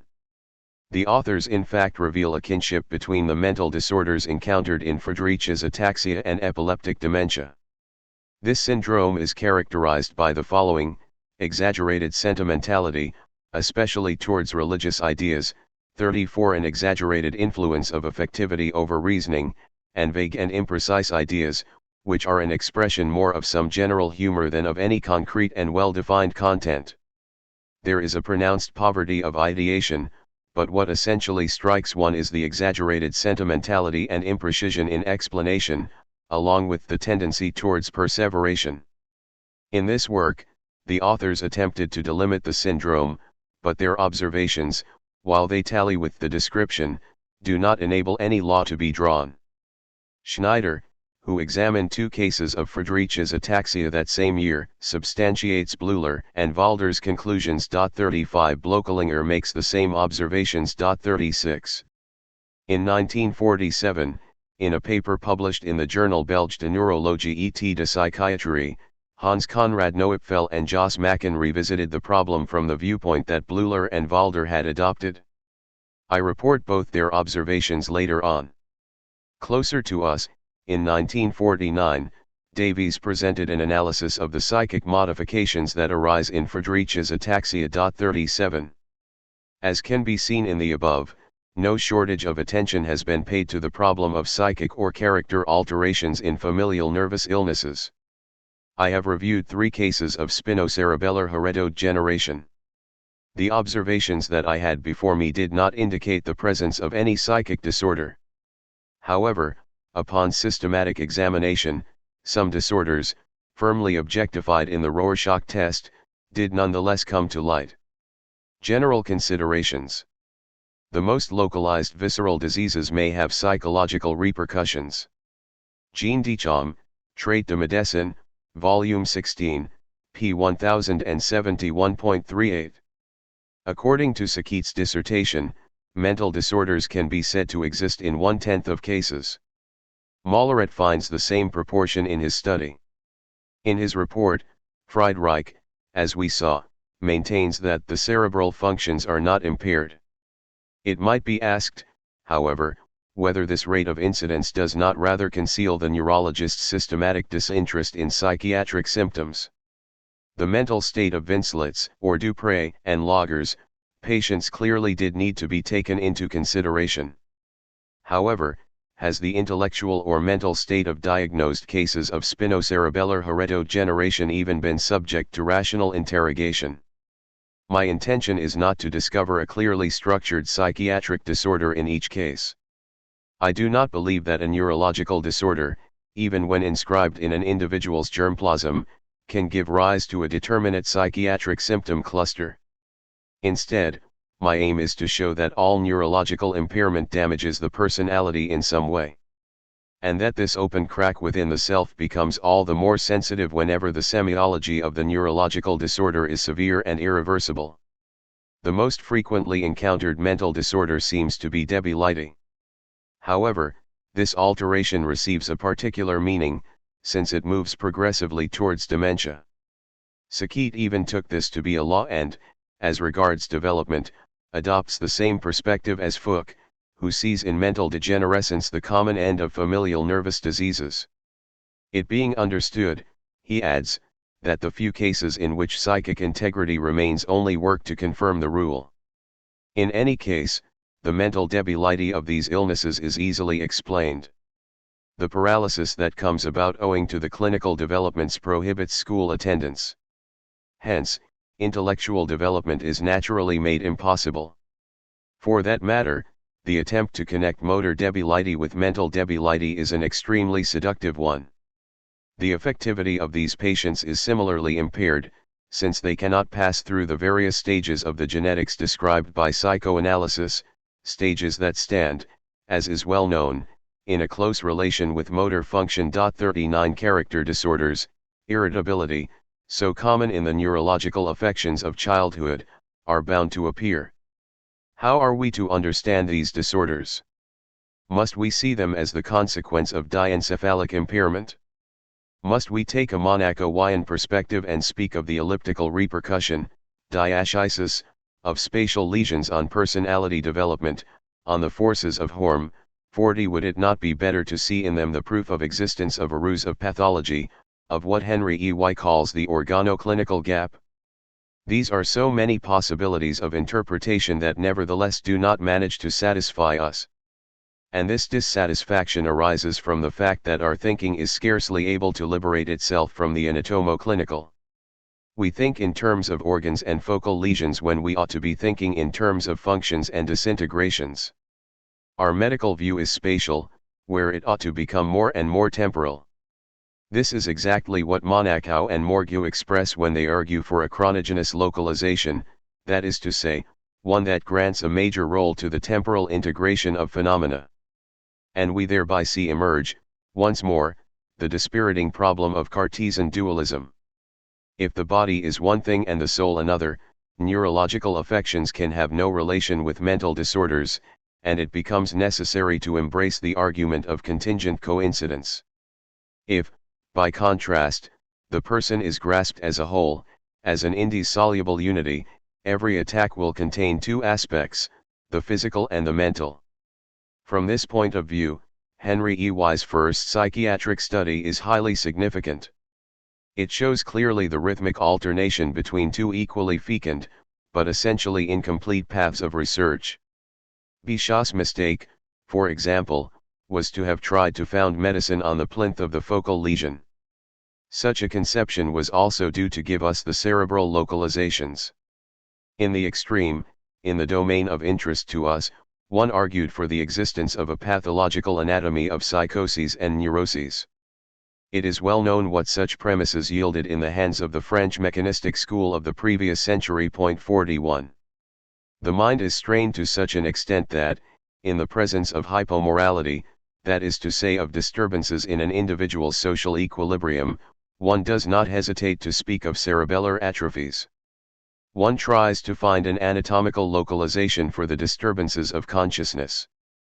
The matter is, it must be admitted, rather difficult. How many times have we seen, without being able to explain it, mental disorders in conjunction with multiple sclerosis? The patients are often irritable and in 1 week exhaust the patience of the nursing staff, with their roommates equally complaining about their poor character. The irritability of these patients is often ignored while the subject's disinterest in his or her paralysis is the focus of attention. But after living several days with them, this cheerfulness can be seen to be merely apparent. Lastly, I had the occasion to examine a case of multiple sclerosis in the neurology ward at Saint Etienne over the period of a week. The case concerned a former police inspector, who is today a total invalid. After 4 days, nurses and patients alike complained about his bad faith and his character. He wanted by no means to be taken for an idiot. During the examination, when we asked him if he felt the treatment had done him good, he retorted, rather superbly, "The great Professor Guillat, the patient had been hospitalized in La Salpêtrière, has understood nothing about my case, so you lot will be unable to grasp it with any clarity. Go on your way." We wanted to proceed to a complete mental examination, but, as the patient demanded he be discharged, we did not have the chance to do so. Around the same time, in the same ward, but this time with women, a woman with Parkinson's refused to take the Parzital tablets that the head doctor had prescribed her. Persuasion having failed, we explained to her that in case of obstinacy we would be obliged to sign her discharge papers. She literally told us to go to the devil, reminding us that she was at home and that, if we rule the roost, then we only had to return to where we came from, as though it wasn't miserable enough to see genuine French people persecuted by foreigners. No one, it is true, questions the psychic sensitiveness of people with Parkinson's. Parents of people with Parkinson's are well aware of it and avoid anything liable to set off their psychoverbal fury. But how are we to understand the mental modifications that come about in such cases? Ought we to describe an affective and character contracture correlative to muscular contracture? Or else ought we to admit, alongside intention tremors, the existence of psychic excitation when in the presence of others? In any case, it seems to me dangerous to claim that a case of Friedreich's ataxia, or of any other neurological syndrome pertaining to spinocerebellar heredodegeneration, can develop without affecting psychic integrity. Moreover, by taking into account the two aforementioned cases, I would rather say that, in the extreme, every neurological symptom cluster permits the emergence of a particular mental state. I elaborate on this problem in the last chapter of the present work. It seems to me, and in this I am adopting the most recent conclusions of the French school of psychiatry, that all organic disorders that bear on one's system of relationships result in a reworking of one's psychic equilibrium. The last 30 years have proven extremely fruitful in this regard. Gelb and Goldstein's studies 42 or Monaco and Morgue's no less famous ones 43 have taught us to stop thinking metamerically, and in any case to research in such matters a plan of organization, an architectural level that bears no relation with previous atomist and localizationist theories. This new orientation simply comes down to admitting the genetic method in matters of psychiatry. The anatomical cut is eclipsed by the functional plane. Humanity loses its mechanistic character. It is no longer passively moved. It discovers itself as actor. In speaking of a tree, it can be said to be on the hill, at the bottom of a valley, of an ashtray, to be on the table. To express a fact is seen to be sufficient. And to be sure, in accordance with the season, the tree will be drab in winter, and heavy and covered with leaves in spring. Yet who does not see that at no point does the idea of relations 44 arise? With a human being, the fact loses all stability. At issue is no longer one fact but a mosaic of facts.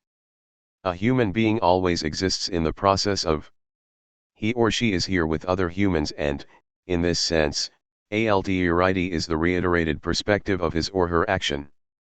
This means that the human being, as an object of study, demands a multidimensional investigation. A key advance of psychoanalysis was precisely to have unveiled this side of the personality, since called the unconscious. From this fact, the three perspectives from which Adler, Jung, and Freud considered the drama of ill individuals, far from being limiting, indicates an alternation of primary motivations. For, at the basis of all three, one rediscovers that spasm of affectivity referred to as the complex. The human being ceases to be a phenomenon from the moment that he or she encounters the other's face. For the other reveals me to myself. And psychoanalysis, by proposing to reintegrate the mad individual within the group, establishes itself as the science of the collective par excellence. This means that the sane human being is a social human being, or else, that the measure of the sane human being, psychologically speaking, will be his or her more or less perfect integration into the socius. May I be forgiven for noting these self-evidences, which have seemingly nothing to do with my subject. But we will see that the 4 cases of spinocerebellar heredodegeneration reported in this chapter present a partial or total collapse of what we readily call the social constants of the personality. I said earlier that, for his fellow, the human being represents a latency of action. Whenever we speak of action, we also speak about gesture. And this refers us to gestures anatomo-physiological conditions, which is to say, that which makes a relationship possible.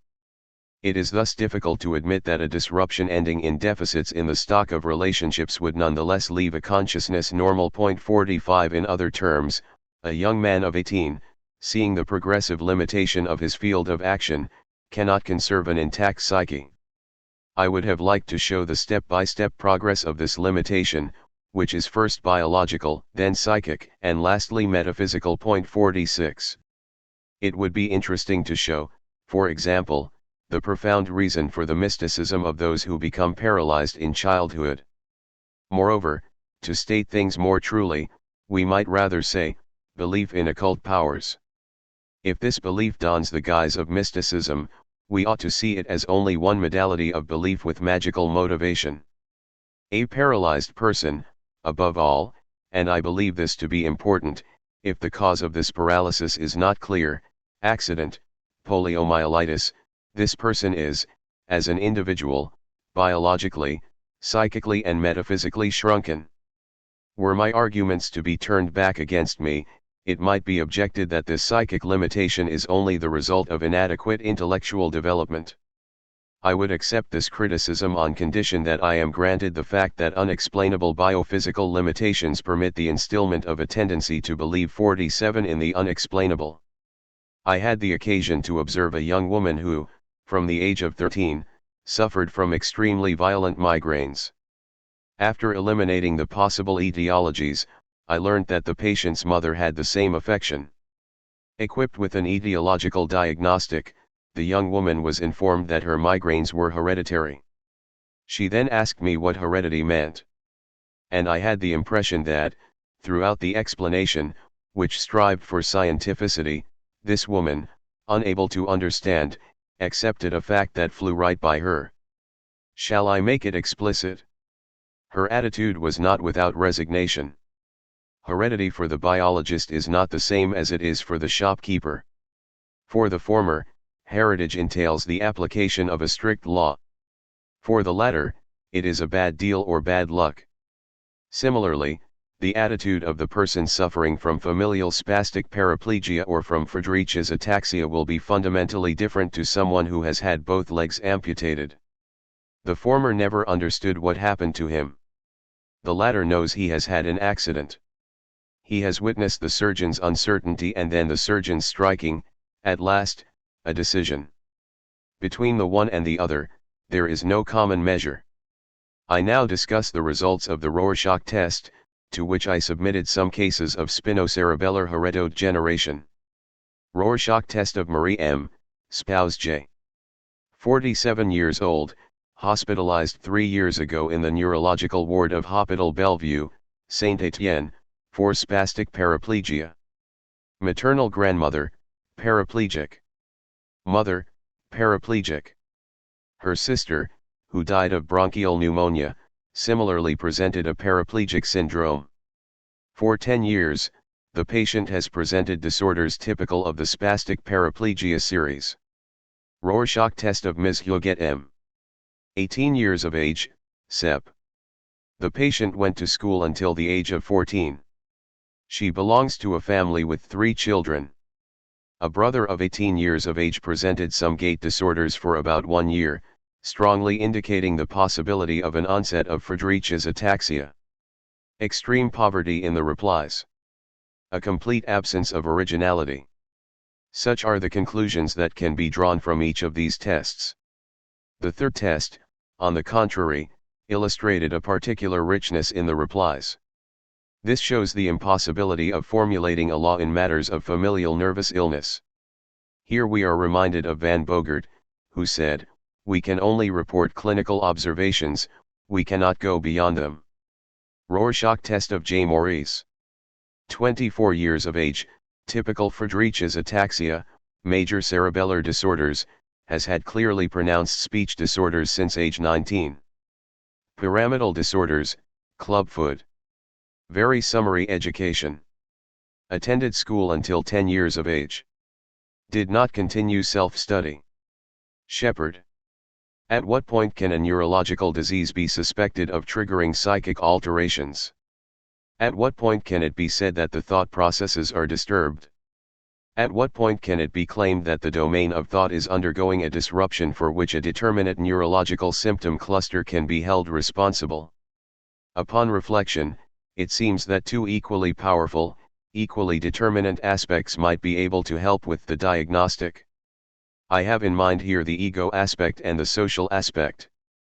The base semiology of each of these aspects of daily life takes the following form: I feel odd, I find others odd. This defines the original influence of personality disorders. Both terms will clearly come to have a rhythm inscribed between them. If I feel odd, other people can only confirm me in my mutation, in my difference, and communion will come to be altered by it. If I find others odd, this observation will confirm my difference and my communion will come to be altered by it. Bolstered by these two arguments, child psychiatry is quite quick to diagnose behavioral disorders in adolescence. It seems to me that every psychiatric examination must ultimately boil down to these two observations: alteration of the ego, alteration of the relations between the ego and the world. The three patients to whom I gave the Rorschach test and with whom I conversed at length unequivocally presented disorders concerning these two constants: a collapse of family relations and an ignorance of affective bonds, or when some affectivity existed, it was found to be extremely labile, resolutely polymorphous. Ultimately, the mad person is someone who can no longer find his place among people. Either he feels superior to them, or he feels unworthy of entering the category of the human. In both cases, he feels he is different to them. Some observations. I shall report 4 cases of spinocerebellar hereditogeneration with mental disorders. 48. 1. Friedreich's ataxia, Julio Oscar Trells 49. Ad. July, aged 41, was placed in St. Anne with the following report: Ms. Ad.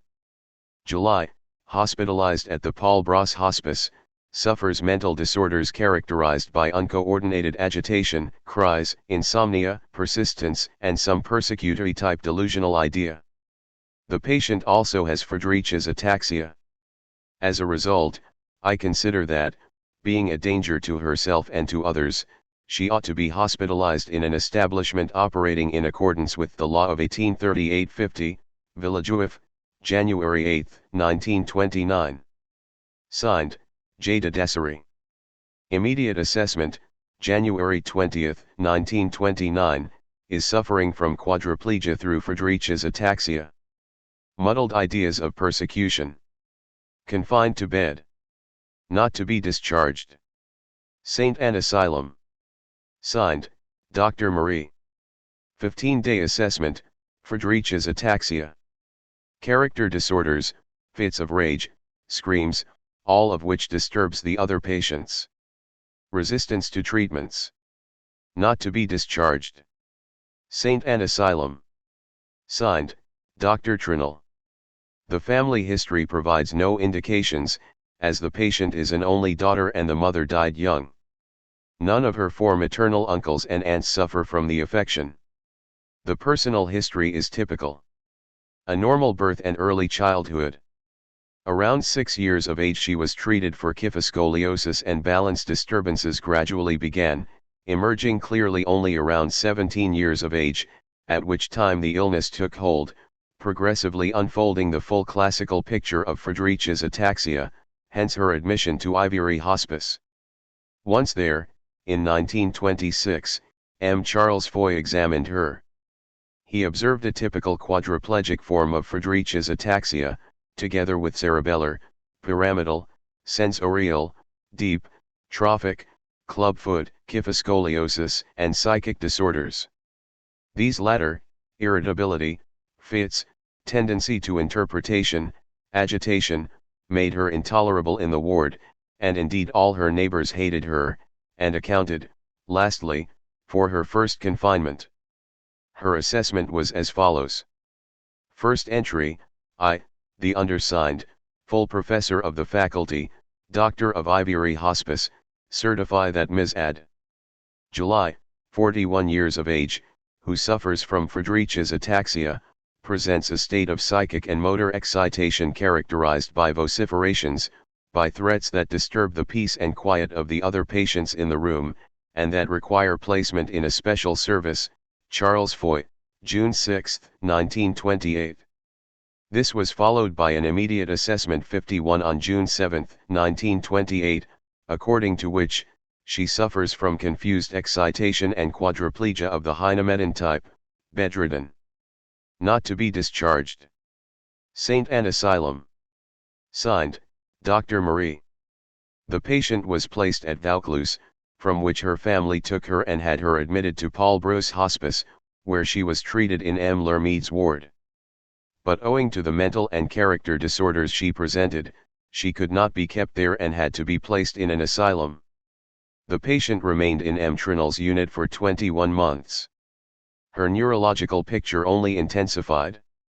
She never willingly allowed herself to be examined, did not reply to questions, or else hurled insults with vehemence and hostility. "Leave me, you don't understand anything about my illness, step back, otherwise I'll punch you." If one insisted, the reply was generally, "I will not answer you, besides, I'm deaf." Not true, I hear nothing. You are only good for nothings, sending me to the madhouse without examination. Then she becomes ironic, "That's a nice report you've done. You can write whatever you like." M. Trinel further noted that, as far as one could see, the mental basis was impaired, and self-criticism diminished, but that this patient was remarkable on account of her character disorders, her violent fits of anger, her extreme irritability. She sometimes expressed ideas of persecution, people were annoyed with her, her neighbors hated her, and so on. But these delusional ideas displayed no coherent systematization. Lastly, it is notable that, during her last months, she registered a drop in visual acuity and complained of not seeing well. As we see, the psychiatric semiology properly speaking is thin. The patient has some ideas of persecution, we find no coherent delusion though, and essentially only a confusional state and one of psychomotor excitation. 2. Areflexia, high arches, heightened amyotrophy, Argyll Robertson pupil and mental disorders, Paul Giraud and Julien de Juriagara 52. H.A., 40 years of age, was admitted following a suicide attempt. He seems of interest to us on account of the mental disorders he presented. Point 53. From the mental point of view, H conforms to the classical type of unbalanced person with character disorders. His intellectual development was normal, and he was a good primary school student until 12 and a half. But early in his childhood, he began to manifest a character disorder. H got on fairly well with his father, but he always displayed hostility towards his mother and his brother. He would get angry at the slightest vexation and suffered from periods of depression. At 20 years of age, he was enlisted and mobilized for active army duty. He was ill for some part of the war. After the armistice, he earned a good enough living as a salesman, a trade representative and a mechanic. In 1920, he got married, but quickly fell out with his wife who left him owing to his difficult character. He then started with irregular bouts of drinking, but largely during his periods of depression, akin to dipsomaniacs, as many as 14 anisets per day. He employed the usual tricks of the unbalanced person to obtain from his mother the money that he squandered. Irritable, overexcited, and with a slight tendency towards ideas of persecution, he was viewed poorly by most of his neighbors. During other periods, he appeared sad, inactive, pessimistic. During one of these bouts, caused by a sentimental disillusion and under the heavy influence of alcohol, he attempted to commit suicide by drowning. The special orderly's assessment records a state of excitation with logorrhea, hypertonia, pomposity, instability, hypomoralism and moral degradation. Point 54. At the asylum, the patient became very docile, but rather underexcited. Point 55. It would be of interest, with regard to this patient, to raise the problem of penal responsibility, which is sometimes so difficult to decide. Are the instinctive and antisocial reactions that HA presented to be related to his neurological syndrome? Otherwise said, in the case of criminal behavior, is it laid down that he be considered a constitutional pervert. Xavier and Paul Abley, point 56. I think that only the history of the individual and his illness make it possible to decide. 3. Roussy-Levy syndrome, Giraud and Derambes 57. Lr, 17 years of age, entered the Villejuif Asylum on December 31, 1932. His mental disorders were essentially what caught the family's attention. Up to the beginning of 1932, L's family thought him to be a timid young man and physically weak, but not ill. After a bout of flu at the start of the year, he suffered from otitis complicated with mastoiditis, for which he required an operation in April. The following month, he was suddenly overcome with a state of fear including anxiety, and began letting out screams and trembling. He complained of indistinct dizzy spells. In the following days, he remained anxious and tried to escape from his home without being able to provide any explanation. He was taken to the countryside to get some rest, and claimed to be bored in his new lodging, to be suffocating, to its being too hot. He complained that one of his sides was too fat. He was sad, and saw sadness everywhere around him. He was frightened at night, especially when he was alone in his room. From time to time, periods of irritation arose. He complained of not being cared for as he ought to be, and sometimes even pushes his mother and his grandmother. He was placed at La Salpêtrière, where he has been for 2 months, but he often has fits of fear with unwarranted agitation and outbursts of anger. Once he threw a glass at an orderly's head. That state was the reason for his internment. The observation and mental examination allow us to single out the following elements. 1. An almost continuous, depressed state. Anxiety, pessimism, sadness, feelings of mental and physical weakness. A tendency towards isolation, semi-mutism on and off, synesthetic disorders with feelings of heat, of suffocation. When I am in that state, I do not insist, I just sit down on a bench without a word.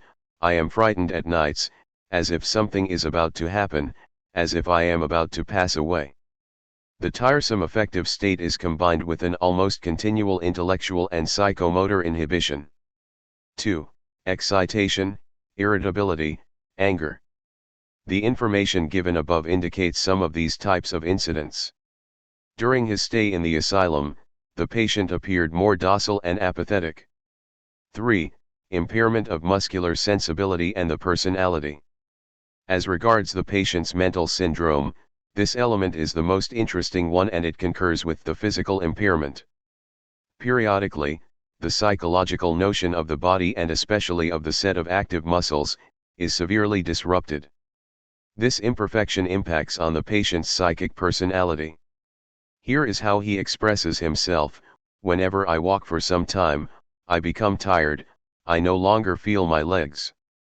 It seems to me that I am walking on cotton or on rubber. It becomes necessary to rest, otherwise I would lose consciousness. On another occasion, he expressed himself more clearly still: whenever I've walked for a long time, I am obliged to stop. It seems that it is not I who walks, I do not feel my legs are walking through my will, I am not moving, I am transported as if I was in a car. I do not feel my personality.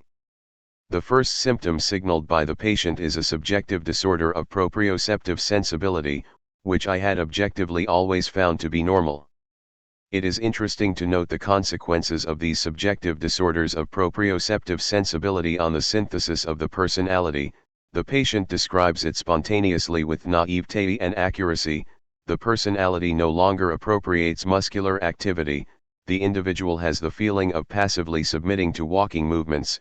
He is not the one who walks, but instead he is, as he says, transported as if I was in a car. The result of this deficit is that the notion of the ego, of the personality, gives out to such a point, the patient says, that if he did not stop, he would lose consciousness. It is important, within the psychiatric purview, to emphasize this syndrome. On several occasions we said, concerning hebephrenia and chronic delirium, that the synthesis of the personality was performed by the combination of kinesthetic and proprioceptive inputs. Here we contribute an example that, from a purely neurological point of departure, moves towards psychic disorder. We must also underscore the missing element of appropriation into the personality 58, which, in our view, plays such an important role in the genesis of symptoms of chronic delirium. 4. First signs of ideas of grandeur of an infantile type.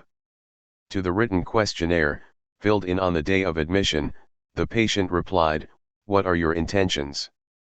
Sometimes has ideas of grandeur, the ambition to hold an important position. The day after, he explained, "On occasion, I have ideas of grandeur, I would like to be a minister, a lawyer, a doctor, but preferably a minister of post and telephony and undertake reforms. I am very serious.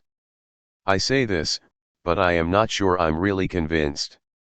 These are imaginary reveries pertaining to childhood and youth that are almost normal, but that are expressed here with infantile naivete.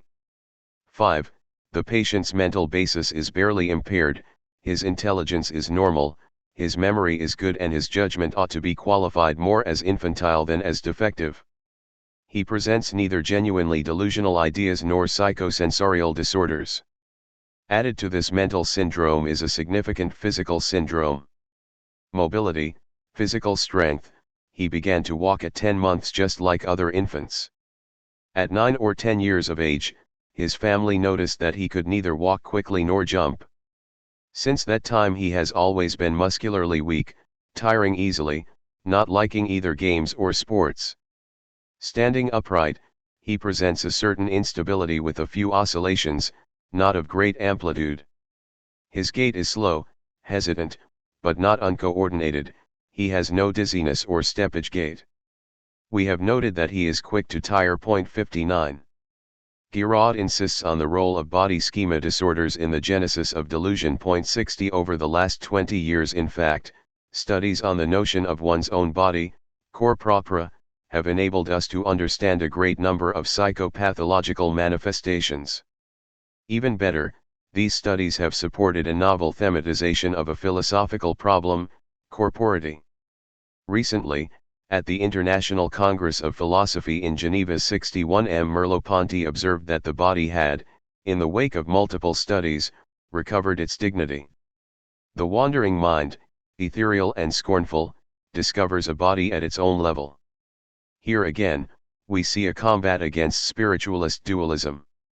In his now classic work, L'Ermite delimited the question. 62 Hecke and envisaged it from a Thomist angle a few years ago. 63 His essay concludes thus: what we presented concerning both the repercussions on the personality of symptoms of an anosognosic type and the disruptions of the ego image in the course of neuroses and psychoses does not permit any limits to be fixed between these two modes of facts. The feeling of the physical ego cannot be separated from that of the moral ego, as both are profoundly integrated into each other by our affective life, which assures their unity. All that which tends to dissociate the one is reflected in the other. No distinction can be made formally between depersonalization and hemiasomatognosia. 64 In any case, and Giraud is right to insist on this, it can henceforth be taken for granted that disorders of the body ego have as much psychopathological weight as character or intellectual disorders. 4. Cerebellar heredoataxia and delusion. 65. Achai, Gaston, 30 years old, a pork butcher, soldier of the N-degree Regiment of Colonial Infantry, entered the CDP of the Exith region on April 27, 1919. Family history. The following information was taken in part from military files and in part gathered by police inquiries among his family and neighbors. The father, who likely had congenital mental retardation, died at 55 years of age. The mother, in good health, is mentally fit. An uncle, of weak mind, suffers a nervous affection that has immobilized him and appears to result from cerebellar ataxia. The patient has always been considered as a bit poor in intelligence. In 1908 he volunteered for the N-degree Regiment of the Colonial Infantry, and was exempted from service for idiocy in Saigon on September 18, 1912 following some accidents that were most likely asthenic and the result of sunstroke. Once cured, he took up the profession of pork butcher up until the start of the war. His intelligence had not weakened to any degree. History of the illness, enlisted on August 28, 1914, for the duration of the war. He was assigned to N-degree Regiment of Colonial Infantry and sent immediately to the front. On October 9, 1914, somewhere close to St. Manhould, he was severely wounded and shocked. Assigned to an observation post with one of his colleagues, a shell decapitated his companion and some fragments of it hit him near the right ear and right shoulder. You took the head of his friend and embraced it, saying, "Goodbye." He remained at his post, where orderlies came to fetch him. At no time did he lose consciousness. According to him, his ear and shoulder wounds were not too serious. The same day he was evacuated to St. Manhould. He was hospitalized at Troyes for 15 days. On October 24, 1914, he was exempted on medical grounds for mental problems. Back home with his mother in X. His mother soon noticed that he had nocturnal urinary incontinence, trembling limbs, and problems walking. He fell down frequently without losing consciousness. His condition gradually got worse and little by little he lost his mind. At the start of 1918, he became unable to eat or dress by himself. Around March 1919, the patient's mother, given that the disorders were progressing, that his care and observation required constant attention, and surmising that his condition might be a combat stress reaction, asked for medical advice on this issue. One of us, together with another colleague, wrote up a consultation enumerating the observed physical and mental symptoms. The information drawn from a clinical examination, it was concluded, does not of itself admit the existence of a cause-effect relation between these symptoms and combat stress reaction. As a result, investigations within a military setup were necessary. Following action undertaken by the family, the patient entered the psychiatry center of the Exith region on April 27, 1919. Current state, April 1919, the patient remained in hospital for about a month.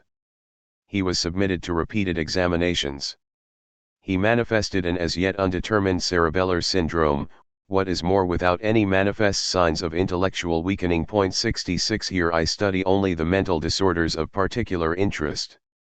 The delusional syndrome delirant. The interrogation immediately revealed delusional disorders, which at first glance seemed to be accompanied by psychosensorial disorders, illusions or hallucinations. We first describe them and then provide the result of the examination of the psychic functions viewed outside of that which concerns delusion. A. Delusional ideas. The theme of the delusion is the following: the patient declares to all comers that he is married, though he is a bachelor, that he sleeps with his wife every night, that he has voluptuous sensations, etc. Here is how he recounts the facts. Since my exemption, I have lived with my mother in X, and every day my wife passes by in front of the house. I stand on the step of my door. She continues her path. We have never spoken a word to each other. She looks at me a little each time, that means that she loves me. Naturally, I call after her, but she doesn't come. I said that I asked for her hand in marriage, but I have not signed anything. We've never arranged the day or the hour. He does not recall the exact date of this marriage, which may go back a year and a half. As he cannot walk, he never went to the town hall. But it is a genuine marriage. My marriage is not all in my head, he said. This woman did not live with him, but she came to see him each night. She comes to sleep with me, when everyone is asleep. She does not speak to me. She sends me to sleep with chloroform. I feel it nice and strong. She is the one who sends me to sleep. She places herself on top of me, holds me in her arms. I feel myself falling asleep, it's the chloroform. She puts me to sleep, it gives me intense physical pleasure. On some details variations and contradictions emerge. On one and the same day he said that he neither hears nor sees this woman, and that he sees, that he smells her, that her hair is black. He always states that she has never spoken to him. After the supposed coitus, this woman wakes him up from the chloroform. At this moment, he says, my nerves take over me, they work me over. This puts me in a bad mood and I fall out of my bed. He presents a nervous breakdown based on annoyance, otherwise put, a hysterical crisis.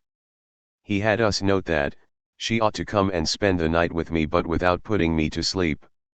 He would add that he's had enough of this woman and her hiding, and that he was going to leave her, that being a good-looking boy, he would easily find another, plenty more fish in the sea. Asked about this woman's personality, he replied, she is 20 years old.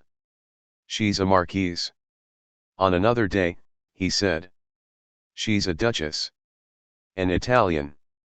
I don't know her last name, but her father is a major. She is a millionaire, she's richer than all the countesses put together. She has 2 small ponies that come from Russia, they are tied to a small car. By marrying her, I have been given the title of Baron, because I had nothing. She married me despite my illness, because I'm a good-looking boy. She's as beautiful as the Holy Virgin. She's the one who makes it rain and could cause stars to fall. Apart from these ideas of satisfaction including megalomania, he expressed ideas of persecution, that woman throws fishes into my face. I still had plenty down my neck a bit earlier. They are a little like herrings, they pierce my skin. She does it to turn me into an ugly boy, she's jealous of me. He also said that a butcher boy from X follows his wife and dresses up as a demon, he has horns on his head, sometimes throwing himself on his bed and stimulating his nerves with electric wires placed just above his bed, making him fall down on the ground, hysterical crisis. On another day, he said, it's not the butcher, it's my mother who electrifies me to make me insane, out of jealousy of my wife.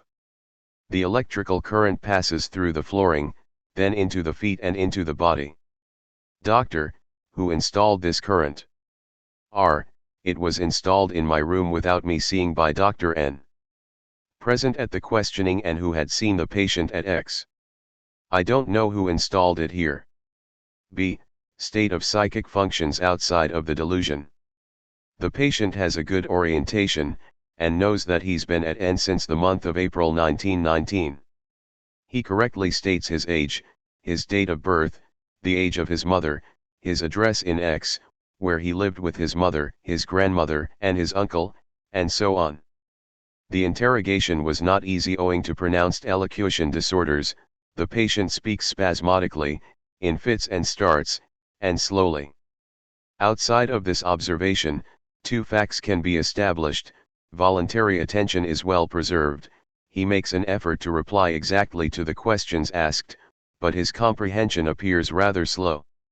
He declares that his memory has become worse. However, all in all his memory, insofar as old and recent facts are concerned, appears normal, considering the individual's culture and the milieu in which he lived. In sum, there are no noticeable signs of intellectual diminishment or emotional indifference. Evolution, February 1920, stationary state. Mental faculties are undiminished. Has the same delusional ideas. 67. I now report Konrad Neufeld and Jos Macken's first 2 observations. Seizing on Bleuler's conclusions, they tried to turn the psycho-organic syndrome into the mental characteristic of heredoataxias. 68. I will not evaluate the author's approach, as I am convinced that their efforts have their place in the discussion in the last chapter. In any case, I focus on the intellectual weakness in each of these cases of Friedreich's ataxia. 5. Friedreich's ataxia and psycho-organic syndrome. Jean L., born in 1900. Hereditary antecedents: a sister suffering from Friedreich's ataxia. The daughter of another sister shows a kyphosis, club hands, and a cardiac malformation. Personal history: the patient went to school till the age of 12. Her schooling was poor. She learned well her hairdressing job.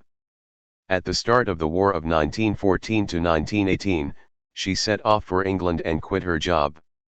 She continued to help her mother with the housework for a few years, doing only the simplest chores, such as washing and cleaning the rooms.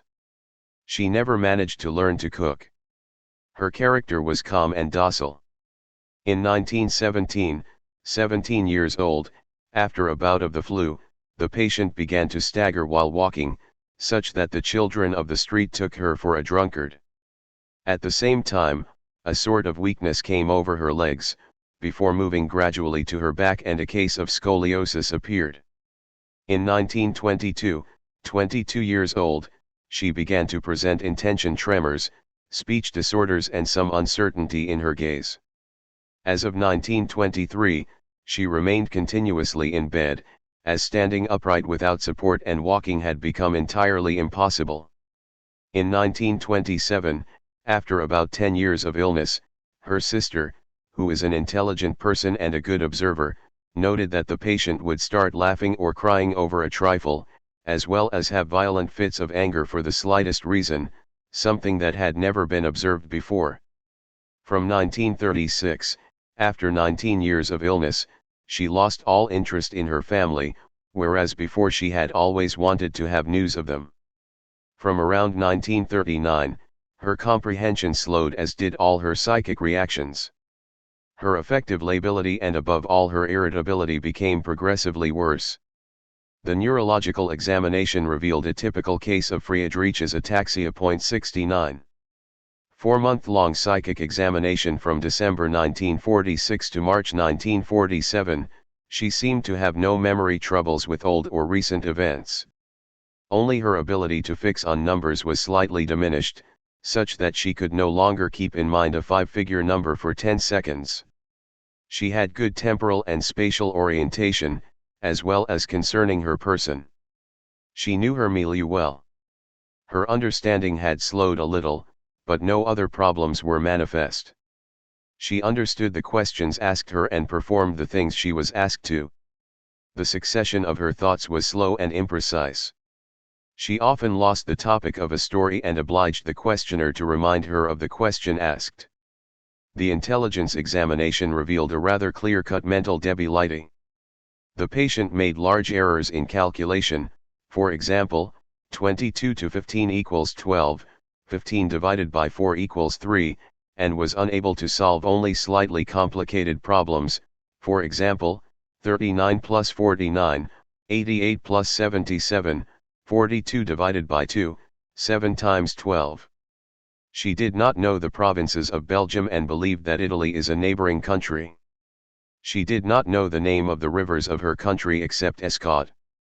Her faculty of abstraction was poorly developed. For example, she saw no difference between a dwarf and an infant, believing them to be identical. For her, the difference between a tree and a shrub is that the tree is taller, and the soldier differs from the police agent in that the latter likes his job where the former is obliged to do his.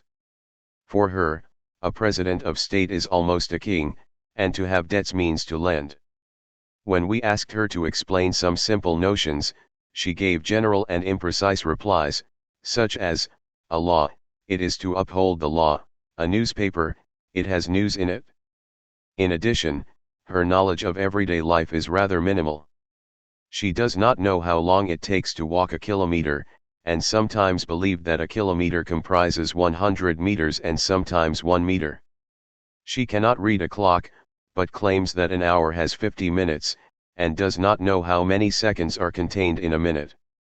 She is unable to reproduce a simple story, The Ass and the Load of Salt, that has been read to her twice slowly, and seems not to have understood the requirements of the Jung test, association. After 15 seconds, she repeated the same words that had been said to her and claimed she could not make any sort of association. Her schooling was poor and she had not even learned to cook. Alongside this mental debility, she particularly displayed problems in the affective domain, in which she was very unstable. When she was spoken to about her illness, she would start to cry, but recovered right after a gentle word and would then laugh with all her might. When asked why she always turned off the wireless, she began crying, but it was enough to tap her gently on the shoulder to have a blissful smile appear on her face. The various questions of the psychological examination often caused her to burst into laughter, which then demanded a break in the examination. The patient's sister told us that she often cried out of rage when she didn't understand what was being said to her. The nun who has cared for her for 2 years now also noted that she began to laugh or to cry very easily and for no apparent reason. But for that effective lability, her rapport with her entourage is good. Her facial expressions, though rare, rather undifferentiated and exaggerated, roughly correspond to the psychological situation. Her activity is extremely diminished and her psychic tendencies reveal major inadequacies. She is no longer interested in her family, whereas previously she had always asked for news of them. When she receives a visit, she replies briefly to the question, but never talked about herself. She spends her day doing nothing, does not concern herself with her illness, and makes no future plans. Also noticeable is her extreme susceptibility to fatigue, which required several interruptions in the examination, and which did not exist prior to the illness. 6. Friedreich's ataxia with psycho-organic syndrome 70. Jean P., born in 1894. Hereditary antecedents: her mother died at 80 from an unspecified affection, her father, an alcoholic, died at 78 from a neurological illness whose details are unknown. She has 4 brothers and a sister, all in good health. A brother of 49 years of age also suffered from heredoataxia. Personal history: the patient was a full-term baby and learned to walk and speak normally. She had no illnesses except for the measles. She went to primary school until 14 years of age and successfully completed an apprenticeship as a seamstress.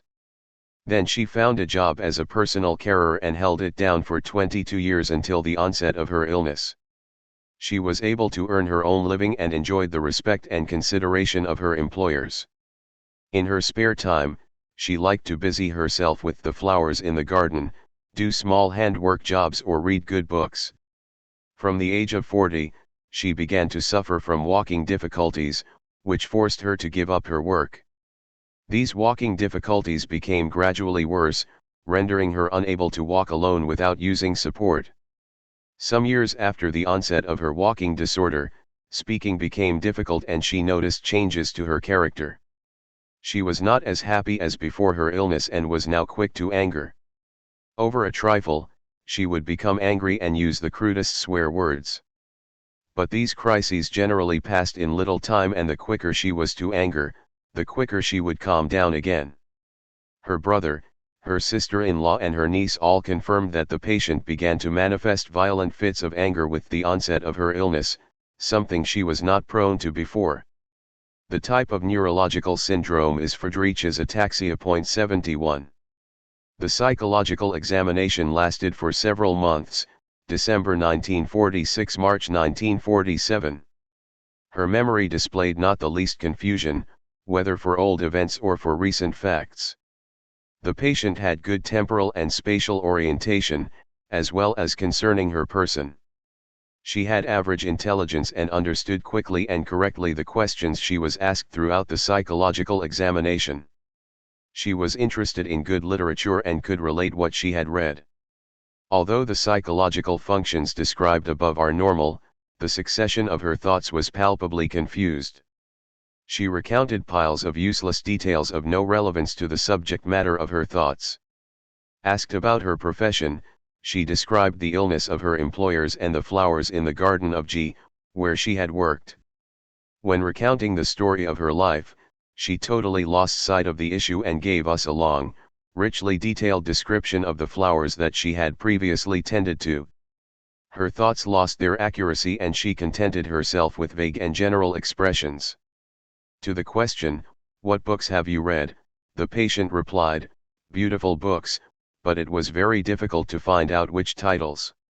Moreover, she showed a slight tendency to perseveration.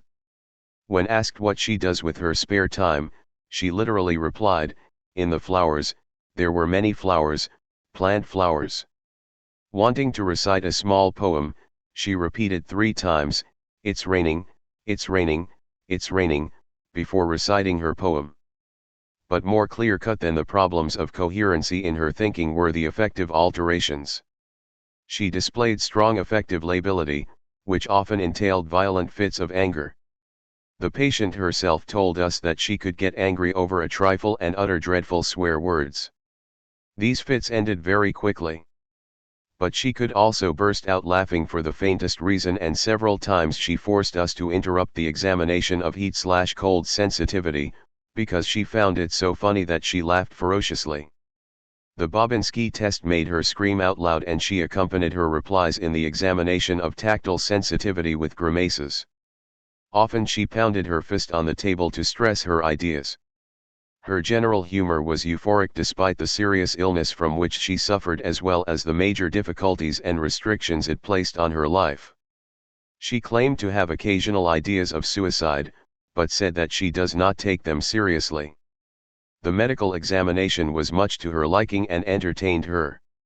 Her affective expression always corresponded to the psychological developments, and she could have good effective relations with her entourage. The examination of her psychic tendencies showed nothing abnormal. She took an interest in good books, in newspapers, did the housework, and took pleasure in visits from her friends. The Jung test showed a clear deficit of association. Often she merely repeated the test word, and in many cases simply gave a translation of it in slang. Her reactions were in general very slow. Our second patient is a woman of 53 years of age suffering from heredoataxia, a form of Friedreich's ataxia with incomplete coronal radicular predominance. As the illness progressed, different psychic symptoms became manifest, notably a deficit in associations, including an inaccuracy in her ideas and a surfeit of explanation, a tendency to perseveration, an obvious lability with lack of criticism, and euphoria. 72. A case of delusions of possession with hysterical structure. I contribute here the observation of a young woman suffering from Friedreich's ataxia with partially delayed onset, and in whom mental disorders appeared in its wake. These disorders, although weak in appearance, fit the frame of classical hysteria. C. O'Deal, 32 years old, hospitalized in the free ward of the neuropsychiatric clinic from December 18, 1950 to May 22, 1951, and interned in the county asylum of El Evenadir since 22 May 1951. 73 sent to hospital from a house for the disabled due to psychic disorders, agitation, ecstatic attitudes, talk about mystical or erotic themes. Information about the family and the patient's behavior before entering hospital were obtained from the patient's elder sister, who is a social worker. Hereditary and family background: the parents died of a non-neuropsychiatric affection. 4 sisters in good health, a brother in good health, 4 deceased brothers, 3 of whom died from progressive paralysis not involving mental problems. However, the neurological disorders they presented were identical to those of our patient. Personal history: the patient lived with her grandmother until the age of 12, then with her aunts for some months, with her father until he died, and then in various religious hospices. Until the age of 18, she lived with her brothers and sisters, thus being able to witness the development of the illness of her 3 brothers. She completed her secondary studies only as far as the baccalaureate. Owing to her illness, she did not attempt a diploma of any sort. She always liked reading and hitherto has sought to keep abreast of modern literature. With her brothers and sisters, she has always shown herself to be rather unsociable, and liable to sudden mood swings. Also to be mentioned is an evident sensitiveness.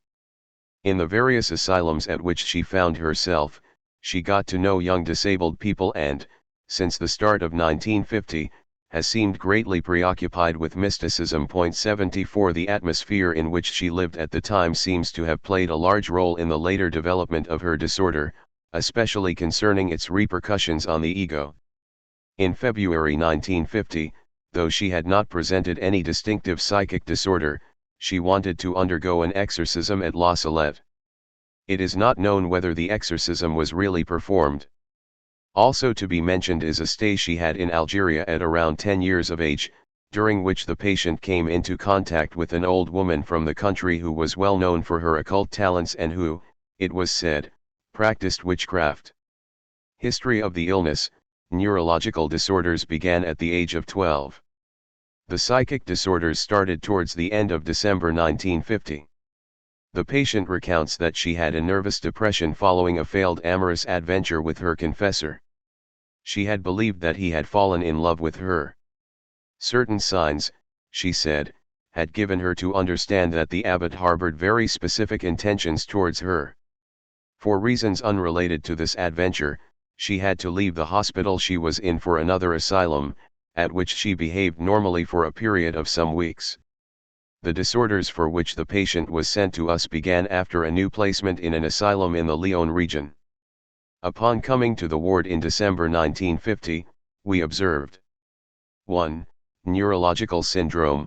The patient was unable to walk, speech was cerebellar, a kinetic type of cerebellar syndrome, pyramidal syndrome, bilateral Babinski, problems with deep sensitivity, notably in the test of the position of the toes, abolition of tendinous reflexes of the lower limbs, reducible bilateral high arches, slight amyotrophy of the lower limbs, normal fundus of the eye, dissociated bilateral labyrinthine hypoexcitability, normal auditive acuity, EEG, normal, ECG, normal, basal.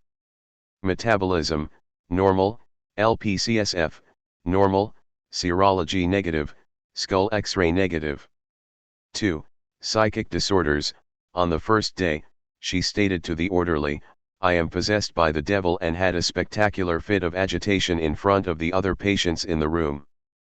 The following day, we were able to ask her questions, easy contact, no problem with confusional series, slight euphoria, and an ironic smile at the start of the examination. Highly changeable facial expression throughout the conversation. She said that we were able to affect her thought in this room, that we were informed of her entire history, that we saw what she was thinking. "Why ask me questions, you already know all my history." Then she declares to have slept with a young girl aged 8 and to have had sexual relations with her brother from 12 to 15 years of age. Recently she was driven towards the abbot. Her words then became ambiguous. She hints that many things have happened. All these phenomena, these perverse acts, very much show, she explained, that she is possessed by the devil, who was making her succumb to vice. She compared these diabolical acts to those described in Bernano's journal Un Cure de Campagne. But, she said, diabolical action is more direct, more physical in a way. In the following days, the more she was questioned, the richer the symptomatology became. She has visions, she often has orgasms, cochons in French, lit, pigs, figure, dirty men follow her and mistreat her. At the end of a conversation during which the patient's attitude had been equivocal, she told us, "I am ready," and she confusedly explained that only a marriage would make up for the diabolical acts. Realizing that the patient multiplied her delusional creations with each interrogation, we decided not to concern ourselves with her for a while. Upon resuming our examination, she admitted, given that our attitude was ironic, that she had made up a lot of the things she had said and that at bottom she did not believe in the story about the devil. She claimed to have invented the story in order to distract herself and to seek refuge in the imaginary. However, she continued to present certain interpretations, notably finding similarities between specific doctors in the ward, her father, her brother, and the young abbot. In April 1951, the patient was placed in a special room because she refused to eat and objected to any interrogations. She lost a lot of weight. She presented some signs of hyposystolia, alterations in the form of ventricular complex on the ECG. On May 22, 1951, the patient was interned. Friedreich's ataxia, psychological compensation syndrome of an hysterical structure, delusion of possession, anorexia, opposition. 24-hour assessment, Friedreich's ataxia, delusional syndrome, agitation, and opposition. 15-day assessment, Friedreich's ataxia, behavioral disorders, negativism, suspicion, notions of influence and of external action. Not to be discharged. Discussion. Neurological diagnosis, fully developed Friedreich's ataxia, 3 family cases. Psychiatric diagnosis, I hesitated for a long time between delusions of influence and psychological manifestations with a hysterical structure. This hesitation is justified within the current tendency of psychiatry, a tendency that involves separating clearly disorders of consciousness from personality disorders. Henry E.Y., in line with the conclusions of the Heidelberg School 75, admits of two modalities for understanding psychopathological life: an impairment to the ego or an impairment of the ego, a disorder of consciousness or a dislocation of the person. Here, we are rather dealing with a disorder of consciousness.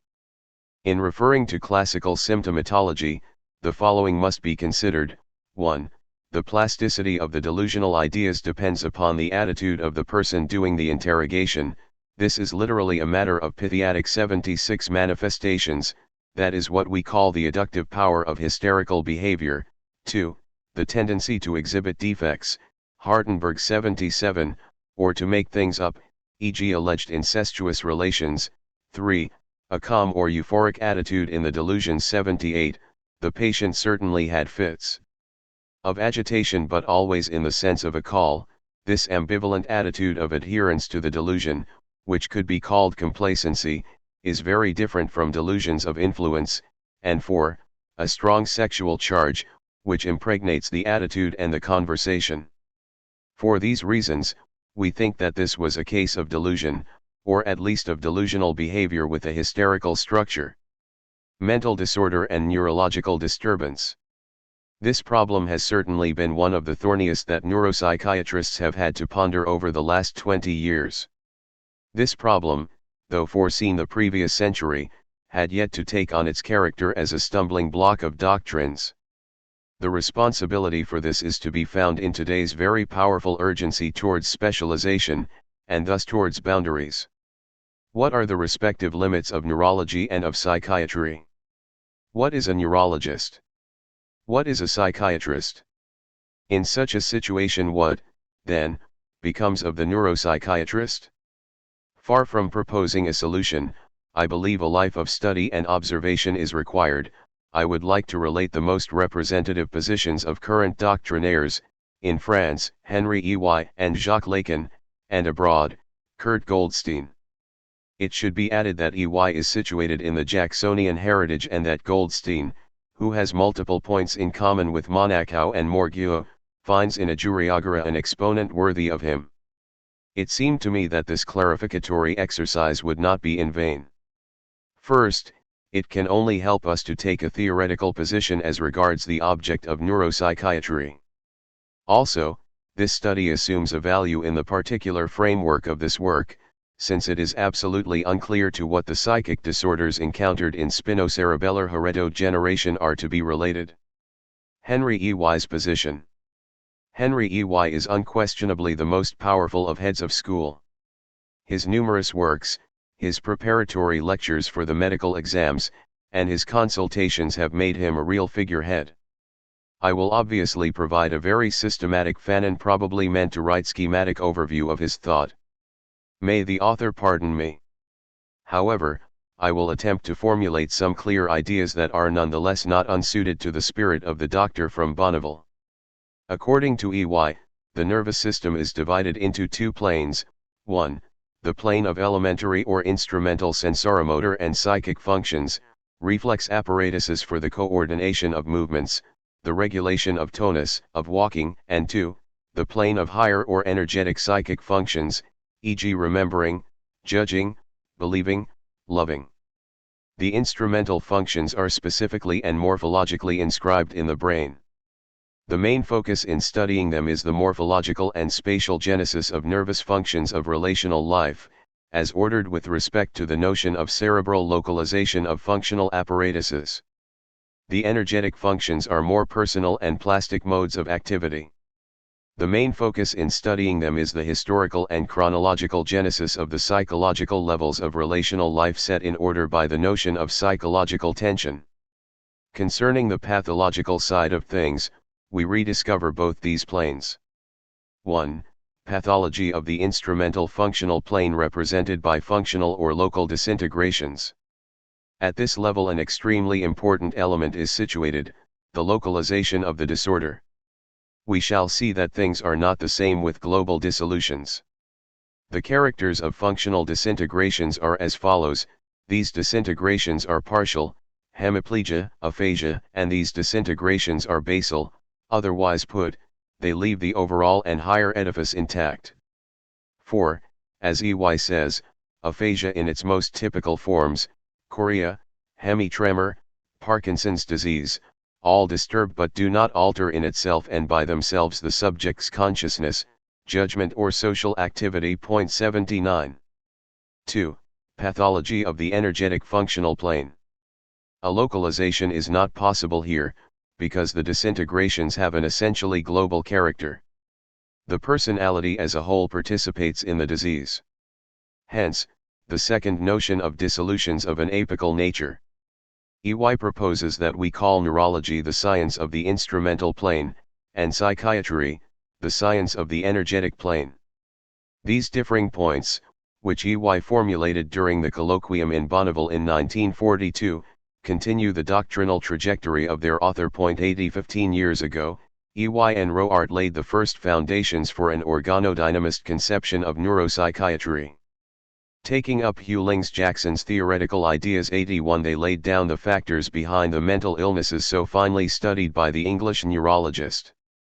The different sorts of madness being the proper object of psychiatry, it is important, Jackson says, to distinguish four original factors: a. the different depths of dissolution of the higher cerebral centers, b.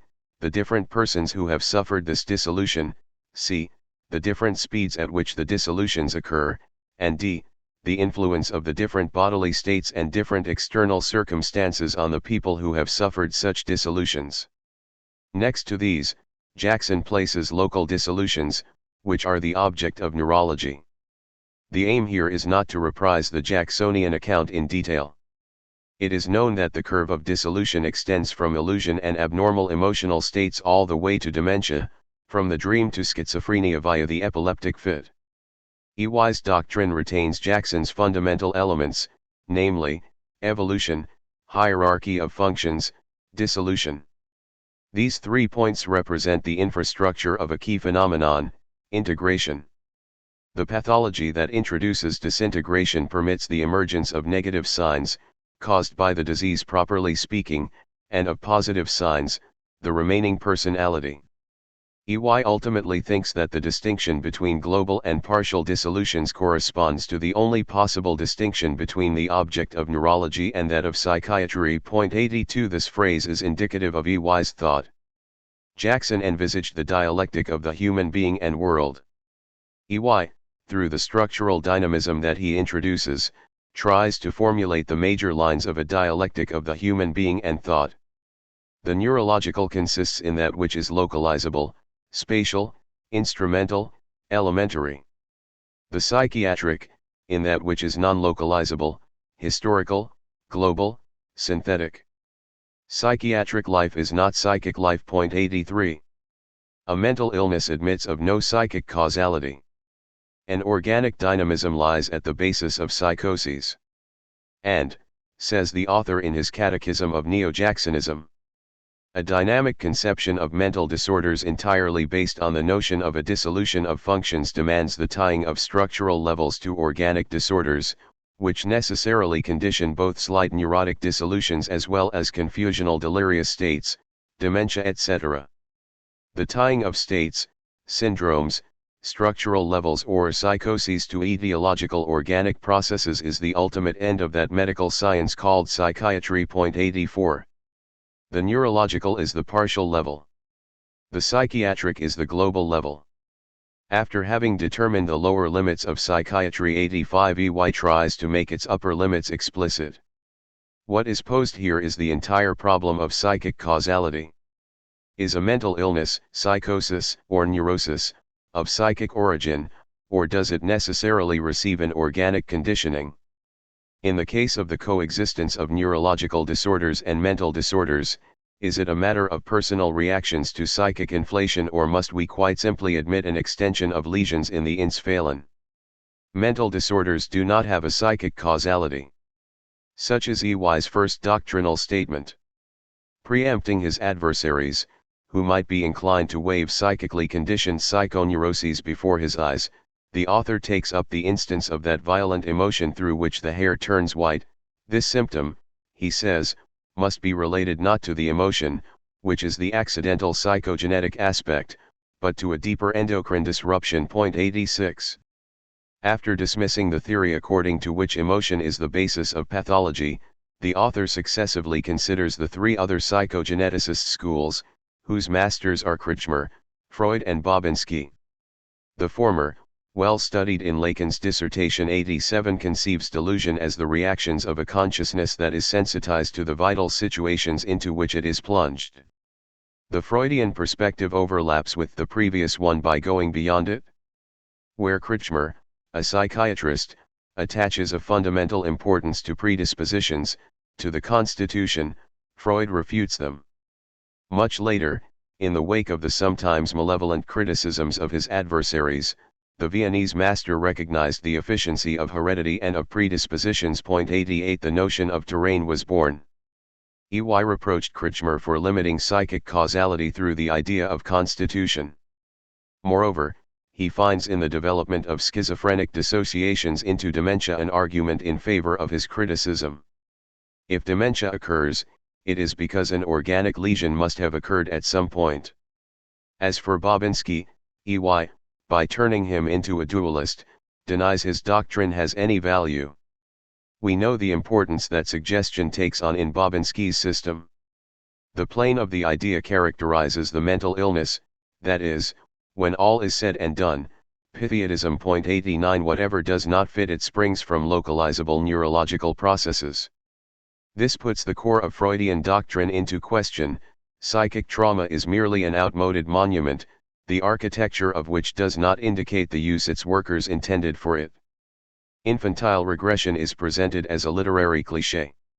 For EY, every geneticist and dynamist theory of psychic activity leads to the notion of normal psychogenesis and repudiates that of pathological psychogenesis.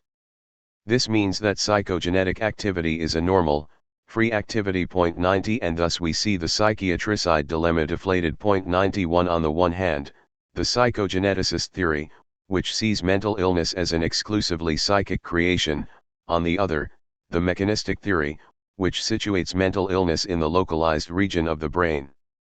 Delusion is the product of excited nervous cells. The author rejects both spiritualist dualism and materialist monism. We simultaneously repudiate dualism, which separates too much, and monism, which does not separate enough. 92. EY's entire position could reside in this petition: between the physical and the moral, there is life. 93. EY refuses to choose between the physical and the mental, between mind and body. For him, mental life is rooted in organic life, from which it draws nourishment, which it uses, integrates, and as a result goes beyond. 94. Speaking of the psyche, the author, who moreover utilizes the conclusions of diverse schools of thought, writes, the structural hole that psychology and psychopathology would come to deal with got built up little by little. In the psyche, we ought to distinguish between the given and the taken, the passive and the active. We should also bear in mind, both character and affectivity in close relation with the instrumental functions, sensory, mnesic, and verbal qualities proper to each individual. EY calls this part the psychic trajectory. 95. In this trajectory, the field to be traversed is precisely the psychic field. The psychic field refers naturally to psychic life, which is by no means endowed with immutability. It oscillates between disinterest for the outside world and the present and, in its most attentive and efficient form, supreme adaptation to the present and the real. 96. The sentence clearly owes a lot to Janet's research. 97. For that matter, EY acknowledges the influence of the theoretician of psychological tension on the direction of this thought. Psychogenesis is the norm. This position admits a corollary: mental illness involves organogenesis, and psychiatry, refusing any value to the concept of pathological psychogenesis, reserves itself a domain of study with no relation to that of freedom. 98. But, then, what difference can there be between schizophrenia and general paralysis? An illness, EY says, if it is always organic in its etiology, is always psychic in its pathogeny, it is a mental alteration of organic nature. 99 What is the master of Bonneville's position in the particular case of interest to us? That the mental disorders found in spinocerebellar heredogeneration ought not be understood as a reaction of the personality to an inferiorizing situation, any more than they ought to be reduced to a production of a valorizing unconscious. Character modifications and personality disorders occur in relation to the disease in question's organic alterations, at whatever level they are situated. 100. Goldstein's position. The Horm 101 school and the Gestalt school bear a point of difference. This difference is that the reflexive act that Monaco and Morgue held to be a metameric reaction 102 becomes, with Goldstein, a total reaction of the organism. 4. Goldstein says, it is inadmissible that one part is capable of a reaction without having the other parts participate in it. There is no such thing as primitive functions, on the one hand, and higher functions, on the other. Every gesture, every function, presumes the collaboration of the entire individual. Patient SCH, suffering an occipital lesion, had both calcareins 103 destroyed. Goldstein and his collaborator Gelb, after making meticulous observations, showed that this case by no means presented any occurrence of aphasia, a word too easily advanced, but instead an inability to put oneself in a certain attitude. They refer this disorder to a collapse of categorical symbolism. 104. When the core of the problem that splits contemporary neurologists is analyzed, the only real point of contention remains cerebral localizations. But beyond the desire to localize or not, it is imperative to recognize the deeper question of mind-body relations. To a superficial mind, it might seem that the mass of publications and systems that have been updated over the last 50 years indicate an avowal of impotence more than of effective progress. Similarly, skepticism in therapy towards the great number of inoffensive specialties for diseases, is taking hold of more and more doctors and, by induction, of the general public. It must be said that, beyond all discouragement, only impassioned and often ardent research will allow us to raise some hope around the organization of madness, hope for what Lacan has called a logic of madness. Goldstein took up Monaco and Morgue's work and tried to give it a scientific value. The success of Gestalt theory around the world shows that he did not fail. Let us quickly go over the various points that the authors developed in Introduction biologique à l'étude de la neurologie et de la psychopathologie 105. I will also make use of isolated works by C.V. Monaco that situate the system philosophically. Monaco considers that, at the risk of using a scientific reasoning, one cannot speak of cerebral localization, a psychic phenomenon cannot admit a spatial localization. He places humanity's biological and psychological evolution in the curve of time. Thus the soul has no seat, and extension is not opposed to thought any more than the soul is opposed to the body. On the contrary, any focal alteration can determine disorders in very distant regions, diaschesis. Moreover, the body left unto it over self, it is taken up again and valorized by a first principle, the Horm. May the reader pardon this leap, but we cannot pass in silence over the kinship between Monaco and Bergson.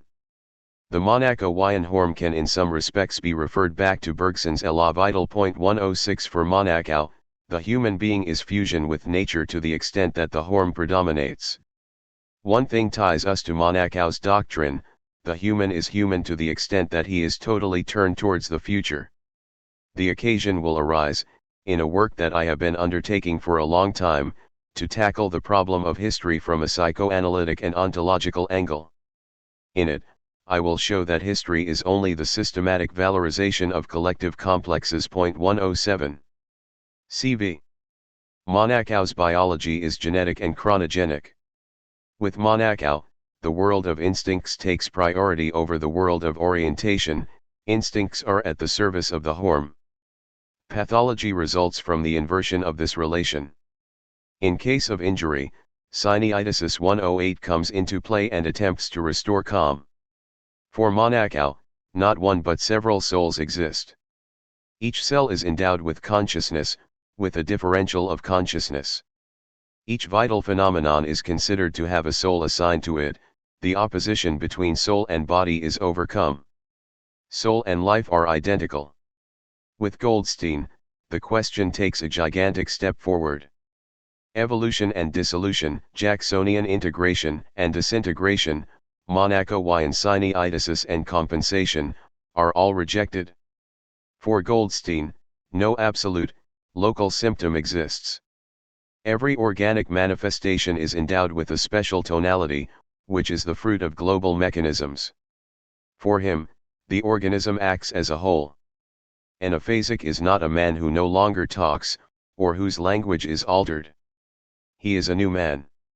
Aphasia is the dominant process, but it is essential to consider the background process of the aphasic individual. In Frantz, Aguriagara and Hekaen developed these notions in their critical study of EY's doctrinal position. 109 By attaching too much importance to the symptom, EY has falsified the problem. By no means ought the symptom to be valorized.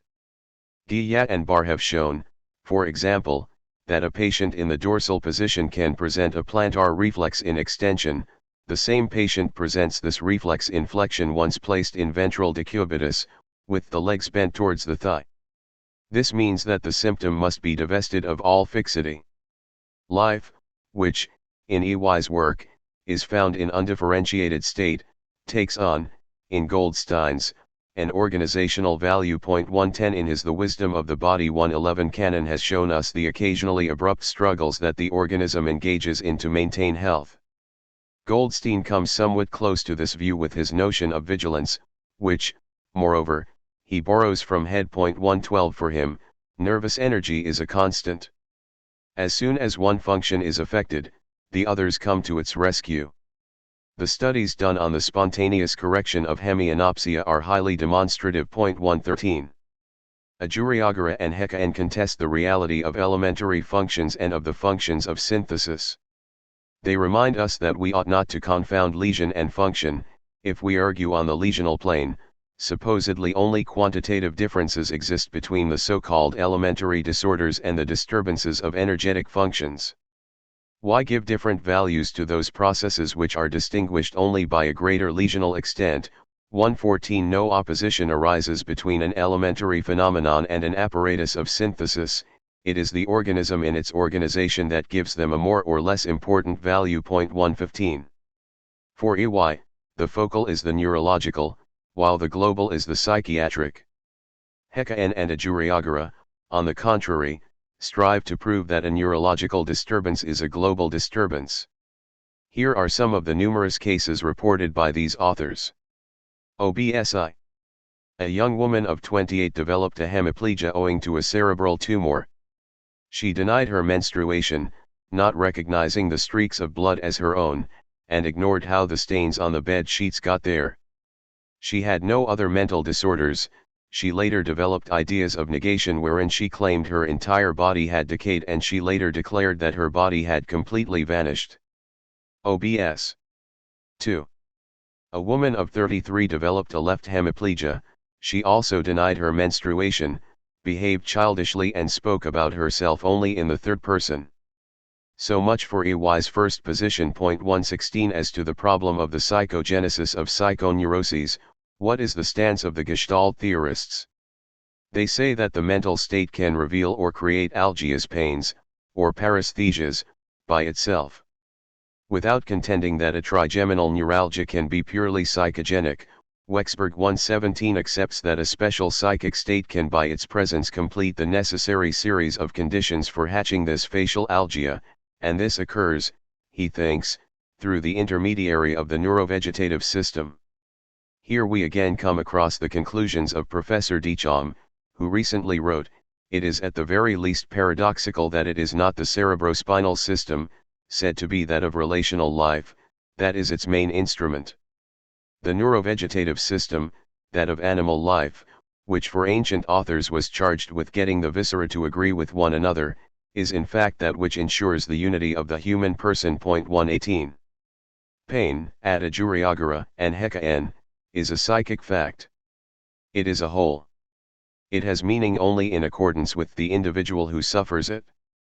How could we not recall Professor Lariche's beautiful book on pain and above all his most recent works, Chirurgie discipline de la connaissance and Philosophie de la chirurgie, 119. Besides, the surgeon of pain took up this notion of totality, for, he says, the patient for us remains a puppet each string of which produces a particular movement, whereas in fact, in the acts of life, the whole is in the whole. 120.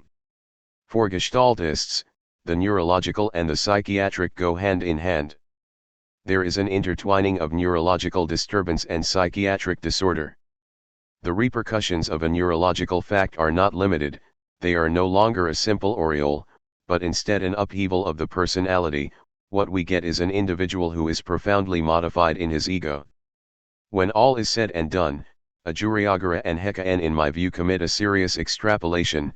Beginning with phenomenological research, they undertake to perform a clinical analysis. I subscribe to EY's viewpoint. As he says, what defines their position most accurately seems to me less the manifest concern to conceive the neurological phenomenon as a global disorder than the real tendency to return psychiatric disorder to neurological disturbance. 121. To the extent that Hekaen and Ajuriagara ground their doctrine on the body schema and its alterations. 122. They leave aside the properly psychogenetic aspect of the question. Before ending this rapid survey, I would like to discuss the work of another theoretician, Jacques Lacan, who, in a minimum of articles, has made a really vigorous attempt at solving the problem of the psychogenesis of mental disorders. 123. Jacques Lacan's position. So rather than resulting from a contingent fact, the frailties of man's organism, madness is the permanent virtuality of a gap opened up in his essence. And far from being an insult to freedom, madness is freedom's most faithful companion, following its every move like a shadow. Not only can man's being not be understood without madness, but it would not be man's being if it did not bear madness within itself as the limit of his freedom. A weak organism, a deranged imagination, and conflicts beyond one's capacities do not suffice to cause madness. Jacques Lacan, The Essential Causality of Madness, 124. Few men are as contested as Jacques Lacan. Parodying the expression, it might be said that, among psychiatrists, Lacan has supporters and he has adversaries. It would be further necessary to add that the adversaries by far outweigh the supporters. The logician of madness does not seem specially bothered by this. 125. Logician of madness, although semantically unacceptable, this coupling expresses a certain reality. Personally, were I to define Lacan's position, I would call it an unremitting defense of the nobility rights of madness. In trying to determine the site of Lacanian thinking, it seemed interesting to me, first, to gather the governing ideas of his dissertation. 126. Two elements appear important in Lacan's analysis of personality. These are, a. the relations of comprehension that he inherits from Jaspers, and b. intentionality. A. relations of comprehension, as criteria of psychological and psychopathological analysis. These relations represent the common measure of human feelings and acts liable to being grasped with reference to a participationist interpretation. B. Intentionality, rendered through intentional phenomena. Intentionality discloses the development of the person in each of its manifestations. What is important in Lacan's dissertation is the subsumption of the characteristics that he includes in his definition, a. the biographical development and relations of comprehension to be read in them, Orlebness, b. a conception of oneself, ego ideal, c. a certain tension pertaining to social relations, ego other. Lacan, we shall see, has held to this general framework. It seems to me that the essential value of Lacan's work resides in the definition he gives of desire. He turns desire into a cycle of behavior characterized by certain general organic oscillations, which are qualified as affective, a more or less directed motor agitation, and fantasies whose objective intentionality will be more or less adequate depending upon the case. When a vital experience, given, active or endured, determines affective equilibrium, motor rest, and vanishing of fantasies, we say by definition that desire has been satisfied and that this experience was the end and object of the desire. In the detailed analysis that he gives of the case of Amy, Lacan appears to conceive psychosis as a cycle of behavior, such that the point is not to undertake a symptomatic study of psychosis like Krepelin and Bleuler, but instead, on the basis of Jasper's relations of comprehension, to grasp the organizing mechanism of desire and its satisfaction.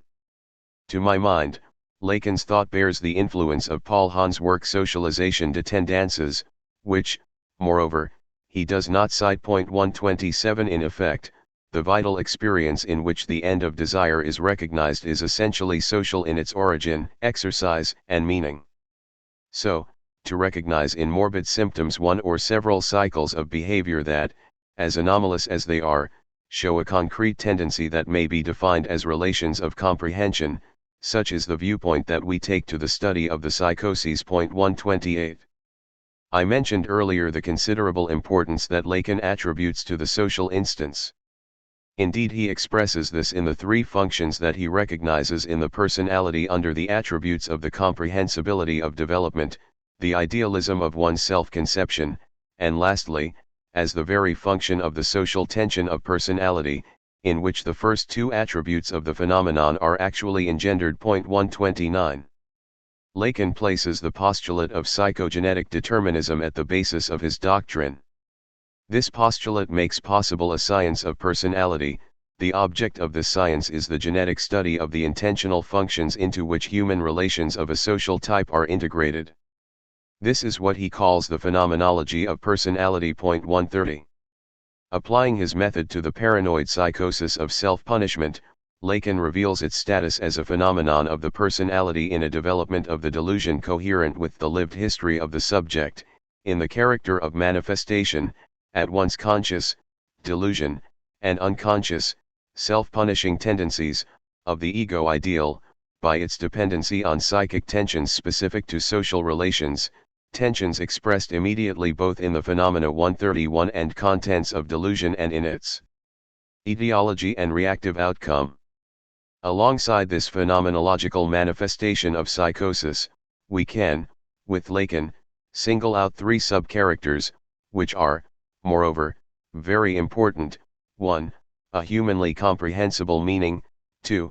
Virtualities of dialectical progress, the cure being catharsis, a cure that for the subject represents the liberation from a conception of oneself and the world, illusory in that it depended on unknown affective drives, and this liberation is accomplished through a shock with reality.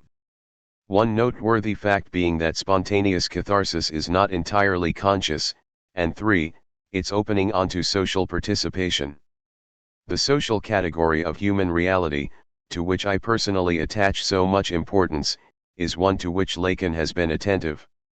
He reprises the discoveries of the ethno-sociology of projection, as illustrated by Moss and Levy-Bruhl 132, and describes the phenomenon of representation, mandatement. Some images, he says 133, stars in film, newspapers, sports, represent the necessities of dramatic space, espace spectaculaire, and of moral communion specific to the human personality. They are liable to compensate for the orgiastic or universalist, religious, or purely social rights that have represented these necessities hitherto. After giving the lie to the notion of constitution, which he considers absolutely mythical, Lacan tackles the restrictive point of view of his work. Delusion becomes the intentional equivalent of an insufficiently socialized, aggressive drive. But it is interesting to discover here the concrete tendency subjacent to the intentional phenomenon of delusion. Calling on Jaspers 134, Lacan distinguishes between a. the delusion that is manifest as the development of a personality, and b. the delusion that is presented as an eruptive psychic process, that disrupts and rearranges the personality. Only an examination of the personality's genetic and structural continuity will shed light on cases of delusion in which a psychic process and not a developmental process is at issue, that is to say, the cases in which one ought to recognize the intentional manifestation of a drive that is not of infantile origin, but instead is of recent acquisition and exogenous, and is such that, in effect, certain affections such as lethargic encephalitis make its existence seen by demonstrating to us the primitive phenomenon. After dismissing the Tanian parallelist solution of the personality, Lacan proposes a definition of delusion. It is the expression, within forms of language formed for understandable relations in a group, of concrete tendencies, of which the subject misjudges, machinate, their insufficient conformism to the necessities of the group. 135 As we will see, this phenomenon of misjudging, machinacence, subtends the Lacanian edifice. In his critical argument concerning organodynamism, Lacan raises this question: does the originality of our object, madness, pertain to social practice or to scientific reason? 136 Lacan seeks out the response on both these planes. EY encountered delusion as part of his structural analysis of madness. He views the latter as the sort of deficiency that the English call loss of control. 137 There is a delusional intuition, Dublin 138, on the basis of which the delusional belief takes effect. For Lacan, delusional belief is ignorance. In my view, we can situate Lacan's logical reversal of the scientific attitude at this level. By tackling the human value of madness. 139 Lacan moves from the plane of causality to that of motivation. Setting out from knowledge, connaissance and belief, he considers madness from an intersubjectivist perspective. Madness, he says, is lived within the register of meaning. And, its metaphysical impact is revealed in that the phenomenon of madness is not separable from the problem of meaning for being in general, that is to say, of language for human beings. 140. I would have liked to have written at length here about the Lacanian theory of language. 141, but this would risk taking us further away from the topic. Nevertheless, upon reflection, we ought to recognize that every delusional phenomenon is ultimately expressed, that is to say, spoken. Thus, the best way of analyzing a delusion or an abnormal psychic process is still to squarely face the making explicit of that delusion. Drawing a parallel between EY and Lacan is difficult for the good reason that the latter aims above all to produce a logic of the delusional fact. Madness, Lacan says, is neither more nor less than a stasis of being. 142 The madman, facing the disorder of the world, which is a disorder of his own consciousness, transitivism, wants to establish the law of his heart. 143 So, two solutions remain possible: either he breaks the circle through outward violence, or else he strikes a blow to himself by way of social after effect. Such is the general formula of madness. It applies to any one of those phrases whereby is accomplished, more or less in each destiny, the dialectical development of the human being, and it is always accomplished as a stasis of being. 144 The law of the heart that the madman wants to impose is the price of freedom. The madman is no longer an insane person, but one who has accepted to inventory all the abysses that freedom offers. By making delusion the contingent effect of a lack of control, of a deficit, EY goes right by the problem and, correlatively, its solution. The perpetrator of a crime of passion is not deficient since he is adjudged responsible. The act has a meaning that medical jurisprudence will clarify through its practice. Therefore, phenomenologically, the deficiency is unacceptable. In closing, I would like to recall the broad outline of psychogenesis as Lacan conceives it.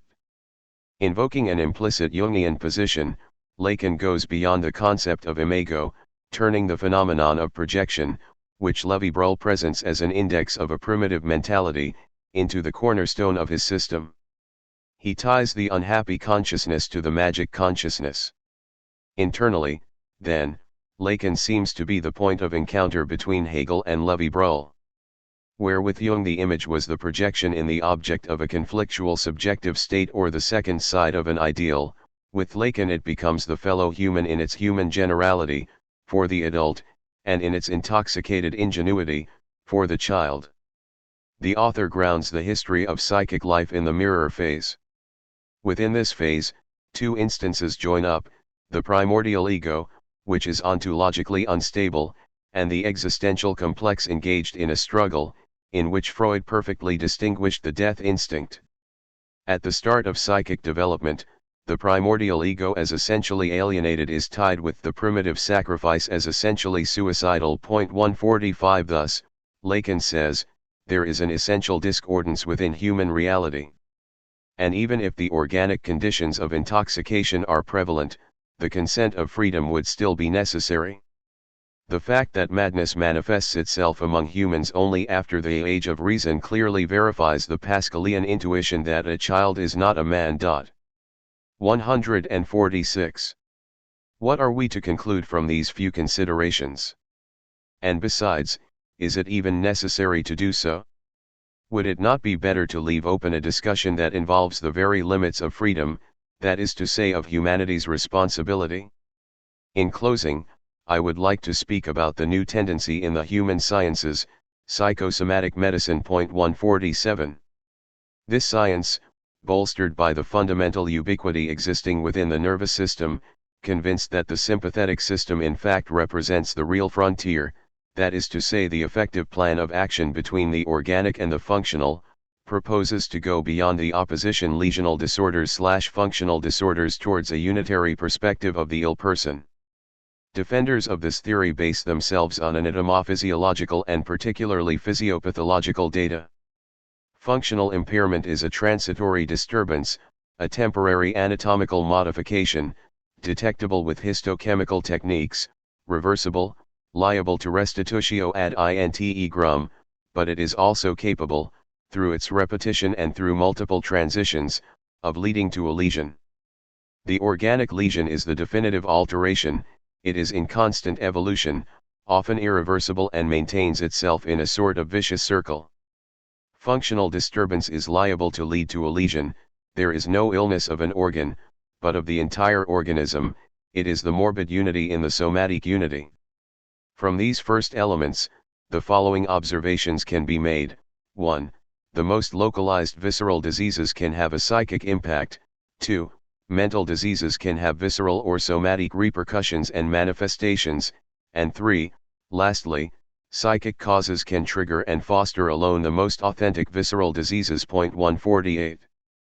We see what such facts imply, but the authors clarify their position to the utmost. From the gastric ulcer of psychic origin to emotional impotence, including diencephalic schizophrenias, the progression is continuous. One of the unquestionable interests of this new orientation in medicine is its resolute bearing on the very core of the human conflict. Developing Jungian conclusions to the extreme, this current is proof of the possibility of a medicine of the person. This doctrine could be reproached for its esoteric character.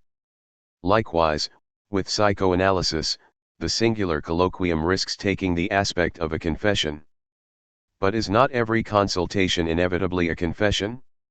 Is it not therefore a call, as Professor P. Savy has said, 149, and is the appeasement that the doctor brings to ulcerous pain by prescribing bismuth very different from that which he brings to muddled and dazed minds, as only our civilization can produce them, by strengthening the very bases of psychic synthesis? One ought above all not believe that this is a modified psychoanalysis. The authors are resolutely opposed to psychoanalysis. To the work of analytical dissection, they contrast the more aesthetic work of synthesis. 150 Psychoanalysis entails a pessimistic view of humanity. The medicine of the person presents itself as a deliberate choice for optimism in the face of human reality. Conclusions. 1. The mental disorders described in spinocerebellar heredogeneration are, in their order of frequency, the following: a. Mental retardation in all its forms, b. Character disorders with their instinctive perversions, and c. Certain delusions, notably of persecution. Here I have presented a case of delusion of possession involving a hysterical structure. I have been unable to find any similar cases in the literature. 2. The single problem raised here was that of the relations between neurological and psychiatric disorder, without the solution having been provided. But this work has put into question the hypotheses of mechanism and of dynamism in neurology. 3. Sakiet presents three hypotheses: a. That medullary/cerebellar lesions are the cause of mental disorders, b. That there is a merely simple coincidence between these two orders of phenomena, and c. That among these patients an evident predisposition exists and the lesions of the cerebral cortex result from an associated process. The study of this observation permits of two conclusions. Mental disturbances, mental retardation, and psychological immaturation observed in spinocerebellar heredodegeneration, are related to the diffuse anatomical lesions of this clinical cluster. By contrast, systematized delusions, hysterical manifestations and neurotic behaviors must be considered reactional conducts of an ego at odds with intersocial relations. However, from an organodynamist viewpoint, it would be necessary to account for disorders of proprioceptive sensibility that, in the course of delusional experiences 151 are able to draw the delusion to this or that structure. 2. Letter to Maurice Despinvoy. Frantz Fanon, June 19531. My dear Despinvoy. A win, a rather slight one, but a win all the same. I am an HP Psychiatric Hospital's doctor, and a few hours after the result I applied for a position in Guadeloupe. The position is not available until December. As for Martinique, there can be no question of it. There has been no news from Madame Blanchard. So I am rather annoyed. The minister sent me the list of available positions: Blida, Pont-Orson, Aurillac, Lannemezan, Aix-en-Provence, Auch, Rennes. I am rather annoyed, since I will have to delay the studies I have begun. I have met someone named Dell, who passed the competitive exam. He is the brother of your Dell. I handed him your letter. He will write to you. In any case, if a second position cannot be created in Martinique, at least there is Guadeloupe. Neve Église passed the exam and wants to go there. I am at a slight disadvantage. I placed 13th out of 23. At least 8 people, if we accept those who will not take up a position, will choose ahead of me. That is obviously depressing. This morning Josie is taking her Latin philology exam and I am taking my psychosociology exam this afternoon. I haven't gone into the curriculum, incidentally, but I paid the enrollment fee, so I will return to St. Alban tomorrow morning. Sincerely. One undated letter, IMEC Fons Fanon, FNN 2.4, probably from June 1953, to Maurice Despinvoy, a psychiatrist whose intern Fanon was at St. Alban in 1952 and who was to establish the Colson Psychiatric Hospital in Martinique, since 2014 named the Centre Hospitalier Maurice Despinvoy, in December 1953. On Fanon's interest in his experiments with lithium salts in the treatment of psychoses and his relations with Despinvoy in general, see Jacques Desquelles, Entretien avec Maurice Despinvoy, Sud/Nord. Folies et Culture, Volume 22, 2007, pages 104-14. Letter transcribed in Sans Frontières, special issue on Frantz Fanon, February 1982, and corrected in line with the manuscript conserved at IMEC. This ebook belongs to Marcus Coelen, MCOELAN at iCloud.com, purchased on May 1, 2018. 3. Trait d'Union 1. Frantz Fanon, editorials from the War Journal, Trait d'Union, of St. Alban Psychiatric Hospital, December 1952, March 19532. December 19, 1952, number 127. Weariness. The slightest conversation with a patient often provokes sentences or expressions such as, I am tired, I have no taste for anything, I am weary, I am lazy. If I listened to myself, I would stay all the time in bed. Talking tires me. I wish I could stay in a corner without moving.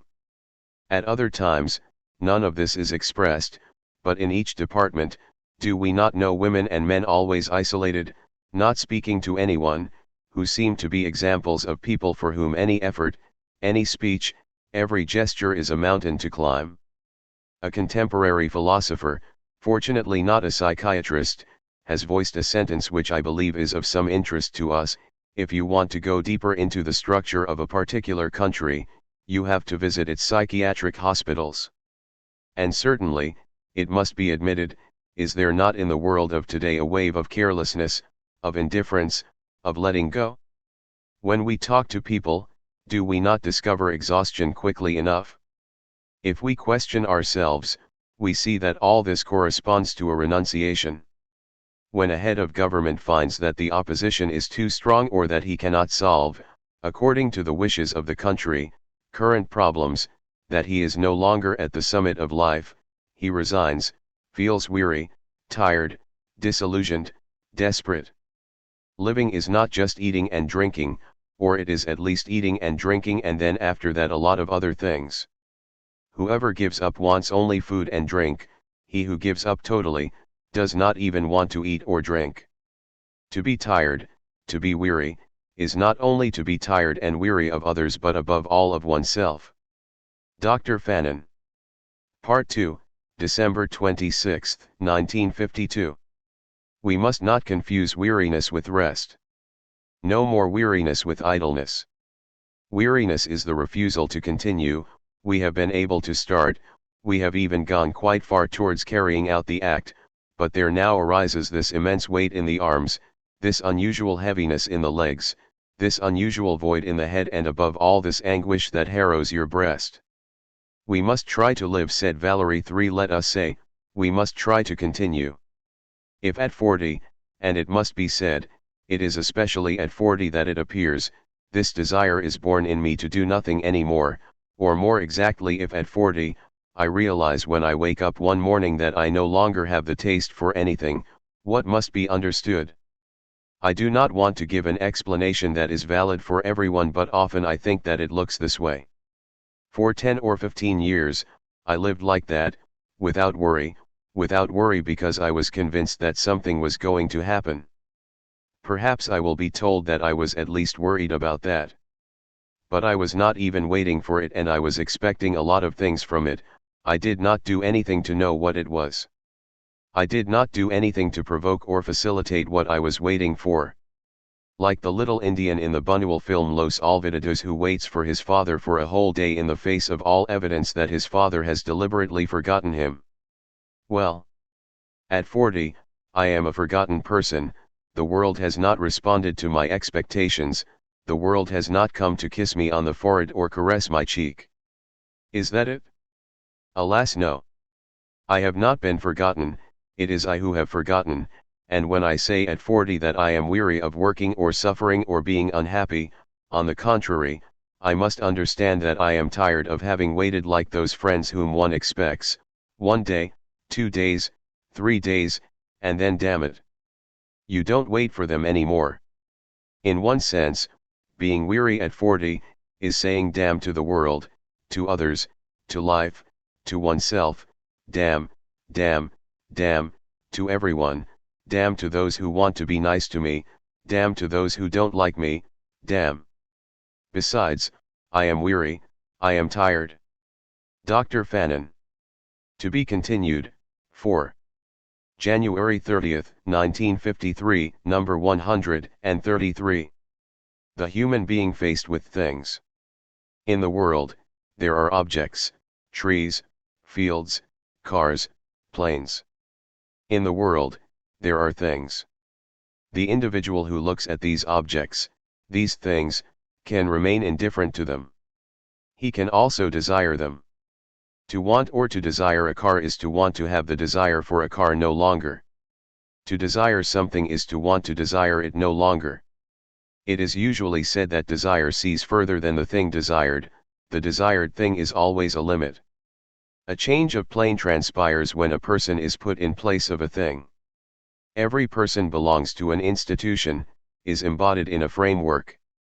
If he's a military man, he'll be an officer or a private. He can be a stonemason, an entrepreneur, or a peasant. Such a man is married or single, he has children or does not, likes reading or cinema or dominoes. When you meet a person, a certain timidity nearly always arises. A new farmer comes to a farm, others look at him from afar at first, before drawing nearer to him, someone then says good day to him. At noon, the social act of eating and drinking, you might say, works to untie tongues. But at the start, they respect each other, take each other's measure by looking. Whenever you meet a new person, you speak, you can only speak. Language is what breaks the silence and the silences. Then you can communicate or commune with this person. The neighbor in the Christian sense is always an accomplice. An accomplice who can betray, as with any accomplice. To fall out with someone is to realize that you have nothing in common. To commune with means to commune with faced with something. An intention forms the basis of all communication, but this intention must be sincere. In order to discover and desire that sincerity, a distinction must be made between the world and the sum of objects to be found on the earth. Faced with objects, we act differently than when we are faced with other people.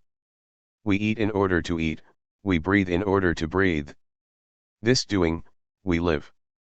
And we eat or breathe sincerely. To live is a kind of sincerity. It ought not be said that eating or drinking or smoking is not living. We must not scorn what is referred to as the everyday. There is no need always to be on a search for the unusual. Creative intentions can emerge from out of the common.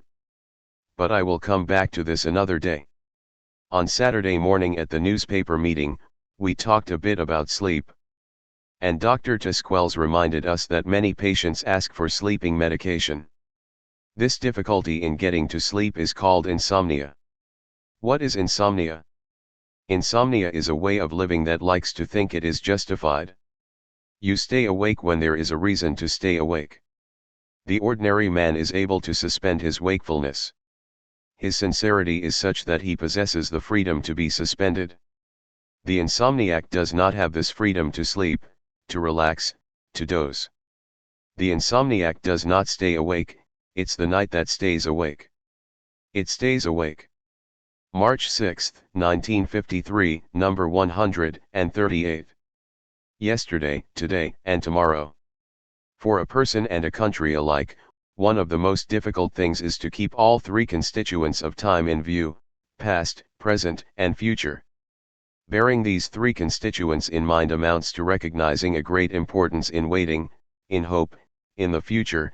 It means knowing that the acts we performed yesterday can have consequences in 10 years' time and that we might therefore have to justify these acts. Memory is therefore required to achieve this union of past, present, and future. However, memory ought not to get the upper hand with humans. Memory is often the mother of tradition. Now, if it is good to have a tradition, it is also agreeable to be able to go beyond that tradition and invent a new mode of living. Someone who considers that the present is worthless and that our sole interest lies with the past is, in a sense, a person who is lacking two dimensions and on whom you cannot count. Someone who deems that you must live with all your might in the here and now and that you do not have to worry about tomorrow or yesterday can be dangerous, since he believes that each minute is severed from the minutes that follow or precede it, and that he is the only person on this planet. Someone who turns away from the past and the present, who dreams of a distant future, both desirable and desired, is also deprived of the opposite everyday terrain on which one must act to accomplish the future sought for. You thus see that a person always has to take into account the present, past and future. If we ask someone in hospital, "When did you become ill?" and he tells us, "I cannot recall," we say that this person is trying to forget bad memories, illness, being without his parents, and behaves as if the past were dead. If we ask someone, a patient, "What day is it today?" and he replies, "I know neither the day, the month, nor the year," we should say to ourselves that this patient has lost all interest in the world and acts as if he were dead. Similarly, if the patient takes leave of himself and makes no effort to get better, to understand his troubles, to fight against the illness affecting him, if this patient makes no attempt to criticize his own attitude, his own ideas, we should think that this patient is no longer interested in the true life that is in society, and that he has already accepted that he is going to remain ill his entire life. The past, present, and future must comprise human beings' three predominant interests. It is impossible to see and achieve anything positive, valid, and lasting without taking all three elements into account. March 27, 1953, number 141. The therapeutic role of engagement. One thing is very important in the domain of psychiatry: I mean here the constant concern to refer a patient's every word, every act, and every facial expression to the illness affecting him or her. Each gesture, each word, each facial expression must be referred to the affection that from which the patient is suffering, to the current stage of the illness, to the emergence, or not, of chronicity. But if this is important in psychiatry, a second question then arises: who is apt to register these modifications, these fluctuations, these changes, these mutations? A priori, it must be said that the patient is rarely in a position to undertake this self-observation on his own, given that he suffers from his disease as much as he lives it. However, were it possible for him, materially and organically possible, he would like to say to his doctor or orderly, "I am going to become agitated, my hallucinations are going to start up again, my insomnia is coming back, I'm beginning to feel anxious." Just as someone who has a stomach ulcer in spring will go to see his doctor to resume his diet, the catatonic, upon feeling the return of his inertia, his disinterest, his mutism, would, if he could, if he was not abominably united, fair core, with the rigidity of the body we call catatonia, with that substantialized body, with that body that strives only to be a body, of course say to us, "Do something so that I do not become catatonic again." But then, if neither the doctor nor the orderly stands in this role as vigilant guardian for the patient, then it may happen that, in his vigilance against catatonia, this patient's angry act comes to be labeled by the orderly as a nasty reaction, the patient as irksome, disagreeable. I often get an orderly to tell me about this or that patient. The replies she gives are always vague. I get the impression that the orderly does not ever consider the patient that is to be looked after and treated. There is no psychotherapeutic tension, you might say. I am not addressing a reproach to the ward orderlies here. Instead, since I am in fact in charge of first-stage professional training, I am suggesting a technique for performing the job well. If you want to carry out your job perfectly as an orderly, you must try to take note of two things in your ward: the signs indicating that this patient is getting better, and the signs indicating that this other patient will relapse or develop towards chronicity. But above all, a piece of advice: never concede that a patient is definitively chronic, for by considering a patient to be a chronic case, you are no longer heeding the activity of psychotherapy. I even think, but this issue exceeds my prerogatives, that orderlies ought not to be left too long in a hospital's so-called chronic services, since they lose the vigilance that is the fundamental feature of the modern orderly. 4. On some cases treated with the Benny method. 1. François Tesquels and Frantz Fanon, St. Alban, July 19532. We would like to put up for your consideration and criticism some concrete cases of psychiatric therapy in which organotherapy and psychotherapy, with everything that is most antithetical and most complementary about them, together combine in a coherent and effective ensemble.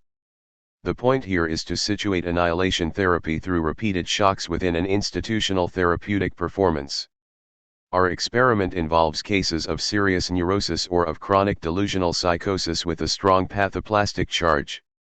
Setting out from some favorable facts, the theoretical orientation of which remains highly debatable, the intention here is to go beyond the stereotyped framework of what, in the psychiatric literature, has become a commonplace devoid of practical significance, namely the imprecise appeal that is made to so-called complementary psychotherapies or ergotherapies, which are to be established either consecutively or in parallel with classical organotherapies, electric shock, insulin, leucotomy, etc. Among the 9 cases that we have treated using electroconvulsive therapy over the last 3 years, all with some efficacy, if not total success, we will dwell on a more elaborate description of an exemplary case, and reserve another paper for the problem of the legitimacy of the very limited indications of the annihilation method within the framework of institutional therapies. The case that concerns us here was not the first in date among those making up our experience with electroconvulsive therapy. One of the present authors, after a series of attempts at trial and error, was able to work through to completion with Milan 3 on the therapy of 2 desperate cases. However, Here is the first case in which the coherent set of therapeutic conducts that we are suggesting was applied in complete knowledge of the fact and in line with a preconceived plan. The other cases are largely superposable onto it.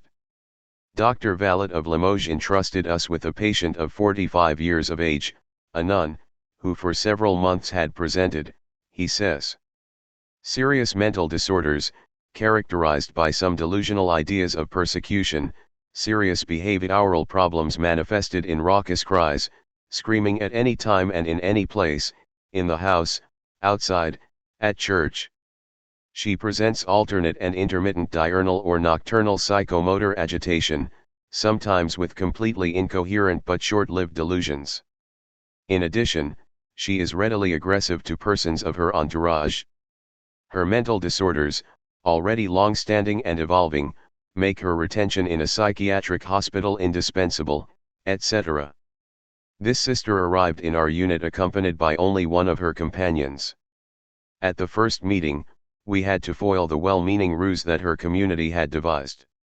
The patient, lucid, sthenic and unwilling, had not the slightest awareness of her disease, and refused all psychiatric examinations, which she deemed incompatible with the respect owed to her condition as a nun and to her personality. The plan was thus to trick her, by putting her in the ward for acute sufferers, monitoring her closely to prevent her escape and divesting her of her religious habit during her sleep. Her companion was to wait until nighttime before leaving. At the risk of being misunderstood, and making the most of the voluntary character of the placement, we refused to admit the patient without a first explanatory session together with the accompanying sister.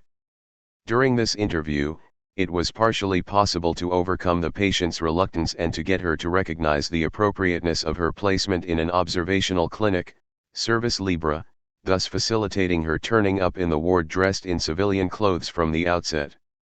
That naturally included the right to go on extra hospital outings outside of examination and treatment hours and the observance of the ward rules and regulations.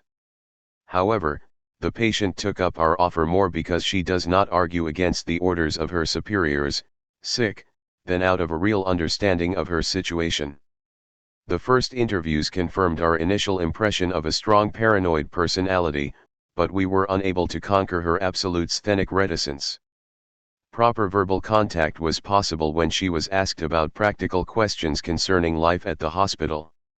However, the most total silence surrounded any attempt to get information about her personal, familial, or community life. During this period, we were unable to obtain any delusional confession from her, or any indication that would explain her strange behavior.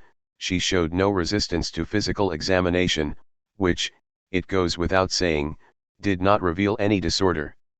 She spent her days walking in the garden or outside the hospital in the chapel. She read a lot. She did not make any friends, and fled from the other patients. I refused to have anything to do with those girls from up there, she told us frankly. However, with much patience, we gleaned from her that she was busy in her room making dresses for dolls. She was nevertheless courteous in greeting the club committee members, who in this ward always come to visit the new arrivals. She accepted their gift and wishes, but avoided all collaboration, though not without excusing herself. Her demeanor reflects the psychorigidity and hypertonia of the ego. Real screams developed from simple scrapings of the throat, exaggerated and repeated with gradually increasing intensity. They peppered her speech or interrupted her silence. They did not seem to represent an anti-hallucinatory defense or respond to a delusional attitude. They emerged without any external manifestation of anxiety, but also without her considering them as foreign to her ego. She attempted successfully to minimize the pathological meaning of this behavior. However, it was not difficult to observe the character of these screams as scornful for her neighbors, for the people she came across, or for the doctor, above all when she was faced with the awkward questions that he may ask her. The acumen of the sister orderlies came up against the same symptomatology involving refusal. During this period, we received some complementary pieces of information, the most important of which were, a brother of hers had committed suicide, probably close to the onset of a schizophrenic process, Her father died with a syndrome of mental weakness involving indeterminate neurological disturbances. A sister of hers had commissality or convulsive hysteria. The patient always maintained a very proud character. Self-taught and very close to her dead brother, she then entered a convent where she always proved very difficult to handle. Sent on a mission in Libreville, she had to be removed by her superiors shortly afterward because of her violent and scornful behavior towards indigenous people and especially towards the children. When speaking to her about these difficulties, she spoke evasively of the aridity of the climate, while letting it slip that the Negroes were naked, and that she never lowered herself to their level and their dirty way of living. We then formed our opinion. We were dealing with genuine paranoia, the development of a personality in which hysterical conversion disorders were established secondarily. Some narcoanalysis sessions, in which we adopted a passive attitude, provoked neither further change nor did they open onto other psychotherapies. Once we had verified the social impossibility of readaptation outside the convent in her family, we decided to submit the patient to electroconvulsive therapy, in line with the following design. First stage, one of us quickly undertook some active intervention psychotherapy, which aimed at unveiling to the patient the meanings of her conduct and the psychological interpretation of her behavior as a whole. The psychotherapist converted the narcosis sessions into frank discussions, almost aggressive ones, about her character and her life. Her defenses wore down in part and, though she protested about the violation of her personality, my soul or my subconscious belonged to God only, she admitted her poor character and her arrogance, as well as her decision to live in isolation, to be self-sufficient. As was to be anticipated after some days of relative improvement, the conversion syndromes increased. Then the second stage was begun. Second stage, during narcoanalysis, an injection was dosed for deep sleep. The patient was moved to a different setting and transferred to another section where she was to be given electroconvulsive therapy without any new contact with the former psychotherapist.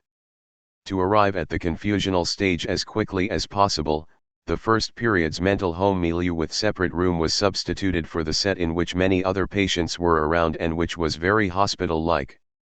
Practically speaking, if she had some bright intervals of consciousness during these first days, she cannot have failed to note the vague notion of disease, as well as the very reassuring one of attentive care. Third stage, once the amnesiac confusional stage had been obtained, the patient was given insulin shock therapy, the aim of which was to put her, upon the start of her recovery of consciousness, in the very primitive situation of mother-child relations, spoon-feeding, nourriture à la bouche, hygiene care, soins d'appropriate, first words. The awareness, connaissance, of the orderly's face upon waking from the insulin, is, in these conditions, objectively set on the same plane of maternal confusion in which one comes into the world. The primary and secondary identification processes had to be closely monitored by the new psychotherapist who, moreover, acted indirectly this time, essentially through the means of the institution, on a mode akin to that in which the infant lives the presence of the father within the family. For that matter, these interhuman identifications are not unique.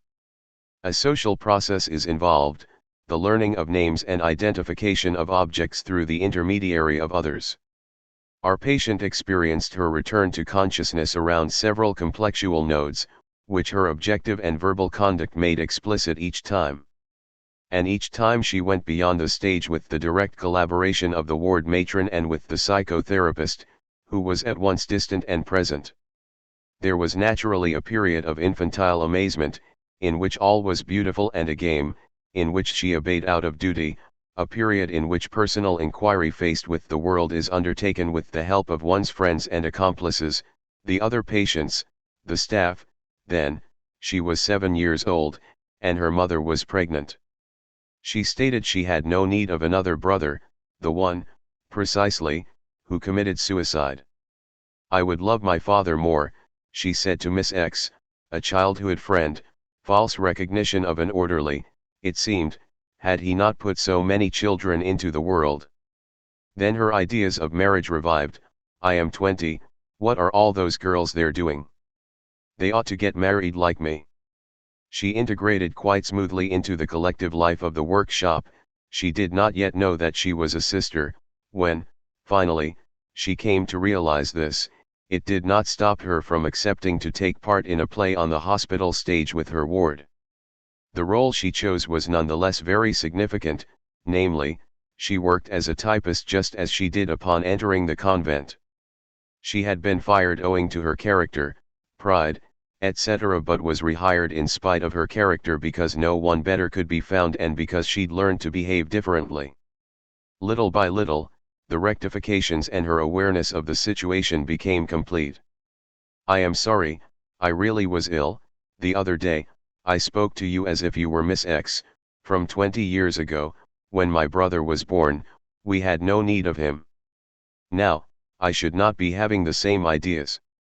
This conversation I had had with her.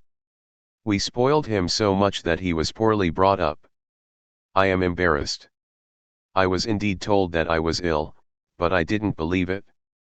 It's very good here. If I relapse one day, it is hereditary in our family, I wouldn't hesitate to return for a second.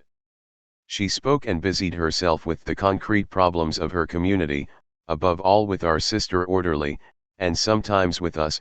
Her behavior became entirely normal and no signs of deterioration remained. She returned to her community and quickly adapted to it. Her hospitalization with us lasted a total of 3 months. During the 5 days of annihilation treatment, she had 17 electroshocks. She underwent 40 sessions of insulin shock therapy, or 40 days of managed institutional therapy. 5.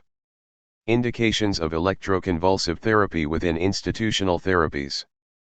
François and Frantz Fanon, St. Alban, July 19531. Nowadays it seems that our extensive shared experience means we do not need to hold back against the taboo surrounding electroconvulsive therapies. Not holding back does not mean not hesitating, not weighing up the pros and cons on each occasion. Electroconvulsive therapy can be legitimate only in terms of efficacy. Henceforth, the simultaneously scientific and human problem consists in specifying the indications as carefully as possible as well as the technical conditions of putting them into action. This is what we aim to do as regards the annihilation method. Shock therapies have doubtless been abused, so before there can be any suggestion of engaging in treatment using many frequent electroshocks with little interruption, the level of vigilant prudence and self-criticism must be especially high. Prudence and vigilance are already essential for simple electroshocks, which are as an exception able, but able they are, to provoke irreversible lesions and death. Point 2. The utility of annihilation treatment for agitation is often spoken about, and yet agitation has been insufficiently specified or described from the semiological point of view.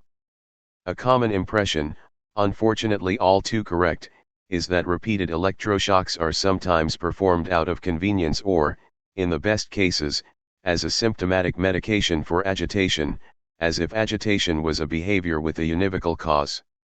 It appears, however, that these states can be overcome with less dangerous and perhaps more effective therapeutic conducts. In its negative aspects, the history of Beni annihilation overlaps with that of leucotomy. And this parallel has been taken as far as to suggest an identity as regards efficacy, indications, and even curative or lesional mechanisms.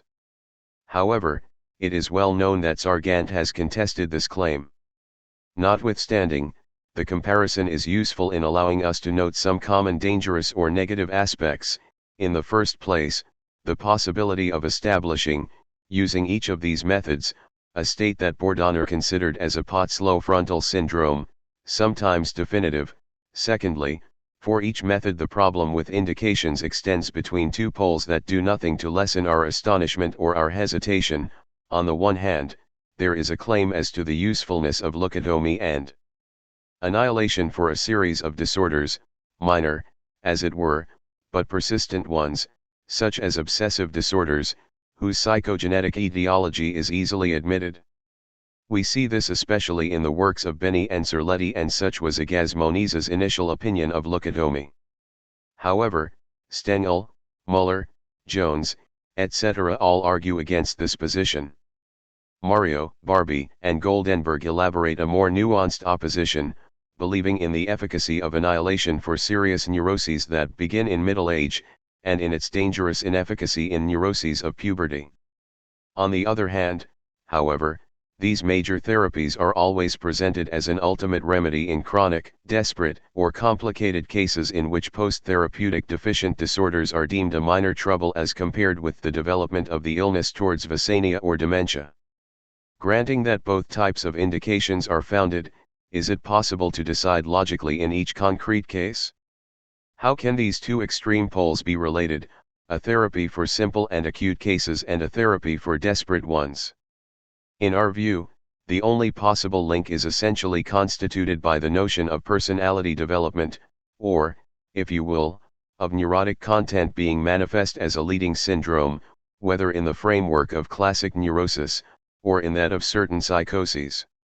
This is how, in many clinical pictures of psychoses, the structure of the new personality, which is conditioned by diverse processes, is filled with human, psychological, and neurotic manifestations. The language, the engagement, or compensatory behavior or stereotypy are often authentically neurotic, although psychosis can have conditioned them. We know that many chronic cases owe that chronicity precisely only to their own personalities and not to their illnesses. This is the case with facade psychoses, that of morbid mental persistence. It is also the case with most delusional stabilizations. This is the problem of attitudes or of strongly fixed and conditioned reactional behaviors. But at this point, precisely, the majority of authors advise caution. And we ask whether that caution does not reflect a very frequent theoretical bias concerning the fixity of character, the fixity of so-called constitutions, the implacable progress of pathological developments in the personality, of which the notion of paranoia is the extreme example. According to the authors, the issue concerns the classic contraindications of annihilation therapy. One is urged to beware, since, for example, will the patient not undertake new dissenting moves faced with possible memory disorders? In a word, does this attitude not hide an ignorance about the dynamism of personality, as psychoanalysis has revealed it to us, and also a material inability to apply these therapies within a hospital setting specially set up to reconstruct the personality? We know of only one attempt to propose electroconvulsive therapy as part of a more general psychotherapy, namely Barbie and Goldenberg's. In a paper delivered at the 1950 Congress, they detail the ward's organization, the precaution taken to isolate and the technical details of the psychotherapy aided by recordings of the patient's statements. This seems to us of highest importance. Our method, different in the detail, nonetheless connects with their foremost intention. Otherwise said, electroconvulsive theory can be effective within an institutional and psychotherapeutic framework. We did not adopt the recording practice, although this psychotherapeutic method is very good in the psychagogy of many hysterical behaviors, as Myra 3 has shown through the use of films. In addition, it is a method that connects with explicative psychagogies, which are of utmost usefulness at the end of the procedure or in certain dementias in the process of encapsulating themselves. However, this psychagogical method, applied after repeated shocks, does not take account of the process of dissolution reconstruction of the personality, which takes place in broad stages, as we saw in the example we reported earlier. It can be used in a complementary, not an essential, fashion. In this case, what appears essential are the interhuman encounters and the practical activities in which the patient gets involved during the process of rediscovery of the ego and the world, including naturally the phantasmatic stages that the milieu enables him, or her, to cling to. Now, these fantasies have the same structure as psychoanalytic fantasies, but, as Damazan so well put it in the field of institutional therapy, it is the real of the hospital that incarnates, supports, and resolves them. The doctor and the material and human plasticity of the ward must be adapted to these investments and must facilitate their overcoming. This is why the organization of the life group in which the patient is placed must be ready to evolve in parallel with the reconstruction of the patient's ego and world. This is only possible by integrating the workshop together with the collective and spontaneous life of the hospital. Hence, the ergotherapy factory and gymnastic motor ergotherapy are ill-suited to facilitate these curative investments. Our 9 cases attest that the major indications for annihilation, which we are not far from taking to be unique indications, are precisely serious neuroses, in particular those that have stabilized from middle age, an age when analytic elementary psychotherapeutic deconditioning is no longer possible. But, among these neuroses, we must include a large number of arrested delusional developments, indeed genuine paranoias, because the disorder's mechanism and meaning are identical in both cases. We thus treated a delusion of jealousy, 2 erotomanias, a paranoid hypochondria and improved or cured socially some hallucinatory psychoses, to the extent that the most apparent disorders corresponded to the reaction of the morbid personality. Some of these delusions, it is claimed, quickly relapse. One of our patients, who, besides, had not had the benefit of preparatory psychotherapy except in the erroneous form of the psychodrama, has been out for more than 2 years and has returned to her position as a public servant in the central administration. Concerning a case of delusional, passionate, hallucinatory states, the hallucinations returned, but not the delusions. The patient works and occupies herself at home. In the course of one of our visits, the husband, who had believed she was totally cured, showed surprise at this unexpected avowal of her hallucinations. 3 years of experimentation evidently seem insufficient, but this experimentation is encouraging, especially as no complications have arisen. In all patients the psycho-organic syndrome totally regressed. As a case in point, we thought that the delusional disorders of a 60-year-old patient, an erotomaniac, presented traits of pre-senile deterioration. What is more, the tests confirmed the deterioration. Well, after the annihilation treatment, this patient took to the stage and played roles from memory, whereas prior to the treatment she had only performed by constantly consulting a prompt book. Treating patients using this approach, we insist, necessitates granting the greatest importance to hospital arrangements, to the classification and grouping of patients, as well as to the concomitant establishment of group therapies. The coexistence of the workshop, the wards, and the social life of the entire hospital is just as essential as the stage of active, interventionist analysis preceding the treatment. Outside the possibility of such therapeutic linkages, the Beni cure appears to us a complete nonsense. If simple electroshock can be interpreted, as Serletti believes, as a defense process, as a process of diencephalic reactivation or as a stress, his collaborators, G. Martinati first and foremost, has shown that this is not the case with repeated electroshocks.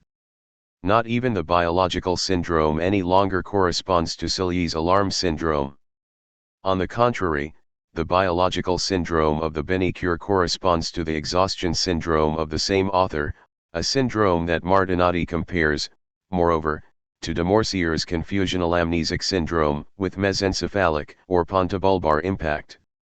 Henceforth, Delmas Marsalet's opinion on dissolution reconstruction, on the proviso that it is understood in its concrete content as comprising lived events within which psychological life is dramatized and appears, seems the most valid to us. Thus understood dissolution reconstruction, while explaining the fortunate evolution of our cases, allows us to delimit the indications of electroconvulsive therapy in the framework of institutional therapy. Discussion. M. Casa. I would be glad if the author would explain what precisely is meant by the expression institutional therapy. M. Tisquels. There is indeed an annoying confusion around the terms of ergotherapy, social therapy, group therapies and institutional therapies. Our General Secretary is absolutely right to ask us to specify the meaning of the words. From the U.S. D'Amazon took the expression institutional therapies to qualify the form of group therapy that is established, oftentimes, unbeknownst to doctors in psychiatric hospitals on account of the material arrangements, the psychological and social interactions between patients, and between patients and staff. It is clear that therapy, if therapy exists, inasmuch as it is carried out unbeknownst to the doctor and without his directives, cannot be a true therapy. Institutional therapy only rightly exists at the level of that awareness, and I would say, at the level of the acquisition of power and mastery in the medical handling of the institution through all that it contains of a material and living nature. In this respect, institutional therapy distinguishes itself from the group therapies, psychodramas, courses, and so on, in that the latter are established through sessions that are, as it were, detached from the patient's daily life. In group psychotherapies, the doctor has to lead the patient through artificial and short-lived conditions with the aim of deeply affecting the patient's lived experience. In institutional therapies, the point of departure is a spontaneous, everyday lived experience, and the psychotherapist is at once materially absent and present in the hospital institution, which, in fact, represents him. In our paper we gave a concrete example of the dialectic of that presence and of its role in the treatment process. I refer notably to the works of Damaso Coelho, Archives Portugueses de Neurologia et de Psychiatrie, January 1953, to issue 3 of L'Evolution Psychiatrique, 1952, on the occasion of the colloquium in Bonneville, and to the corresponding chapters of L'Encyclopédie Médico-Chirurgicale, which is forthcoming. In this last work, Riquet shows that ergotherapeutic techniques, magnificently developed in Anglo-Saxon countries, have scant relation to the conception of an institutional therapy. In institutional therapy, ergotherapy can and often must take a role, as do insulin shocks or Beni therapy. The same can be said of certain group psychotherapies. But Damaso is quite right to repeatedly insist on the fact that in most French hospitals the practice of what is called ergotherapy is much closer to an unconscious institutional therapy on the part of the doctor than to some genuine Anglo-Saxon ergotherapy. Were we pushed to draw consequences from our 14-year-long experience of institutional trials and errors at St. Alban, the therapeutic demands of hospital organization from an institutional perspective could be defined as follows. 1. Make possible the arrangement of life communities and heterogeneous treatments, involving between 10 to 12 patients, maximum. These communities ought, on the one hand, to be linked at the level of the ward, 3 groups or 4 maximum, and, on the other, at the level of the entire hospital by means of the centralization of the hospital's shared social life. This group life must give the patient a permanent possibility of expression and the possibility of the therapeutic, psychagogic, or psychoanalytic use of his/her initiative. 2. The integration of ergotherapy at the level of the life community, to be used as part of group psychotherapies and institutional therapy. 3. The doctor's psychological preparation of the group and, above all, of the nursing staff relative to the concrete case being treated or helped with. Ward meetings and regular meetings between orderly cotters are the essential organ of that preparation. 4. The objective limitation of active in-treatment patients in each group and in each ward. The material possibilities of a ward of 40 to 50 patients does not allow for the active treatment or therapeutic assimilation of a large number of new arrivals. 5 patients per month and per ward seems to us the desired optimum. In certain cases, this number can be exceeded and reach a total of 8. The hospital's overall construction must take this major requirement into account. The admissions ward is a therapeutic heresy. It's a traffic jam. 5. The classification of patients by elective affinities, age, culture, etc., or by evolutive, syndromic or therapeutic similarities, prevents any possibility of progress in the dialectic of identifications and mythical transfers established by the patient with the milieu. In that case, the milieu cannot be handled as an institution of treatment. On the contrary, the ward or the milieu sets the patient at levels that are most often pathological. 6. All therapeutic, psychiatric work necessitates medical teamwork. 2 or 3 doctors at least must collaborate with one another closely as part of the same life milieu in order to enable the dialectical game of most paths toward cure. A lone doctor cannot provide for any rapid solution to most of the Oedipal or pre-Oedipal conflicts that patients project or embody in the course of their illnesses. 7. All, the hospitals, Activities must enable the patient to maintain, and even to explore, his or her utmost awareness of the illness. Gradually demystifying the approximative conceptions that the patient forms of the morbid event and of his/herself, the psychiatric hospital must be an institution of disalienation. 6. On an attempt to rehabilitate a patient suffering from morphic epilepsy and serious character disorders.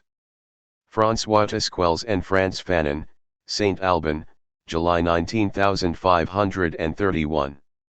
In September 1952, a young woman of 28 years was transferred to us from El-Evanati Hospital, where she was admitted in August 1944. She had been found at Purake Station, disoriented and confused. The admission certificate reported a recent affective shock, the deaths of her mother and father in her presence during an aerial bombardment at St. Lo. She was then given a series of electroshocks. The clinical picture is described as follows. Periodically presents discordant psychic and motor agitation, calling for tying up, cries, laughs when the death of her parents is brought up with her, has intermittent affective side rations, with disinterest. She currently presents no problems in the flow of her thinking, nor catatonia. The patient is suspected to have dementia precox and has suffered a considerable affective trauma. Dr. Gallavardin. The 24-hour assessment states the following: melancholic state including ideas of, and attempts at, suicide. Long-standing commissality. Not to be discharged. Dr. Roquea. The patient stated that she had had epileptic crises over the last 3 years at a rate of 1 a month. A sister of hers is allegedly also epileptic and a brother died of tuberculous meningitis. We were supplied with 2 more assessments, the content of which read: suffering psychic and convulsive epilepsy, serious character and behavioral disorders, instability, impulsiveness, phases of rage and depression, has ideas of suicide and has attempted it. This is a particularly dangerous patient who cannot be transferred unless kept obligatorily in an establishment for the mentally ill in accordance with the law of 1838. 3. Satisfaction is denied to a request to be placed in an open-door hospital. Not to be discharged. Dr. Christie, May 10, 1952. Suffers convulsive and psychic epilepsy, serious character and behavioral disorders, instability, impulsiveness, phases of rage and depression, suicide attempts, dangerous reactions. Can be transferred to any psychiatric hospital, i.e., to any mental institution subject to the law of 1838, with special monitoring conditions during the transfer. But, in my view, the transfer will bring no improvement to the mental state. The patient is beyond the reach of psychotherapy. Dr. Christie, July 9, 1952. Dr. Christie's pessimistic opinion was justified by the facts. His reluctance to meet the request for transfer is understandable, a request made by his former student, Dr. Despinoy, who, as it happens, practices at St. Alban. Kept in the secure ward at El-Evanati, she had made several suicide attempts, whether by hanging, slitting her wrists, etc., and had committed several attacks against her neighbors, the staff and on various objects. For a period of 8 years, she had had to be kept almost permanently confined in a cell and straitjacketed. She had become the privileged object and most enterprising subject of playing out the sadomasochistic myth so often incarnated in our psychiatric establishments. Despinoy's initiative was to submit our social therapeutic organization to a test that we feared would be too dissolutive, and which probably would have been without some fortuitous circumstances, which, on their own, justify our paper. Our presentation is divided into 3 parts. First, a brief summary of the social therapy approaches of a first period, which, as was to be expected, ended in semi-failure. Then, we put forward some therapeutic considerations corresponding to a second term, which did not end in failure, and, in finishing, we will present what we believe are some very modest conclusions. The patient's introduction and adaptation into the ward were difficult. Placed, under the law of 1938, in a ward of incoming patients, a revamped and transformed X-ward of agitated patients, in which an extremely fertile atmosphere prevails in terms of social relations. On the first evening the patient refused to eat and take her phenobarbital without a reaction from our orderlies, who stood alert. Over the first days, no convulsive crisis appeared. She complained of not sleeping, tried to obtain a special meal plan owing to a supposed long-standing condition of nephritis, and was administered, wrongly we now believe, 30 cg of phenobarbital during the day, 2 g of chloral hydrate and a vial of Phenergan of an evening. Studying the situation, said the report of the head ward orderly. Upon examination, she presented no focal neurologic signs, nor distinctive physical disease. Her WR is negative. Her CSF, normal, cells, 3, albumin, 30 centimos, chloride, 7G, sugar, 52 centimos, benzoin, 0.221110.0000000. Oriented and lucid. Her affective state was remarkably tiresome, smarmy, bradypsychic, unrelenting, inappropriate, temperamental, disgruntled, sullen, sometimes ironic. She insistently testified to her goodwill and put her impulsions down to her illness and to being unaccustomed to living in an ordered social milieu. She wrote to an orderly at Vinatier, "I am dazzled and disoriented, I need some time in order to adapt, I was not quite myself, I was intoxicated with the emotion. Here it is cheerful, there is no coarseness, no straitjacket.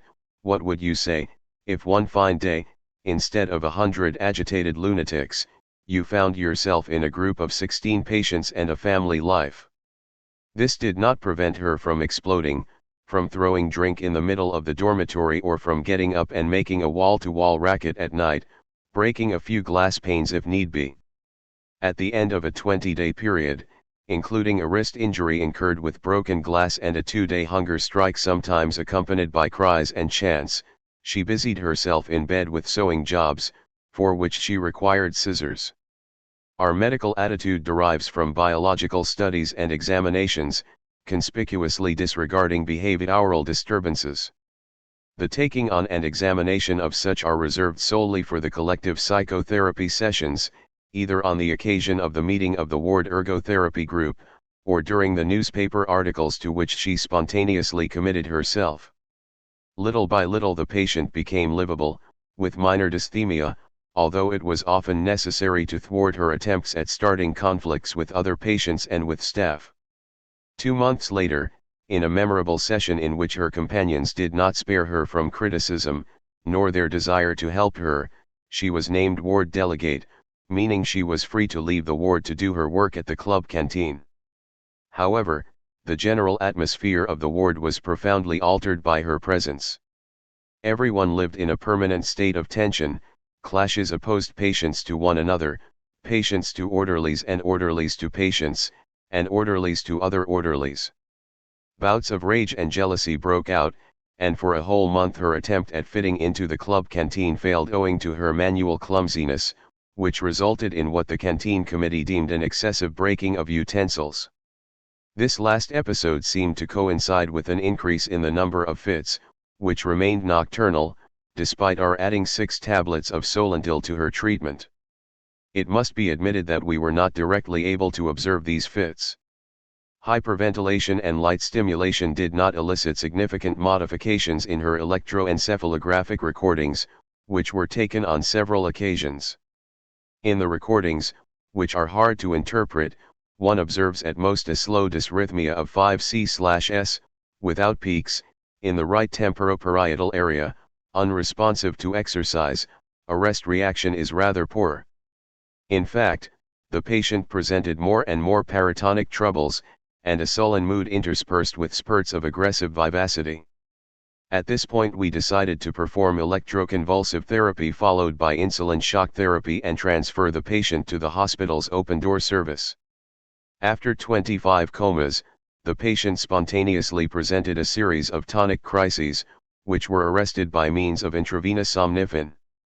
Despite improvements in her behavior and increased adaptation in the observational clinic, Nocturnal crises continued to be registered, and the Rorschach test confirmed the chemical structure of her characterological disorders. We considered the likelihood of morphic epilepsy. Little by little we substituted ortrine, 5 tablets, for the anticonvulsants. This patient had become used to taking anticonvulsants and hypnotics over a period of many years and barely got any sleep, but she began to sleep once all the sedative medication was stopped. Now she has to be woken up 3 times during the night to take her ortrine. She falls asleep again afterward without difficulty, and the character problems have disappeared. She may still occasionally present some nocturnal absences, since she has wet herself during the night without noticing. She busies herself at the workshop of the observational clinic and in the club canteen without much problem, and willingly helps her colleagues. The comparative study of tests undertaken at diverse periods is of some interest. We don't have the space to develop it at length here. So we shall cite these facts by way of example. Rorschach given on September 16, 1952, 2 hours and 20 minutes for 24 responses. Rorschach given on February 24, 1953, 1 hours and 10 minutes for 20 responses. Rorschach given on May 4, 1953, 40 minutes. Progressive inversions of the type of succession over the 3 tests. Example. The Zondi tests still continued to present much variation. Overt reactions, notably concerning the paroxysmal vector, were present and were at most substituted for the negative choice at the start. Diffuse anxiety and affective accumulation with difficulties in their manifestation, as indicated by the negative choice, disappeared in favor of an aggressive liberation, which was, as it were, more socialized. By contrast, the patient's most recent choices showed the persistence of a strong tension or positive charge in the pair of the contact vector. Oral dependency continued to remain very high, whereas factor D, anal, formerly positive and charged, became ambivalent. In light of this curious case, we would like to conclude simply by drawing attention to 2 problems. 1. The transfer of a certain number of patients ought to be envisaged as part of therapeutic policy, on the same level as ward changes. This issue is one on which Parchap greatly insisted. We ought to recall also that some morbid mental persistances mentals morbids, and facade psychoses are kept up by the persistence of the milieu. Gruel showed, for example, how some paranoiac delusions or even stabilized and sthenic paranoid delusions practically subsided, were encapsulated, or even rendered to the bygone past, when the transferred patient was able to regard the acute period of his or her illness a past affliction. 2. The file on characterological disorders perpetuated by the use of hypnotics, of which the patient fights the depressive and confusional action, must be reopened. And we are entitled to ask whether barbiturate use did not exacerbate this patient's state, although we are not blind to the possibility that a patient can attempt to convert the current stimulant treatment into a new toxicomaniac substitute. 7.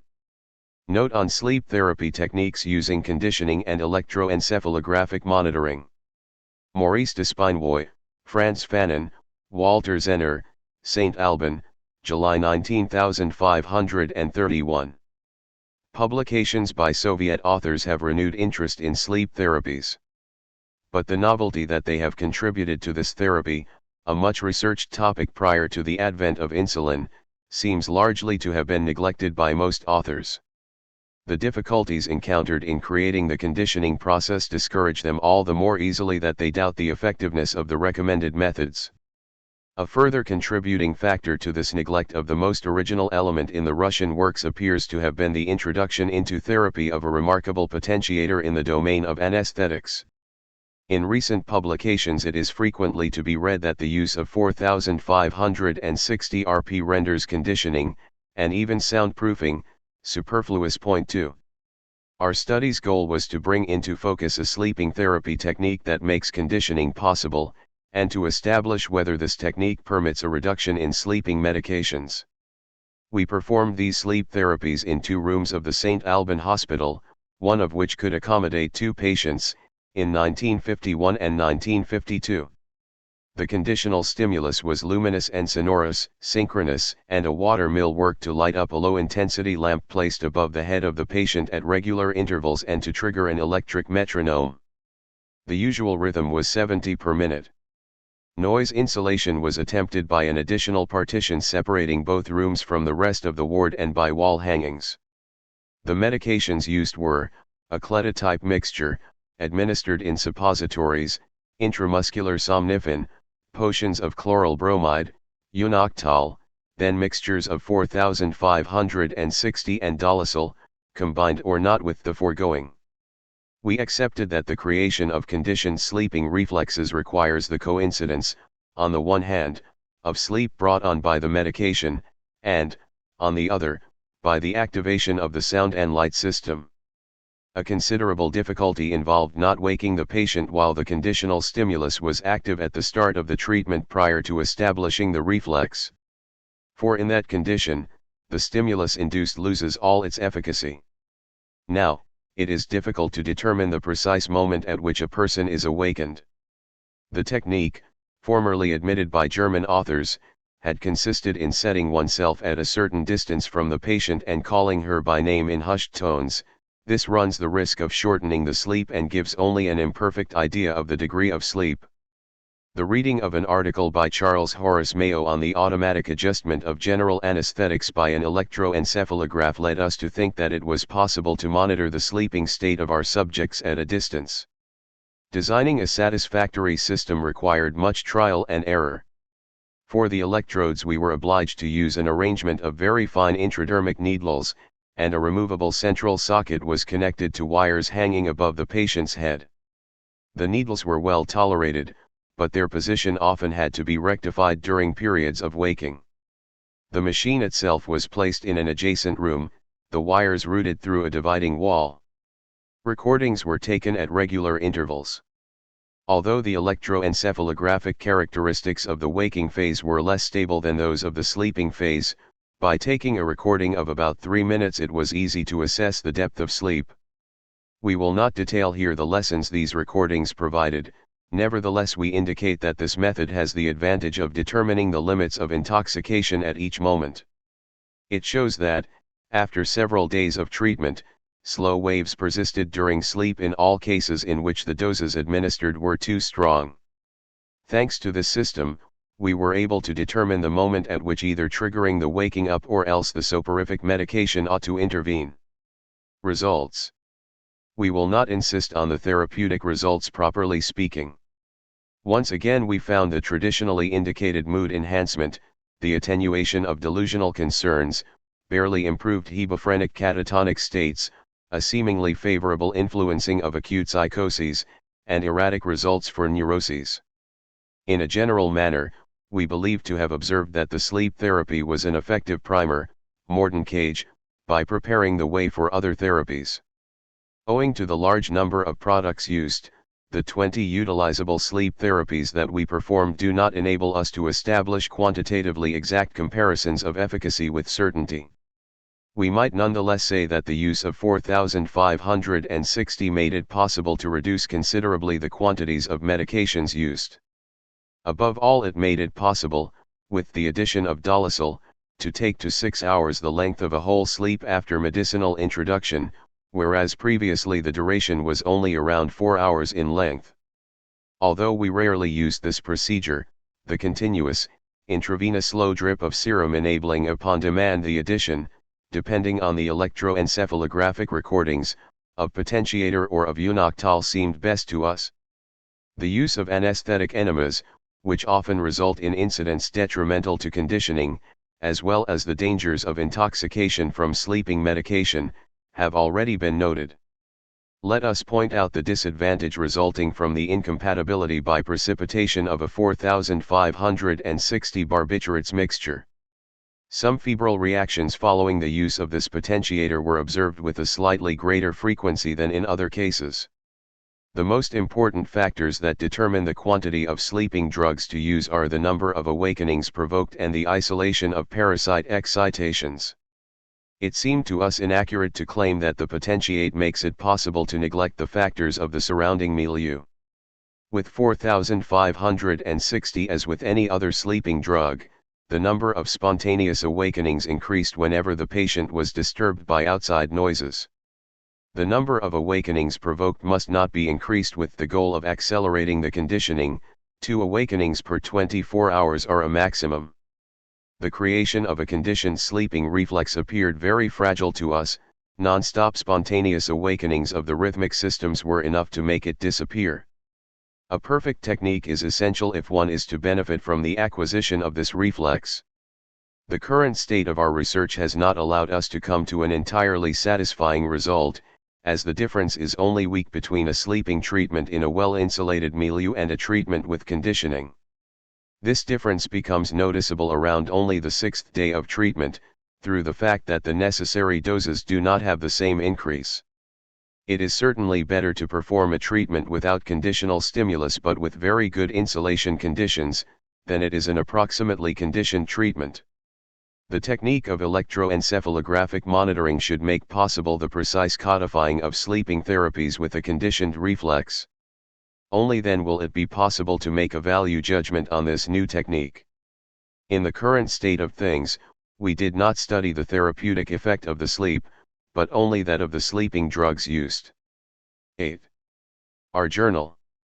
Frantz Fanon, editorials of the Weekly War Journal of the Blédajoinville Psychiatric Hospital, December 1953, December 19561. Introduction, with Fanon. Amina Isabekat, April 2015.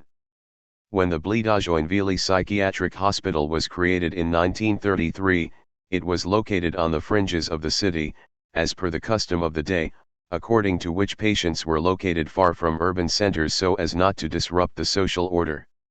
A vast complex surrounded with fields and prairies, the hospital provided, so it was thought, the necessary security measures. Today, more than 80 years later, the city has spread in sometimes uncontrolled ramifications. Everywhere, the name of Fanon is present. On businesses, on buses and, of course, at the entry to the hospital that henceforth bears his name and where photos of him continue to keep his memory alive. When he came to this place in November 1953, a young, recently graduated doctor, full of ardor and enthusiasm, he undertook to reform the approach to psychiatric illness in accordance with the disalienist teaching of the St. Alban Asylum and Professor Tesquelles. The 5th Division, which he created and with which he was entrusted, comprised 3 wards of Muslim men and 1 ward of European women. 2 Fanon's project was to make accessible to patients the creative, cultural, and manual activities that might enable them to become human beings again with personal aspirations. Socialization constitutes an important approach. With this goal in mind, Fanon created basketwork and pottery workshops, celebrated religious feasts, both Muslim and Christian, organized a film club, sports events and excursions, and above all founded a small weekly publication called Notre Journal, which was launched in December 1953, an on-board journal, as he defined it himself, which marked the evolution and progress made in treating patients and which livens up the boat. In the first issues, Fanon set the journal's guidelines: to write is to communicate with others, even if absent. Number 1. The first thing to note is the simplicity of the language used. Known for his richness of style, honed with ancestral wounds, Fanon expresses himself here in a simple manner to facilitate understanding. In the following issues he provides some directives for the correct application of his method: call patients by their name. Number 2, organize a time schedule in order to break with indifference and inertia. April 15, 1954, prevent orderlies from becoming a disruptive element. April 22, 1954, apply the rule of 3 times 8, work, recreation, rest. May 6, 1954, maintain the patient's relations with the outside and the necessity of writing. May 27, 1954, live fully by celebrating religious feast days. June 3, 1954, allow recreation. June 10, 1954. The June 24 issue calls for particular attention. Its first text is by a Muslim patient, Ahmed Nouai, who registers his surprise that all the roles of the bourgeois gentilhomme were played by women. And he asks the essential question, why make things abnormal through this separation, why do we always have to have this gap? In his careful reply, Dr. Fanon agrees with Ahmed Nouai, but explains the state of affairs as stemming from not having an auditorium large enough to bring everyone, women and men, together. In a subsequent issue, we are informed that a Moorish cafe was set up on July 1, 1954. Fanon wrote about it on July 15, emphasizing its importance. His next article appears in issue number 35 of August 19, 1954, and the title is significant, Towards a Living Journal. In it, he emphasizes the need for the boarders to express themselves clearly and to think in measured ideas so that they can be better understood. Some statements, it is true, were somewhat exalted. Fanon put his name to the editorial of issue number 42, in which he expresses concern that the journal is no longer having an impact but merely encounters the very indifference they were trying to combat. The journal's presentation improved as of August 1954, number 35, just as with the first issue of December 1953, which was printed, whereas later issues were only mimeographed. The heading was written in French and in Arabic, and a drawing depicting a mosque, a local symbol without religious connotation, as the doctor himself explains, henceforth decorated it. The publication grew, going from one sheet to two, but texts by Fanon would appear more seldom. From issue number 49 on, Fanon gives an account of the reports drawn up at the request of the OMs and raises concerns about costs, wastage, and useless purchases. On December 30, 1954, he further makes clear that the act of writing is itself a higher act. The act of reading, too. For the duration of his stay in Blida, we know that Fanon endeavored to train his orderlies. Attesting to this are the notebooks left behind by the orderlies, who took notes assiduously during the doctor's lectures. Also to be found in the August 4, 1955 issue of our journal are extracts from a psychiatric handbook, Paul Bernard, as if the lectures began to spill over into the journal. Similarly, in another article written for the orderlies and in order to improve the monitoring of their behavior, Fanon admits the occasional usefulness of punishment, number 48. However, in the editorial of December 13, 1956, number 51, he qualifies this judgment. To prevent patients from being transformed into child boarders and made to tremble before orderly parents, behaviors which, despite the progress made in psychiatry, reappear from time to time, Fanon issues a warning: each time we disregard our profession, each time that we give up our attitude of understanding and adopt an attitude of punishment, we are mistaken. This is a stance that he expresses even more clearly in his editorial of December 20, 1956, in which he pleads that the idea of formulating a series of disciplinary rules must be abandoned once and for all. That was his last contribution. All the editorials that Fanon wrote present and further his ideas for a hospital that conforms to the lessons he learned at St. Alban. The patients themselves take up the reins and endeavor to express themselves, especially the women of the Fifth Ward. We see some names crop up frequently, such as Cecile Wood, a patient who often expresses her happiness and also wrote poems. In the later issues, the names of Muslim men start to appear, especially on topics concerning sport, football, or bowls competitions. A change occurs in the very last of Dr. Fanon's editorials, especially in the December 1956 issue, a change that is impossible not to notice. In the articles written in the years prior, he addressed both patients and the nursing staff, while the last three editorials revolve around the orderlies and their training, as if Fanon were now handing over the reins. In March 1955, according to Pierre Cholet, Fanon Colloquium, Algiers, July 2009, Algerian officials, including Cholet himself, met with the young psychiatrist who from then on committed to the Algerian Revolution. This parallel activity, to which he devoted himself with characteristic passion, probably explains the somewhat distant tone notable in his last texts. In December 1956, Fanon sent a letter of resignation to Minister Robert Lacoste, refusing to participate any longer in the enterprise of dehumanization that France was carrying out in Algeria. His expulsion order came in the first week of January. December 24, 1953, Number 1. Memory and Journal. At the previous pavilion meeting at de Clermont, we made the decision to publish a journal. We also pondered about the name we would give it. The question was raised and no one found it obvious. After a while, however, some titles were timidly put forward. I recall one of them, namely, Journal de Bord. 3. I would like to dwell a little on this title and try to clarify the journal's importance. On a ship, it is commonplace to say that one is between sky and water, that one is cut off from the world, that one is alone. This journal, precisely, is to fight against the possibility of letting oneself go, against that solitude. Every day a news sheet comes out, often poorly printed, without photos and bland. But every day, that news sheet works to liven up the boat.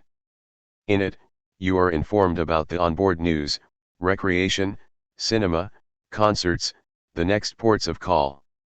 You also learn, of course, about the news on land. The boat, though isolated, keeps contact with the outside, that is to say, with the world. Why? Because in 2 or 3 days, the passengers will meet up again with their parents and friends, and return to their homes. Note that every traveler has a journal. The tourist sends cards or long letters to his friends in which he tells of his encounters. Storytelling is a very difficult discipline to acquire. I remember a young boy of 8 years of age who never managed to tell Little Red Riding Hood properly, jumbling up all the different parts of the story. The discovery of writing is certainly the most beautiful one, since it allows you to recall yourself, to present things that have happened in order and above all to communicate with others, even when they are absent. January 7, 1954, Number 3. Memory and Action. 4. Some days ago, I drew a very abrupt reply. I asked a patient from Renaud 5 what the date was. How do you expect me to know the date? Every morning, I am told to get up. To eat. To go to the courtyard. At noon, I am told to eat. To go to the courtyard and afterward to go to sleep. Nobody tells me the date. How do you expect that I should know what day it is? The patient was clearly right. In the Middle Ages, a town crier was specially employed to announce the days and the hours. It was very useful.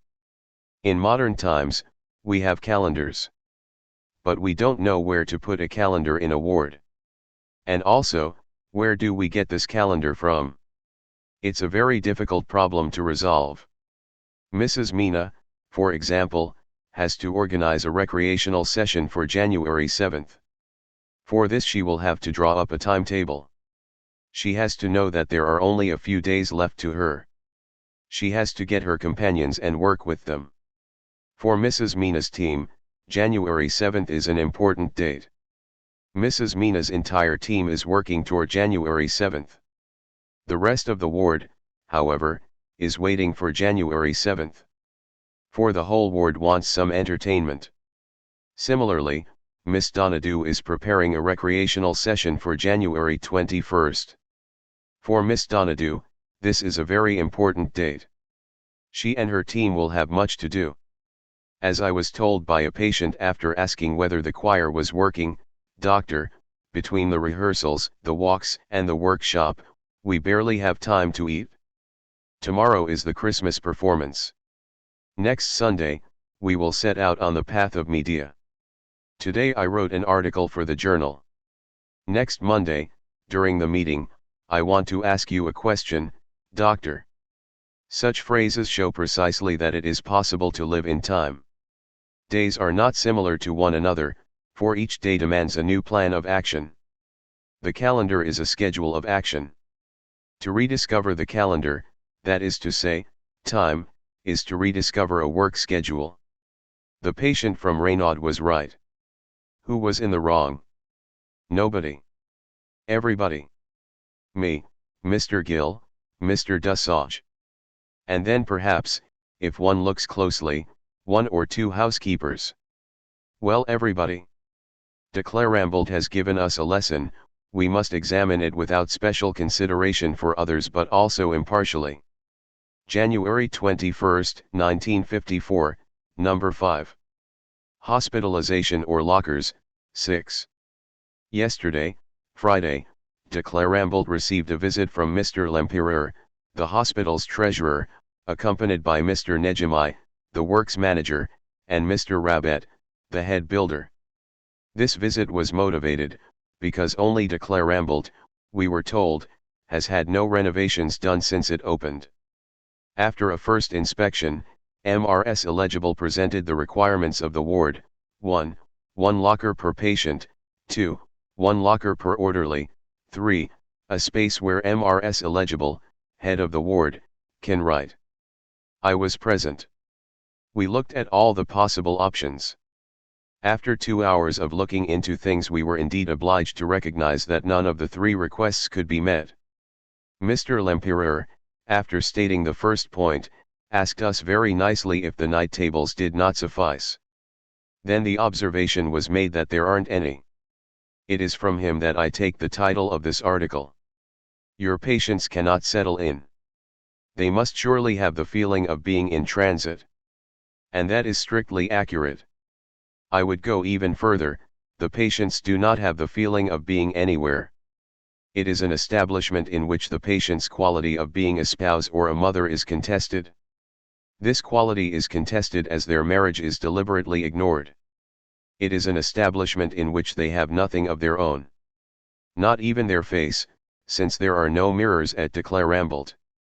The patients are obliged to carry small bags containing toothless combs, bread crusts, ripped handkerchiefs and lollies left by the latest visitor. These bags are objects that others covet. Not an uncommon desire: I want your comb. Whence, upon attempts at visual break-ins, the macular reactions, the motor discharges, the overall explosive behaviors that our orderlies so naively call agitation. But no modifications will be able to make the ward into a pleasant place. Every inch of space is already used up. And the beds are all piled on top of one another. The patients obviously as well. The truth is that de Clermont was built to accommodate 90 beds. Today we have 168 beds in it. 7. April 1, 1954, number 15. A ministerial circular has asked for psychiatric hospitals to desist with the attitude of calling hospitalized women by their maiden names. In terms of innovation, this circular stipulated that it was good to allow the patients to hold onto their personal clothes and their wedding rings. These small modifications seem unimportant, but it is always necessary to remember that mental illness is often manifest through an alteration in the notion of the I. To call a married woman, a mother of 2 or 3 children, by her maiden name, means obliging her to take a step backward. One of my friends, I recall, had a nom de guerre during the war, and found it troublesome to be called by this name again in 1949.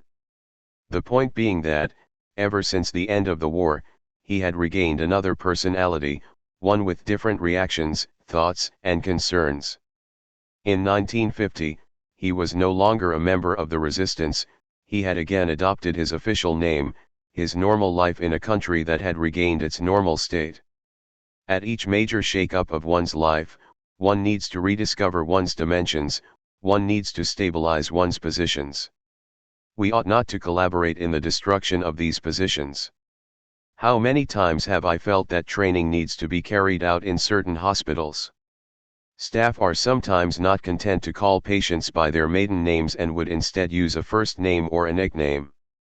Some do not take care to pause, such as, for example, the orderly who called a patient suffering hallucinations Joan of Arc.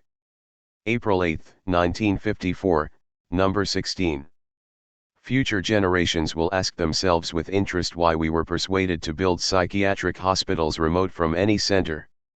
Several patients have already asked me, "Doctor, will we hear the Easter bells ring?" I don't know. I didn't want to answer the question, because, Though I was only new in this hospital, I felt responsible for the fact that we are unable to hear the bells from here. Regardless of which religious attitudes you adopt, daily life is cadenced by a certain number of noises, and the church bells represent an important element of that symphony. In France there is a poetry of the Angelus that the peasant close to the land lives in a very profound way. It is very likely that in small urban areas in Algeria this sonorous melody also exists. Easter is coming. But the bells will not die to be born again because they have never existed at the Blida Psychiatric Hospital. The Blida Psychiatric Hospital will continue to live in silence. A silence without bells. April 15, 1954, number 17. In one of the first articles that I wrote, I alluded to those patients who, once hospitalized, erect between the outside world and themselves a very opaque screen behind which they immobilize themselves. These patients surrender, let themselves be won over by inertia. Some get to the point of no longer knowing how to stand upright. They are the ones you see crouching down, lying, sitting, in what is called the asylum yard. I also said that this letting go often manifests itself by a total forgetting of one's previous life, an indifference concerning time. These patients are no longer interested in knowing whether it is the month of January or December, the beginning or the end of the month, Thursday or Sunday.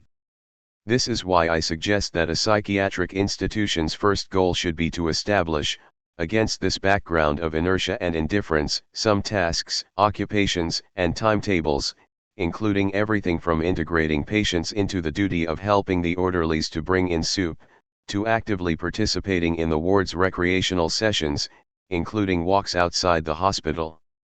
This ideal is very difficult to achieve, since it has to contend with two forces that are opposed to it, the nursing staff and the patients. We will consider each of these two forces in upcoming issues. April 22, 1954, number 18. At de Clerambelt, a certain patient took walks in the park with a group of other patients each afternoon. One day that patient had an attack mid-walk. The doctors altered her treatment to reduce the frequency of the attacks, but a new indication presented itself. It was necessary to wait some days before allowing the patient out again, so to enforce this the doctor advised the orderlies not to take the patient out on walks. Well, imagine the doctor's surprise the following day when he was literally taken to task by the patient. In fact, you gave the order that I was not allowed to go out, you left orders for the nurses and you said, prevent her from leaving. Otherwise said, an instruction that started off as medical was erroneously turned into a police prohibition. The truth is that it is easier to say, in blanket fashion, it's an order from the doctor than to make two efforts, 1. To understand the medical interest of such prescriptions, and 2. To explain to the patient the reason for a temporary measure. In this way, rather than being what he should be, an element of equilibrium enabling a patient not to have to contend with insurmountable forces or incomprehensible prohibitions, rather than becoming the filter enabling the patient to expel from his mind the unusual fragments emergent during his illness, rather than being the doctor's immediate and essential collaborator, the orderly becomes, on the contrary, through the intervention of his errors, a disruptive element that the doctor will have to combat every day. Uniting with the doctor so that the patients in the ward find balance and a homogeneous atmosphere turns out to be one of the nursing staff's most fundamental tasks. May 27, 1954, number 23. Patients' relations with the outside world. 8. You can never say enough about the painful feeling that patients endure when, from one day to the next, they are deprived of their home, their parents, their friends, and are hospitalized in an establishment that is sometimes 400 to 500 kilometers away from their usual places of residence. When hospitalization is deemed essential due to the state of the patient's health, this is not anything very serious as such. Yet the patient often gets the genuine impression that he is being interned, and we know that in people's mind this word is synonymous with imprisonment. This is why the staff's attitude must be to help the patient get rid as quickly as possible of this mistrustful feeling toward the hospital establishment. The patient ought not to endure hospitalization as a kind of imprisonment, but instead as the only possible way to receive the maximum amount of treatment in a minimum amount of time. And for the entire duration of hospitalization, we must strive to keep intact the links that unite the patient with the outside world. We must insist that the patients write to their family and friends as often as possible. We must insist that the patients receive visits as often as possible. The patient's place in society, in his or her family, must be maintained. This is why the patient has to have a social attitude. Writing, receiving news and narrating are some of the most important social activities. It must be seen to that the incoming patient is not desocialized. This is why the congested atmosphere of a hospital ward is detrimental to such a re-education of the personality. If possible, each patient needs to write at least once a week. June 3, 1954, number 24. In human communities a perpetual temptation arises, and it is important to know how to counter this perpetual temptation with an attitude of refusal. Ramadan was celebrated and then came the end of Ramadan. Normally the end of Ramadan is celebrated with joy, with enthusiasm. Well, as someone matter-of-factly put it, in this hospital the occasion was not marked. I have always liked the expression prise and charge, care, nursing.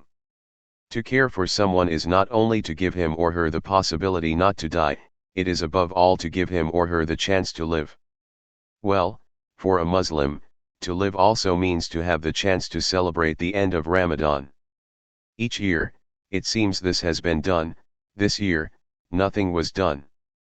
May we see, for the next Muslim celebration, a veritable fireworks of rejoicing. June 10, 1954, number 25. Celebrations and recreation. 10 days ago the Open Service 9 very successfully put on a celebration for the patients. This celebration had everything: skill, effort, play. And crucially it had many spectators, a very pleasant setting and a very appreciable silence. On this day in the Open Service the atmosphere was thus important, profound, human. On this day in the Open Service, we had the material proof of what must be done. The Open Service thus provided the material proof that 100 patients of various divisions can all come together as if in an auditorium. Collective life. The chance to put on a play for others, to see people putting on a play for others. The necessity for some to follow the play, to respect the play. The necessity for the others to play the game, to take the game to its maximum of truth, balance, or accuracy. The necessity, for all, to make possible at hospital, balance, poetry, and order in aesthetic demonstrations. The Open Service has shown us the possibility of all that, it has shown us its richness. For the Open Service, what would be good now is not to stop there, not to believe that the proof can be given in one go. What the Open Service needs to do is invite us again in 15 days' time. June 24, 1954, number 27. Letter from Ahmed Nui to M. the head doctor, 5th Division. Last evening, during the feast day arrangements at de Clerambelt, Un Homme est un Homme 10 was played. I say, in turn, that a woman's a woman, because, apart from the song that charmed the ears of the audience with those soft feminine voices, some scenes from Le Bourgeois Gentilhomme were played in which M. Jourdain and his valet were portrayed by women. This meant that the sound and the articulation were missing. Nor was there any charm or attraction.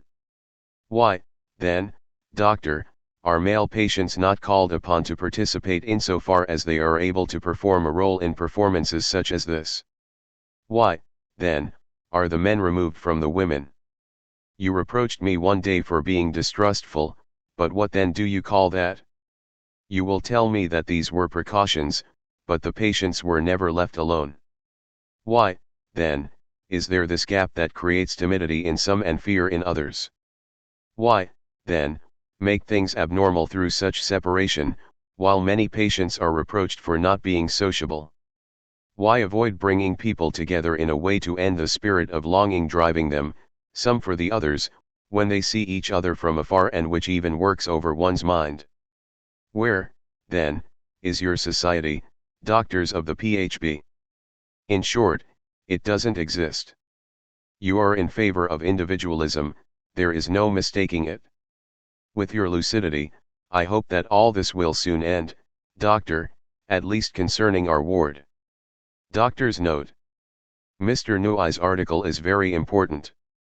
The author indicates certain things that he deems anomalous in a hospital whose self-declared goal is the organization of a social life for its boarders. Mr. Ngui is therefore right to ask why the male patients and the female patients are separated from one another. He is right to emphasize that it would be good if the theater performances offered more of a chance for different boarders to meet with each other and not to have male roles played by women and vice versa. But the author of that article forgets or ignores certain things. First, in the open service men and women do rehearse together and perform plays together, which therefore proves, contrary to what Mr. Ngui thinks, that mistrust is not the issue here. The truth is that we have no common theater space in the hospital in which we can gather all the patients together. The day that this theater exists, I think that there will be no difficulty in having men and women of the hospital come together, but as things currently stand, it is hard to see how this ideal could be realized. So, Mr. Ngui, do not speak of mistrust and do not say that the society of which we speak is only a dream. On the contrary, it is very real, but demands to be built with calmness, prudence, and measure. July 15, 1954, number 30. From the Moorish Café to social life. There was quite an uproar in that room filled with multicolored streamers and unusual tables. The uproar has died down. It is a good thing. But the room remains. And some precious lessons have come out of that continuation. The Moorish Café is a social reality. In France, according to recent statistics, there is one café for every 78 inhabitants, children, women, and the aged included. That means that the café is not an exception in social life but that it predominates on all street corners. So the café has a necessity about it. The café corresponds to a need. A social need. The café is a social institution. In France the café is frequented by women. In France the café is a society. In the sense in which one says, I'm going out to socialize, je vais en société. In Algeria, the café also exists. Algerians are accustomed to going to the café. Yet there is an essential difference between it and the European café. In Algeria, the café is frequented exclusively by men. It is a society of men. It is the men's living room. The women visit each other at home. The men meet each other at the café. The café is the property of those who go there. That is to say, the consumers behave at the café a little as if they were at home. The Moorish Café at Reynaud introduces into the hospital an embryo of social life that ought to be taken to its fullest. July 22, 1954, number 31. At this time, the Blida-Joinville Psychiatric Hospital is part of the 20 psychiatric hospitals involved in developing constellations of socially structured activities for the hospitalized patient. As Dr. Lacatone said recently, these activities are to be intensified daily. Now, who is to carry out that intensification? It is the various hospital teams in question that will make this progressive enrichment possible. If the hospital receptionist is unwelcoming to visitors, these visitors may not want to come back. We must never forget that our patients are not merely from the region but also sometimes from Gardea and even from Tunisia. You are aware that, for many people, mental illness is a chronic illness and that as the saying goes, when you come here, you never ever leave. If the visitor's contact with us is disagreeable, he may use it as a reason not come back, and who is going to suffer from this? The patients, the parents. But if, on the contrary, the receptionist is friendly, courteous, if he is not seen as a sentinel but rather as someone who is there to put patients within the reach of visitors, well, then this is one reef less. I was struck, and those who read the second last issue of our journal must have been as well, by the recognition that most of our patients felt toward the driver. All of them said that the driver drove at an average speed. An appropriate speed for an excursion. There would have been 2 ways to drive, to go from the hospital to the designated place and return again in the manner of a chore, or drive 40 boarders at a pleasant speed, enabling them to appreciate and savor the excursion. The driver took the latter option. And he did well. More, he did the right thing. August 5, 1954, number 33. This issue deals somewhat with the question of Eid el-Kabir. Next week's will deal even more with this question.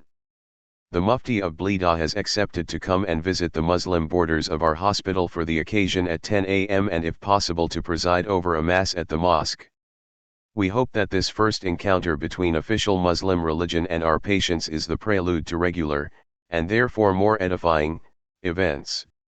When we speak about putting at the patient's disposal a multiplicity of frameworks, an infinite variety of tasks, great attention must be paid to not forgetting to reach out to the majority of the hospital's patients.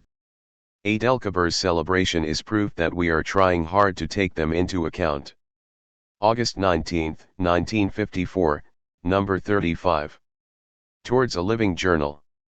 Important things were at stake at the Journal Committee meeting on Saturday, July 31. Serious things.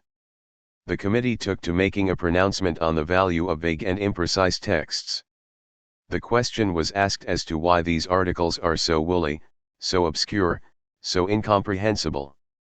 One of the authors, I believe, supplied the answer to the problem: the patient knows what he or she puts into his or her text, and that is enough for him or her. Others don't matter. However, who does not see that, grasped in this way, the journal thus becomes the accomplice of what it claims to be combating? The journal's mission is not to make public so-and-so's fictional or irrelevant fantasies. The weekly war journal aims to make public the community's efforts and accomplishments. We at the hospital do not require any internal dramas, any imminent enthusiasm. What we need is to speak a simple, direct, topical, true language.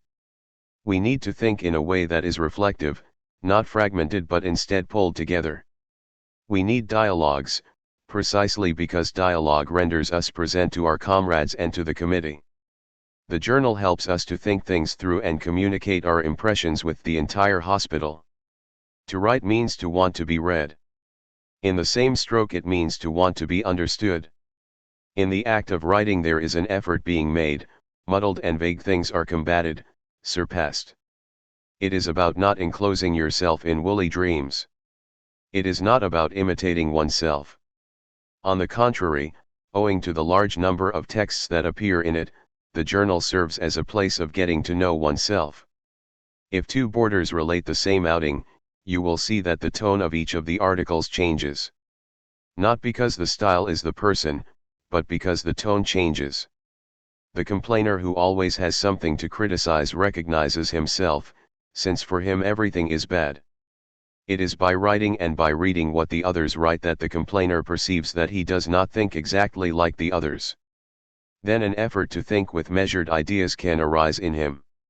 September 2, 1954, number 37. Some weeks ago, the patients of de Clermont assembled to elect the members of the Record Collection Committee.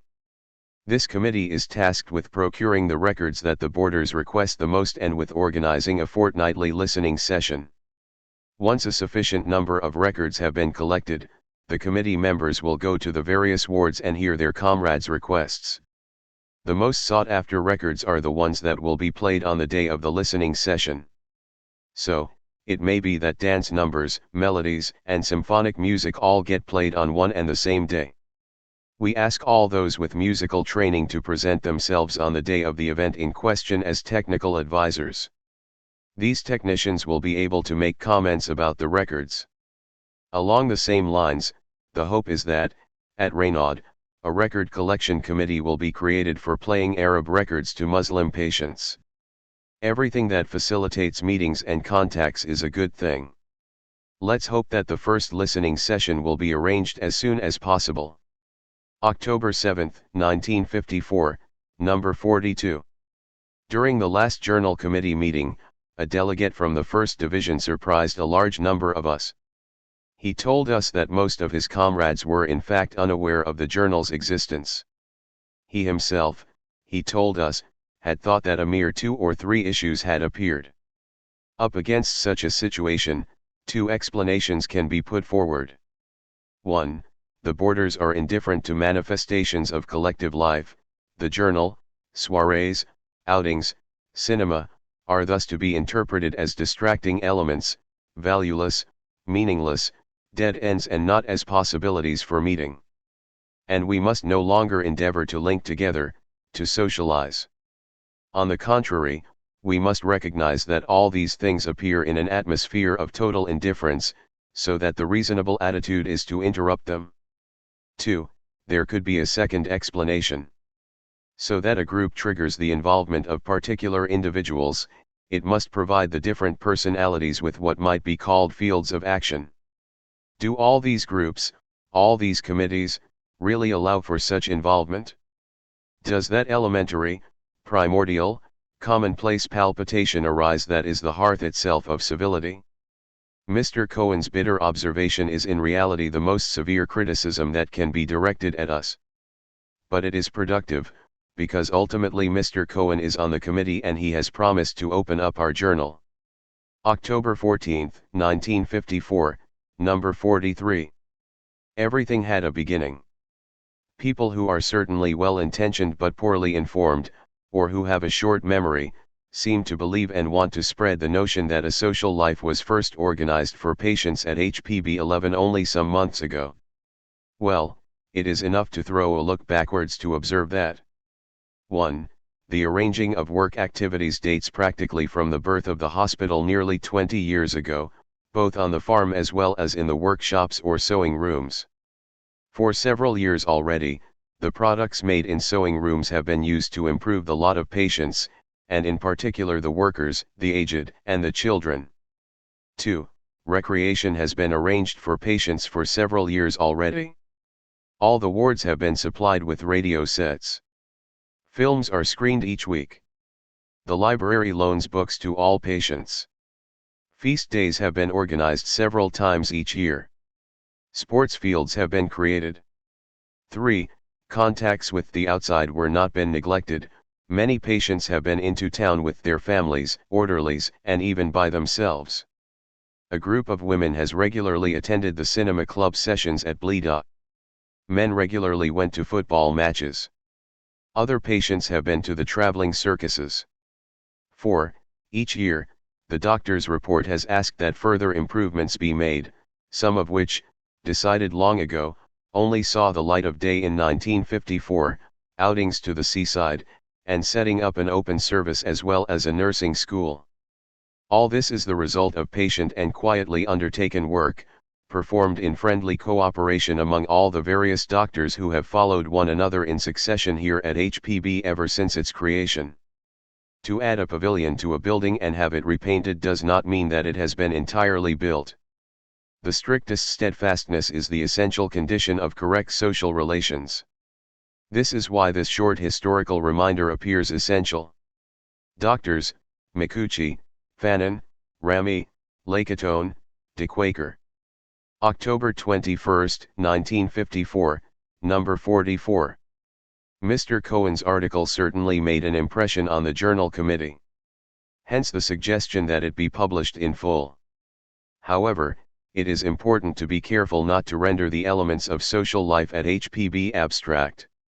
The idea that the committee is a small parliament is not true. Nor are the doctors, ministers. But the article does have some generous ideas expressed in it. A little parliament. This week's October 14th journal provides us with a large list of social organizations in the clinic. I am however surprised not to find one line concerning our journal, whose creation extends back more than a year and whose activity proves more interesting with each passing week. If, among all the planned or already operational projects, it was permitted to state a preference, I would point out the creation of our journal, which has turned out to be an organ of the highest value.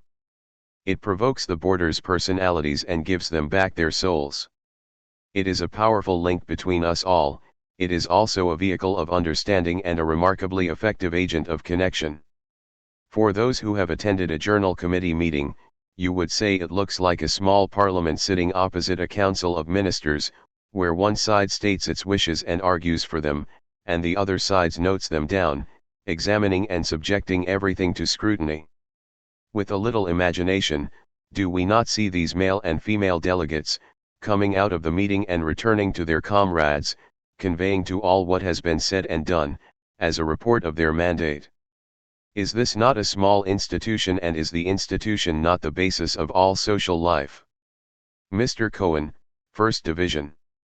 November 18, 1954, number 48. Mrs. Khalfa, on the occasion of her article, raises a most important question about the elaboration of a social life at the hospital, a festivities room. You must come to declare Rambelt, Regis, Magnan, on the evenings when a theatre play is being put on to see the fever that reigns there. The patients are obliged to eat quickly. The washing up, cleaning, polishing must be done, then the decorating, the adorning. The place in which the theatrical and artistic performances are to unfold must be made pleasant, enjoyable. Soon dozens and dozens of men and women boarders, and of invited guests, will be arriving. Everything must be clean, everything must be beautiful. In haste the stage has had to be arranged with the help of tables, and the electricians have come to install everything quickly. Would it not be infinitely more enjoyable to have a real festival hall with the whole arrangement at the very core of the hospital, both independent and grandiose?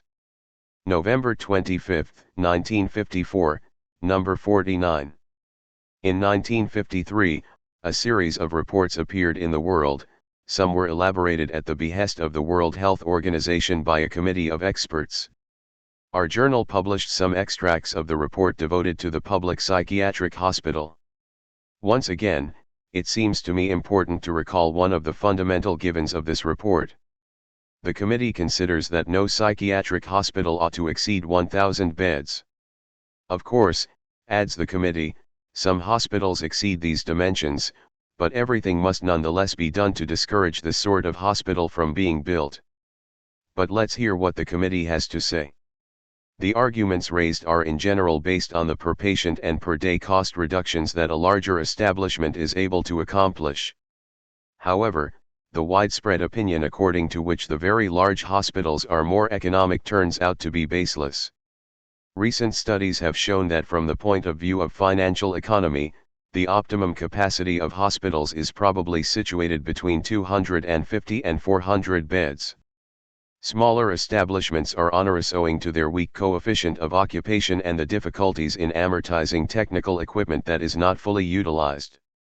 Above 400 beds, the cost per bed increases slowly and reaches excessive values. With 800 beds, the causes probably reside in the uncontrollable wastage, the lack of a spirit of responsibility on the part of a very numerous staff, the useless purchases and the industrial type of mechanization that is inevitable in large establishments. December 30, 1954, second year, number 2. The special issue of our journal was devoted to the New Year celebrations. Also celebrated was, in a sense, the first anniversary of the establishment's weekly journal. The boarders have written some very beautiful things on this topic. These articles express an earnestness of great worth. It is paradoxical to note, incidentally, the distance that exists between those who write and those who read. If it's true that such earnestness does not always manage to reach the reader, it seems that an average can be attained fairly easily. However, many of our journal's readers do not seem to gauge the entire importance of the texts that appear in it. Thus, in number 51, Mr. Muller made some gentle reproaches to the organizers of the Magnan celebration. Number 52 contains a reply to that criticism, "We'll do better the next time." But the criticism was not stupid or disagreeable. It was, in a sense, a piece of advice to ensure that our celebrations for all turn out better. The boarders who write in the journal do not do it for the sake of doing something. They each express something that prevails for them. The act of writing is already a higher act. The act of reading as well. January 13, 1955, second year, number 4. Regarding a visit 12. The transfer of a patient to the hospital that I had treated in Lyon afforded me the occasion to spend a day with you all. I visited the wards and I would like to make use of your journal in order to tell you the impression it has made on me. A modern hospital, new wards, well kept and well arranged, that's what strikes one from the first. But that is not the most important thing. A visitor used to psychiatric hospitals is less sensitive to the decor, as beautiful as it may be, than he is to the atmosphere that prevails in it, and in your establishment that atmosphere struck me. No sterile restlessness, no throng of people around the doctor as he passed through a ward, each person is busy with his or her work and interested in it. Your nurses do not monitor you, but really live among you, side by side, participating in the same activities as you. I saw your Moorish cafe. It's a genuine cafe with genuine customers, an excellent terrain for relearning gestures of the outside world. I saw your stadium, the result of your work. You can be proud of it. It will serve well. I saw your raffia workshop, your printing facilities, your journal. I liked the arrangement of your treatment rooms and the competency of your nurses. Of course, many things are still left to be done. There are many of you and there ought to be work for all of you and not only for the most resourceful. You live alongside one another, and you often don't know each other. The group activities, the occupations that you are offered, must become an occasion for getting to know one another, for getting you reaccustomed to living with one another. I take my leave with your journal in hand, and I hope that it will form an active link and be a source of fruitful exchanges between Blida and Lyon. Dr. Gams. January 25, 1955, second year, number 6. In the article that he kindly wrote for our journal, Dr. Gams wrote, I saw your Moorish cafe, a genuine cafe with genuine customers, an excellent terrain for relearning gestures of the outside world. To relearn. I find this expression very beautiful. Let's understand by it that what is at issue is not to give to the boarder a stock of movements, attitudes, and words. At issue is not to add onto an inexistent personality a sum of behaviors. At issue is not to create, to produce, to refine, to finish. Point 13. It is a matter of enabling the boarder to reprise, to begin again by helping him or her to understand better, to grasp things better, that is to say, to grasp him or herself better again.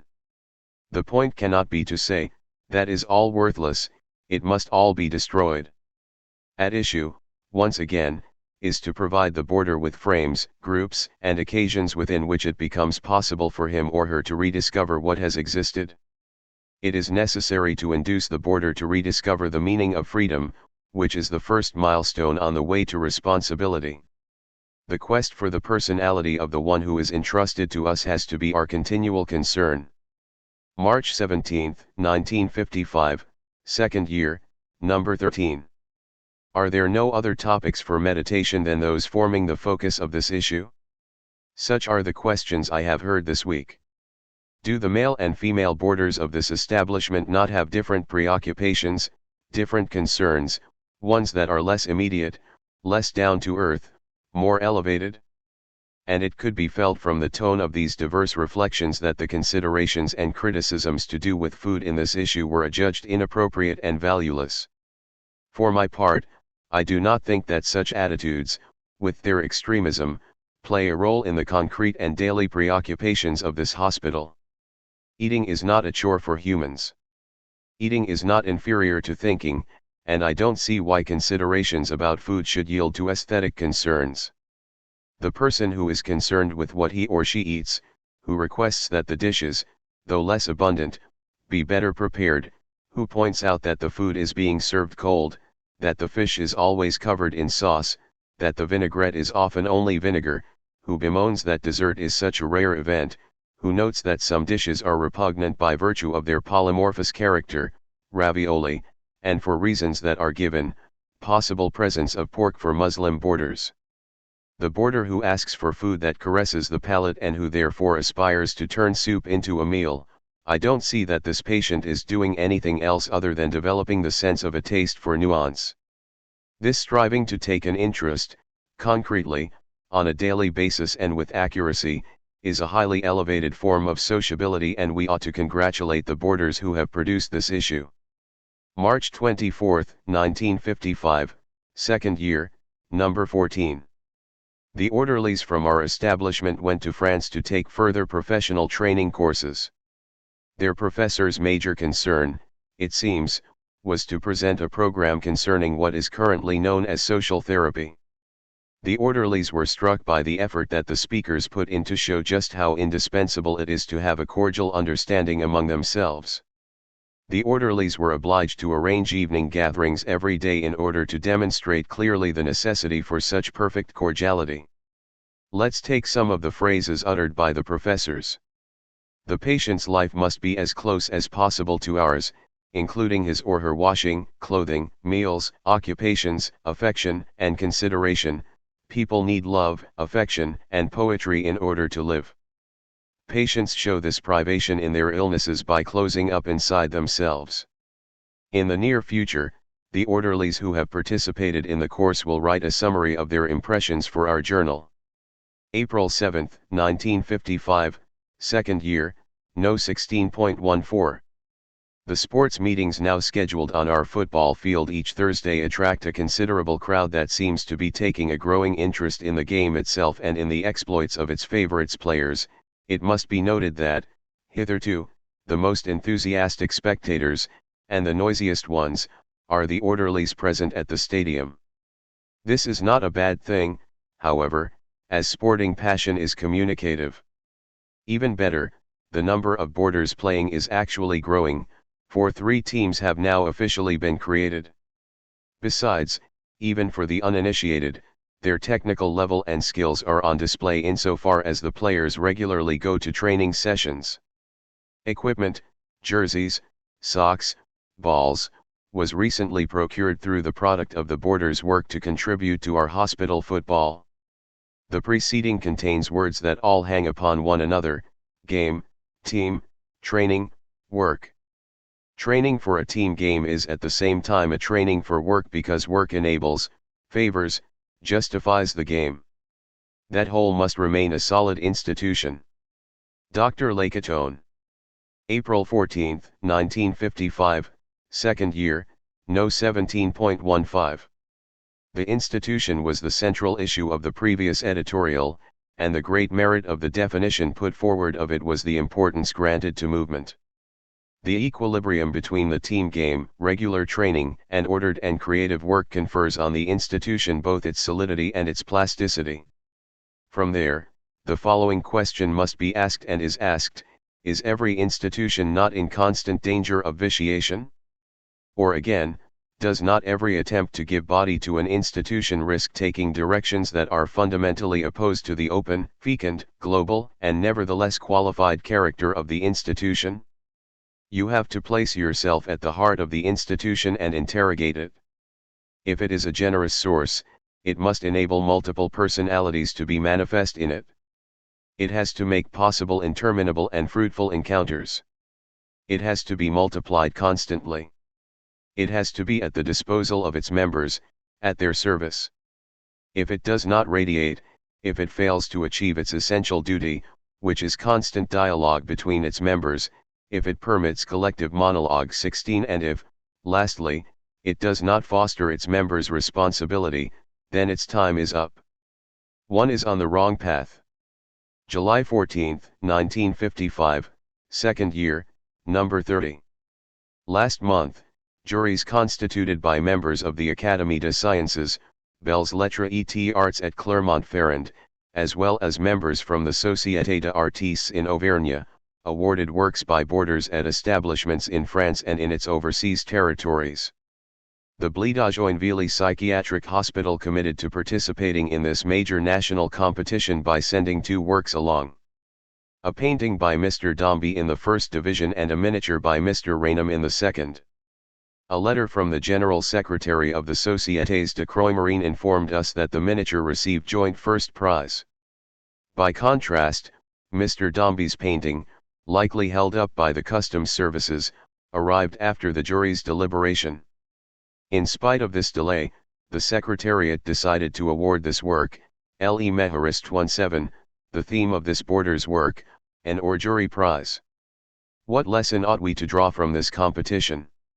It is a very clear one, as we see, namely, that it is necessary to go on. It is absolutely necessary that we be part of the network of avant-garde establishments, in which such events, both manifold and diverse, facilitate social relations, call for comparison, develop a feel for trials and the concern to accomplish. July 28, 1955, second year, number 32. 1 year ago, the Moorish Café opened its doors in Renaud. This anniversary is an interesting one to mark. Be that as it may, how can we not singularly delight in noticing that the Moorish Café, which once upon a time represented the only meeting place for boarders, has now lost its central character, its character as an exception. Indeed, we've seen many other meeting places pop up, here and there, the Oriental Salon for Muslim women at Ferret, and Ganget at Magnan Park 18. We are pleased to observe the ever-widening social relations at our establishment. And we hope that these efforts will continue and enable us always to forge further ahead. August 11, 1955, second year, number 34. Not so long ago, a few decades, heroes proved themselves on the battlefield. The specificity of heroes was to struggle against death and, most of the time, to bring about the death of the other. Not so long ago, heroes distinguished themselves through exceptional acts, through uncommon attitudes. The hero was different in kind. It is one of the merits of the contemporary era to have shown the banal, everyday aspect of the modern hero, one lacking in splendor. The famous expression of one of our novelists is not a mere wisecrack: marriage is the tragedy of modern times. Very precisely, this author is alluding to the sort of repetition that is bound to result in enrichment, to the apparent immobility that is internal fecundity. The hero is not one who performs a dazzling feat and goes to bed considering he's done enough. The hero is rather one who gets through his or her task with conscientiousness and love. Every day, without haste but also unremittingly, he weaves his work with precise order. For the worst mistake is to believe that the work undertaken, if it is abandoned even for a moment, remains intact. Section after section, it falls apart. A person makes or unmakes him or herself every day. Every day the task has to be conducted with tenacity. August 25, 1955, second year, number 36. In a few days, the Boarders' Journal will undergo a major event. In fact, the idea of having a genuine printing facility has taken shape and the matter is now to acquire it. Naturally, several problems will emerge. And the first is the location. At de Clermont, a small room was made available to our journal, with the machine's small dimensions in mind. Now the new printer is going to be far larger, and so a real workshop must be found for it. The bursar will make the cellar of Rogues de Fursac available to us. But this operation depends upon the evacuation of the mosque's ergotherapy annex, which itself depends upon. We are going to have to wait a while. In any case, a tent will be provisionally assigned to the printer. Then there is the staff. Up to now, the women boarders of de Clermont have seen to the printing of the journal. But it is clear that they will not be able any longer to ensure the operation of a machine like the one we have decided to buy. It would be good if male boarders could step up and take care of the printing. Lastly, the third problem, and not the least of them, the quantity of articles.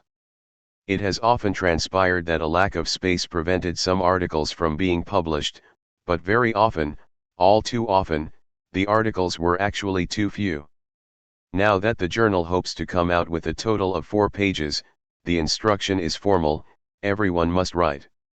The hospital, as the sociologists say, has gone from the oral phase to the written phase. October 27, 1955, second year, number 45. Mr. Bouleze's last article, written on the occasion of his leaving, proved, if it were needed, the necessity and the interest of the various committees. His advice was not to give up on the committees. Those who have taken it upon themselves to be present each time perhaps know the internal and external difficulties that must be overcome in order, for example, to be at the Journal Committee meeting on Friday at 9:30 am.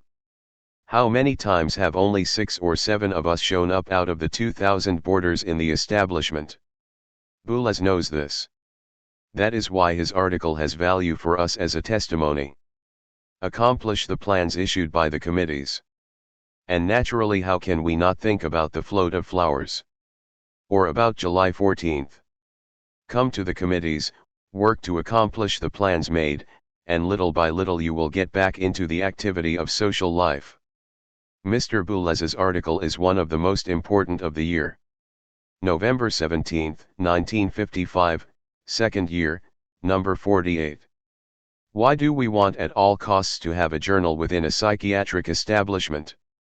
Why might the idea of a journal at Mustafa or Marengo Hospital seem absurd? Why is it that, for 10 years now, so many journals have appeared in psychiatric hospitals? What is the real importance of these journals? What use is a journal in a hospital and, more precisely, in a psychiatric hospital? By way of an editorial, I would like to submit this questionnaire to the establishment's boarders and staff. The responses should be passed on to our journal's editorial board. On the occasion of the anniversary of our journal, such a survey can be significant. The hope is that large numbers of replies will be forthcoming. March 28, 1956, third year, number 13. One of the difficulties encountered in the exercise of a profession is doubtless habit. The moment arrives fairly quickly when gestures follow other gestures without novelty. A big effort of imagination is required to discover, or in any case to allow, the appearance of an atmosphere in constant movement. In a hospital such as ours, a large effort must be made to avoid automatisms from settling in. Days ought not to be like other days, hours not like other hours. When we work on trees or on stones, the modifications alone, the changes alone, the novelties alone, are the deed of our personal histories.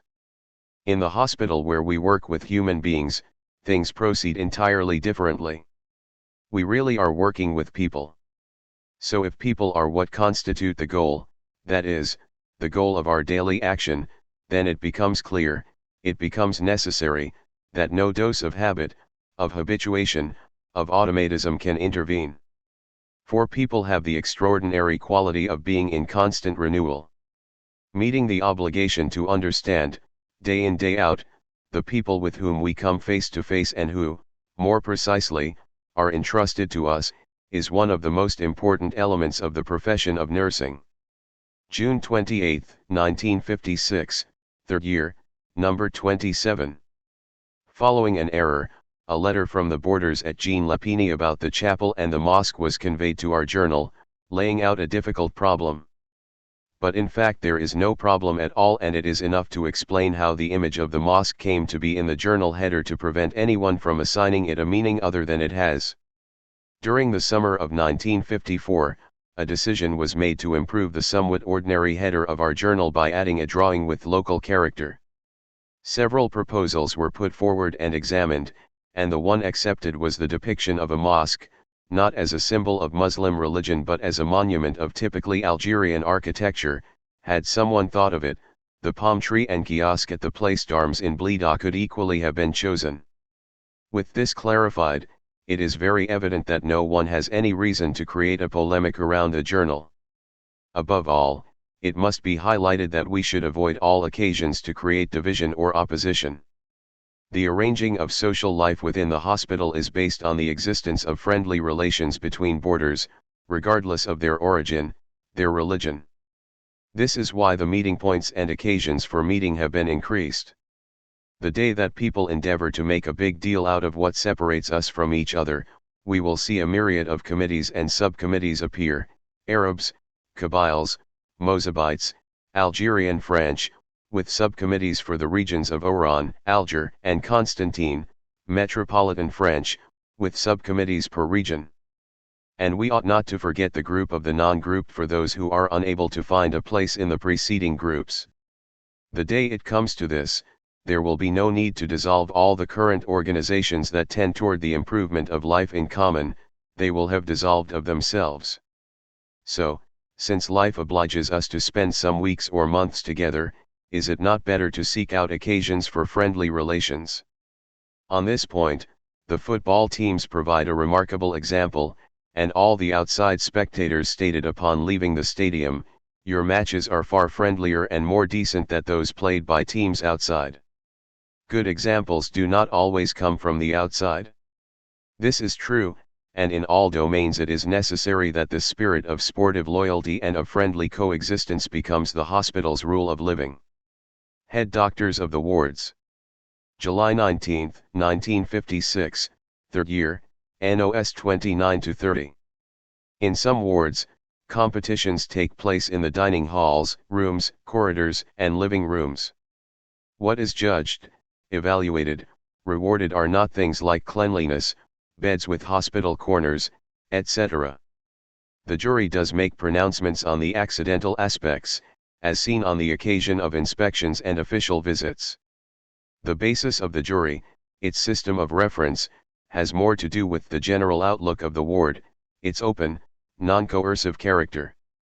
What the jury members are looking for is life in movement, the involvement of the boarders, their commitment, their engagement. Point 19. What is judged is the value of relations, boarders staff, boarders, staff. At this level everything clearly takes on an importance. That is, insofar as it is true that the ward is and remains the essential therapeutic arm. To say about a ward that it has to be therapeutic in its structure is tantamount to reiterating that the boarder's day, from waking to sleeping, necessitates a rational organization. It is within spontaneous or institutionalized groups that the boarders, through the play of preferences and wishes, respond and commit. As members of the group, the staff never adopt the aspect of observers or censors. Quite to the contrary, a staff member's nuanced and balanced engagement enables the group to become organized and a source of life. October 4, 1956, third year, number 41. We must pay tribute, as is proper, to the near completion of the stadium. We can already say that the construction of the sports block of the hospital will be finished in 3 years' time. Now the important thing in this little story is less the thickness of the walls or the solidity of the seats than the progressive thriving of the establishment's sporty atmosphere. Additional teams, the inclusion of training staff in the teams, an official calendar, membership cards, the homogeneity of unanimously adopted training programs, a real sports committee, all these advances of importance, and therefore of style, indicate what still needs doing. And of course all is not yet finished. A column, it may be seen, is not necessarily an institution.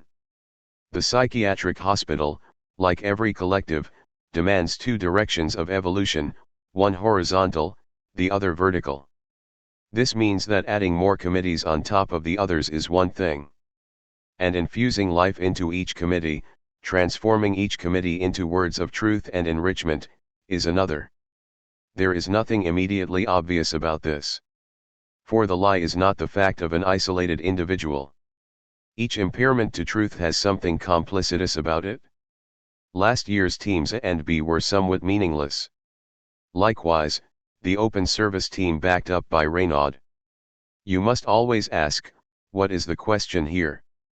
Is it to provide boarders with a type of motor commitment to offering opportunities for rapid integration that open onto a shared existence, or else to enable a pseudolytic identification with a strong exhibitionist charge for the staff? There is no doubting the reply today, but it may have been necessary to pass through the self-criticism, which is the criterion of the true. The staff as a whole, through the gravity that presides over the current committees, has displayed a radical awareness. Let's go, it's time for work. November 8, 1956, third year, number 46. When 2 people meet and decide to live together, they come to agreement on a certain number of points. Between them some things are permitted and some things are prohibited. The advised things pertain to morality and the prohibited things to the law. Every social group implies and requires, among other things, moral authorities and legal authorities. It therefore seems that the concern of the Sports Committee with elaborating general disciplinary regulations, with sanctions, penalties, is proceeding in a customary way. In the first part we will publish the committee's draft proposal for a list of regulations, and in the second, present some reflections on it. Rules and Regulations. Measures of Order. Art. 1. Measures of order will be applied to players whose conduct was the subject of an incident or of disorder before, during or after the match, and notably for any improper attitude toward the referee, officials, or spectators. Art. 2. The following scale has been established. 1. Impropriety toward spectators and assaulting a spectator. 2. Impropriety toward an adversary, insults or threats, assaulting an adversary, or mutual assaults. 3. Wrongs committed against a referee, against a line judge or an obligatory referee, a. Offensive remarks, b. Insults, c. Provocative acts or threats, d. Assaults. A suspension of 1 to 3 matches. Art. 3. A player sent from the field upon the decision of the referee has 24 hours to address a detailed and written account of the incidents or reasons that led to his or her being sent off. Art. 4. The disciplinary committee must meet within 6 days. It is made up of players' trainers, 6. It is presided by a member of the management committee. All persons, whether leaders or players, who are singled out by the referee are obliged to front up to the disciplinary committee. The referee is also obliged to file a complaint for the matters they have singled out. Art. 5. Notification of the measures to be taken will be provided by the disciplinary committee to the interested party after the latter has been heard and supplied all explanations. Art. 6. A reprieve may be granted following a request to the head doctor. November 15, 1956, third year, number 47. Punishments, court, inquiry, filing, reprieve. The draft of the rules and regulations uses these words with astonishing ease. Is it standard for a committee with therapeutic pretensions to employ such words in this way? Yes, it seems. If the aim is in fact to care for someone, ought the emergence of normal, ordered, socialized behaviors not be facilitated? And then, is it not important to single out, penalize and sanction disorderly, asocial and improper attitudes? Let us see where this leads. If sport is therapeutic, it must serve to cure. To register abnormal behavior, offensive words, insults, provocative gestures, assaults, paragraph A, B, C, are 2 of the regulations. To penalize it, to make sure its authors are thwarted and shamed, this is to force them to account for their actions, to give them a sense of responsibility, to facilitate their aptitude to defend their point of view, to present it in front of the group of their fellow patients. From that point of view, penalizing a player is neither more nor less than adopting within the establishment ways of proceeding that are common outside it. So, it seems once again that having rules and regulations is the true and fair path to follow. These sanctions prepare the border for life on the outside. The process of redapting the border cannot be understood otherwise. For an adapted behavior is one that respects established customs. We will see in a subsequent editorial that this position remains peripheral to the problem. In actual fact, things are far more complicated. And for starters, where does the desire to penalize come from? 20. November 22, 1956, third year, number 48. At the community level, punishment is referred to a written code. The citizen knows the things that are prohibited.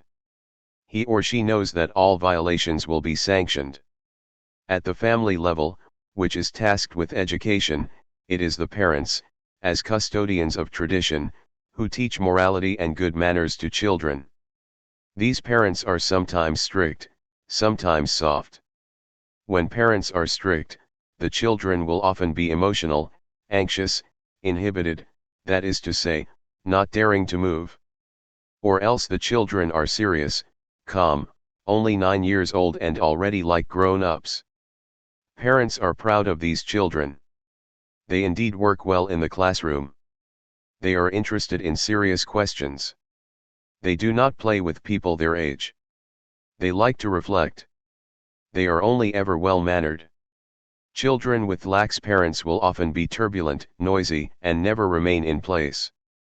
In the classroom, they are average students, sometimes poor ones. And, well, as a rule we see that strict parents themselves had strict parents. Their parents ruled them with an iron fist from the earliest years. Once adults, they thanked their mothers and fathers. They came to have a position in life because they were ruled strictly. Continuing on the tradition, they are strict with their own children. Besides, they tell them, it's for your own good. You will thank me later. Punishment in the familial milieu heralds all other punishments.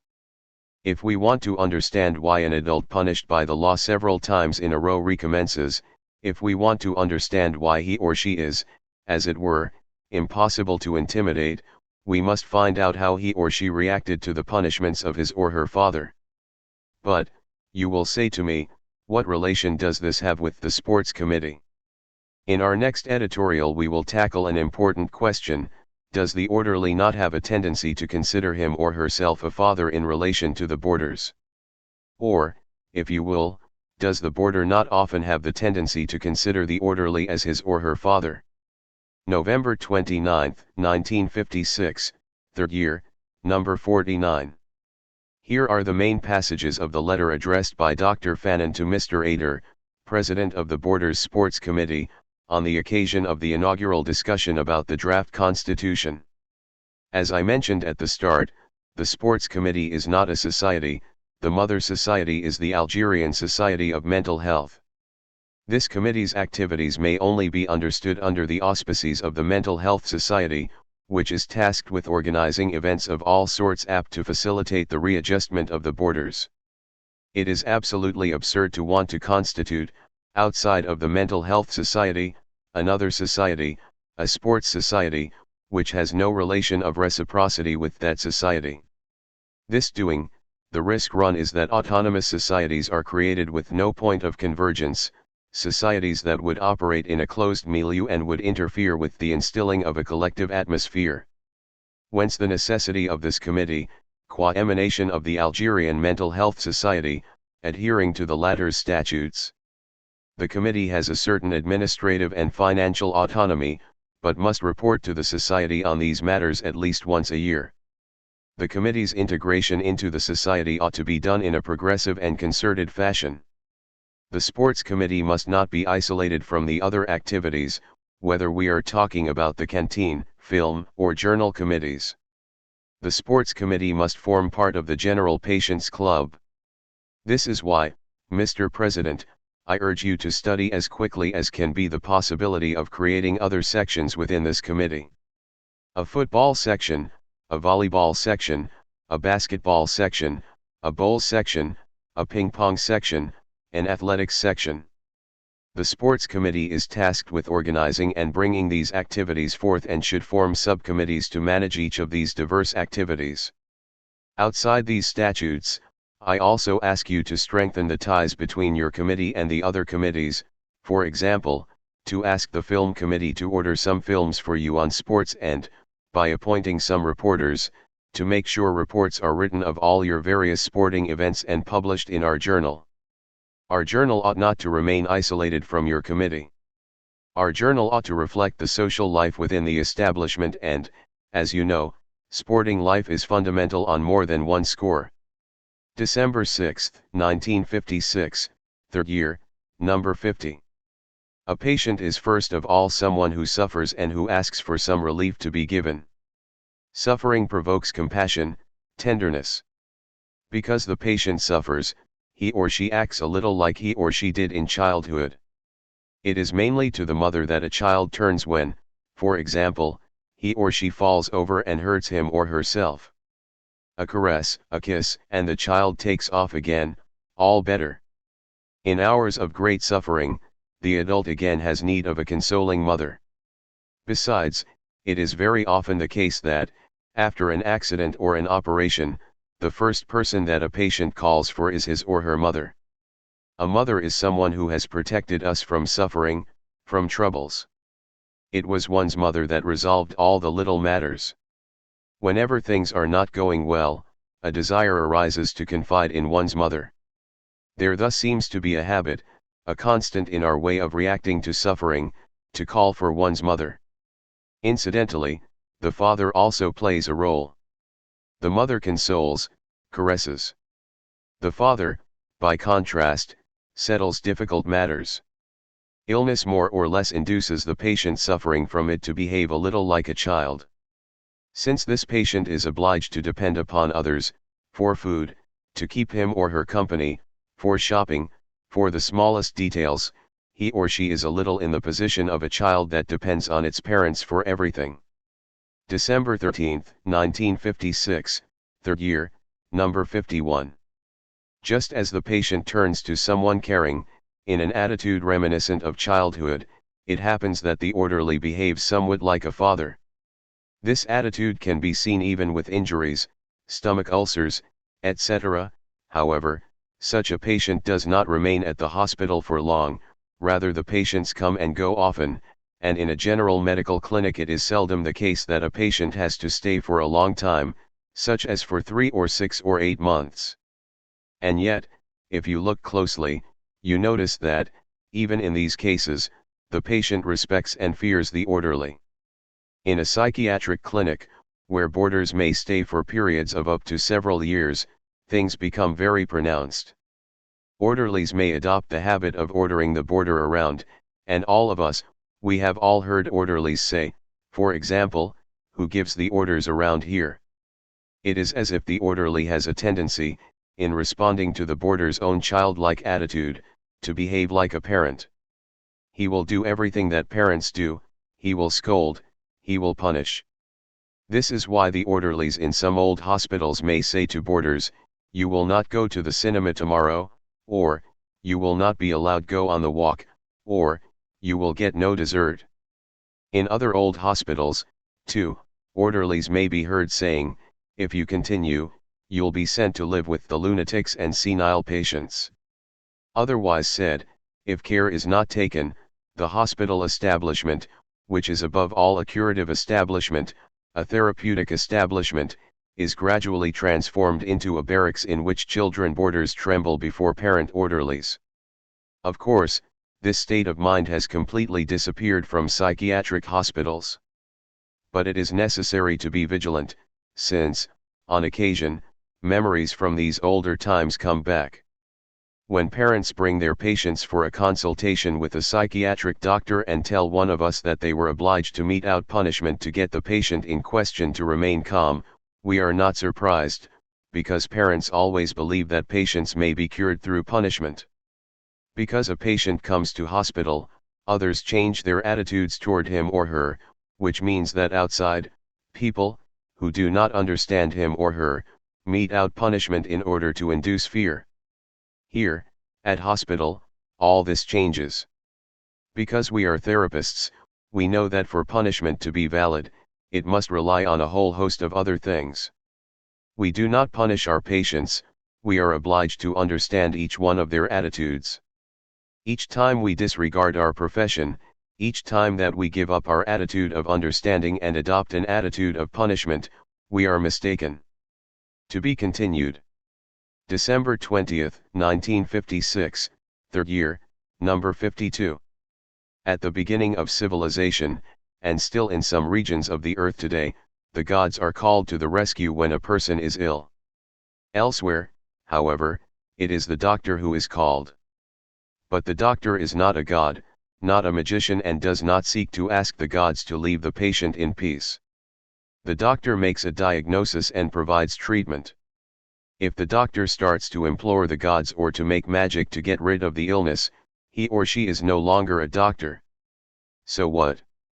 The orderly who forgets that our duty is to understand the patient entrusted to our care and who has the tendency to punish the patient in order to, as is commonly said, to teach him or her a lesson, well, this orderly, it may be said, has forgotten this duty. The link between these aforementioned, disastrous attitudes and the concern of the Border Sports Committee to elaborate a code, a discipline, is not an obvious one. It may be seen, however, that creating a disciplinary section risks, from the outset, both interfering with the disappearing of disastrous attitudes, and also fostering their re-emergence if they have disappeared. It already appears that an arbiter at the psychiatric hospital does not have the same sanctions as a referee on the FB Stadium or the St. Eugene Stadium. I have to admit that I am bothered when I observe the refereeing of some orderlies.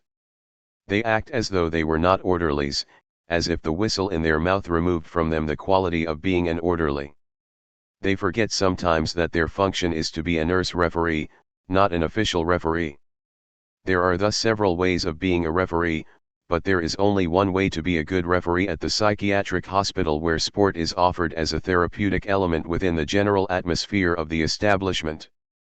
Of course, the nurse referee may well not know how to referee as a nurse, it is not his fault, which is why the sports committee has to ask the establishment's doctors to help it to clarify its ideas. We see, then, that the sports committee's role is not so much to organize sports at the hospital as it is to organize these sports within a therapeutic perspective that is part of a more general perspective. Outside the hospital, when a decision is made to organize a group, laws are created. These laws take absolutely no account of individualities, otherwise said, the preoccupation is with generality and no account is taken of the particular case. At the psychiatric hospital, a general law cannot be established because we are not dealing with an anonymous population. We are dealing with very determinate persons, and as therapists we have to take these persons, in all their nuances, into consideration. We must necessarily adapt to each border. At the psychiatric hospital, we cannot be hearing phrases such as, "I do not want to know, just do as everyone else." Because, precisely, the boarder has to relearn to be like everyone else. It is often because he or she was unable to do as everyone else that he or she was entrusted to us. It is first necessary to see how he or she behaves, to help the patient to understand him or herself better, and for this we must very exactly understand him or her in totality. We may now see that formulating disciplinary rules and regulations at a psychiatric hospital is a therapeutic absurdity, and that this idea must be abandoned once and for all. 9. Letter to Maurice Despinvoy. Frantz Fanon, March 26, 19541. My dear friend, I received your letter long ago, but the harsh necessities of the clinic have scarcely left me the leisure to write to you in peace. I arrived at Blida at the start of December, in this immense hospital with 2,500 beds which should only have 1,200, where the doctors are exhausted from work and the staff, after a strike that you have heard about, became mistrustful of the administration and by extension the medical body. Point 2. This makes every attempt at organizing collective psychotherapy extremely difficult, I would even say impossible. I have 168 European women in a ward of chronic and senile patients that I am trying to restore a little. When I tell you that these are long-term patients who've spent 7 or 8 years in the asylum, you'll understand the difficulties I must contend with daily. Imagine Providence 3 transformed into admissions. Next to this ward, which is a manner of speaking, because it is in actual fact 1.2 kilometers away, I have 225 Muslim men, a ward of epileptics, exactly what I needed, and 168 chronic patients. I perform insulin therapy with the European women, 12 to 14 courses of treatment, as I do with the men. Otherwise put, in 2 or 3 months, I will have 30 patients under insulin shock therapy in continuous fashion. Point 4. Relations with the doctors here are inexistent, above all outside relations. At St. Alban, what was excellent was that, independently of individual attitudes, agreement prevailed on a certain number of things, among others on a certain understanding of psychiatry and the mental life of the patients entrusted to us.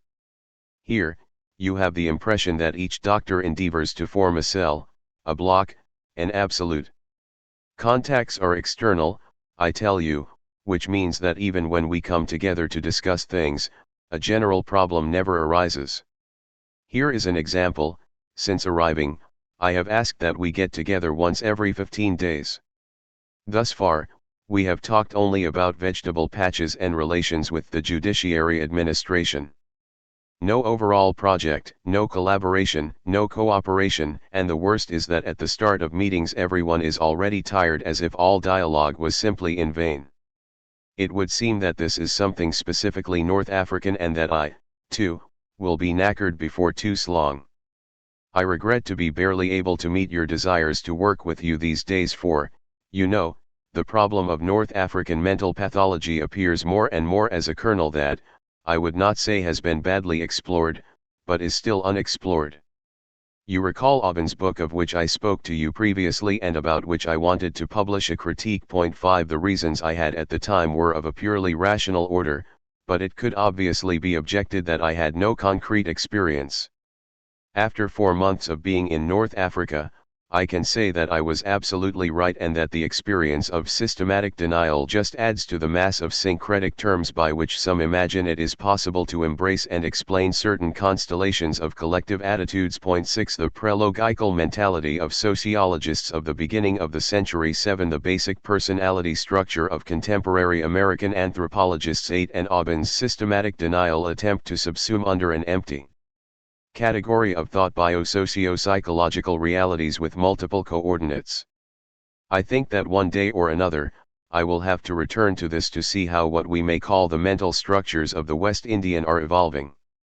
But for the moment I would like in your next letter for you to tell me about homosexuality there. During my last voyage, I noticed its emergence and would like to know if it is assuming the classical psychoanalytical role or type, or if it remains linked to economic motivations. 9. I have begun a war journal here, a copy of which I'm sending you. It's poor, but it's a start. The other doctors do not budge and cast a dreamy eye on my restlessness. You spoke to me of El Espoir and ought to send me a copy, so I can pass it around this establishment. Have you kept the same style as Trait d'Union? 10. I learned with a dread mixed with irony about the incarceration of the president of your surveillance committee. I want to believe that you have not taken exception to this news, because it's a very common thing in the tropics. I've received a letter that I am sending on to you. As you see, it's from a man who wants to return to the hospital. I don't know. No, Josie is not practicing in Blida, she is still continuing in Algiers. And is Nellie content with her work? Did she have a lot of success with the baccalaureate? Does she get on well with her colleagues? Give our best wishes to your children. I take my leave of you in the hope of hearing from you again soon. Amicably yours. Josie sends Nellie her greetings. P.S. I recommend a book that I am reading, Psychologie de la Superstition, from the same series as Les Bases Culturelles de l'Anthropologie. 11. 10. Social Therapy in a Ward of Muslim Men, Methodological Difficulties. Frantz, Fanon and Jacques Zolé, Blida Joinville Psychiatric Hospital, October 19541. We have just completed a fruitful experiment in our attempt to organize, from a social therapeutic perspective, a psychiatric ward of Muslim men. We offer this experiment to the reflection of our readers. We will baldly present the difficulties that we stumbled upon and will show that these errors were possible only through an attitude devoid of objectivity. 2. And the awareness of the twofold alienation resulting from this tyranny of subjectivity and from what Piaget calls sociocentricity, has enabled us to orient our research in a wholly other direction. We have adopted greater modesty faced with the culture presented to us. We took some steps towards it, fearful and attentive. 3 And, the extraordinary thing is that the few indistinct notes that, at the start, awoke our interest, little by little came to form a coherent whole. The experiment that we relate herein was made possible because our only division included both Europeans and Muslims. What comprises the value of this exception is that the Muslims and Europeans were not mixed together. On the one hand, there were 165 European women, and, on the other, 220 Muslim men. 4. Let's call to mind some particularities of the Blida Psychiatric Hospital. Upon our arrival, our 4 colleagues were in charge of the medical surveillance of more than 600 patients each. So any attempt to orient their services around a social therapeutic perspective was impossible for them. The arrival of a 5th doctor, however, relieved these 4 colleagues of 400 patients, and only then did the possibility of performing real social therapy arise. At St. Alban we had observed a type of organization that, overall and in detail, we thought measured up to a maximal type of sociotherapy in the current conditions of psychiatric care in France. So we took our ward as a point of departure that would in a sense serve as an experimental milieu. We sought to implement bi-weekly ward meetings 5 as well as staff meetings, newspaper meetings, and bi-monthly celebrations. In our ward of European women results appeared before long. Already in the first month, the meetings became an integral part of the life of the ward. They took place at a set hour and day, and, by means of our strict punctuality in showing up there, we insisted 6 on clearly marking the importance we granted them. In attendance were not only patients and doctors, but also, above all at the start, the nursing staff, who needed fully to understand the sense of our approach. After a brief period of hesitation, we quickly succeeded in getting people's general attention and, overall, the requisite atmosphere was created, with interventions following one after another without too much dead time in between. At the start, we simply commented upon minor incidents in the ward, but the more organized the social architecture became, the more the possibilities of meeting on concrete topics multiplied. Christmas, with its tenaciously ingrained traditional character, gave us the occasion to instill within the ward a series of specific behaviors. 7 Indeed, a vast dorm of 65 beds was emptied in toto. Male and female patients from the different services, male and female nurses, flowed in. The medical staff and the administrative services thronged to attend this first experiment. Religious songs, choirs, carols, a nativity scene delicately decorated by hands trembling with emotion, a pine tree, everything was done to ensure the utmost solemnity for this celebration. And when, after 2 days, during a meeting of the ward, we proposed to the patients to organize celebrations on a regular basis, we encountered practically no resistance.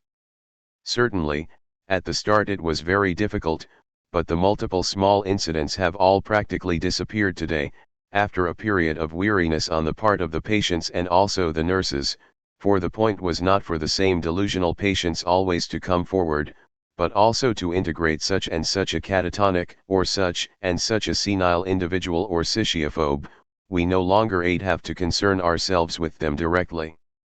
The celebration is readied, the invitations are sent out, the stage is arranged by the patients with the help of 1 or 2 nurses, and we attend it as simple spectators.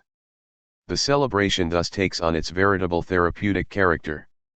Anecdotally, we ought to report the scene in which the paranoid patient in charge of the sung part, sombreros et mantils 9, monitored from the corner of her eye the catatonic who tended to lose the thread, pinching her when needed, so that she would come back into the movement. Alongside the celebrations committee tasked with organizing the recreational evenings, there is a film committee and a record collection committee. Film ought not to be a mere succession of images with a sound accompaniment, it must become the unfolding of a life, of a story. So, the film committee, by choosing the films 10 by commenting on them in a special film column of the newspaper, gave real meaning to the cinematographic fact. Similarly, the record collection committee arranges musical sessions during which one could listen to various records, such as by Luis Mariano, but also the unfinished symphony, the latter incidentally being accompanied by a patient's commentary. Our journal, a weekly publication, is run by 2 committees, the newspaper committee, which selects the texts proffered, and the printing committee. The editorial, written by one of the members of the medical staff, elaborates on this or that point and provokes in the staff and patients the need to think about the hospital in its totality. 11 The part written by patients was fairly monotonous at the start. I thank the doctor for his good care, I would like to get out soon. Today, if, as was mentioned in a recent editorial, we continue to see the same names reappearing in it too often, the journal nonetheless reflects the progress accomplished, invitations for new celebrations, for music evenings, accounts and announcements of outings, walks, the films of the week and, more generally, all events with a collective value. Ergotherapy has an important place in the life of the clinic, and we seek to integrate it harmoniously in with the other activities, outside the housework jobs, a knitting workshop led by a nurse in which several patients are working together on making a single article. Other patients are making and embroidering serviettes, tablecloths, and curtains. More recently, we were able to create a dressmaking workshop tasked with making frocks, the fabric having been bought with money taken from the individual stipend. 12 For patients settled at the hospital for 5 or 6 years, one senses the importance of such events, fabrics with flowers or stripes, light or dark depending on each person's taste, contrast with the monotony of the hospital gown. And think about the fitting ceremony at which the women had to remain perfectly still while in the expert hands of the dressmaker. The institution, then, becomes too strong not to modify the patient's attitude vis-a-vis the milieu. The patient can no longer live her madness without dealing with all that which surrounds her. The various activities we have just quickly outlined thus constitute the framework of an increasingly enriched social life. Social life could be organized without too much difficulty since we had already had a probative experience of it. So, from the very first months, we felt a rapid and fecund coming together as a group in our ward of European women. The very atmosphere of the ward had changed, and we were able to return all the restraint equipment without needing to fear any major difficulties. Not only had asylum life become less distressing for many, but the rhythm of discharges had already markedly increased. These rapid and relatively easy successes only underscored the total failure of the same methods when employed in our service of Muslim men. Recapitulating the various attempts in the very order of our efforts, we can observe their successive failure. We knew that group psychotherapy with the Muslims would prove more difficult for us, and after several seminars with the nursing staff, we met with the patients. 13. The meeting was carefully prepared. The table in the big refectory was covered with a cloth and decorated with flowers.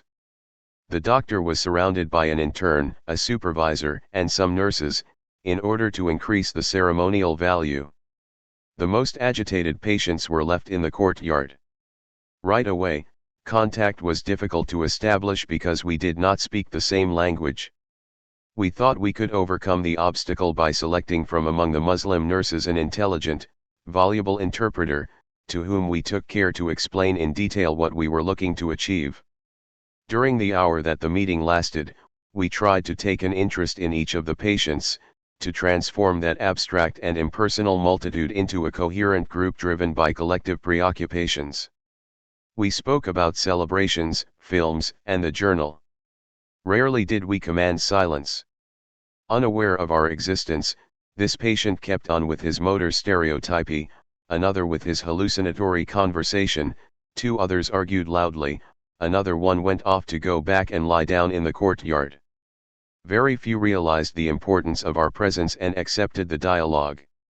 The only engaged, indeed somewhat too engaged, patient, who suffered from persecutory paranoia, spoke French well and, far from pulling his companions into a group reaction, sought more or less consciously to distance himself from them. Confronted with this general disinterest, we did not know what topics to draw on. The silences grew longer, accentuating the sense of unease. After a few weeks, the meetings, which were originally supposed to last an hour, had to be progressively shortened. They constituted only a ceremonial devoid of meaning, absurd and, after some hesitation, we decided to break them off. So we went searching for something else. We asked the nurses each to choose 10 patients and to get them to meet for an hour in the evening, to get them interested through discussions, games, or songs. We gave them precise directives, since in our minds, the point was to create some cooperation, a team spirit apt to revive their feelings of sociability. 14. On the session reports written each evening by the nurses in charge, The first 2 days notes read, we all met together and played hide and seek, cards and dominoes. The atmosphere was good, but this or that patient was not interested in the games. Further on, the game of Pilote Cavalier was played by the patients whose names follow, assisted by Servant K. The game initially appeared complicated, but they learned the rules and it went well. In the days following, the share of time devoted to collective games reduced increasingly, and the reports became more pessimistic. At the start, there were 10 patients, but 10 minutes later only 6 patients remained. M, N, B, and B are eager players, cards. B and L went to bed, on the pretext that they were tired from work. Or else, patients O, M, S and P15I refused to take part in our meeting, the reason being they were too tired. The patients opted to play a round of dominoes, they were very content to play around quietly and without discussion. The evening narrowed down to a session of listening to Oriental music on the radio. The patients remained indifferent, while the nurses interpreted these meetings as a chore. After some time had passed, and despite our repeated encouragement, they frankly expressed their lack of enthusiasm. There are no ways to get the patients interested, as soon as they've eaten they want to go to bed, and we have to lock the dormitories to prevent them from doing so. Concurrently with these evening conversations, we sought to arrange a ward party. We gave ourselves some time, because we knew it would present difficulties. The party was to comprise 2 parts, choir and theater. But we ran into problems in finding 2 nurses who really wanted to take on the organization.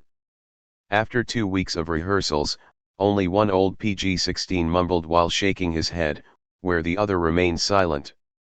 The nurses themselves did not make too much effort and, irritated by their lack of will, we said to them that they were not doing all that they could, since what was possible in the ward of Europeans should also be possible in the Muslims ward. So they were not upset when we replaced them with others, who equally failed. Still others were no more successful, and let us say that a last orderly when approached to do the same work asked to change ward, leading us to think that it was perhaps not a matter of simple laziness.